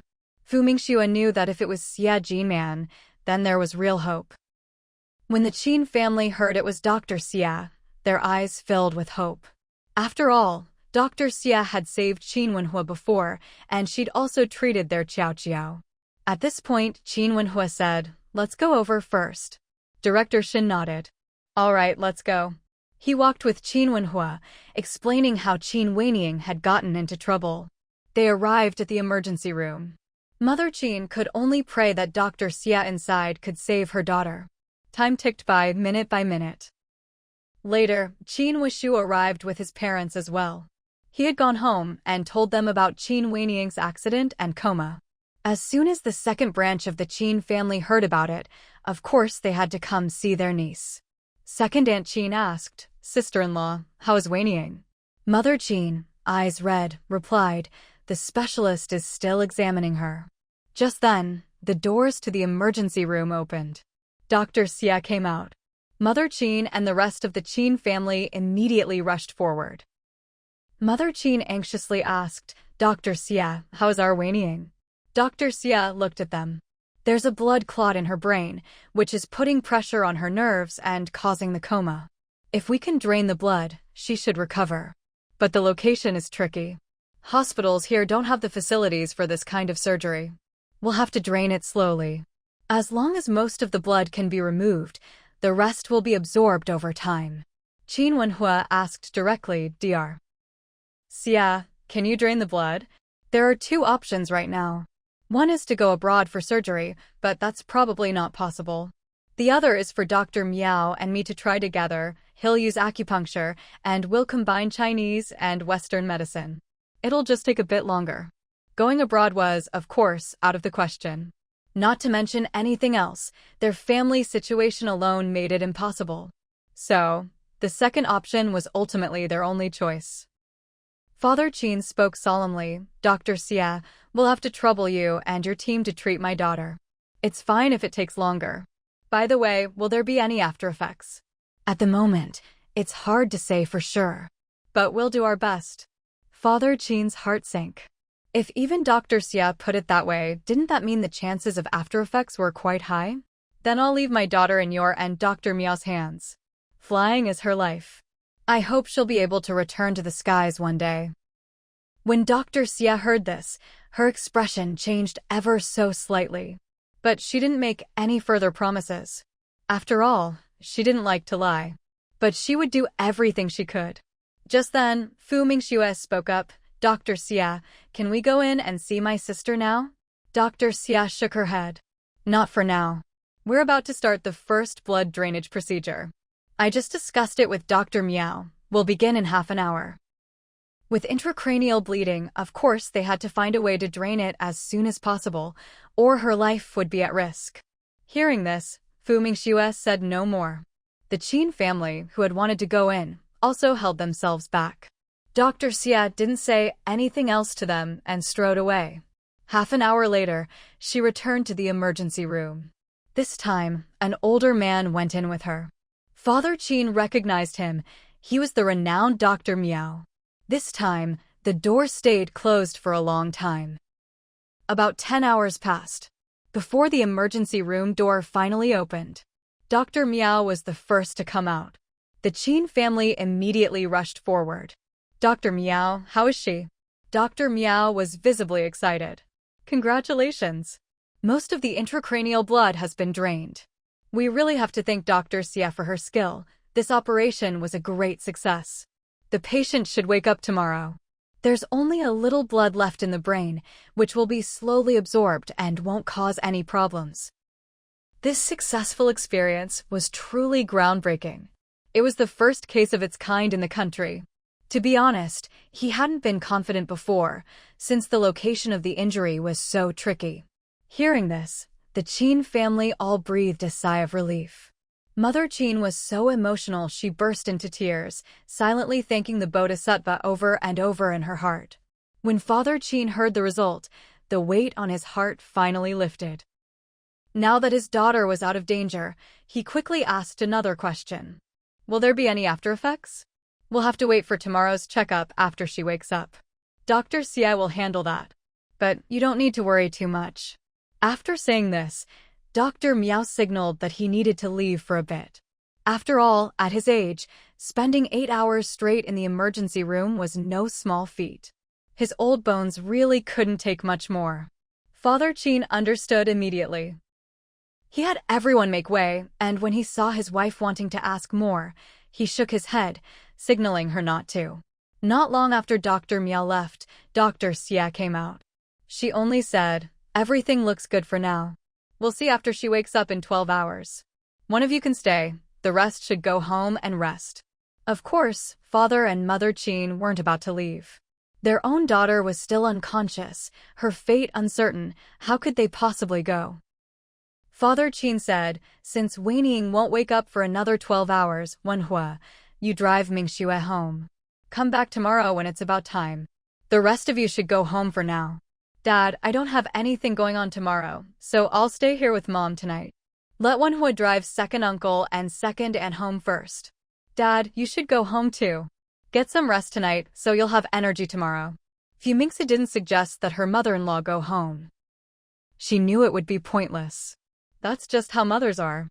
Qin Wenhua chimed in as well. "Dad, you can come back tomorrow. Just let Mom and Mingxue stay here for now. I'll come back later." Father Qin shook his head. "No, I'm not leaving. A father's love is as steady as a mountain. He might not say much, but that doesn't mean he loves his daughter any less." Now, with his daughter lying in there, his heart felt like it was being cut with a knife. Qin Wenhua didn't try to persuade him further. He simply handed the car keys to Qin Wuxu. "You drive second uncle and second aunt home. Oh, and don't forget to tell Grandma the good news tomorrow." Qin Wuxu took the keys and said, "Actually, I'll probably go see Grandma tonight. She's probably still awake. I doubt she could sleep, knowing what happened to her favorite granddaughter. If she didn't know about it, that would be one thing. But now that she did, how could she possibly sleep?" Qin Wenhua nodded. "All right, go check on her. If she's asleep, don't wake her up." Qin Wenxu agreed and left with the rest of the Qin family. The family members who drove took the car, while Qin Wenshu rode off on his electric scooter. Qin Wenhua stayed behind to arrange the hospital room. Originally, there weren't any single rooms available, but Qin Wenhua went to see the hospital director and managed to get a vacant double room. He even brought in an extra camp bed for the room. You three can get some rest here. Just enough space for you all. Mingxue looked at him. What about you? Qin Wenhua pointed outside. I'll sleep at the guest house.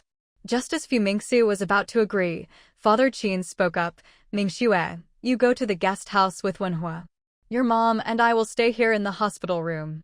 Qin Wenhua had actually wanted this too, but hadn't brought it up, worried his wife might not agree. Now that his dad had said it, he was sure she'd go along. Sure enough, Mingxue nodded. All right. Mom, Dad, you two get some rest too. You'll need your strength tomorrow. Father Qin nodded. You two should get some sleep as well. The couple left together. The guest house was right outside the military hospital. When Qin Wenhua took out their marriage certificate, Mingxue looked at him in surprise. But she didn't say anything.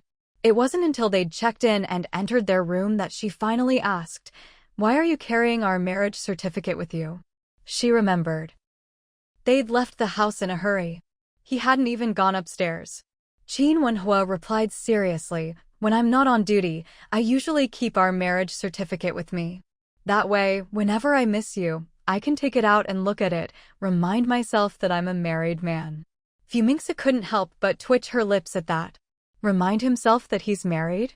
What kind of logic is that? Is there something wrong with his head? Just then, Qin Wenhua pointed at the bed. If we keep dawdling, it'll be morning soon. Let's get some sleep while we can. I'm going to wash my face first. Mingxue had a change of clothes in her space, but she obviously couldn't take them out in front of Qin Wenhua. Qin Wenhua nodded. Okay, I'll go get you some hot water, and I'll ask the front desk if they sell toothbrushes and towels.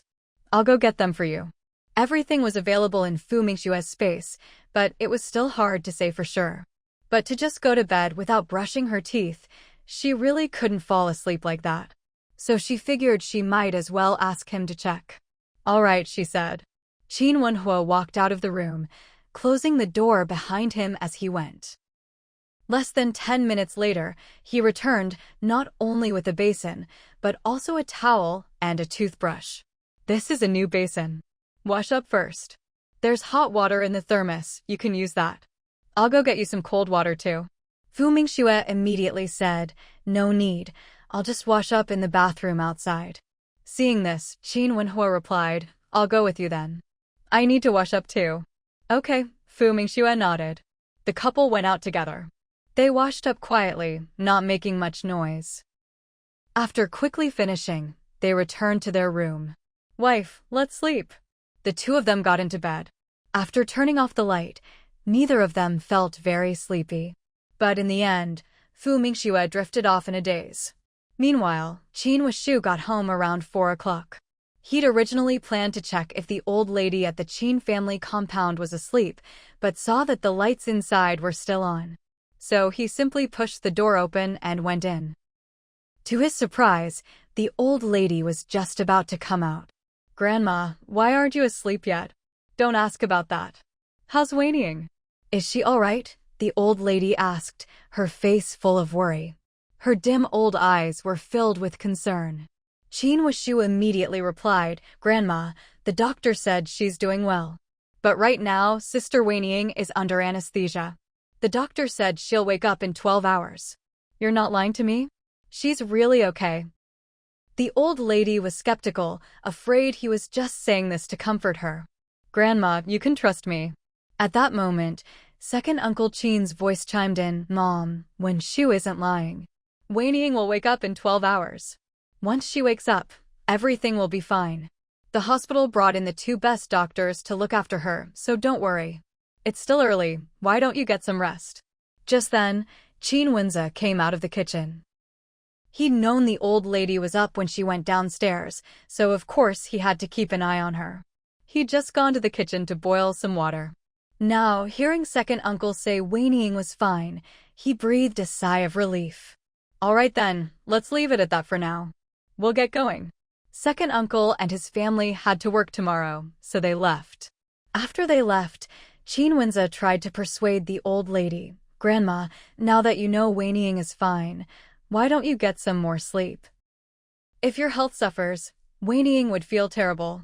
All right, I'll go lie down again." This time, the old lady finally relaxed. Now that her worries eased, she felt utterly exhausted. Getting old really does make the body less reliable. You just can't stay up late anymore. Seeing the old lady willing to go back to bed, Wenza also felt relieved. Early in the morning, Aunt Lee was busy in the kitchen, and Wenza came down as well. "Aunt Lee, later on, make some chicken soup for my mom and Mingxue. I'll bring it to them at noon. Also, make some extra porridge and breakfast. I'll deliver some first thing." At that moment, the old lady appeared without anyone noticing. "Wishu will be coming over soon. Let him deliver it. There are kids at home, you take them to school first." Wenza had no choice but to agree. All right. Half an hour later, siblings Yu and her brother came downstairs. As soon as they reached the bottom, they asked, "Dad, how's Auntie?" "She's fine. You two go have breakfast first. I'll take you to school in a bit. Dad, you don't need to drive us. My sister and I can go by ourselves. The school isn't that far anyway. Honestly, I should have been walking on my own a long time ago." Wenza thought about it and agreed. "All right then, just take your sister with you. Be careful on the way and stay safe." Okay. Yu took Ruaqiao to have breakfast. By the time Wishu arrived, the siblings had already left for school with their backpacks. "Wenza, you didn't take the kids to school?" "They went on their own. I'll go to the hospital with you." His own younger sister was lying in the hospital. How could he not go visit her?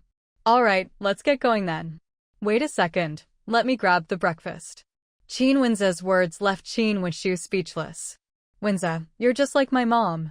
Doesn't the hospital cafeteria have breakfast?" "You really don't need to bring any. My mom already made me bring a ton." Just then, old Madam Qin had Aunt Lee bring over the packed bags. There were two big ones, one filled with clothes, the other with 2 wash basins, towels, and the like. She even packed 2 thermos flasks. "These are your mom's change of clothes. She's a clean freak, and she definitely won't be coming home for the next few days, so take these with you." Wenza had nearly forgotten about this. But even if he had remembered, it wouldn't have been appropriate for him to go into his parents' room and pack his mother's clothes himself. He hadn't expected old Madam Qin and Aunt Lee to have taken care of everything. He took the 2 big bags. All right. Old Madam Qin urged them to hurry up and go. Actually, she really wanted to go herself, but the military district hospital was a bit far, and at her age, even just sitting in a car was exhausting. She didn't want to cause them any trouble. She'd just waited home for her granddaughter to be discharged safely. Wishu drove, with Wenza in the passenger seat. An hour later, they arrived at the hospital ward. "Dad, Mom." Wenza greeted them, then turned to his mother. "Mom, Grandma had Aunt Lee pack these clothes for you. Take a look." Neither of his parents had washed up yet. When she saw the bags, his mother took them and opened them up. She handed her husband his towel, toothbrush, and cup. "You go wash up first." Then she took out her own things. Just then, Qin Wenhua and Fu Mingxue came into the ward. Seeing them, Qin's mother said, "Why didn't you two sleep a bit longer?" "We slept enough." Fu Mingxue glanced at her mother-in-law. Although she still looked haggard, she seemed much more energetic than last night. Her eyes were still red, though she probably hadn't slept. "Sis-in-law, you're just in time. My mom made a lot of breakfast and had me bring it over. It should still be hot. You all should eat while it's fresh." Fu Mingxue. She'd suggested buying breakfast for her in-laws that morning, but Qin Wenhua had stopped her. He said the family would definitely send food over. If it wasn't Qin Wishu, it would be Qin Wenza. And sure enough, they had brought it. "Well, please thank Annie for us. But let's wait for Dad and Mom to eat together." She didn't give Qin's mother a chance to protest. "Mom, you should go wash up too. It's not like we're in a rush." Hearing this, Qin's mother didn't say anything more and went out to freshen up. Qin Wenze took the opportunity to ask Qin Wenhua about their sister, Qin Weining. He was relieved to hear that she was fine, and as long as she woke up and passed her checkups, there would be no problems. Finally, he could relax a little. Qin Weining woke up at 3 in the afternoon. Qin's mother had been keeping watch by the bedside the whole time, so the moment Qin Weining opened her eyes, she saw her right away. Weining, Weining. Doctor. Doctor, quick, she's awake, she's awake. Upon hearing this, Qin Wenhua immediately rushed out of the room to call the doctor. Qin's father and Fu Mingxue quickly came over to the bedside. When they saw that Qin Weining had truly opened her eyes, both of them were overwhelmed with emotion.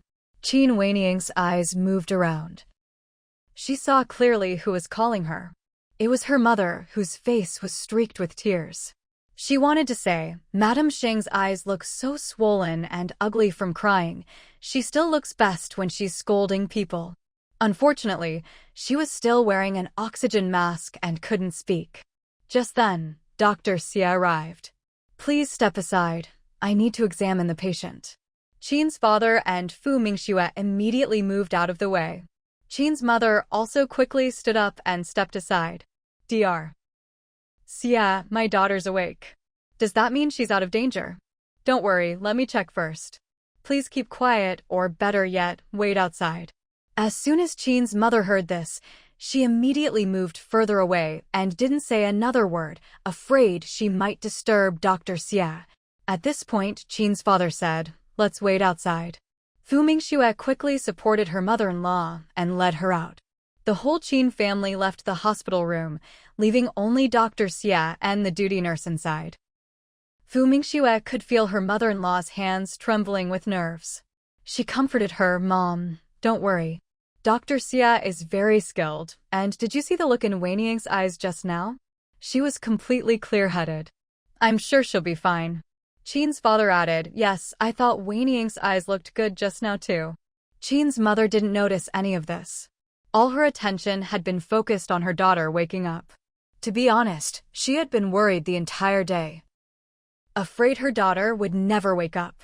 Every minute and second of the examination felt like torture for her. She was terrified of hearing bad news. Finally, after nearly half an hour of examination, the door to the hospital room opened. The nurse came out. Qin's mother quickly asked, Nurse, how's she? Has Dr. Xia finished the examination? The nurse nodded. Yes, you can go in now. Dr. Xia will probably give you some instructions. As soon as she heard this, Qin's mother was the first to enter the room. The rest of the Qin family followed. But when Qin's mother saw her daughter's eyes were closed, she immediately asked in alarm, Dr. Xia, my daughter? Her voice was trembling, afraid of hearing bad news. Dr. Xia glanced at her. The patient is weak, and the medication is still in effect. It's perfectly normal for her to be sleeping like this right now. I just finished the examination. The patient is recovering quite well. The blood and fluids are being absorbed and drained as they should. This is actually thanks to her excellent constitution. Qin's father asked, What about any after effects? At present, there shouldn't be any lasting effects. Within 7 days, all the blood and fluids should be fully absorbed. Of course, we'll need to keep observing for a few more days before making a final diagnosis. Qin's father nodded. All right, thank you, Dr. Xia. At this point, Fu Mingxue asked, Dr. Xia, is there anything we should pay attention to? Like dietary restrictions. For now, she should stick to liquid foods. Avoid anything spicy or irritating, and keep her diet light. While she's in the hospital, bed rest is most important. If there are any other requirements, we'll let you know based on her recovery during our daily checks. Should she eat anything today? Qin's mother asked with concern. She just woke up today. How can she eat? No need to worry. She's already had a nutrient injection. When she wakes up tomorrow, you can give her some liquid food. Make sure it's thin, like rice soup.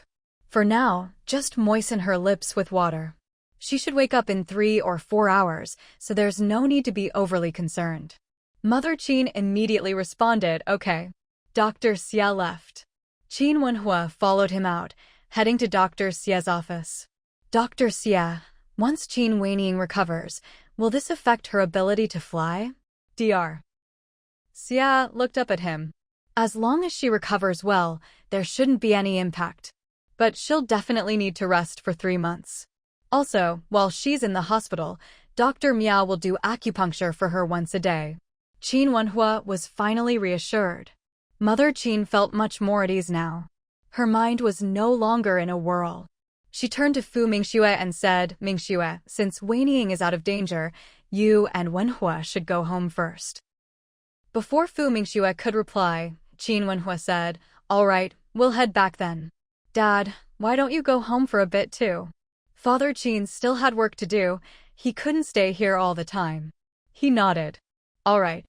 I'll have Aunt Lee come over to keep your mom company. Mother Qin quickly waved her hand. No need, I'll be fine on my own. If Aunt Lee came over, who would cook at home? There were still 2 kids at home. Someone had to make meals. Qin Wenhua said, I have a few days off, so I'll be coming by these next couple of days. If I can't make it, I'll have Qin Wenzi stay here. Father Qin nodded. That works. Let's head back for now. Seeing this, Fu Mingxue said, Mom, we'll go then. Mother Qin nodded. All right, you all go home. Weiying is sleeping a lot right now, and there's nothing much to worry about here. If anything comes up, I'll call home. She was already feeling much better than before. Qin Wenhua and the others left. Mother Qin stayed behind, sitting by the bedside, watching her daughter. Looking at that pale, bloodless face, her heart ached. Her daughter had always been stubborn and strong-willed since she was little. She didn't even know who Weiying took after. She never wanted her daughter to join the military, but she couldn't talk her out of it. Still, this daughter was her greatest pride, after all, whose daughter gets to soar in the blue sky. Even though they barely saw each other once a year. But Weiying was always the one she worried about most. She used to try persuading her to get married, but Qin Weiying had always done things her own way and never listened to her parents. If she said she wasn't getting married, then she wasn't, no matter who tried to talk her into it. Eventually, Mother Qin gave up on the idea. But at this moment, she couldn't help thinking, if her daughter got married and had children, wouldn't that mean she'd be safe from these life-threatening dangers? If she had a family and kids, would she stop being so reckless, stop risking her life without a second thought? Thinking of this, Mother Qin let out a deep sigh. Maybe this was why Qin Weiying refused to get married. She didn't want to have anyone she couldn't bear to leave behind. After all, her parents were cared for, her siblings had their own families. If she stayed single, she could live without any worries. Qin Wenhua drove home. Old Madame Qin saw them return and immediately asked, has Weiying woken up yet? Father Qin said, she's awake. The doctor said she's fine. She just needs to rest at home for a while. Old Madame Qin breathed a sigh of relief when she heard this. As long as she's awake, that's good. When Ing is a lucky child, she'll definitely get better. Thank goodness for heaven's blessing. Oh right, now that you're all back, doesn't that mean your wife is the only one left at the hospital? Father Qin replied, it's fine. I'll have Wenhua go over in a bit.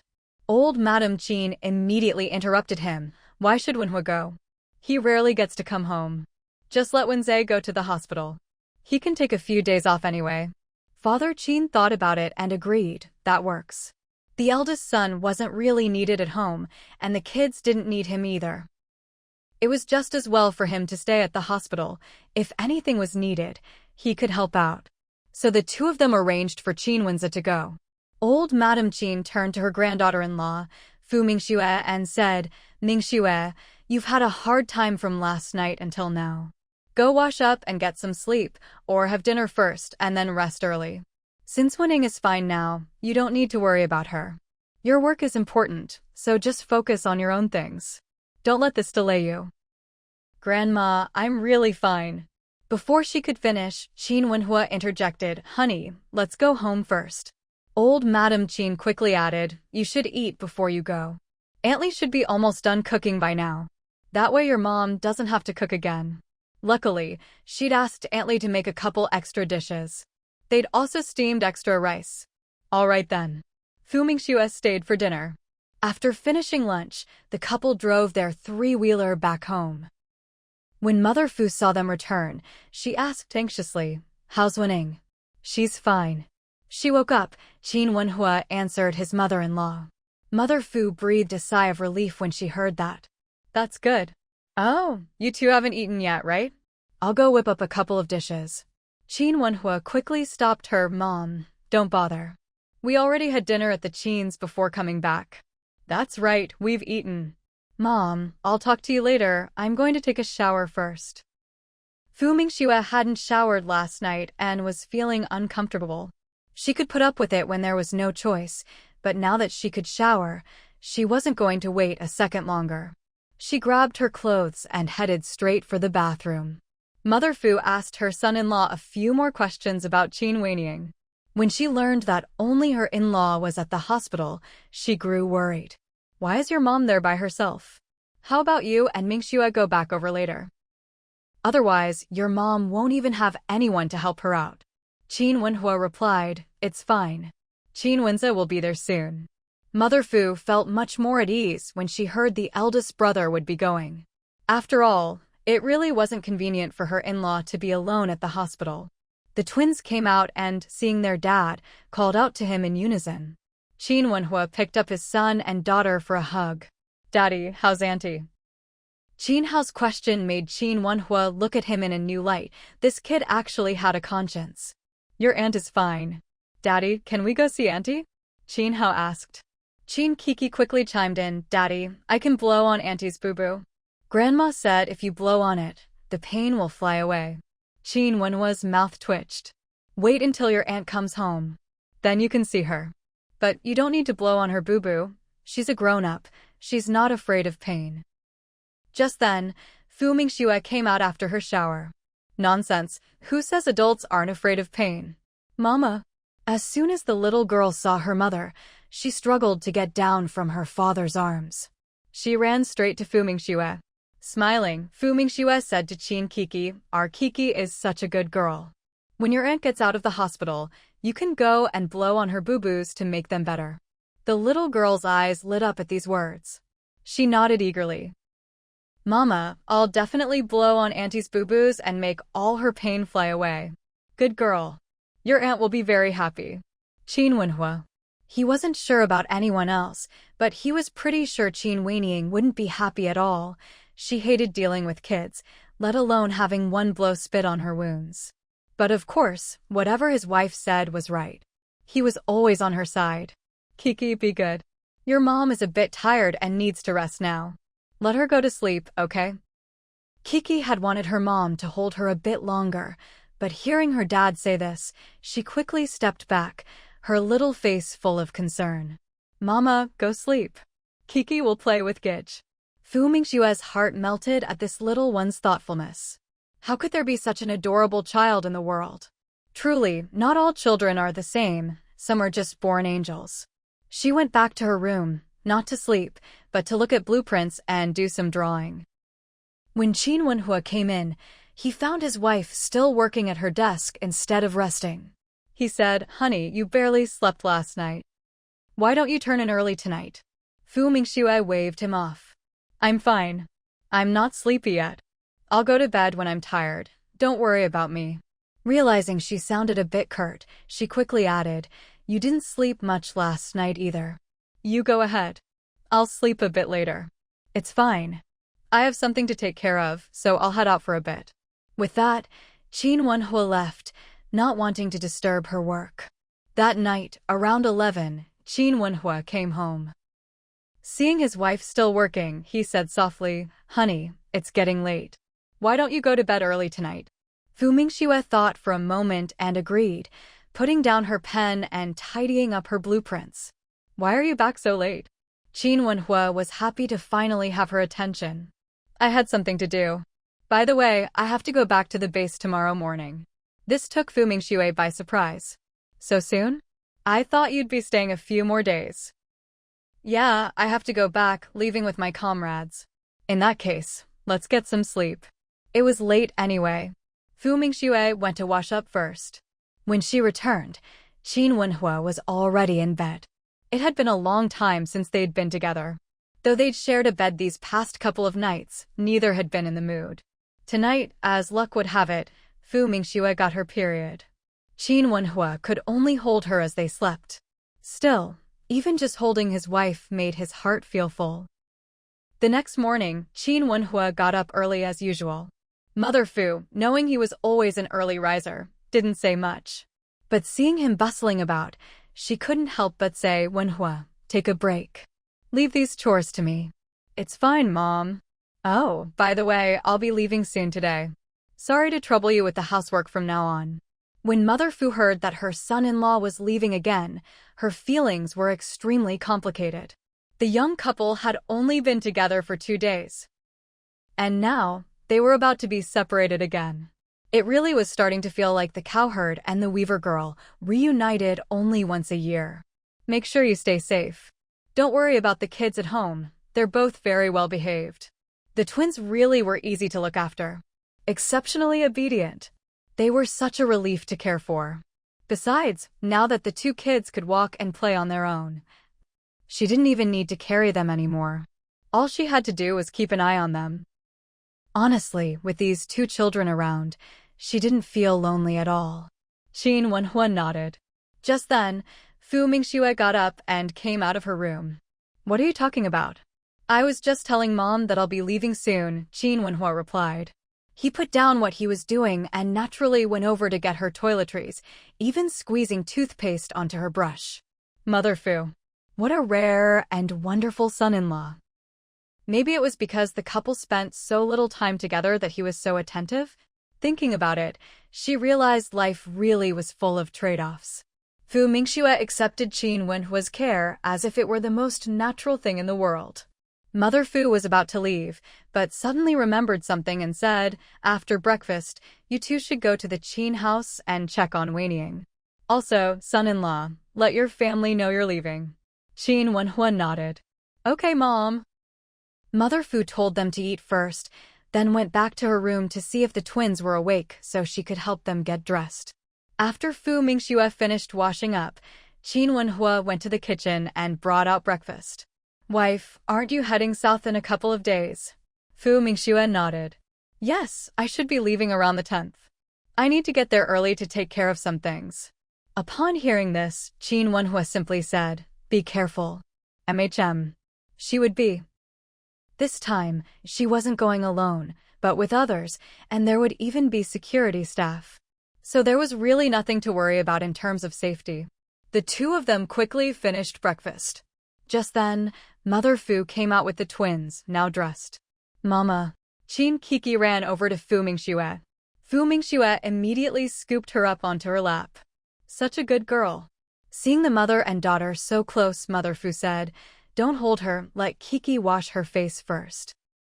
Before Fu Mingxue could put her down, the little one slid off her lap by herself and ran back to her grandmother. While she was brushing her teeth and washing her face, the couple headed out to the Qin house. Father Qin saw them arrive so early and asked, "Have you 2 had breakfast?" "Yes, we have. I'll be heading back to the army soon, so I won't go visit Wening today," Qin Wenhua said. Hearing that his youngest son was returning to the army, Father Qin immediately replied, "Then go ahead. She's fine, Wenza and your mom are at the hospital with her." Then he turned to his younger daughter-in-law. "Mingxue, don't worry either. No need to go to the hospital. Just focus on your work." Fu Mingxue nodded. "Okay." She went over to the old lady and, seeing she was in good spirits, sat and chatted with her for a while. Qin Yu and Qin Ruoxia finished breakfast and came out. When they saw Fu Mingxue, they greeted her cheerfully, "Auntie. No school today." "Nope, it's Sunday." "No school today." Hearing this, Fu Mingxue couldn't help but laugh. "That's right, I'd completely lost track of what day it was." At that moment, Qin Wenza happened to return. When he saw Qin Wenhua and his wife, Fu Mingxue, he was a little surprised. "You're here so early?" Qin Wenhua got straight to the point. "How's Qin Weiniing?" "She's awake. Mom asked me to come back and have Aunt Li pack some clothes for Weiniing. I'll take them to the hospital in a bit." Aunt Li happened to walk out of the kitchen just then. Hearing this, she immediately said, I already packed everything last night.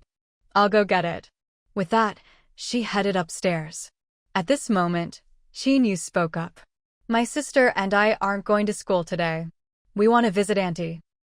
In his memory, their aunt had always been very good to them, even though she wasn't home often. But she was someone both he and his sister admired deeply. In their family, their aunt, uncle, and younger aunt were all people the siblings looked up to. Qinwenza, hearing his son's request, refused outright. No, you can see your aunt when she's discharged and comes home. You'll have plenty of chances to see her then. Seeing that he wasn't allowed to go, Qinyu couldn't help but look at his grandfather. Father Qin spoke up, listen to your dad this time. Your aunt will come home after she's discharged. You can spend time with her and chat then. Maybe after getting closer to the kids, his daughter would start thinking about marriage and having children. As a father, he was still pretty traditional. He'd be happiest if his daughter wanted to get married and have kids. After all, it wouldn't affect her career in the military. But when people get old, what would she do if she was all alone? Of course, if his daughter really didn't want to, he wouldn't force her. His daughter was a real rebel at heart. The more he tried to make her do something, the less likely she was to do it.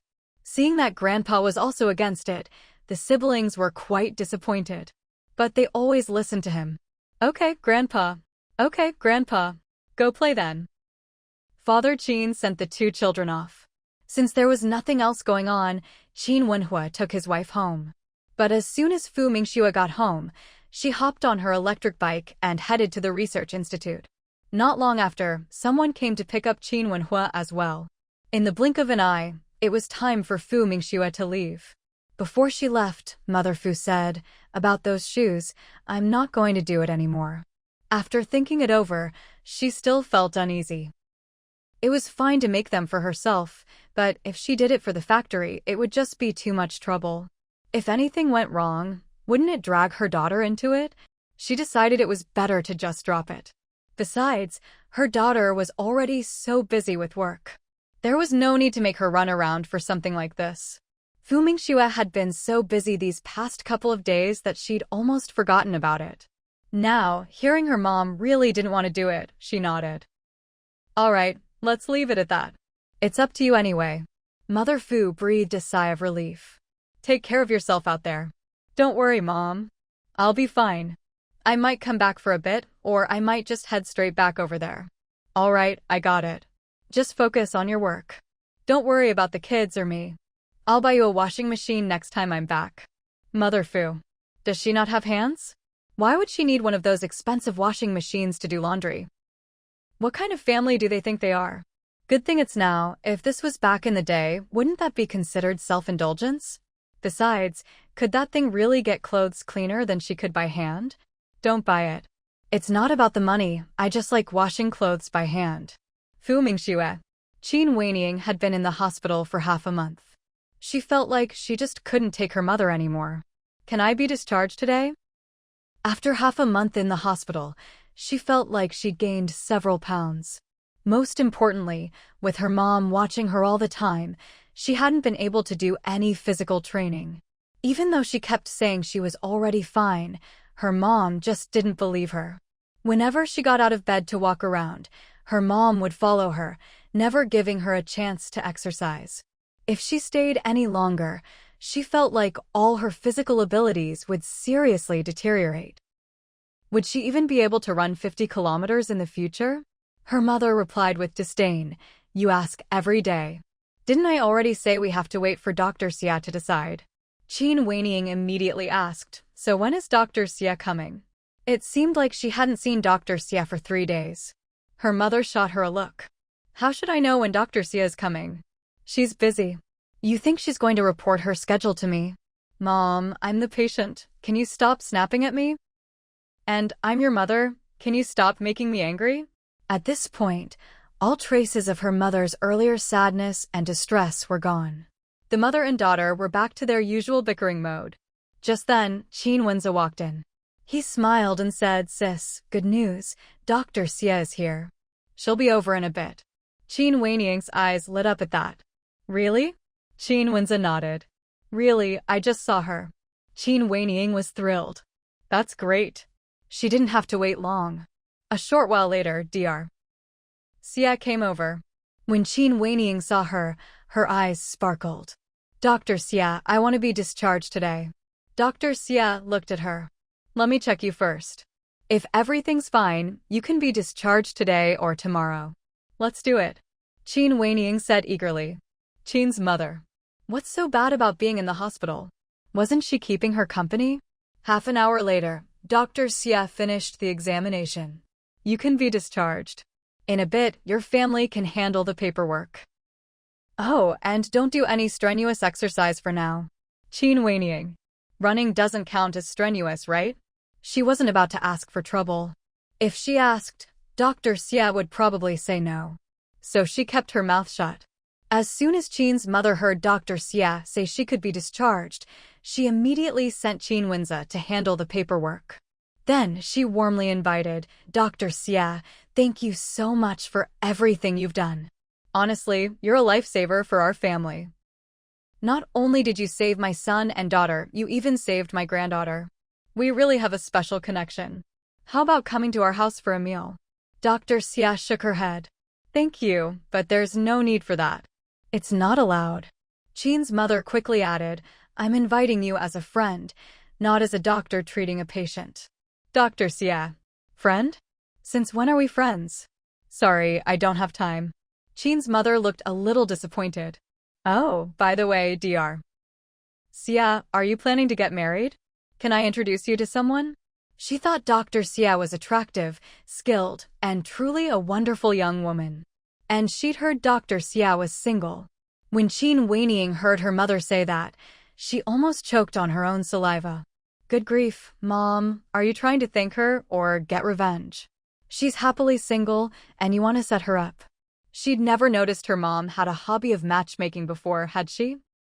Wait a minute, could her mom be thinking of introducing someone to her eldest brother? At that thought, Qin Weiniing's face instantly turned green. A man like Qin Wenze, how could he possibly be a match for Dr. Xia? When Dr. Xia heard what Qin's mother said, she was clearly taken aback as well. Then she politely declined, sorry, I don't have any plans to get married at the moment. Qin's mother's eyes lit up at that. Dr. Xia said she didn't have plans to get married for now, but she didn't say she didn't want to get married at all. She immediately responded enthusiastically, Dr. Xia, it's fine to get married later, but you can still start dating someone now. Qin Weiniing was terrified her mom would blurt out Qin Wenze's name, that divorced man. She hurried to stop her. Mom, Dr. Xia already said she's not interested. Please don't. Qin's mother shot her a sharp glare. What's it got to do with you? I'm not rushing you to get married, am I? That's enough. Keep your mouth shut. But when she turned back to Dr. Xia, her expression softened into a warm, radiant smile. Dr. Xia, the person I want to introduce you to is really great. You work so hard every day, wouldn't it be nice to have someone at home to do the laundry and cook for you? Dr. Xia, laundry and cooking? She could easily hire someone for that. Besides, it was just her, why would she even need to hire anyone? She didn't like anyone invading her personal space at home, period. Thank you, but really, there's no need. How about my Qin Wenze? He's good-looking, young, in great shape, and he's very obedient. He'd never go east when you tell him to go west. Ahem. Qin Weiniing had been about to scold her mom as soon as she heard my Qin. Wasn't this just pushing her benefactor into the fire pit? Qin Wenze, that kind of guy, he shouldn't get married again. And to think he'd want a third marriage with Dr. Xia? That was like a toad lusting after a swan. He was totally unworthy. But when she heard the name Qin Wenze, she nearly coughed up a lung. Good grief, her mom was really full of surprises. She never would have guessed her mom wanted to introduce Dr. Xia to Qin Wenze. But those two are 7 or 8 years apart. What was her mom thinking? Had she even asked Qin Wenze? Or his parents? Dr. Xia. Qin Wenze? That young guy in his early 20s? The one bursting with energy? The one who talks nonstop all day? Sorry, that's not possible. Qin's mother looked a little disappointed when she heard that. All right then. Mingxue is great in every way, and he said he really likes you. His mom too, actually. It was the two of them who asked me to bring it up. If it's not going to work, just pretend I never mentioned it, Dr. Xia. But you really could consider it. Dr. Xia. Consider a man 7 or 8 years younger than her. In another 10 years, he'd be young enough to be her son. She wasn't about to play mom. Qin Weiying finally found her voice and quickly jumped in. Dr. Xia, just ignore my mom. Anyway, thank you and Dr. Miao for saving me. Just doing my job as a doctor, no need to thank me. With that, Dr. Xia walked out of the hospital room. She was afraid if she stayed any longer, that Auntie would say something even more outrageous. As soon as she left, Qin Weiying couldn't hold back anymore. Mom, how could you try to set Dr. Xia up? And with Qin Wuxu, of all people, how could he be a match for Dr. Xia, Qin's mother? Why not? It's just a bit of an age gap. What's the problem? Besides, I was just asking. It's only the 3 of us here in this hospital room. No one else will know. Dr. Xia had saved 3 members of the Qin family, after all. What's wrong with introducing a good match to Dr. Xia? Mom, please, stop making decisions for other people. They don't need it, just like me. I absolutely hate it when people keep trying to set me up with someone. So, don't do things that other people hate. That's not doing them a favor, that's basically getting back at them. Qin Weiying had the most say in this matter. After all, if anyone started talking about setting her up with someone the moment she got home, she really couldn't stand it. Not even if it was her closest family. Seriously, how does her not dating or getting married bother anyone else? Do they really need to keep introducing her to people over and over? Are they just going to ignore how much she hates it? Qin's mother. How is she getting back at anyone? Besides, didn't she just say she was only mentioning it, that's all? Did this girl really think that just because she doesn't want to get married, nobody else will either? How many women in the whole country are like her? If everyone thought like she did, wouldn't society be in chaos? She rolled her eyes. Hurry up and get your things together, you'll be discharged soon. Seeing her mother getting a little angry, Qin Weiying couldn't help but poke the bear again. You never used to be so clueless, you know? What's gotten into you this time? Qin's mother. Can she smack her? A loving mother and filial daughter, yeah, that really didn't apply to the 2 of them. Just then, Qin Wenza came back after finishing the discharge paperwork. He immediately sensed the atmosphere in the room was off. But he didn't think too much about it. Are you all packed up? Qin's mother replied impatiently, yes, everything's here, just take it. Qin Wenza. What's up with Mom? How did she get so mad in just a few minutes? He couldn't help but glance at his sister. Did you make her mad? Qin Weiying didn't get along with her big brother either. So she just ignored his questioning look. Instead, she asked directly, can we go now? Qin Wenza quickly nodded, yes, let's get you discharged right away. Now that Qin Weiying could walk on her own, she took the lead and walked out first. Finally, she could leave this hospital. She was practically skipping with joy. Mom, let's go too. Qin Wenza picked up the luggage. Qin's mother didn't even respond, just walked straight out of the room. Qin Wenza. Why are both of them ignoring me? I didn't do anything to them, did I? After Qin Weiying and her mother got in the car, Qin Wenza loaded the luggage. How about I drive? Qin Weiying suggested, feeling like she'd been stuck in a hospital bed long enough. Even just touching the steering wheel would be nice. At least she could get a little thrill out of it. But before Qin Wenza could say anything, their mother, sitting in the back seat, immediately cut in. Just behave yourself.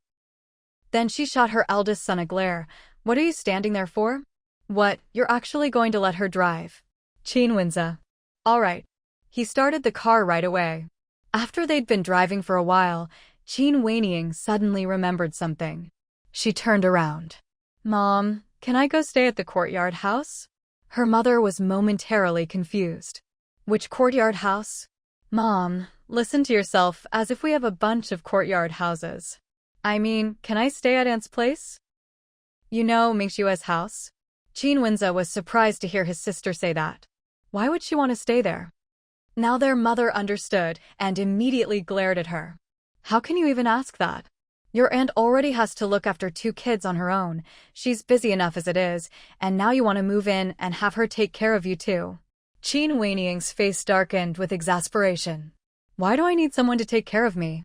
The fact that I'm being discharged means I'm perfectly fine. Besides, it's my head that was injured, not my arms or legs. Why would I need Annie to look after me? Mainly, she just didn't want to stay at home. Just thinking about moving back in made her head ache. Her mom would nag her every day, and she'd have no freedom at all. The mere thought of it was enough to give her a headache.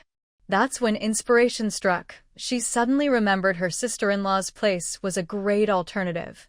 After all, she wasn't the type to stand on ceremony. Qin's mother let out a cold laugh. You really must have hurt your brain, otherwise you wouldn't say something like that. How can you shamelessly go bother other people? Qin Weiniang shot back immediately, but they're not other people. Isn't Annie my sister-in-law's own mother? In other words, she's my mom too. Qin's mother. What mom? She's still alive, you know. At that moment, Qin Wenza spoke up. Sis, I really don't think it's appropriate. It's better to recover at home. If you go to our sister-in-law's place, Auntie will see you're still recuperating and feel obligated to buy good food and take care of you every day. Hearing this, Qin Weiniang sighed. It was just a random idea, nothing serious. I didn't mean anything by it. Qin's mother snorted. You don't have to worry about scheming people using their brains. What you really have to fear is when fools get a sudden bright idea. Qin Weiniang. Mom, that's basically a personal attack. Besides, how am I stupid? That word has absolutely nothing to do with her. The car pulled up in front of the Qin family compound. Qin Weiniang got out. She immediately felt the difference in the air. Taking a deep breath, she sighed with relief. It's good to be home. She'd had more than enough of that hospital disinfectant smell. Qin's mother wanted to retort. After all, just a moment ago in the car, her daughter had been plotting to go stay at someone else's house. But the words died on her lips. Because the old lady had appeared. Weiniang, you're out of the hospital? Come here, let Grandma have a look at you. Grandma Qin looked her granddaughter up and down. Then, with a heart full of pity, she said, You've lost weight. Far too much weight. Grandma, I haven't lost weight. Grandma, I missed you so much. Qin Weiniang rushed forward and hugged the old lady. Honestly, right before she lost consciousness, she'd thought of everyone in the family. Then thought, if she really didn't make it, wouldn't Grandma cry herself blind? So, she really did want to live. She couldn't let Grandma cry herself blind over her. AI, Grandma missed you too. The old lady's eyes turned red. In that moment, it all felt real. Her granddaughter was alive, vibrant, and full of life. Nothing could be better than this. Now you just focus on recovering and take good care of yourself from now on. Okay. Grandma, I'm sorry for making you worry this time. Qin Weiniang felt truly guilty. After all, Grandma was getting on in years, and she'd still made her worry so much. Grandma Qin gently patted her back. Come on, let's go inside. Qin Weiniang immediately let go and helped her grandma into the house. The kids were at school.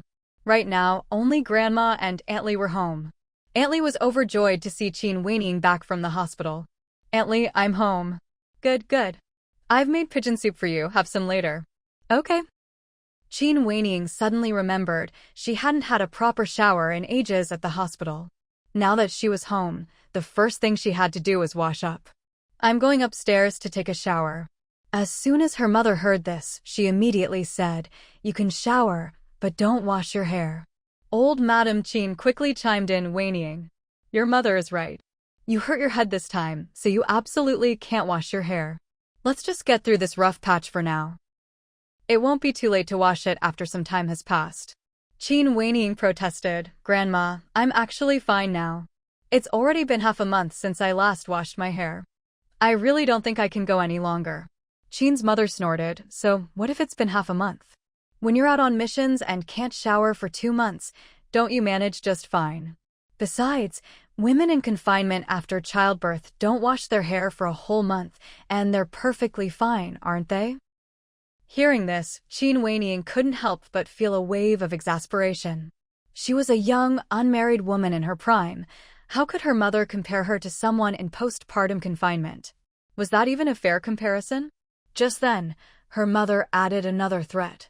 Anyway, you can take a shower, but if you dare wash your hair, I'll have the matchmaker come over every day starting tomorrow and set you up on blind dates.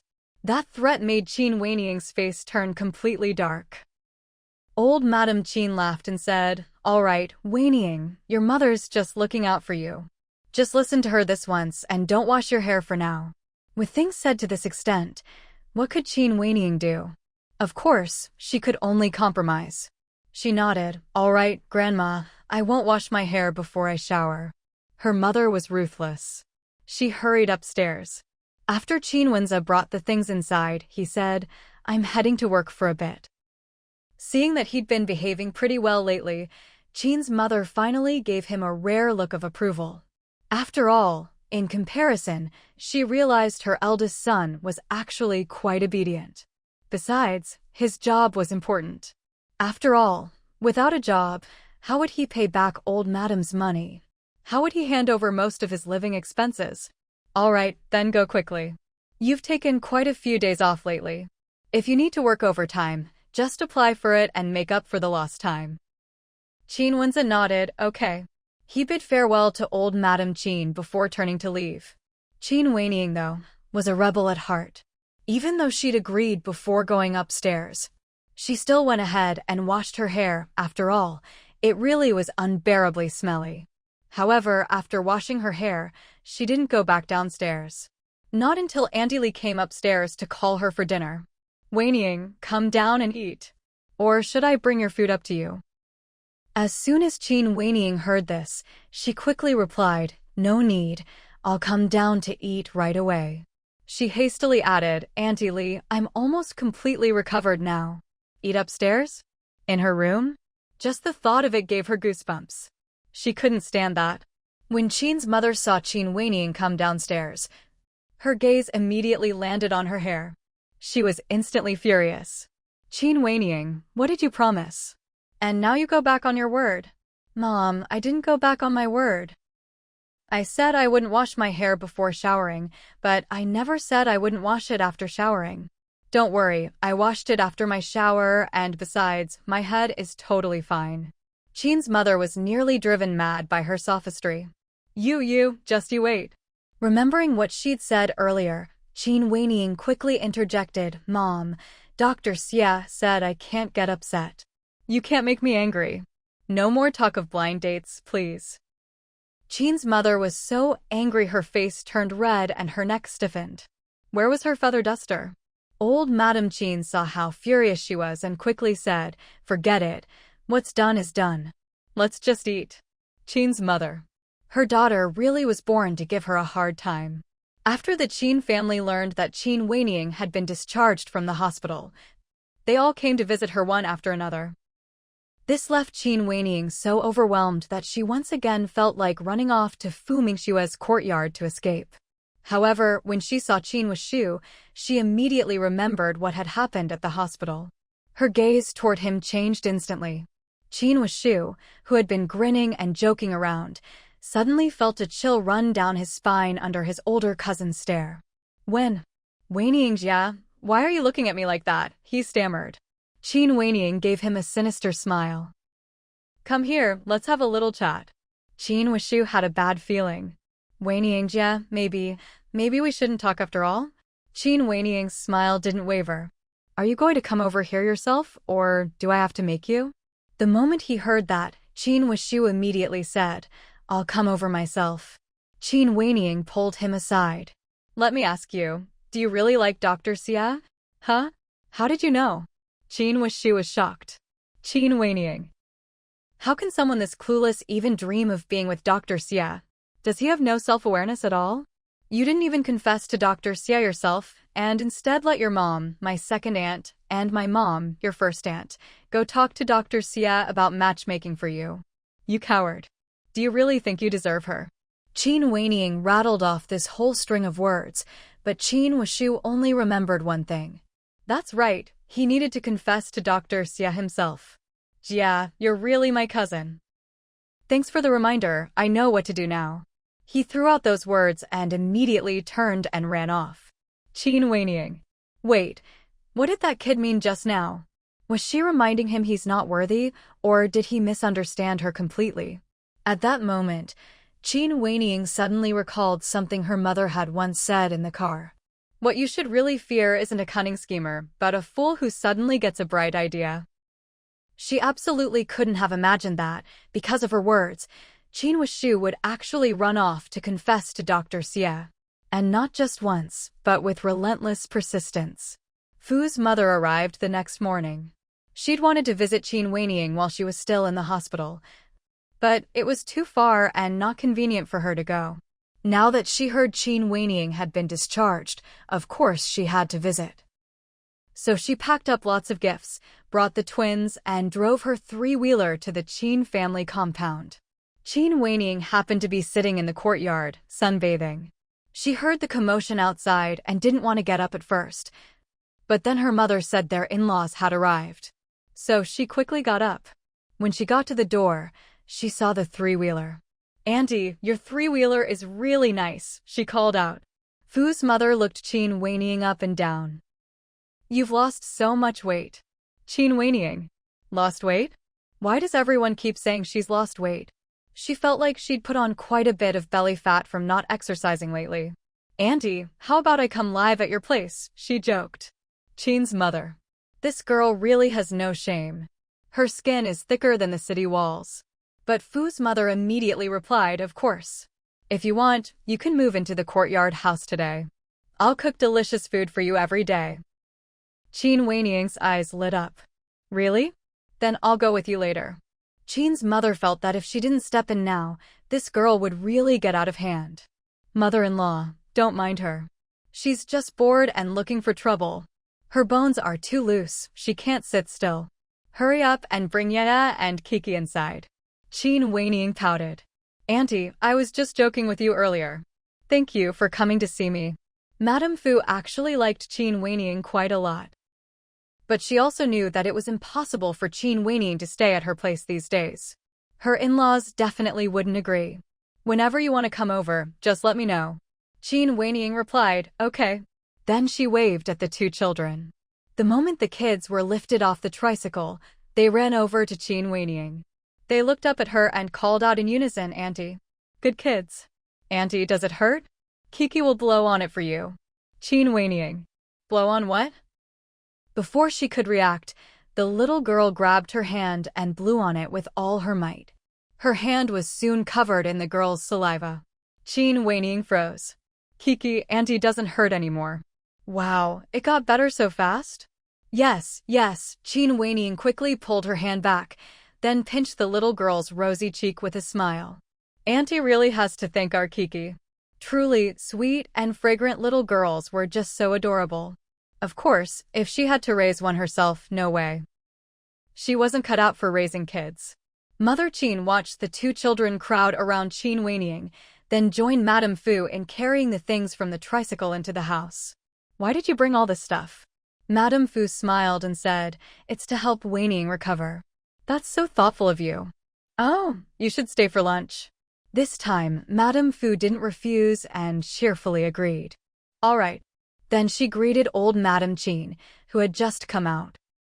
Meanwhile, Fu Mingxue had already spent several days at the Canton Fair. She'd really learned a lot this time. But the most important thing for her was attending a 3-day academic exchange. Once it was over, she was getting ready to head back. This time, she wasn't returning to Beijing, but directly back to the base. Her train ticket was for 8:30 the next morning. She'd originally planned to go out and buy a few things, but after a busy day, it was already 7 p.m. So she decided not to go out again. Just as she was about to sit down and write her report on the exchange, there was a knock at the door. Fu Mingxue went to open it and was a bit surprised to see Director Liu and Director Zheng from the bicycle factory standing there. "Comrade Fu, we heard you're leaving tomorrow, so we came to see you. And to bring you a few things." Director Liu smiled as he handed her the items. "Director Liu, what's all this?" "Just some little things we bought at the exhibition, nothing expensive. By the way, we got quite a few orders this time." All thanks to you. Remember that engine you designed for us last time? Guess how many orders the foreigners placed this time? The hallway wasn't a good place to chat, and her room wasn't suitable either. Just then, Director Zheng next door opened his door. Fu Mingxue had a quick idea and said, "Director Zheng, can we sit in your room for a bit?" Director Zheng nodded without hesitation. Of course, come on in. Director Liu and Director Zhang were more than happy to oblige. They immediately followed Fu Mingxue into Director Zheng's room. Fortunately, the room was quite spacious, with a table and several stools for guests. Director Zheng said to the three of them, "Have a seat. Would you like some tea?" Director Liu and Director Zhang quickly waved their hands. No need, we're not thirsty. Although both of them were factory directors, they knew Director Zheng's rank was quite high, so there was no way they'd let him pour tea for them. Fu Mingxue quickly sat down. Director Liu, you just said the order volume is huge? Director Liu immediately replied excitedly, yes. The number is. He gestured with his hands. Then, with great enthusiasm, he said, the foreign exchange earned from these orders is really considerable. Honestly, I never expected this. Speaking of which, we really have to thank you. Our factory as well. Thanks to the modifications we made to the mountain bikes, we've received quite a few orders. It's enough to keep us worry-free for the next 2 years. We're also extremely grateful to Comrade Fu. And by the way, that tricycle you designed? We've received a lot of domestic orders for it too. All in all, this Canton Fair has been a huge success. Most importantly, the price offered by the foreigners for the mountain bikes was very high. If we can fulfill these orders, the profits will be truly impressive. It'll bring in a lot of foreign exchange for the country. Hearing all this, Fu Mingxue was genuinely happy for them. Director Liu took out the gift he'd brought. This is something I bought at the exhibition. I'm sure you'll like it. Fu Mingxue opened the bag curiously. To her surprise, it was a Walkman. It was much smaller than the ones sold on the market. This is the latest model. I heard the reception is especially strong, and it's not just a radio, it can also play music. It's got all the features. Plus, it's so compact you can really carry it in your pocket. Thank you, I really like it. But I should pay you for it. Oh, Comrade Fu, what are you saying? You've helped us so much. What's wrong with us giving you a Walkman? That's a separate matter. Besides, I received a bonus for my work. Fu Mingxue insisted on paying, and Director Liu, seeing she wouldn't back down, had no choice but to tell her the price. After Fu Mingxue paid, she was very pleased. After chatting for a while, Director Liu and Director Zheng left together. The next day, Fu Mingxue took the train with Director Zheng and the others. However, they weren't headed to the same place. Director Zheng and his group were returning to Beijing. Fu Mingxue, on the other hand, was going back to the base. So, they weren't on the same train. After returning to the base, she threw herself even more into her work. In June, she returned to Beijing once again. When Mother Fu saw her come back, she was overjoyed. I had a feeling you'd be coming back these days. Mom, I missed you so much. Fu Mingxue put down her luggage and gave her mother a big hug. Mother Fu was still a bit unused to such displays of affection. Oh my, you stink. Go wash up, quick. By the way, what do you want to eat? I'll make it for you. Anything is fine. Just as Fu Mingxue said this, the twins came running out of the house. Mama! Mama! The two little ones were thrilled to see their mother return. Fu Mingxue was delighted as well. They look like they've grown a lot. Mother Fu, who saw them every day, didn't notice much, but since Fu Mingxue hadn't seen them in a while, she could immediately tell the kids had changed. The two little ones didn't mind their mother's sweaty smell at all. After hugging them, Fu Mingxue herself couldn't stand the smell. Hold on, let mommy take a shower first. The twins immediately stepped aside. Half an hour later, Fu Mingxue came out feeling refreshed. She picked up her little girl. You feel a bit heavier, and you've definitely grown taller. Just as she said this, Mother Fu came out with a bowl of noodles. She couldn't help but twitch her lips. It's only been a month or two, how could they have grown that much? Even if they did grow, it's just a tiny bit. Come eat your noodles. Okay. I'm starving. Fu Mingxue put the child down and went over to eat. The two little ones had just finished lunch not long ago, so they weren't hungry. They just waited obediently by the side. Just then, there was a knock at the door outside. Who's here? Mrs. Fu walked over to open the door.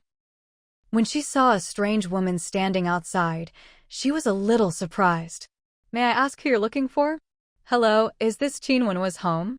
As soon as Mrs. Fu heard that this woman was looking for her son-in-law, she immediately nodded. Yes, but he's not home. And you are? Are the two children here? The woman's words left Mrs. Fu quite shocked. What did she mean by that? What did she mean by coming to see the children? Mrs. Fu didn't let her in just because of what she said. Instead, she became even more wary of this woman. May I ask who you are? Sorry, I know I came a bit abruptly. I believe you can guess who I am. I just wanted to see the children. Even if Mrs. Fu wasn't the sharpest, she understood what the woman meant by now. Her expression instantly darkened. She didn't know how to react. After all, should she let this woman in or not? Just then, Fu Mingxue's voice suddenly rang out. That's not possible. We don't have a habit of letting strangers see our children. What if you're a bad person trying to kidnap them? And besides, we've never met you and have no interest in guessing who you are, so please don't play these guessing games. Mrs. Fu breathed a sigh of relief when she saw it was her daughter who came out. Mom, you go back inside. Mrs. Fu was a little worried, but seeing her daughter's calm expression, she nodded. All right. She turned and left. When she got to the twins, she took them back into the house. Come on, let's go inside with Grandma. The twins listened to their grandma and followed her inside right away. At the front door, the two women faced each other. Fu Mingxue's gaze was cold. The woman looked apologetic. Sorry, I didn't mean to disturb you. I just wanted to see the children, that's all. Fu Mingxue's expression didn't change. She said coolly, if you're really sorry, then please leave. Our children aren't used to meeting strangers. The woman blurted out, I'm not a stranger. I'm their mother. Qin Wenhua should have told you, my name is Luo Lanqin. I came here just to see the children. Fu Mingxue looked at her. Whose mother are you? You mean our two children? Our children don't have a mother who, after their real father died, couldn't wait to remarry and abandon them. So please leave. If you know Qin Wenhua, then contact him. But without my permission, if you try to see the children, I'll have no choice but to call the police. Luo Lanqin's face darkened immediately. But she quickly composed herself. Her eyes reddened, and her voice choked with emotion. I know I let the children down back then, but I had no choice. My family wouldn't let me bring them home, and what could I do as a woman? I could only leave them with their uncle. This time, I came to Beijing and heard you've raised them well. I'm not here to take them away from you. I just want to see them, that's all. You should be able to understand a mother's heart. Fu Mingxue sneered.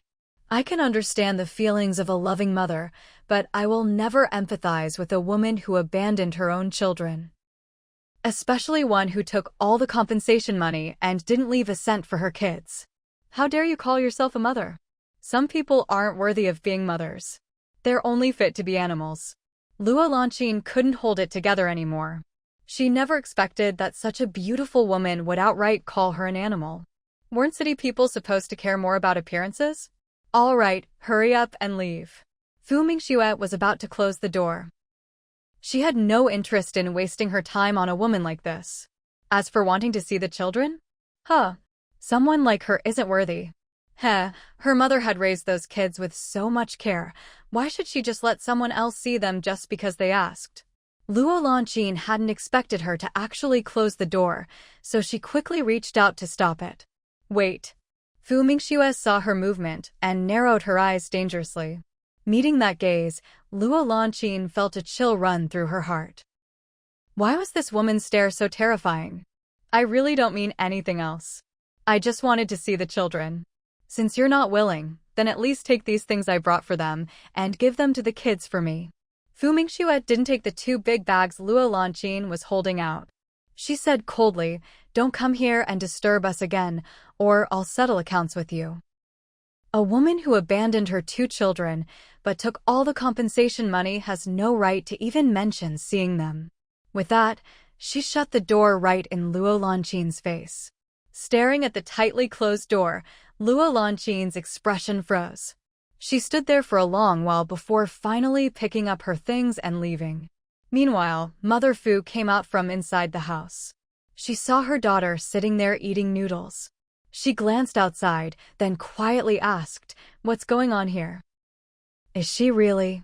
She didn't finish her sentence, but Fu Mingxue understood. If she dares to come again, just chase her away. That was as good as admitting that woman was the twins' biological mother. Mother Fu's expression immediately turned very unpleasant. What is this? How does she even have the nerve to show up here? Didn't our son-in-law say he'd taken care of it? Don't tell me she's trying to take the kids back. Just thinking about that possibility made Mother Fu feel awful. It's been almost 2 years. She was deeply attached to those 2 children. Of course, if their birth mother had good character, that would be one thing. But clearly, she wasn't. What kind of person abandons her kids before they're even a year old? How could she possibly raise them well? Fu Mingxue snorted coldly. Some people are just shameless. Don't worry about it. Even if she wants the kids back, it's not up to her. There are families' children now. No one can just come and take them. Besides, she wasn't really here to take them back. Then what was she here for? Was she really just here to see the kids? Mother Fu couldn't understand. Fu Mingxue said, most likely she's trying to establish some kind of connection. Of course, there's also a chance she wants the kids back. Mother Fu pressed, what kind of situation would that be? Fu Mingxue sneered, that would be if she can't have children anymore. Otherwise, I doubt she'd want them back. Mother Fu. Can't have children? That can't be. After all, she'd already given birth before, hadn't she? It's impossible that getting remarried would make her infertile. You mean her new man can't have kids, so she wants to take the children back? Mom, why are you overthinking this? No matter what she wants, those 2 kids have nothing to do with her anymore. Just ignore her. If you see her again, just chase her away. That's what Fu Mingxue said, but she had already decided to have someone look into what was really going on with that woman. Meanwhile, Luo Lanqin had returned home. What Fu Mingxue didn't know was that Luo Lanqin lived quite close to her, just a 20-minute walk away. So, did you see the children? The person asking was Luo Lanqin's mother-in-law. Luo Lanqin shook her head. They wouldn't let me. Madame Ji frowned slightly. Why wouldn't they let you? After all, you're still the children's biological mother. No matter what, it's impossible that they wouldn't let you see them at all, right? Did you have the wrong attitude when you went? Luo Lanqin's expression was unpleasant. No, I was very humble, but they still wouldn't let me in. There was nothing I could do. Madame Ji thought for a moment, still not understanding. Then her gaze fell on the 2 bags Luo Lanqin was carrying. You brought those back too? They wouldn't let me in, and they wouldn't accept these things either. What was I supposed to do? Just leave them there? Hearing this, Madame Ji was speechless. This daughter-in-law of hers was just too petty. Even if they wouldn't let you in, you could have just left the things at the door. Do you really think they'd throw them away after you left? Honestly, she really had no sense of the bigger picture. This matter will take time. Anyway, we live nearby now. Oh, your daughter is crying. Go comfort her. Madame Ji couldn't bring herself to like this frail granddaughter. It wasn't that she preferred boys over girls, she just liked her eldest grandson more. At that moment, Luo Lanqin also heard her daughter crying and hurried inside to soothe her. Just then, a young woman entered. Mom, is Luo Lanqin back yet? Madame Ji pursed her lips. She's back. Jia immediately asked, so? Did she see the children? No. Probably not going to happen. That family wouldn't let her see the kids. I think you should consider other options. These days, adopting a child isn't that hard. Mom, you're being silly. If it's my sister-in-law's child, wouldn't that make us even closer in the future? All the conditions were ideal. She had thought this through carefully. Your brother already looked into it. That Qin family is very powerful. I think we should just forget it. If we try to take their child, won't that make us enemies? Although Madame Ji felt sorry for her own daughter, she still had some sense. Gia was a bit annoyed at this. Mom, how would that make us enemies? They have 2 kids, we're not taking both. Besides, I'm not asking for the boy. If they have one less girl, wouldn't they be happy? Besides, that couple will definitely have their own kids in the future. When they do, those extra 2 will just be a burden. If we take one to raise, maybe they'll even be glad. Plus, my sister-in-law is their biological mother. If she asks for her child back, no one can say anything. With a respectable family like the Cheens, wouldn't that just give them a good reputation? The more Gia spoke, the more convinced she became. She was sure her idea was right. Only people who can't have children would adopt, but that couple was still young, there's no way they couldn't have kids. She'd already found out. The reason they hadn't had children yet was because they were both too busy with work. Unlike her doctor had already confirmed she couldn't have any more children. Mom, where's Luo Lanqin? I'll ask her myself what happened. Just then, Luo Lanqin came out holding her daughter. When Gia saw her, her eyes lit up and she hurried over. Luo Lanqin, what did they say when you went over there? Luo Lanqin didn't much like this sister-in-law of hers. After all, this sister-in-law never really showed her much respect. But there was nothing she could do. Both her husband and her mother-in-law tended to listen to the sister-in-law. I didn't see anyone. They wouldn't let me in. Sis, I think we should just let this go. Those 2 women are not easy to deal with. Gia didn't take her words seriously. It's your first time going over there. Of course they're not going to welcome you right away. Just go a few more times and explain your own difficulties a bit more. You're the kid's biological mother. If you spend more time with them, won't your relationship naturally improve? Even if, in the end, they don't agree to give the kids back, just being able to connect with the Qin family would be a big win. That's right, Gia's ultimate goal was to get close to the Qin family. Ever since she found out that her sister-in-law's 2 children had been adopted by Qin Wenhua from the Qin family, she'd started digging for information about them. If she could adopt either the twins' younger sister or brother, the 2 families would definitely become close in the future. Luo Lanqin felt awkward hearing this. That Qin Wenhua's wife is not easy to deal with. I hadn't even said much before she warned me not to come again. If I go back, I'll probably just make her angry. You can't really expect me to go and provoke her, can you? I think we should take our time with this. Honestly, even if she hadn't seen the twins, Luo Lanqin didn't really care that much. If her sister-in-law hadn't insisted on this idea, she truly would not want to disturb the current peace. Gia was annoyed, but she also knew she couldn't rush things. The Qin family was indeed not to be trifled with. They really couldn't afford to offend them. That Qin Wenhua's wife doesn't work in Beijing, right? When she's away, there'll only be her mother and the 2 kids at home. That's when you can try again. Seeing that Gia wasn't giving up, Luo Lanqin could only agree. Fine, I'll see how it goes when the time comes. Mom, I'm going to the Qin family compound for a bit. Now that Fu Mingxue was back, she definitely had to pay a visit to her mother-in-law. After all, starting tomorrow, she'd be busy again. Mother Fu knew she had to go, so she nodded. All right. Then she asked, will you be back for dinner? Yes, Fu Mingxue replied, then rode off on her tricycle. When she arrived at the Qin family compound, Mother Qin was delighted to see her. Mingxue, when did you get back? Was it today? Oh, have you had lunch yet? Mom, I got back this morning. I've already had lunch.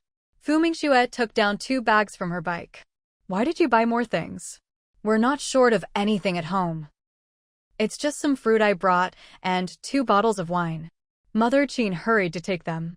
She genuinely liked this younger daughter-in-law. It wasn't that she was especially good at giving gifts. Sometimes you just take a liking to someone for no particular reason. Fu Mingxue went inside and didn't see the old lady, so she asked, where's Grandma? Mother Qin replied, she just went upstairs for her nap. Hearing that, Fu Mingxue didn't disturb her. Mom, I need to talk to you about something. Mother Qin noticed her serious expression and was surprised. What's wrong? A woman came to my house today to see the kids. Mother Qin was startled. To see the kids? You mean she's? The rest of the words went unsaid, but Fu Mingxue nodded. Qin's mother asked again, are you sure it was her? Fu Mingxue nodded. It was her Luo Lanqin. Qin's mother was furious. How does she even have the nerve to come see the children? Did she actually come inside?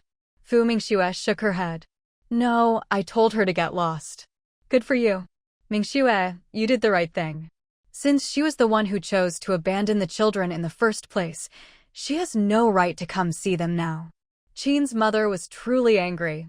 Why did she suddenly show up to see the kids out of nowhere? What is she up to? I don't believe she just came to see the children. Fu Mingxue picked up the thread. That's why I planned to have Wushu look into her. Originally, she and Qin Wenhua hadn't been in Beijing for long. Now that woman had shown up, and with just her mother-in-law at home, it was hard to guard against everything. Look into her. I'll have Wushu come over right now. Just as Qin's mother finished speaking, a voice rang out, and, what do you need me to look into? The person hadn't arrived yet, but the voice did. Seeing Qin Wushu walk in from the front gate, Qin's mother couldn't help but think his timing was impeccable. You're just in time, your sister-in-law needs your help. When Qin Wushu saw the bicycle parked in the yard, he guessed his sister-in-law was back. But hearing his aunt's words, he was curious. Sis, what do you need from me? It's like this. I want you to look into someone. Before Fu Mingxue could finish, Qin Wushu jumped in. Sis, who do you want me to check out? He was genuinely curious. Her name is Luo Lanqin. She's Yaya and Keek's biological mother. She came to our house today, and I want to know what she's up to. Qin Wushu was shocked. Wait, didn't she remarry? Why is she coming back here? How does she have the nerve? Is she trying to take the kids? No way, we can't let her take Yaya and Kiki. Qin Wushu often visited the twins at the courtyard house. He was quite fond of them. He truly considered those two children part of the Qin family. If anyone tried to take them away, he wouldn't stand for it. Qin's mother patted him on the back and shot him a glare. Why are you making such a fuss? If I didn't ask you to look into her, would you even know who to check? Qin Wushu patted his chest and promised, leave it to me, I'll find out everything in no time. Good, then do a thorough job. And don't spread this around, Qin's mother added, thinking it wouldn't be good for the kids if word got out. Qin Wushu immediately replied, Aunt, I'm tight-lipped, you know that. Besides, don't you trust me to handle things? I promise I'll get it done perfectly. With that, he turned and hurried off. Qin's mother watched him go. Honestly, she still felt a bit uneasy. After all, what had he come here for in the first place? How old is he now, and he's still so impulsive and reckless? Mom, actually, Wushu is pretty good. He might seem a bit immature, but he's quite reliable when it comes to getting things done. Qin's mother thought about it and nodded. You're right. Otherwise, he and Dr. Xia wouldn't be dating now. Fu Mingxue. Did she just hear that right? No, she must have misheard. Dr. Xia and Qin Wushu? How could that be possible? She must really be exhausted from the train ride to have heard something so ridiculous. Still, she couldn't help but double-check. Mom, did you just say when she was dating? Who? Qin Wushu and that Dr. Xia. The two of them are dating now, Qin's mother said with a smile. I have to say, that kid really has some skills. Fu Mingxue was utterly shocked. She could hardly believe what she was hearing. Mom, the Dr. Xia you're talking about, is it the one I know? Before Qin's mother could answer, Qin Weiniang's voice chimed in. That's right, it's the same Dr. Xia who saved me. I can't believe that shameless Qin Wushu actually managed to win her over just by being thick-skinned. TSK, he really has no self-awareness at all. He really lucked out.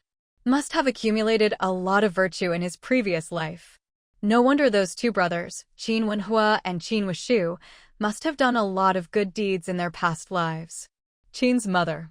If she remembered correctly, wasn't Qin Wenhua her own brother? Was this really the way to talk about her own brother? Fu Mingxue. She'd only been gone for less than 2 months, not a year or two. So what on earth had happened in that short time?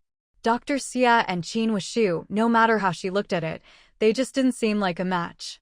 Not to mention the age difference. And with Dr. Xia's steady and reliable personality, how could she possibly fall for someone as flighty as Qin Wushu? She was dying of curiosity. She couldn't help but look eagerly at Qin Weiniang. Qin Weiniang shrugged. Don't look at me like that. I have no idea how they ended up together. Anyway, those two might even get married by the end of the year. Fu Mingxue. Heavens above. Qin Wishu was really something else. They were already talking about marriage? But then again, one's mature and steady, the other's lively and playful. Maybe they actually do make a good match. Jia, how's your health? Qin Weiniang sighed. I've been fully recovered for a while now. I even applied to go back to the army, but your mother stopped me. Qin's mother immediately said, don't listen to her. What do you mean I stopped you? Aren't you going back to the army in a week? Besides, if you really wanted to leave, could I even stop you? Qin Weiniang. She didn't stop her? If it hadn't been for her mother blocking her, she would have gone back to the army half a month after being discharged. When she went for her follow-up DR, Xia had clearly said she was fully recovered. Of course, every time she went for a checkup, Qin Wishu would drive her there, and that's probably how he got his chance. So shameless. A bit more rest is good for you. After all, having a healthy body is the foundation for everything. Only then can you chase your dreams. Both your health and your dreams are important. Qin's mother immediately said to Qin Weiniang, see? Did you hear that? Don't take your health for granted just because you're young. Qin Weiniang. When have I ever taken it for granted? Haven't I been following your advice and resting all this time? Can't you see all the fat piling up on my waist? Fu Mingxue couldn't help but laugh at that. Qin's mother couldn't be bothered to argue. Mingxue, are you back this time for classes at the university? Yes, I have about a month of classes each semester. I promised the university I'd be there. Classes start tomorrow. Hearing this, Qin Weiniang couldn't help but once again marvel at how much virtue Qin Wenhua must have accumulated in a past life. Look at her, such a wonderful girl. How did she end up with that pile of cow dung? I just heard you guys telling Qin Wishu to look into someone. Who are you investigating? Qin Weiniang had pretty sharp hearing. She'd come downstairs when she heard the commotion, but hadn't caught the whole conversation. Fu Mingxue didn't hide anything, she just gave a brief explanation. Qin Weiniang listened for a long while, her mouth opening and closing and opening again. Finally, after a while, she managed to squeeze out a sentence. What's wrong with Qin Wenhua? How could he not have handled this properly? This time, Mother Qin actually took her side. She nodded and said, that's right, Wenhua really didn't take care of things properly this time. Otherwise, how could this have come back to us? Seeing her mother-in-law and sister-in-law both saying this, Fu Mingxue spoke up for fairness. Actually, it's not really his fault. You can't really blame him for this. Qin Wenhua probably never expected that woman would come looking for them. This is Beijing, after all. He probably didn't expect that the man she married would also be transferred to Beijing. Or maybe, the man she married was originally from Beijing. It's just that Qin Wenhua didn't know that at the time. Qin Weiniang sighed. You're still speaking up for him? Do you know how much trouble he's caused you? Really, you shouldn't have to worry about these trivial matters. He's supposed to be doing scientific research, but he still has to worry about family issues. Qin Wenhua really is something else. That's right, don't defend him.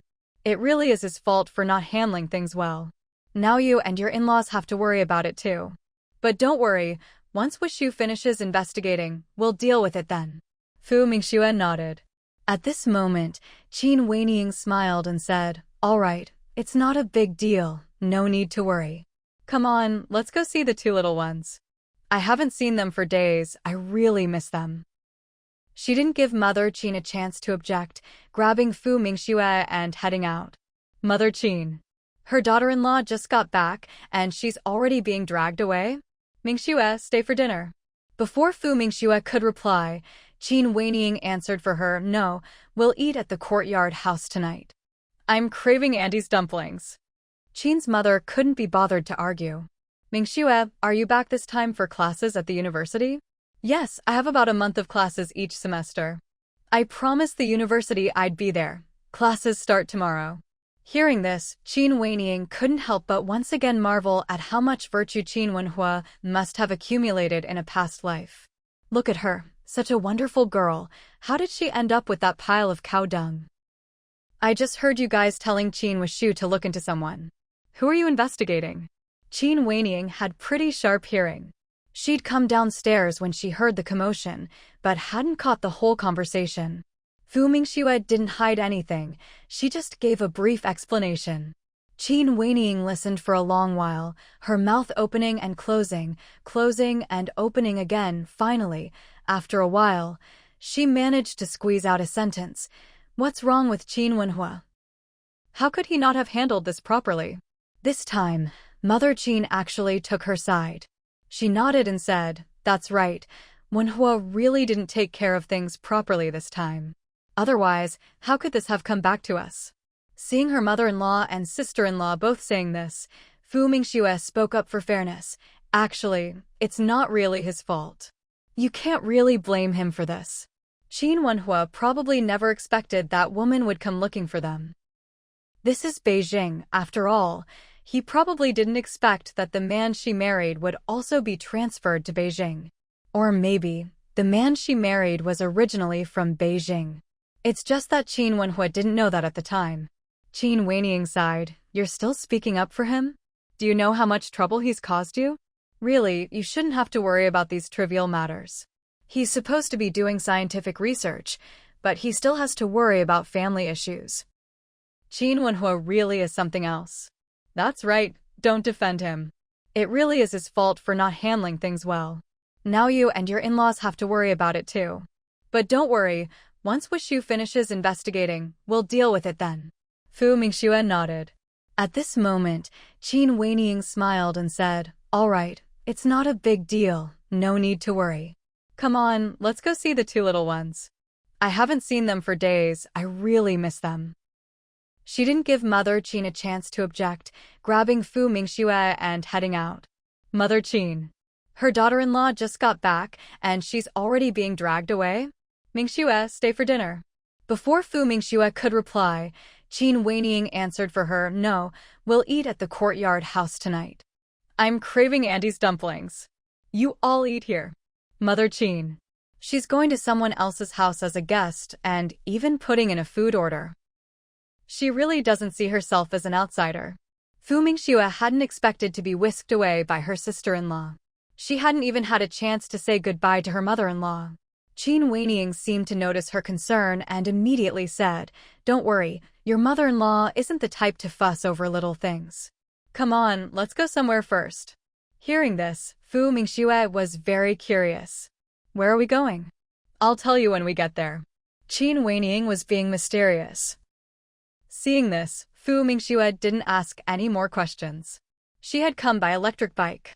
But this time, Qin Weining took the driver's seat. "I'll drive." Fu Mingxue didn't say much and just sat on the back. But as they rode along, "Wait, isn't this the way to her house?" Before Fu Mingxue could ask, Qin Weining stopped at the house next door to hers. "We're here." Fu Mingxue. They were coming to her place? But why stop next door? Just as she was about to say they'd stopped at the wrong place, Qin Weining said happily, "After I retire, I'll be your neighbor." "What do you think of this house?" Fu Mingxue was truly shocked by these words. "This is your house?" She remembered that this courtyard house had people living in it before. It was a family of 3 generations. How did it become Qin Weining's house? Did they all move out? Or did they sell it? Her mother hadn't mentioned anything about this. "Come on, let's go in and talk." After parking the bike, Qin Weining took out a key and opened the door. Fu Mingxue, still in a daze, followed her inside. The previous owner of this house was transferred to another province and isn't coming back, so they decided to sell it. "Someone happened to mention it to me, so I bought it," Qin Weining said happily. "From now on, we'll be neighbors." So what if she wasn't married? She had her own place and such a big house all to herself. Wasn't that comfortable enough? As for all that nonsense about how an unmarried woman shouldn't buy a house, she didn't care one bit. "You're amazing, sis. You made a great buy." Fu Mingxue gave her a thumbs up. "This courtyard house, the price is only going to skyrocket in the future, right?" "I think so too. The best part is, when I come back, I can mooch meals off you. Auntie's cooking is still the best." She could have stayed at the Qin family compound, but honestly, she really didn't like living with her mother. Plus, Qin Wenza lived there too. How could that compare to having a peaceful place all to herself? And most importantly, the Qin family compound would eventually go to her nephew Qinyu. As his aunt, she couldn't live there forever, right? Once you're an adult, your parents' house isn't really yours anymore. It's a shame my place cost way more than yours, Fu Mingxue said, feeling a little guilty.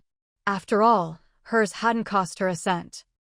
She'd gotten it for free, not even spending any ration coupons. Of course, she'd used her brains and completed system tasks for it. Well, her brains were priceless, after all. She quickly changed the subject. So, sis, do you still have money left? If you're short, It's fine. The money I used, I actually got from your mother-in-law. No, wait, I begged for it. No, actually, it was money she was supposed to give me. She always said that when each of her 3 kids got married, she'd give them money. Just because I'm not getting married doesn't mean she shouldn't give me my share, right? So I just kept pestering her until she did. Qin Weiniing said this matter-of-factly. She didn't think Fu Mingxue was the type to get upset over her mother-in-law giving money to her daughter. Of course, if it were one of Qin Wen's wives, they'd probably be furious. And not all the money came from her mother. She'd saved up quite a bit herself over the years from her allowance and mission rewards. After all, she hardly spent anything and didn't need to hand it over to the family. Sis, you bought this courtyard house at just the right time. Even putting everything else aside, you'll never lose money on it. There was definitely some good luck at play here. After all, not many people were selling houses these days. And it just so happened to be right next door. Now the 2 of them had basically taken over the best 3 houses in the whole alley. But her mother-in-law really was loaded. Who else had that kind of money? There probably weren't many families like that in all of Beijing. The Qin family must have deep pockets. Qin Weiniing grinned. Yeah, I think so too. Plus, the previous owners took great care of the place. They left a lot of things behind, so I don't have to renovate at all. I can move in any time. Oh, by the way, I haven't told Auntie about this yet. I haven't even told my mom. You're the first person in the Qin family to know I bought this courtyard house. Fu Mingxue. She was shocked. You didn't even tell Mom you were buying a house. Qin Weiniing nodded. Nope. Didn't I just say I had to pester her for the money? Besides, I only bought the place a few days ago. Fu Mingxue. Mom's going to be so surprised. Qin Weiniing didn't agree. Her reaction might not be what you think. She might actually want to break my legs. Fu Mingxue thought about it. Well, it probably wouldn't come to that. After all, her mother-in-law didn't seem like an unreasonable person. Besides, it's not like the money was wasted on something frivolous. It was used to buy a house. She'd probably even be happy about it. Honestly, she really wanted to ask how she managed to persuade her mother-in-law to give her the money. But that seemed a bit too forward, so she swallowed the question. Instead, she asked, so, when do you plan to tell Mom about the house? Qin Weiniing grinned. I'll tell her when we get back. Actually, I was planning to tell her today anyway. Alright, let's go take a look around the house. I really like it. Also, if you see any furniture or anything else you like, feel free to take it. Fu Mingxue. Even if she did like something, she couldn't just take the furniture, could she? But after walking around, she had to admit, this house was really nice. Yeah, you really got a great deal with this house. They even left you all this rosewood furniture. And it's practically brand new, right? I think it's amazing too. The previous owner was very tidy, so I barely even need to clean the place. In the future, once Yaya gets married, I can bring my mom and dad over to live with me. Then this place will really be lively. Fu Mingxue nodded. That's true, and our families are so close by. After walking around, she realized the layout of this house was pretty much the same as her 2 Sihiyuan courtyards. But this one had even more of that old-fashioned charm. Qin Weiniing was clearly delighted as well. After they finished looking around, the 2 of them headed next door. Mother Fu was happy to see them return. Even though it was just next door, each courtyard had its own walls, so you couldn't really hear much unless you spoke loudly. Weiniing, you're here. Stay for dinner then. Qin Weiniing didn't treat herself as an outsider at all. Auntie, I've been craving your dumplings. Mother Fu was instantly pleased. Craving dumplings? That's easy. I'll make some for you right now. Qin Weiniing sweetly replied, "Thank you, Auntie. You're always so good to me." Mother Fu was overjoyed and bustled off to the kitchen. Just then, the two little ones came running out. "Mama." Fu Mingxue bent down, wanting to pick them up. But this time, little Qin Hao stepped back. "Mama, I'm big now and heavy. Mama should just pick up my little sister." Qin Weiniing was surprised. Wow, what a thoughtful little guy. She was impressed by how well he could express himself. He wasn't even 3 yet. Truly remarkable. She waved him over. "Come here, let Auntie give you a hug." Qin Hao refused outright. "No." Qin Weiniing. Then, Qin Hao added considerately, "Auntie is hurt, so she can't carry me." Qin Weiniing was instantly touched. How could this little guy be so thoughtful? Just then, Fu Mingxue scooped up both kids, one in each arm. "Mama's super strong. I can carry you both until you're 5. The two little ones were thrilled. Watching the happy faces of the mother and her children, Qin Weiniing felt a wave of warmth. Such a loving family. If anyone tried to ruin this, it would be infuriating. The 2 adults and 2 kids sat in the courtyard, chatting. The children were well behaved and didn't run off to play elsewhere. Mother Fu didn't need any help. She had meat and flour at home. In no time, she had the dumpling filling ready all by herself. "Auntie, don't do all the dumplings by yourself. Let us help you." Fu Mingxue chimed in, "Mom, take them out and let's all wrap them together. It'll be much faster with all of us." Mother Fu, "Wouldn't I be faster by myself?"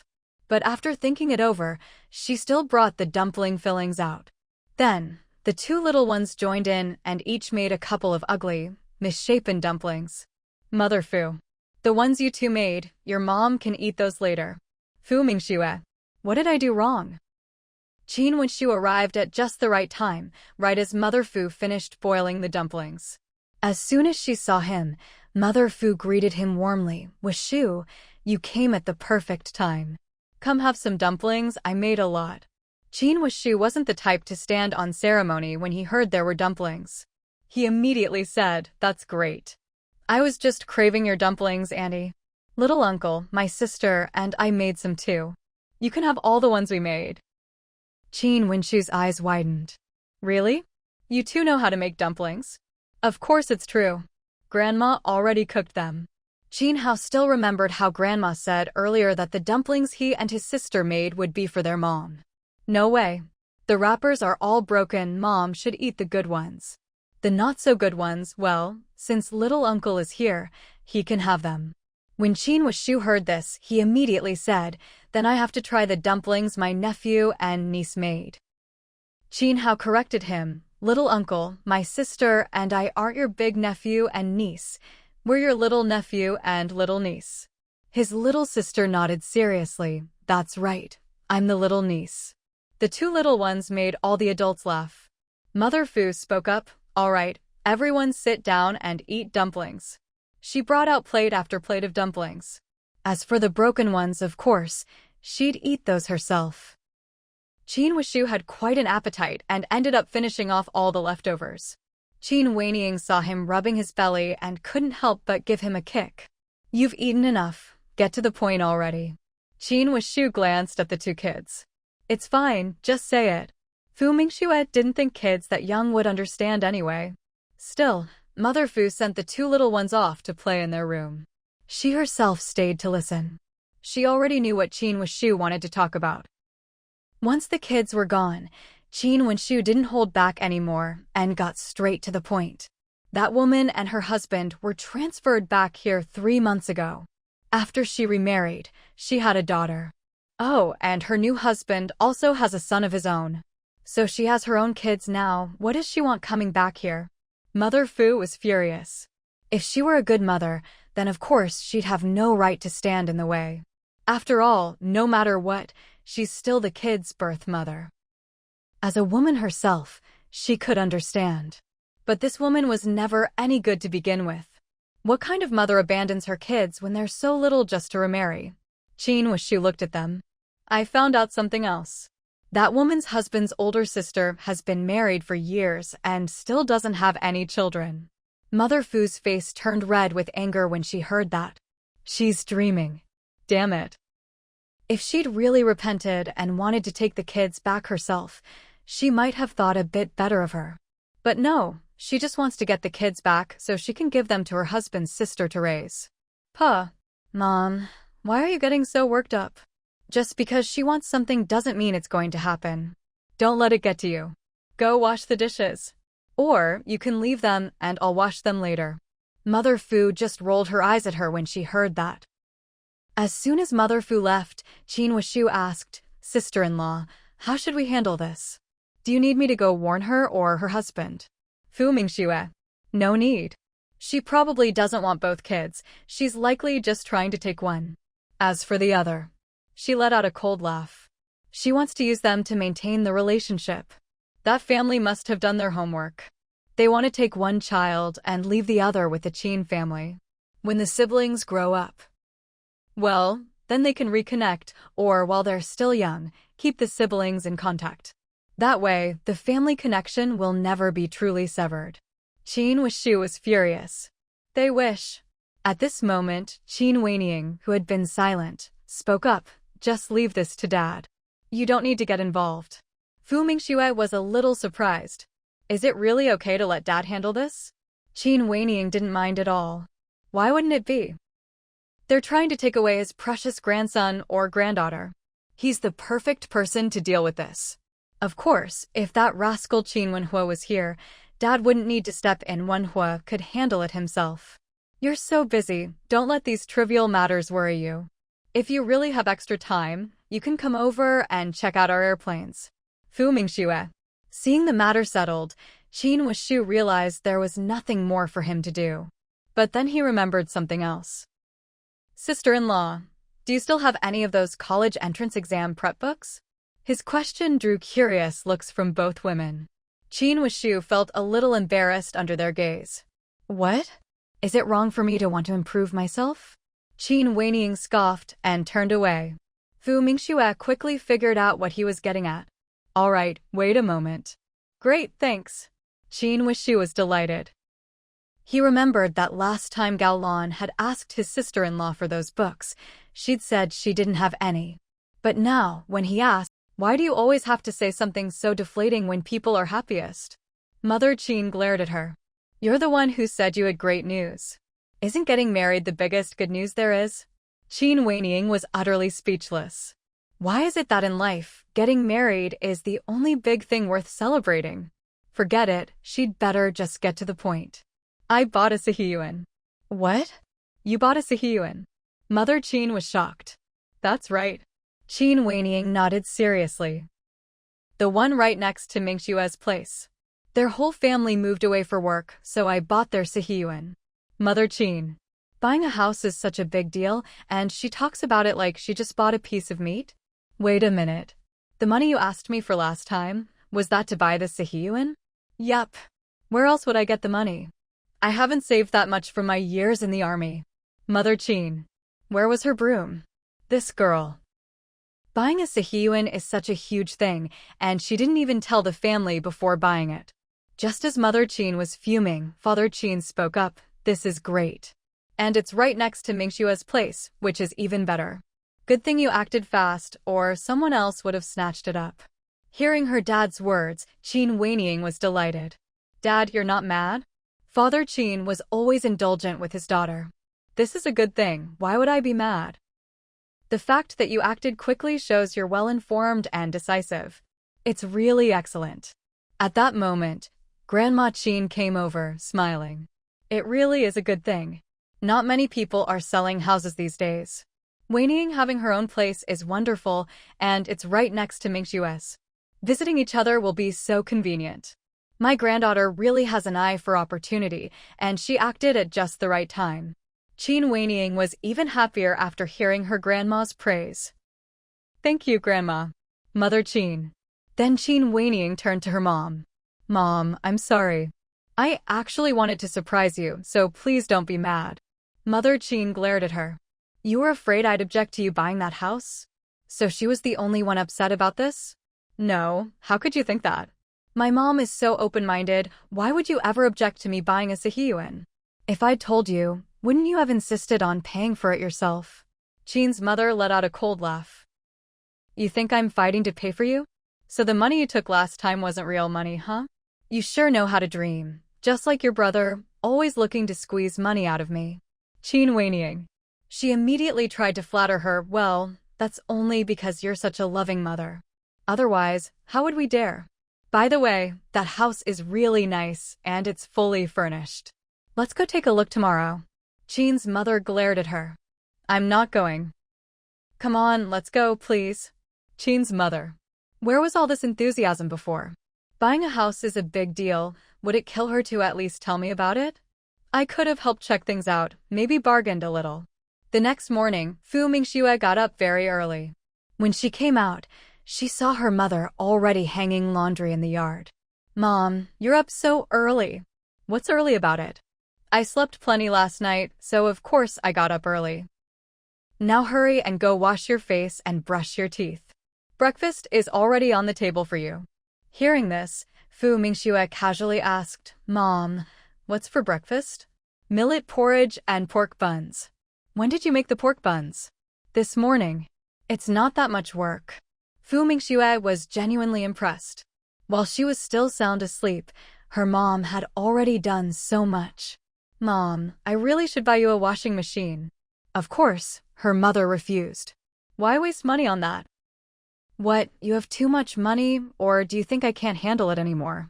I just don't want you to get too tired. Heh, now you're worried about me? If you really cared, you'd stop making me angry all the time.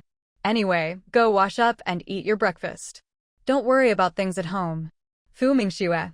When have I ever made her angry? Forget it. She went over to the tap to brush her teeth and wash her face. Halfway through breakfast, she heard noise coming from the kids' room. She was about to get up and check when her mom came in. No need, I'll go help them get dressed. Even though the two little ones insisted they could dress themselves, Grandma thought it would be faster if she did it. Seeing this, Fu Mingxue could only sit back down. By the time her mom came out with the kids, Fu Mingxue had finished her breakfast. Good morning, Mommy. Good morning, Mommy. The two little ones ran over to greet her. Good morning, babies. That babies made the kids absolutely delighted. They loved it when Mom called them her babies. After all, being called baby meant they were Mom's most precious ones. They were her favorites. Mom had never called Dad baby. Meanwhile, Qin Wenhua, who was on duty in the army, sneezed several times. He thought to himself, his wife must be thinking about him. Too bad he didn't have any leave right now and couldn't go see her. As soon as Fu Mingxue arrived at school, she ran into a bunch of students from her department. They were all thrilled to see her. One after another, they greeted her. Professor Fu. Professor Fu, you're here. Professor Fu. Seeing their happy faces, Fu Mingxue nodded in response. She really liked the atmosphere at school, so full of energy and vitality. Instead of going to her own office first, she went to Director Zhang's office. Director Zhang. Director Zhang was also happy to see her back. You just got back yesterday. Why not take a day to rest at home? Director Zhang, do we seem like the type to take a day off? As soon as Fu Mingxue finished speaking, Director Zhang couldn't help but laugh. Why not? We're not machines, you know, we still need to rest from time to time. Then his tone shifted. Of course, it's great that you're so enthusiastic about your work. The students have been asking non-stop when you'll be back to teach them. Thank goodness you're here, or they would have nagged me to death. By the way, about the new students next semester, how about you take them on as well? Ever since the college entrance exam was reinstated, another round of students was about to take the test.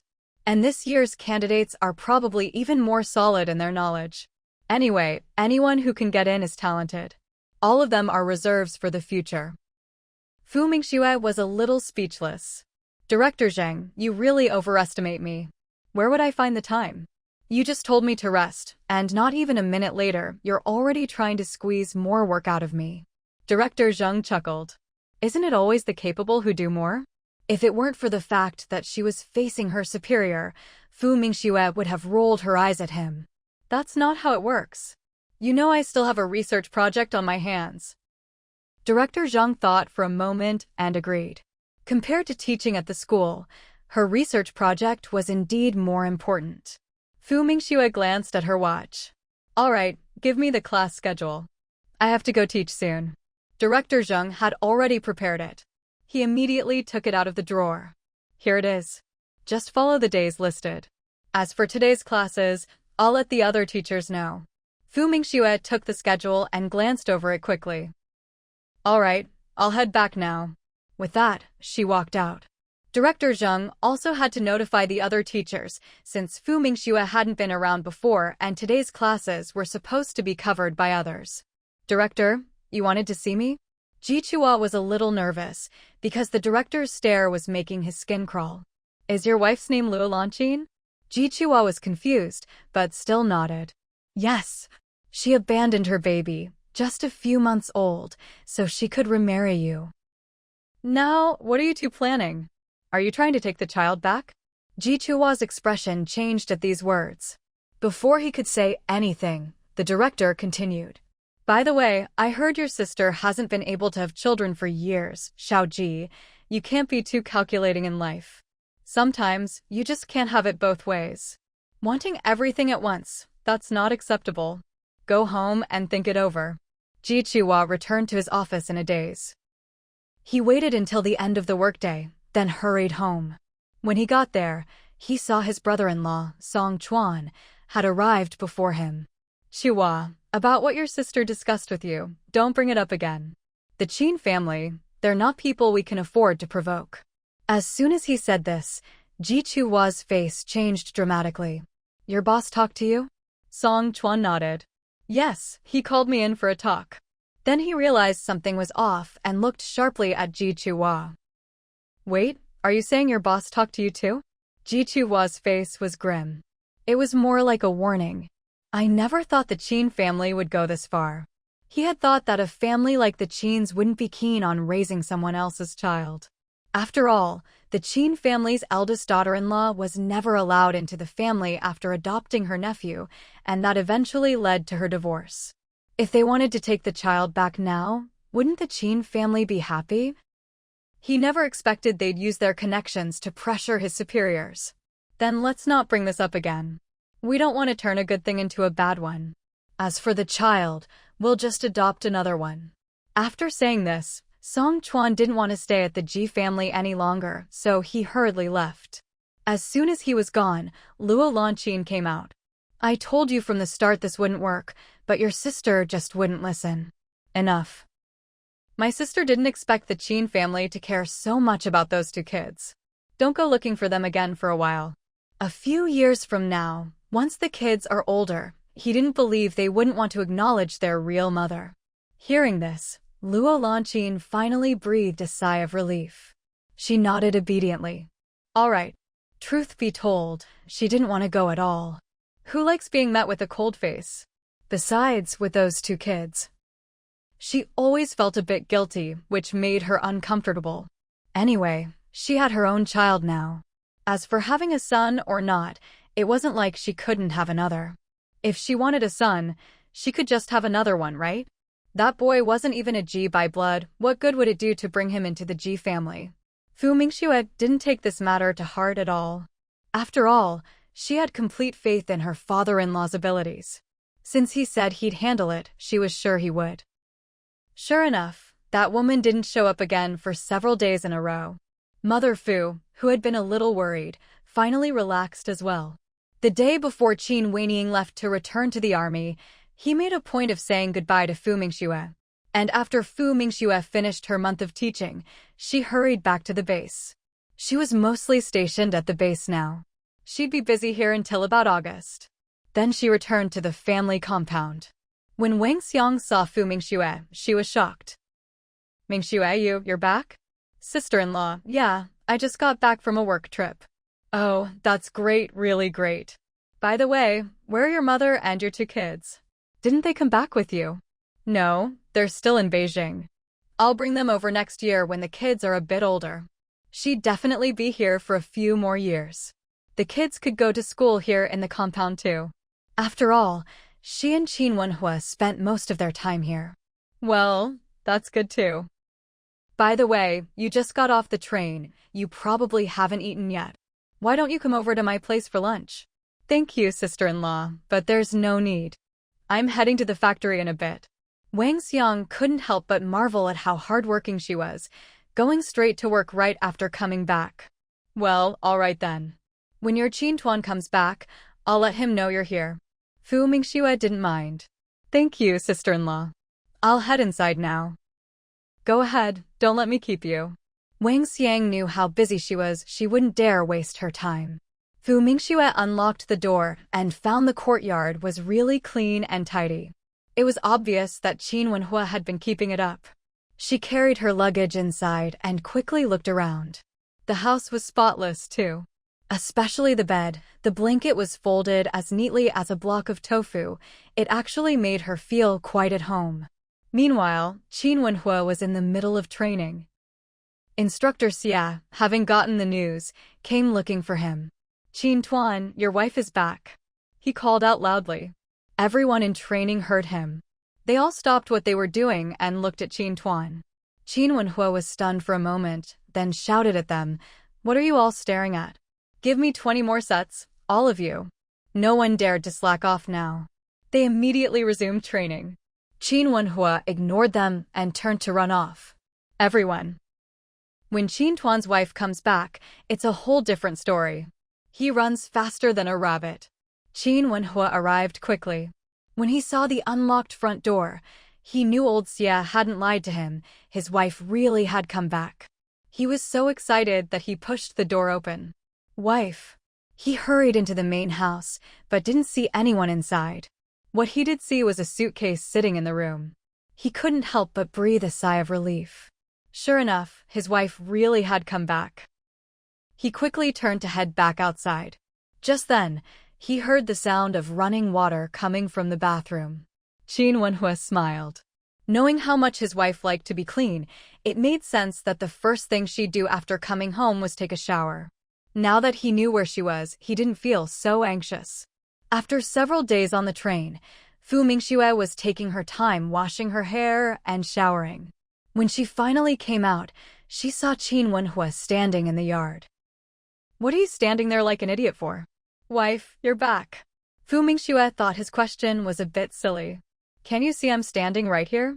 Qin Wenhua grinned from ear to ear. It's almost noon. You must be hungry. How about we go eat at the cafeteria? Or should I bring some food back? Fu Mingxue was still feeling a bit lazy.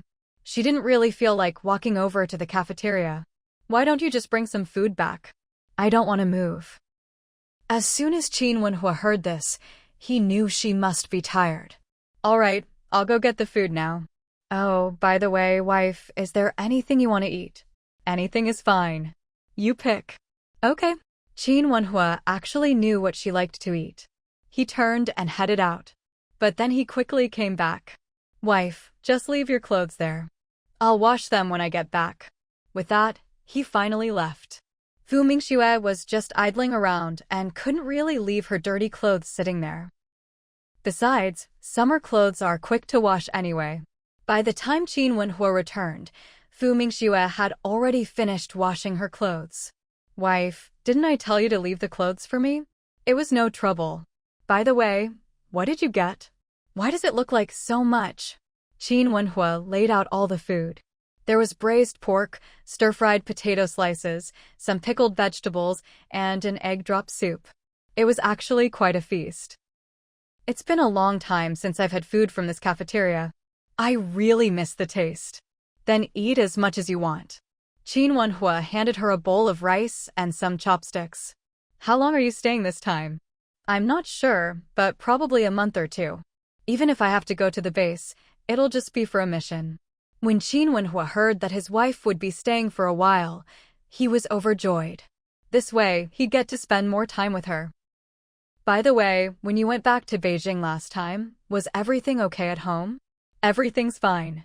Oh, there's something you probably don't know yet. What is it? Qin Wenhua asked. Let's eat first. I'll tell you after. It's not really something to talk about over a meal. All right then. Qin Wenhua picked out a piece of lean meat and put it in her bowl. Both of them ate quickly. They weren't the type to linger over their food. After they finished, Qin Wenhua cleaned up the containers. Then he asked, "Wife, what was it you wanted to tell me earlier? That Luo Lanqin came looking for you. Did you know?" Qin Wenhua didn't react at first. He had no memory of that name. Who's Luo Lanqin? Fu Mingxue was momentarily stunned when she heard what he said. She quickly realized he probably hadn't remembered right away, so she explained. "It's Hao Hao and Keek's biological mother. She came looking for us at our house last time. I happened to be home, but Dad took care of it. Anyway, I haven't seen her since." As soon as Qin Wenhua heard this, his expression changed. "She came looking for us again?" Fu Mingxue nodded. "Yes, but it's already been dealt with. Dad handled it." Even so, Qin Wenhua was still angry. He looked up at Fu Mingxue. "I'm sorry, honey. I didn't expect her to come here. I thought this matter had long since had nothing to do with her. It's fine, it's not your fault. No one could have predicted this." What she didn't say was, once the other party knew about the Qin family's identity, it was only a matter of time before she showed up. Qin Wenhua didn't say anything more about it. Although he didn't know exactly how his dad had handled it, he knew he'd have to look into it again himself, just to be sure. After all, he knew his dad's methods were pretty gentle. Those people were probably just intimidated for the moment. Give it some time, and they'd likely start making trouble again. "Honey, don't you have to go to the factory this afternoon?" Fu Mingxue nodded. "Yes, I'll head over in a bit. If I'm not back by dinner time, don't wait for me, just eat on your own." Qin Wenhua understood how important her work was. He nodded right away. Okay. Since he finally had a chance to see his wife, he wasn't in a hurry to go back to the training grounds. After all, he didn't need to be there all the time. There were people to manage things. Fu Mingxue went back inside, and Qin Wenhua followed her in. "Honey." Fu Mingxue heard him call out, and just as she was about to turn around, he pulled her into his arms. "I missed you so much." His voice was low and hoarse. Fu Mingxue felt a little guilty. Truth be told, she really hadn't thought about him much while she was working. After all, she barely had time to get her work done, let alone think about anyone else. But after being married for so long, how could there not be any feelings at all? "I missed you too." Those 4 gentle words made Qin Wenhua incredibly happy. And moved. He immediately lowered his head and kissed her. An hour later, Qin Wenhua saw his wife off at the door. "Honey, ride your bike carefully." I know." Fu Mingxue got on her bicycle and rode off. Some people from the family compound heard the noise and came out, planning to say hello to Fu Mingxue, but she was already riding away on her distinctive electric bike. They didn't get to see Fu Mingxue, but they did see Qin Wenhua standing there, looking after her like a lovesick stone. TSK, this Commander Qin really treats his wife well. Qin Wenhua went back inside, while Fu Mingxue rode her bike to the factory gate. The security staff at the gate were about to stop her. "Who is it?" "Oh, it's Team Leader Fu? Sorry, I didn't see it was you." "Team Leader Fu, you're back from your business trip." "Yes." Fu Mingxue greeted him. Once inside, she went straight to her office. She hadn't even had time to tidy up her office yet, when she heard a knock at the door. "Come in." As soon as she finished speaking, the office door opened. When Fu Mingxue saw who it was, she stood up. "Director Geng. I was just about to come find you, and here you are." Director Geng said happily, "Someone saw you were back, so I came over to check in." He already knew she was back. He'd thought she'd at least take a break, but he hadn't expected her to come straight to the factory. Director Geng asked her about her family again, showing his concern. Then he asked, "By the way, how's your project coming along?" Fu Mingxue replied immediately, "All the blueprints are done. The Research Institute has already confirmed them 3 times. Director Geng was surprised to hear that everything had already been finalized. He got very excited. "That's fantastic." Since the blueprints had been confirmed, it meant they could start development right away. "You've really worked hard." Fu Mingxue smiled. "It's nothing, really. There's a meeting in half an hour, Director Gung. Why don't you join us then? Director Gung nodded. All right, I'll come over in a bit. Once he left, Fu Mingxue headed to her team. Everyone from Team 6 was there, even Chang Qingze, who had been stationed at the base, had come back. Everyone was delighted to see Fu Mingxue. After exchanging a few brief greetings, Fu Mingxue informed everyone about the meeting. Everyone was especially excited. This time, not only Team 6 would be attending, but the materials team was joining as well, so Fu Mingxue had someone notify them. By the time the meeting started, everyone was already in the conference room. The two people from the materials team were Li Jiao and Gu Zhen. Fu Mingxue was the overall project leader, so she took the main seat at the table. Even Director Gung sat off to the side. Fu Mingxue stood up, glanced around at everyone, and then took out the blueprints she had brought. The master blueprint was projected for everyone to see. The ones handed out were more detailed sectional drawings. Since everyone's here, let's get started. At 5 o'clock, Qin Wenhua brought home a piece of meat from the cafeteria. He'd asked someone there to help him buy some. When he got home, sure enough, his wife wasn't back yet. So he took the meat into the kitchen, planning to make dumplings for dinner. If his wife came home, even better. He knew she loved dumplings. Even if she didn't make it back, he could just wait and cook them for her when she did. But what he didn't expect was Fu Mingxue's meeting ran especially late this time. It was already midnight and she still wasn't home. After thinking it over, Qin Wenhua simply locked the door and left the compound. Fu Mingxue finally got off work. When she reached the factory gate and saw Qin Wenhua waiting, she was surprised. What are you doing here? I was a little worried, so I came to check on you. Fu Mingxue didn't see what there was to worry about. But she didn't say that. Instead, she asked, how long have you been waiting? Not long.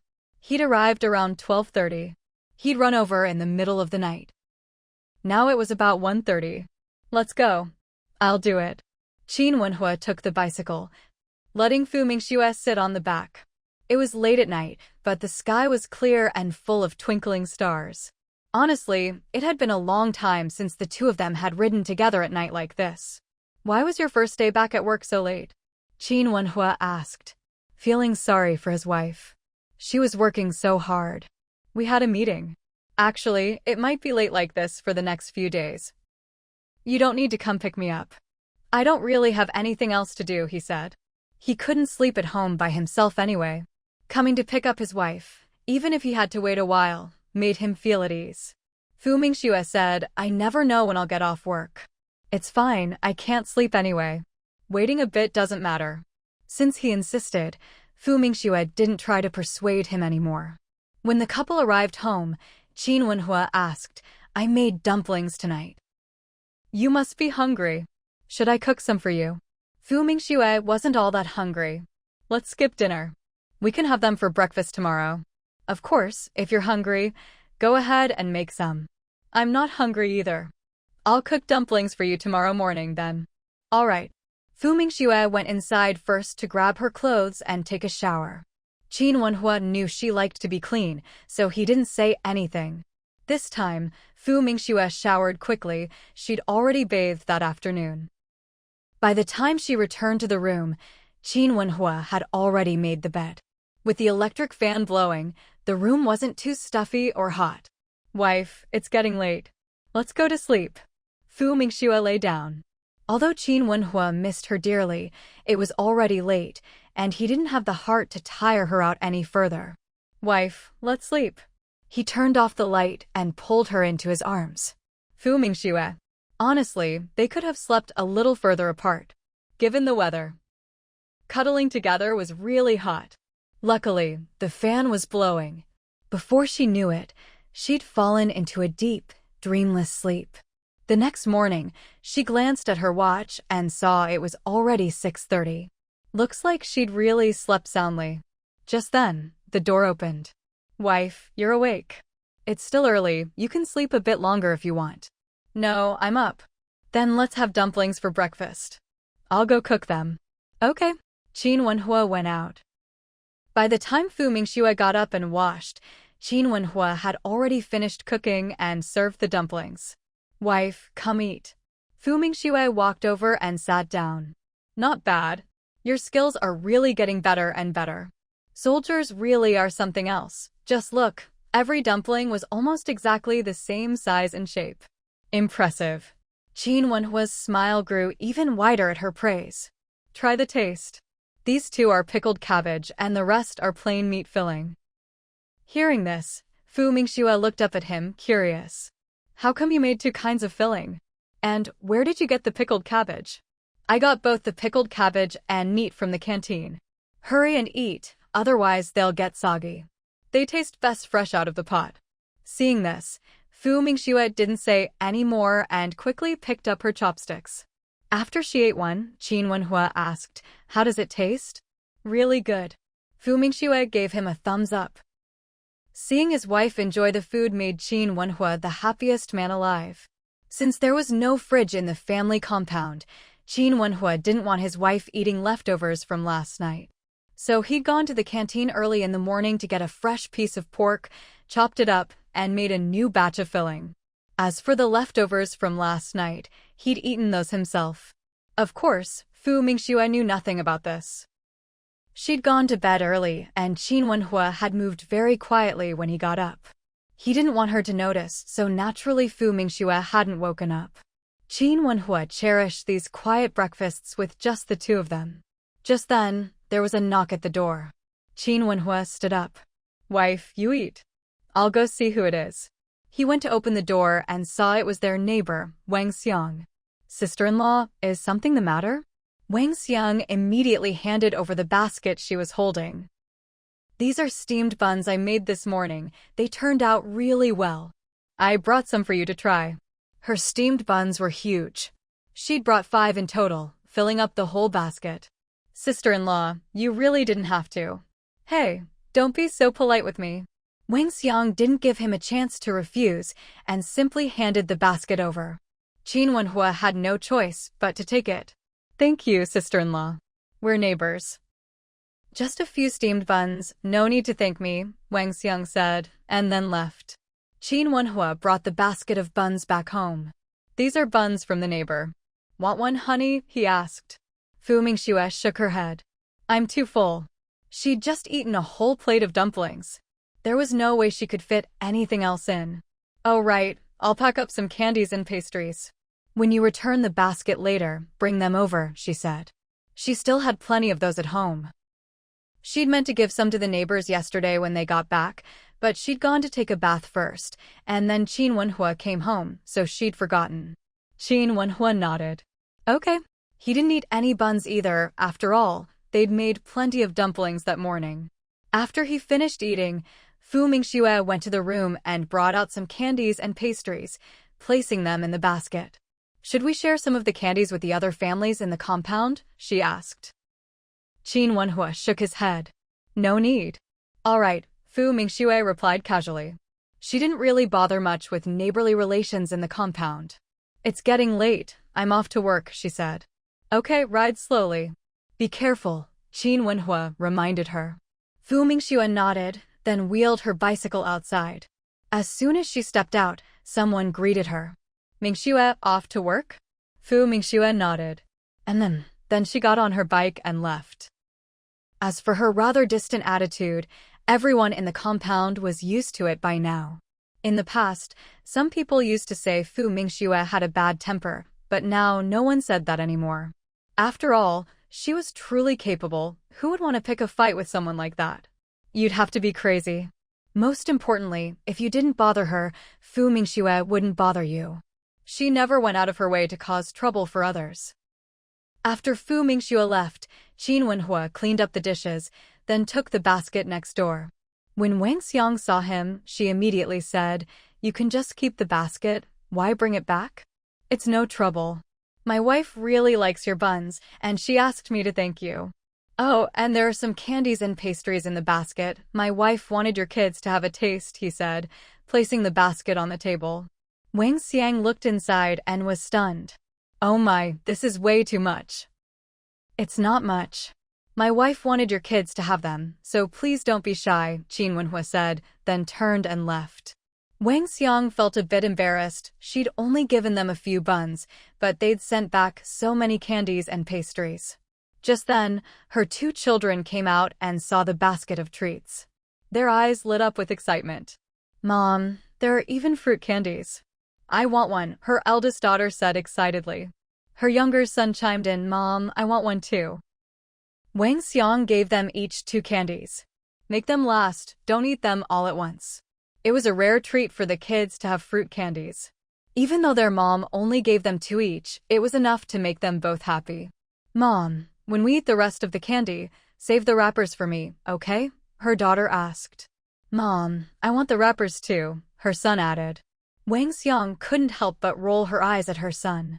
Your sister's a girl, so she can keep the wrappers. But you're a boy. What do you want them for? All right, off you go, or I'll take the candies back. At that, the 2 kids dashed away. Qin Wenhua first went to the training grounds to give out some orders, then headed to his office. Since it was Sunday, he knew his father would be at home, so he simply called the house directly.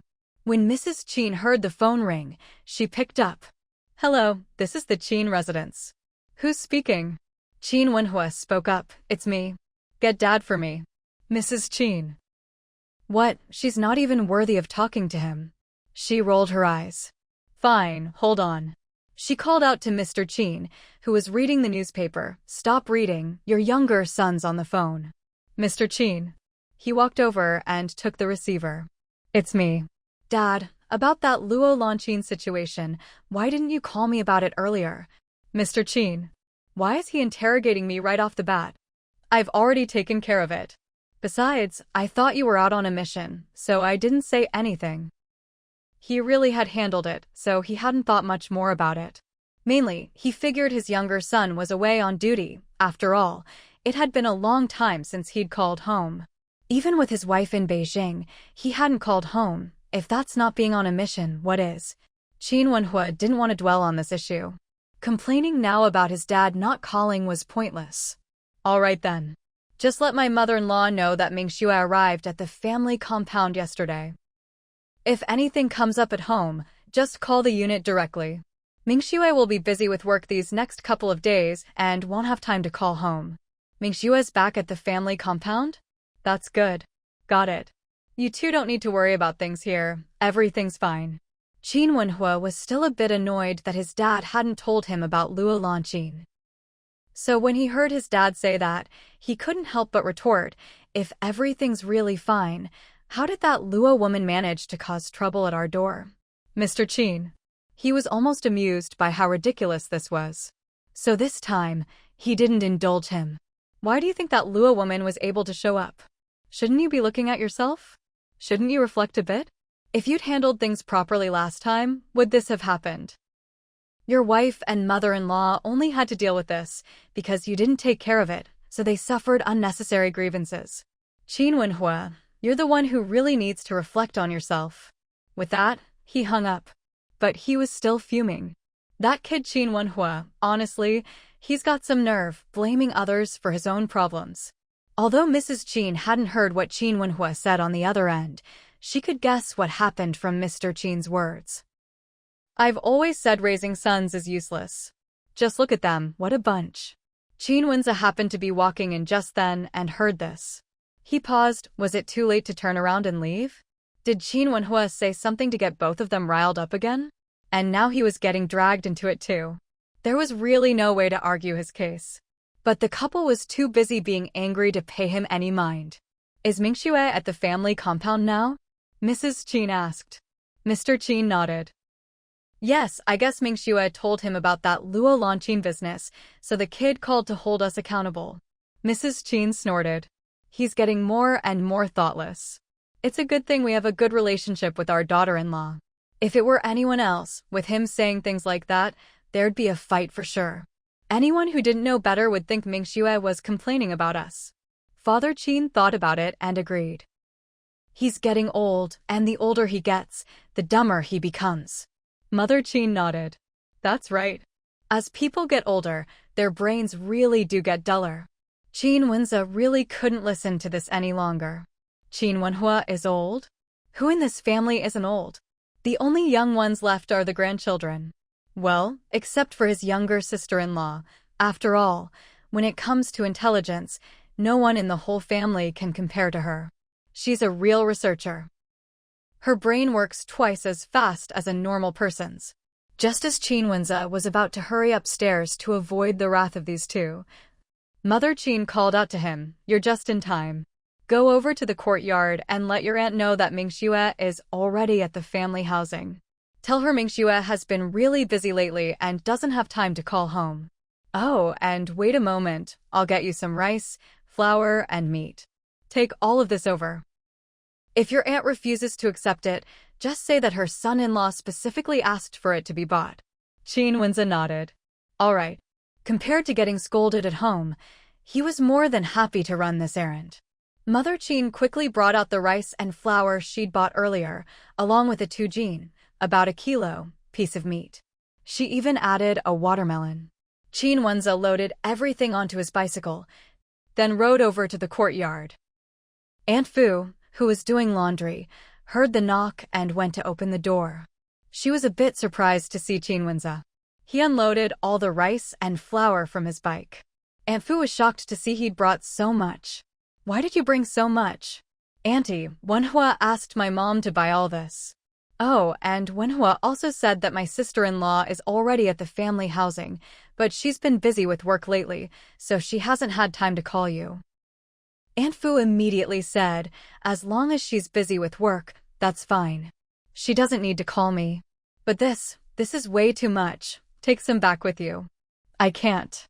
My mom won't let me bring any of it back. Besides, Wenhua asked for it to be bought, so please just keep it, Auntie." Qin Wenze simply carried the rice and flour inside. The watermelon was awkward to carry, so Aunt Fu picked it up herself. Back in the yard, she called out, "Wenze, stay for lunch." In the past, she used to call him eldest nephew. But now she just used his name. After all, it felt more affectionate. "No, Auntie, I've got other things to do, so I'll head off." When Aunt Fu heard he was busy, she didn't insist. After Qin Wenze left, Aunt Fu sorted through the things he brought. She hadn't expected there to be so much meat over tujin. She thought for a moment, then decided to make dumplings for the kids. Fu Mingxue had been busy for almost a whole month. Every day, she left early and came home late, often not finishing work until midnight. Qin Wenhua had spent the whole month picking her up from work. Because of this, his reputation as a model husband quickly spread through Fu Mingxue's workplace. Director Geng even teased Fu Mingxue, saying her husband was outstanding and treated her so well. After all, not many men were that considerate these days. Of course, Fu Mingxue herself was exceptional. Qin Wenhua was lucky to have married her. After such a long stretch of busyness, Fu Mingxue finally had a rare day off. Qin Wenhua was thrilled when he found out. "Wife, I have tomorrow off too. What would you like to eat? I'll cook for you." Fu Mingxue thought for a moment. "Let's have jjiang noodles for lunch tomorrow." "All right, no problem." Since his wife wanted it, Qin Wenhua would make sure it happened. "Wife, I miss you." Ever since his wife came back, Qin Wenhua hadn't once. Mainly, it was because his wife had been working overtime so late every night. She worked so hard every day, he wasn't some kind of animal. Now that he knew she had a day off tomorrow, he really missed her. After all, he'd been holding back for so long. His beloved wife lay beside him every night, and yet he hadn't done anything. Did people really think he didn't want to? No, in fact, he wanted her so much every single night. When she wasn't around, he didn't have those thoughts. But when she was right there, he wished he could just die in her arms. When Fu Mingxue saw the burning look in his eyes, she immediately knew what he meant. Her face flushed hot in an instant. She didn't say anything, but the blush on her cheeks and her drifting gaze said it all. Qin Wenhua's heart pounded even harder. After all, they were an old married couple by now. If his wife didn't say anything, that look meant she agreed. Excited, he scooped her up in his arms and carried her straight to the bedroom. The next day, when Fu Mingxue woke up, it was no surprise that the person beside her was already gone. She picked up her phone and glanced at it. It was already 7 o'clock. That was really quite late for her.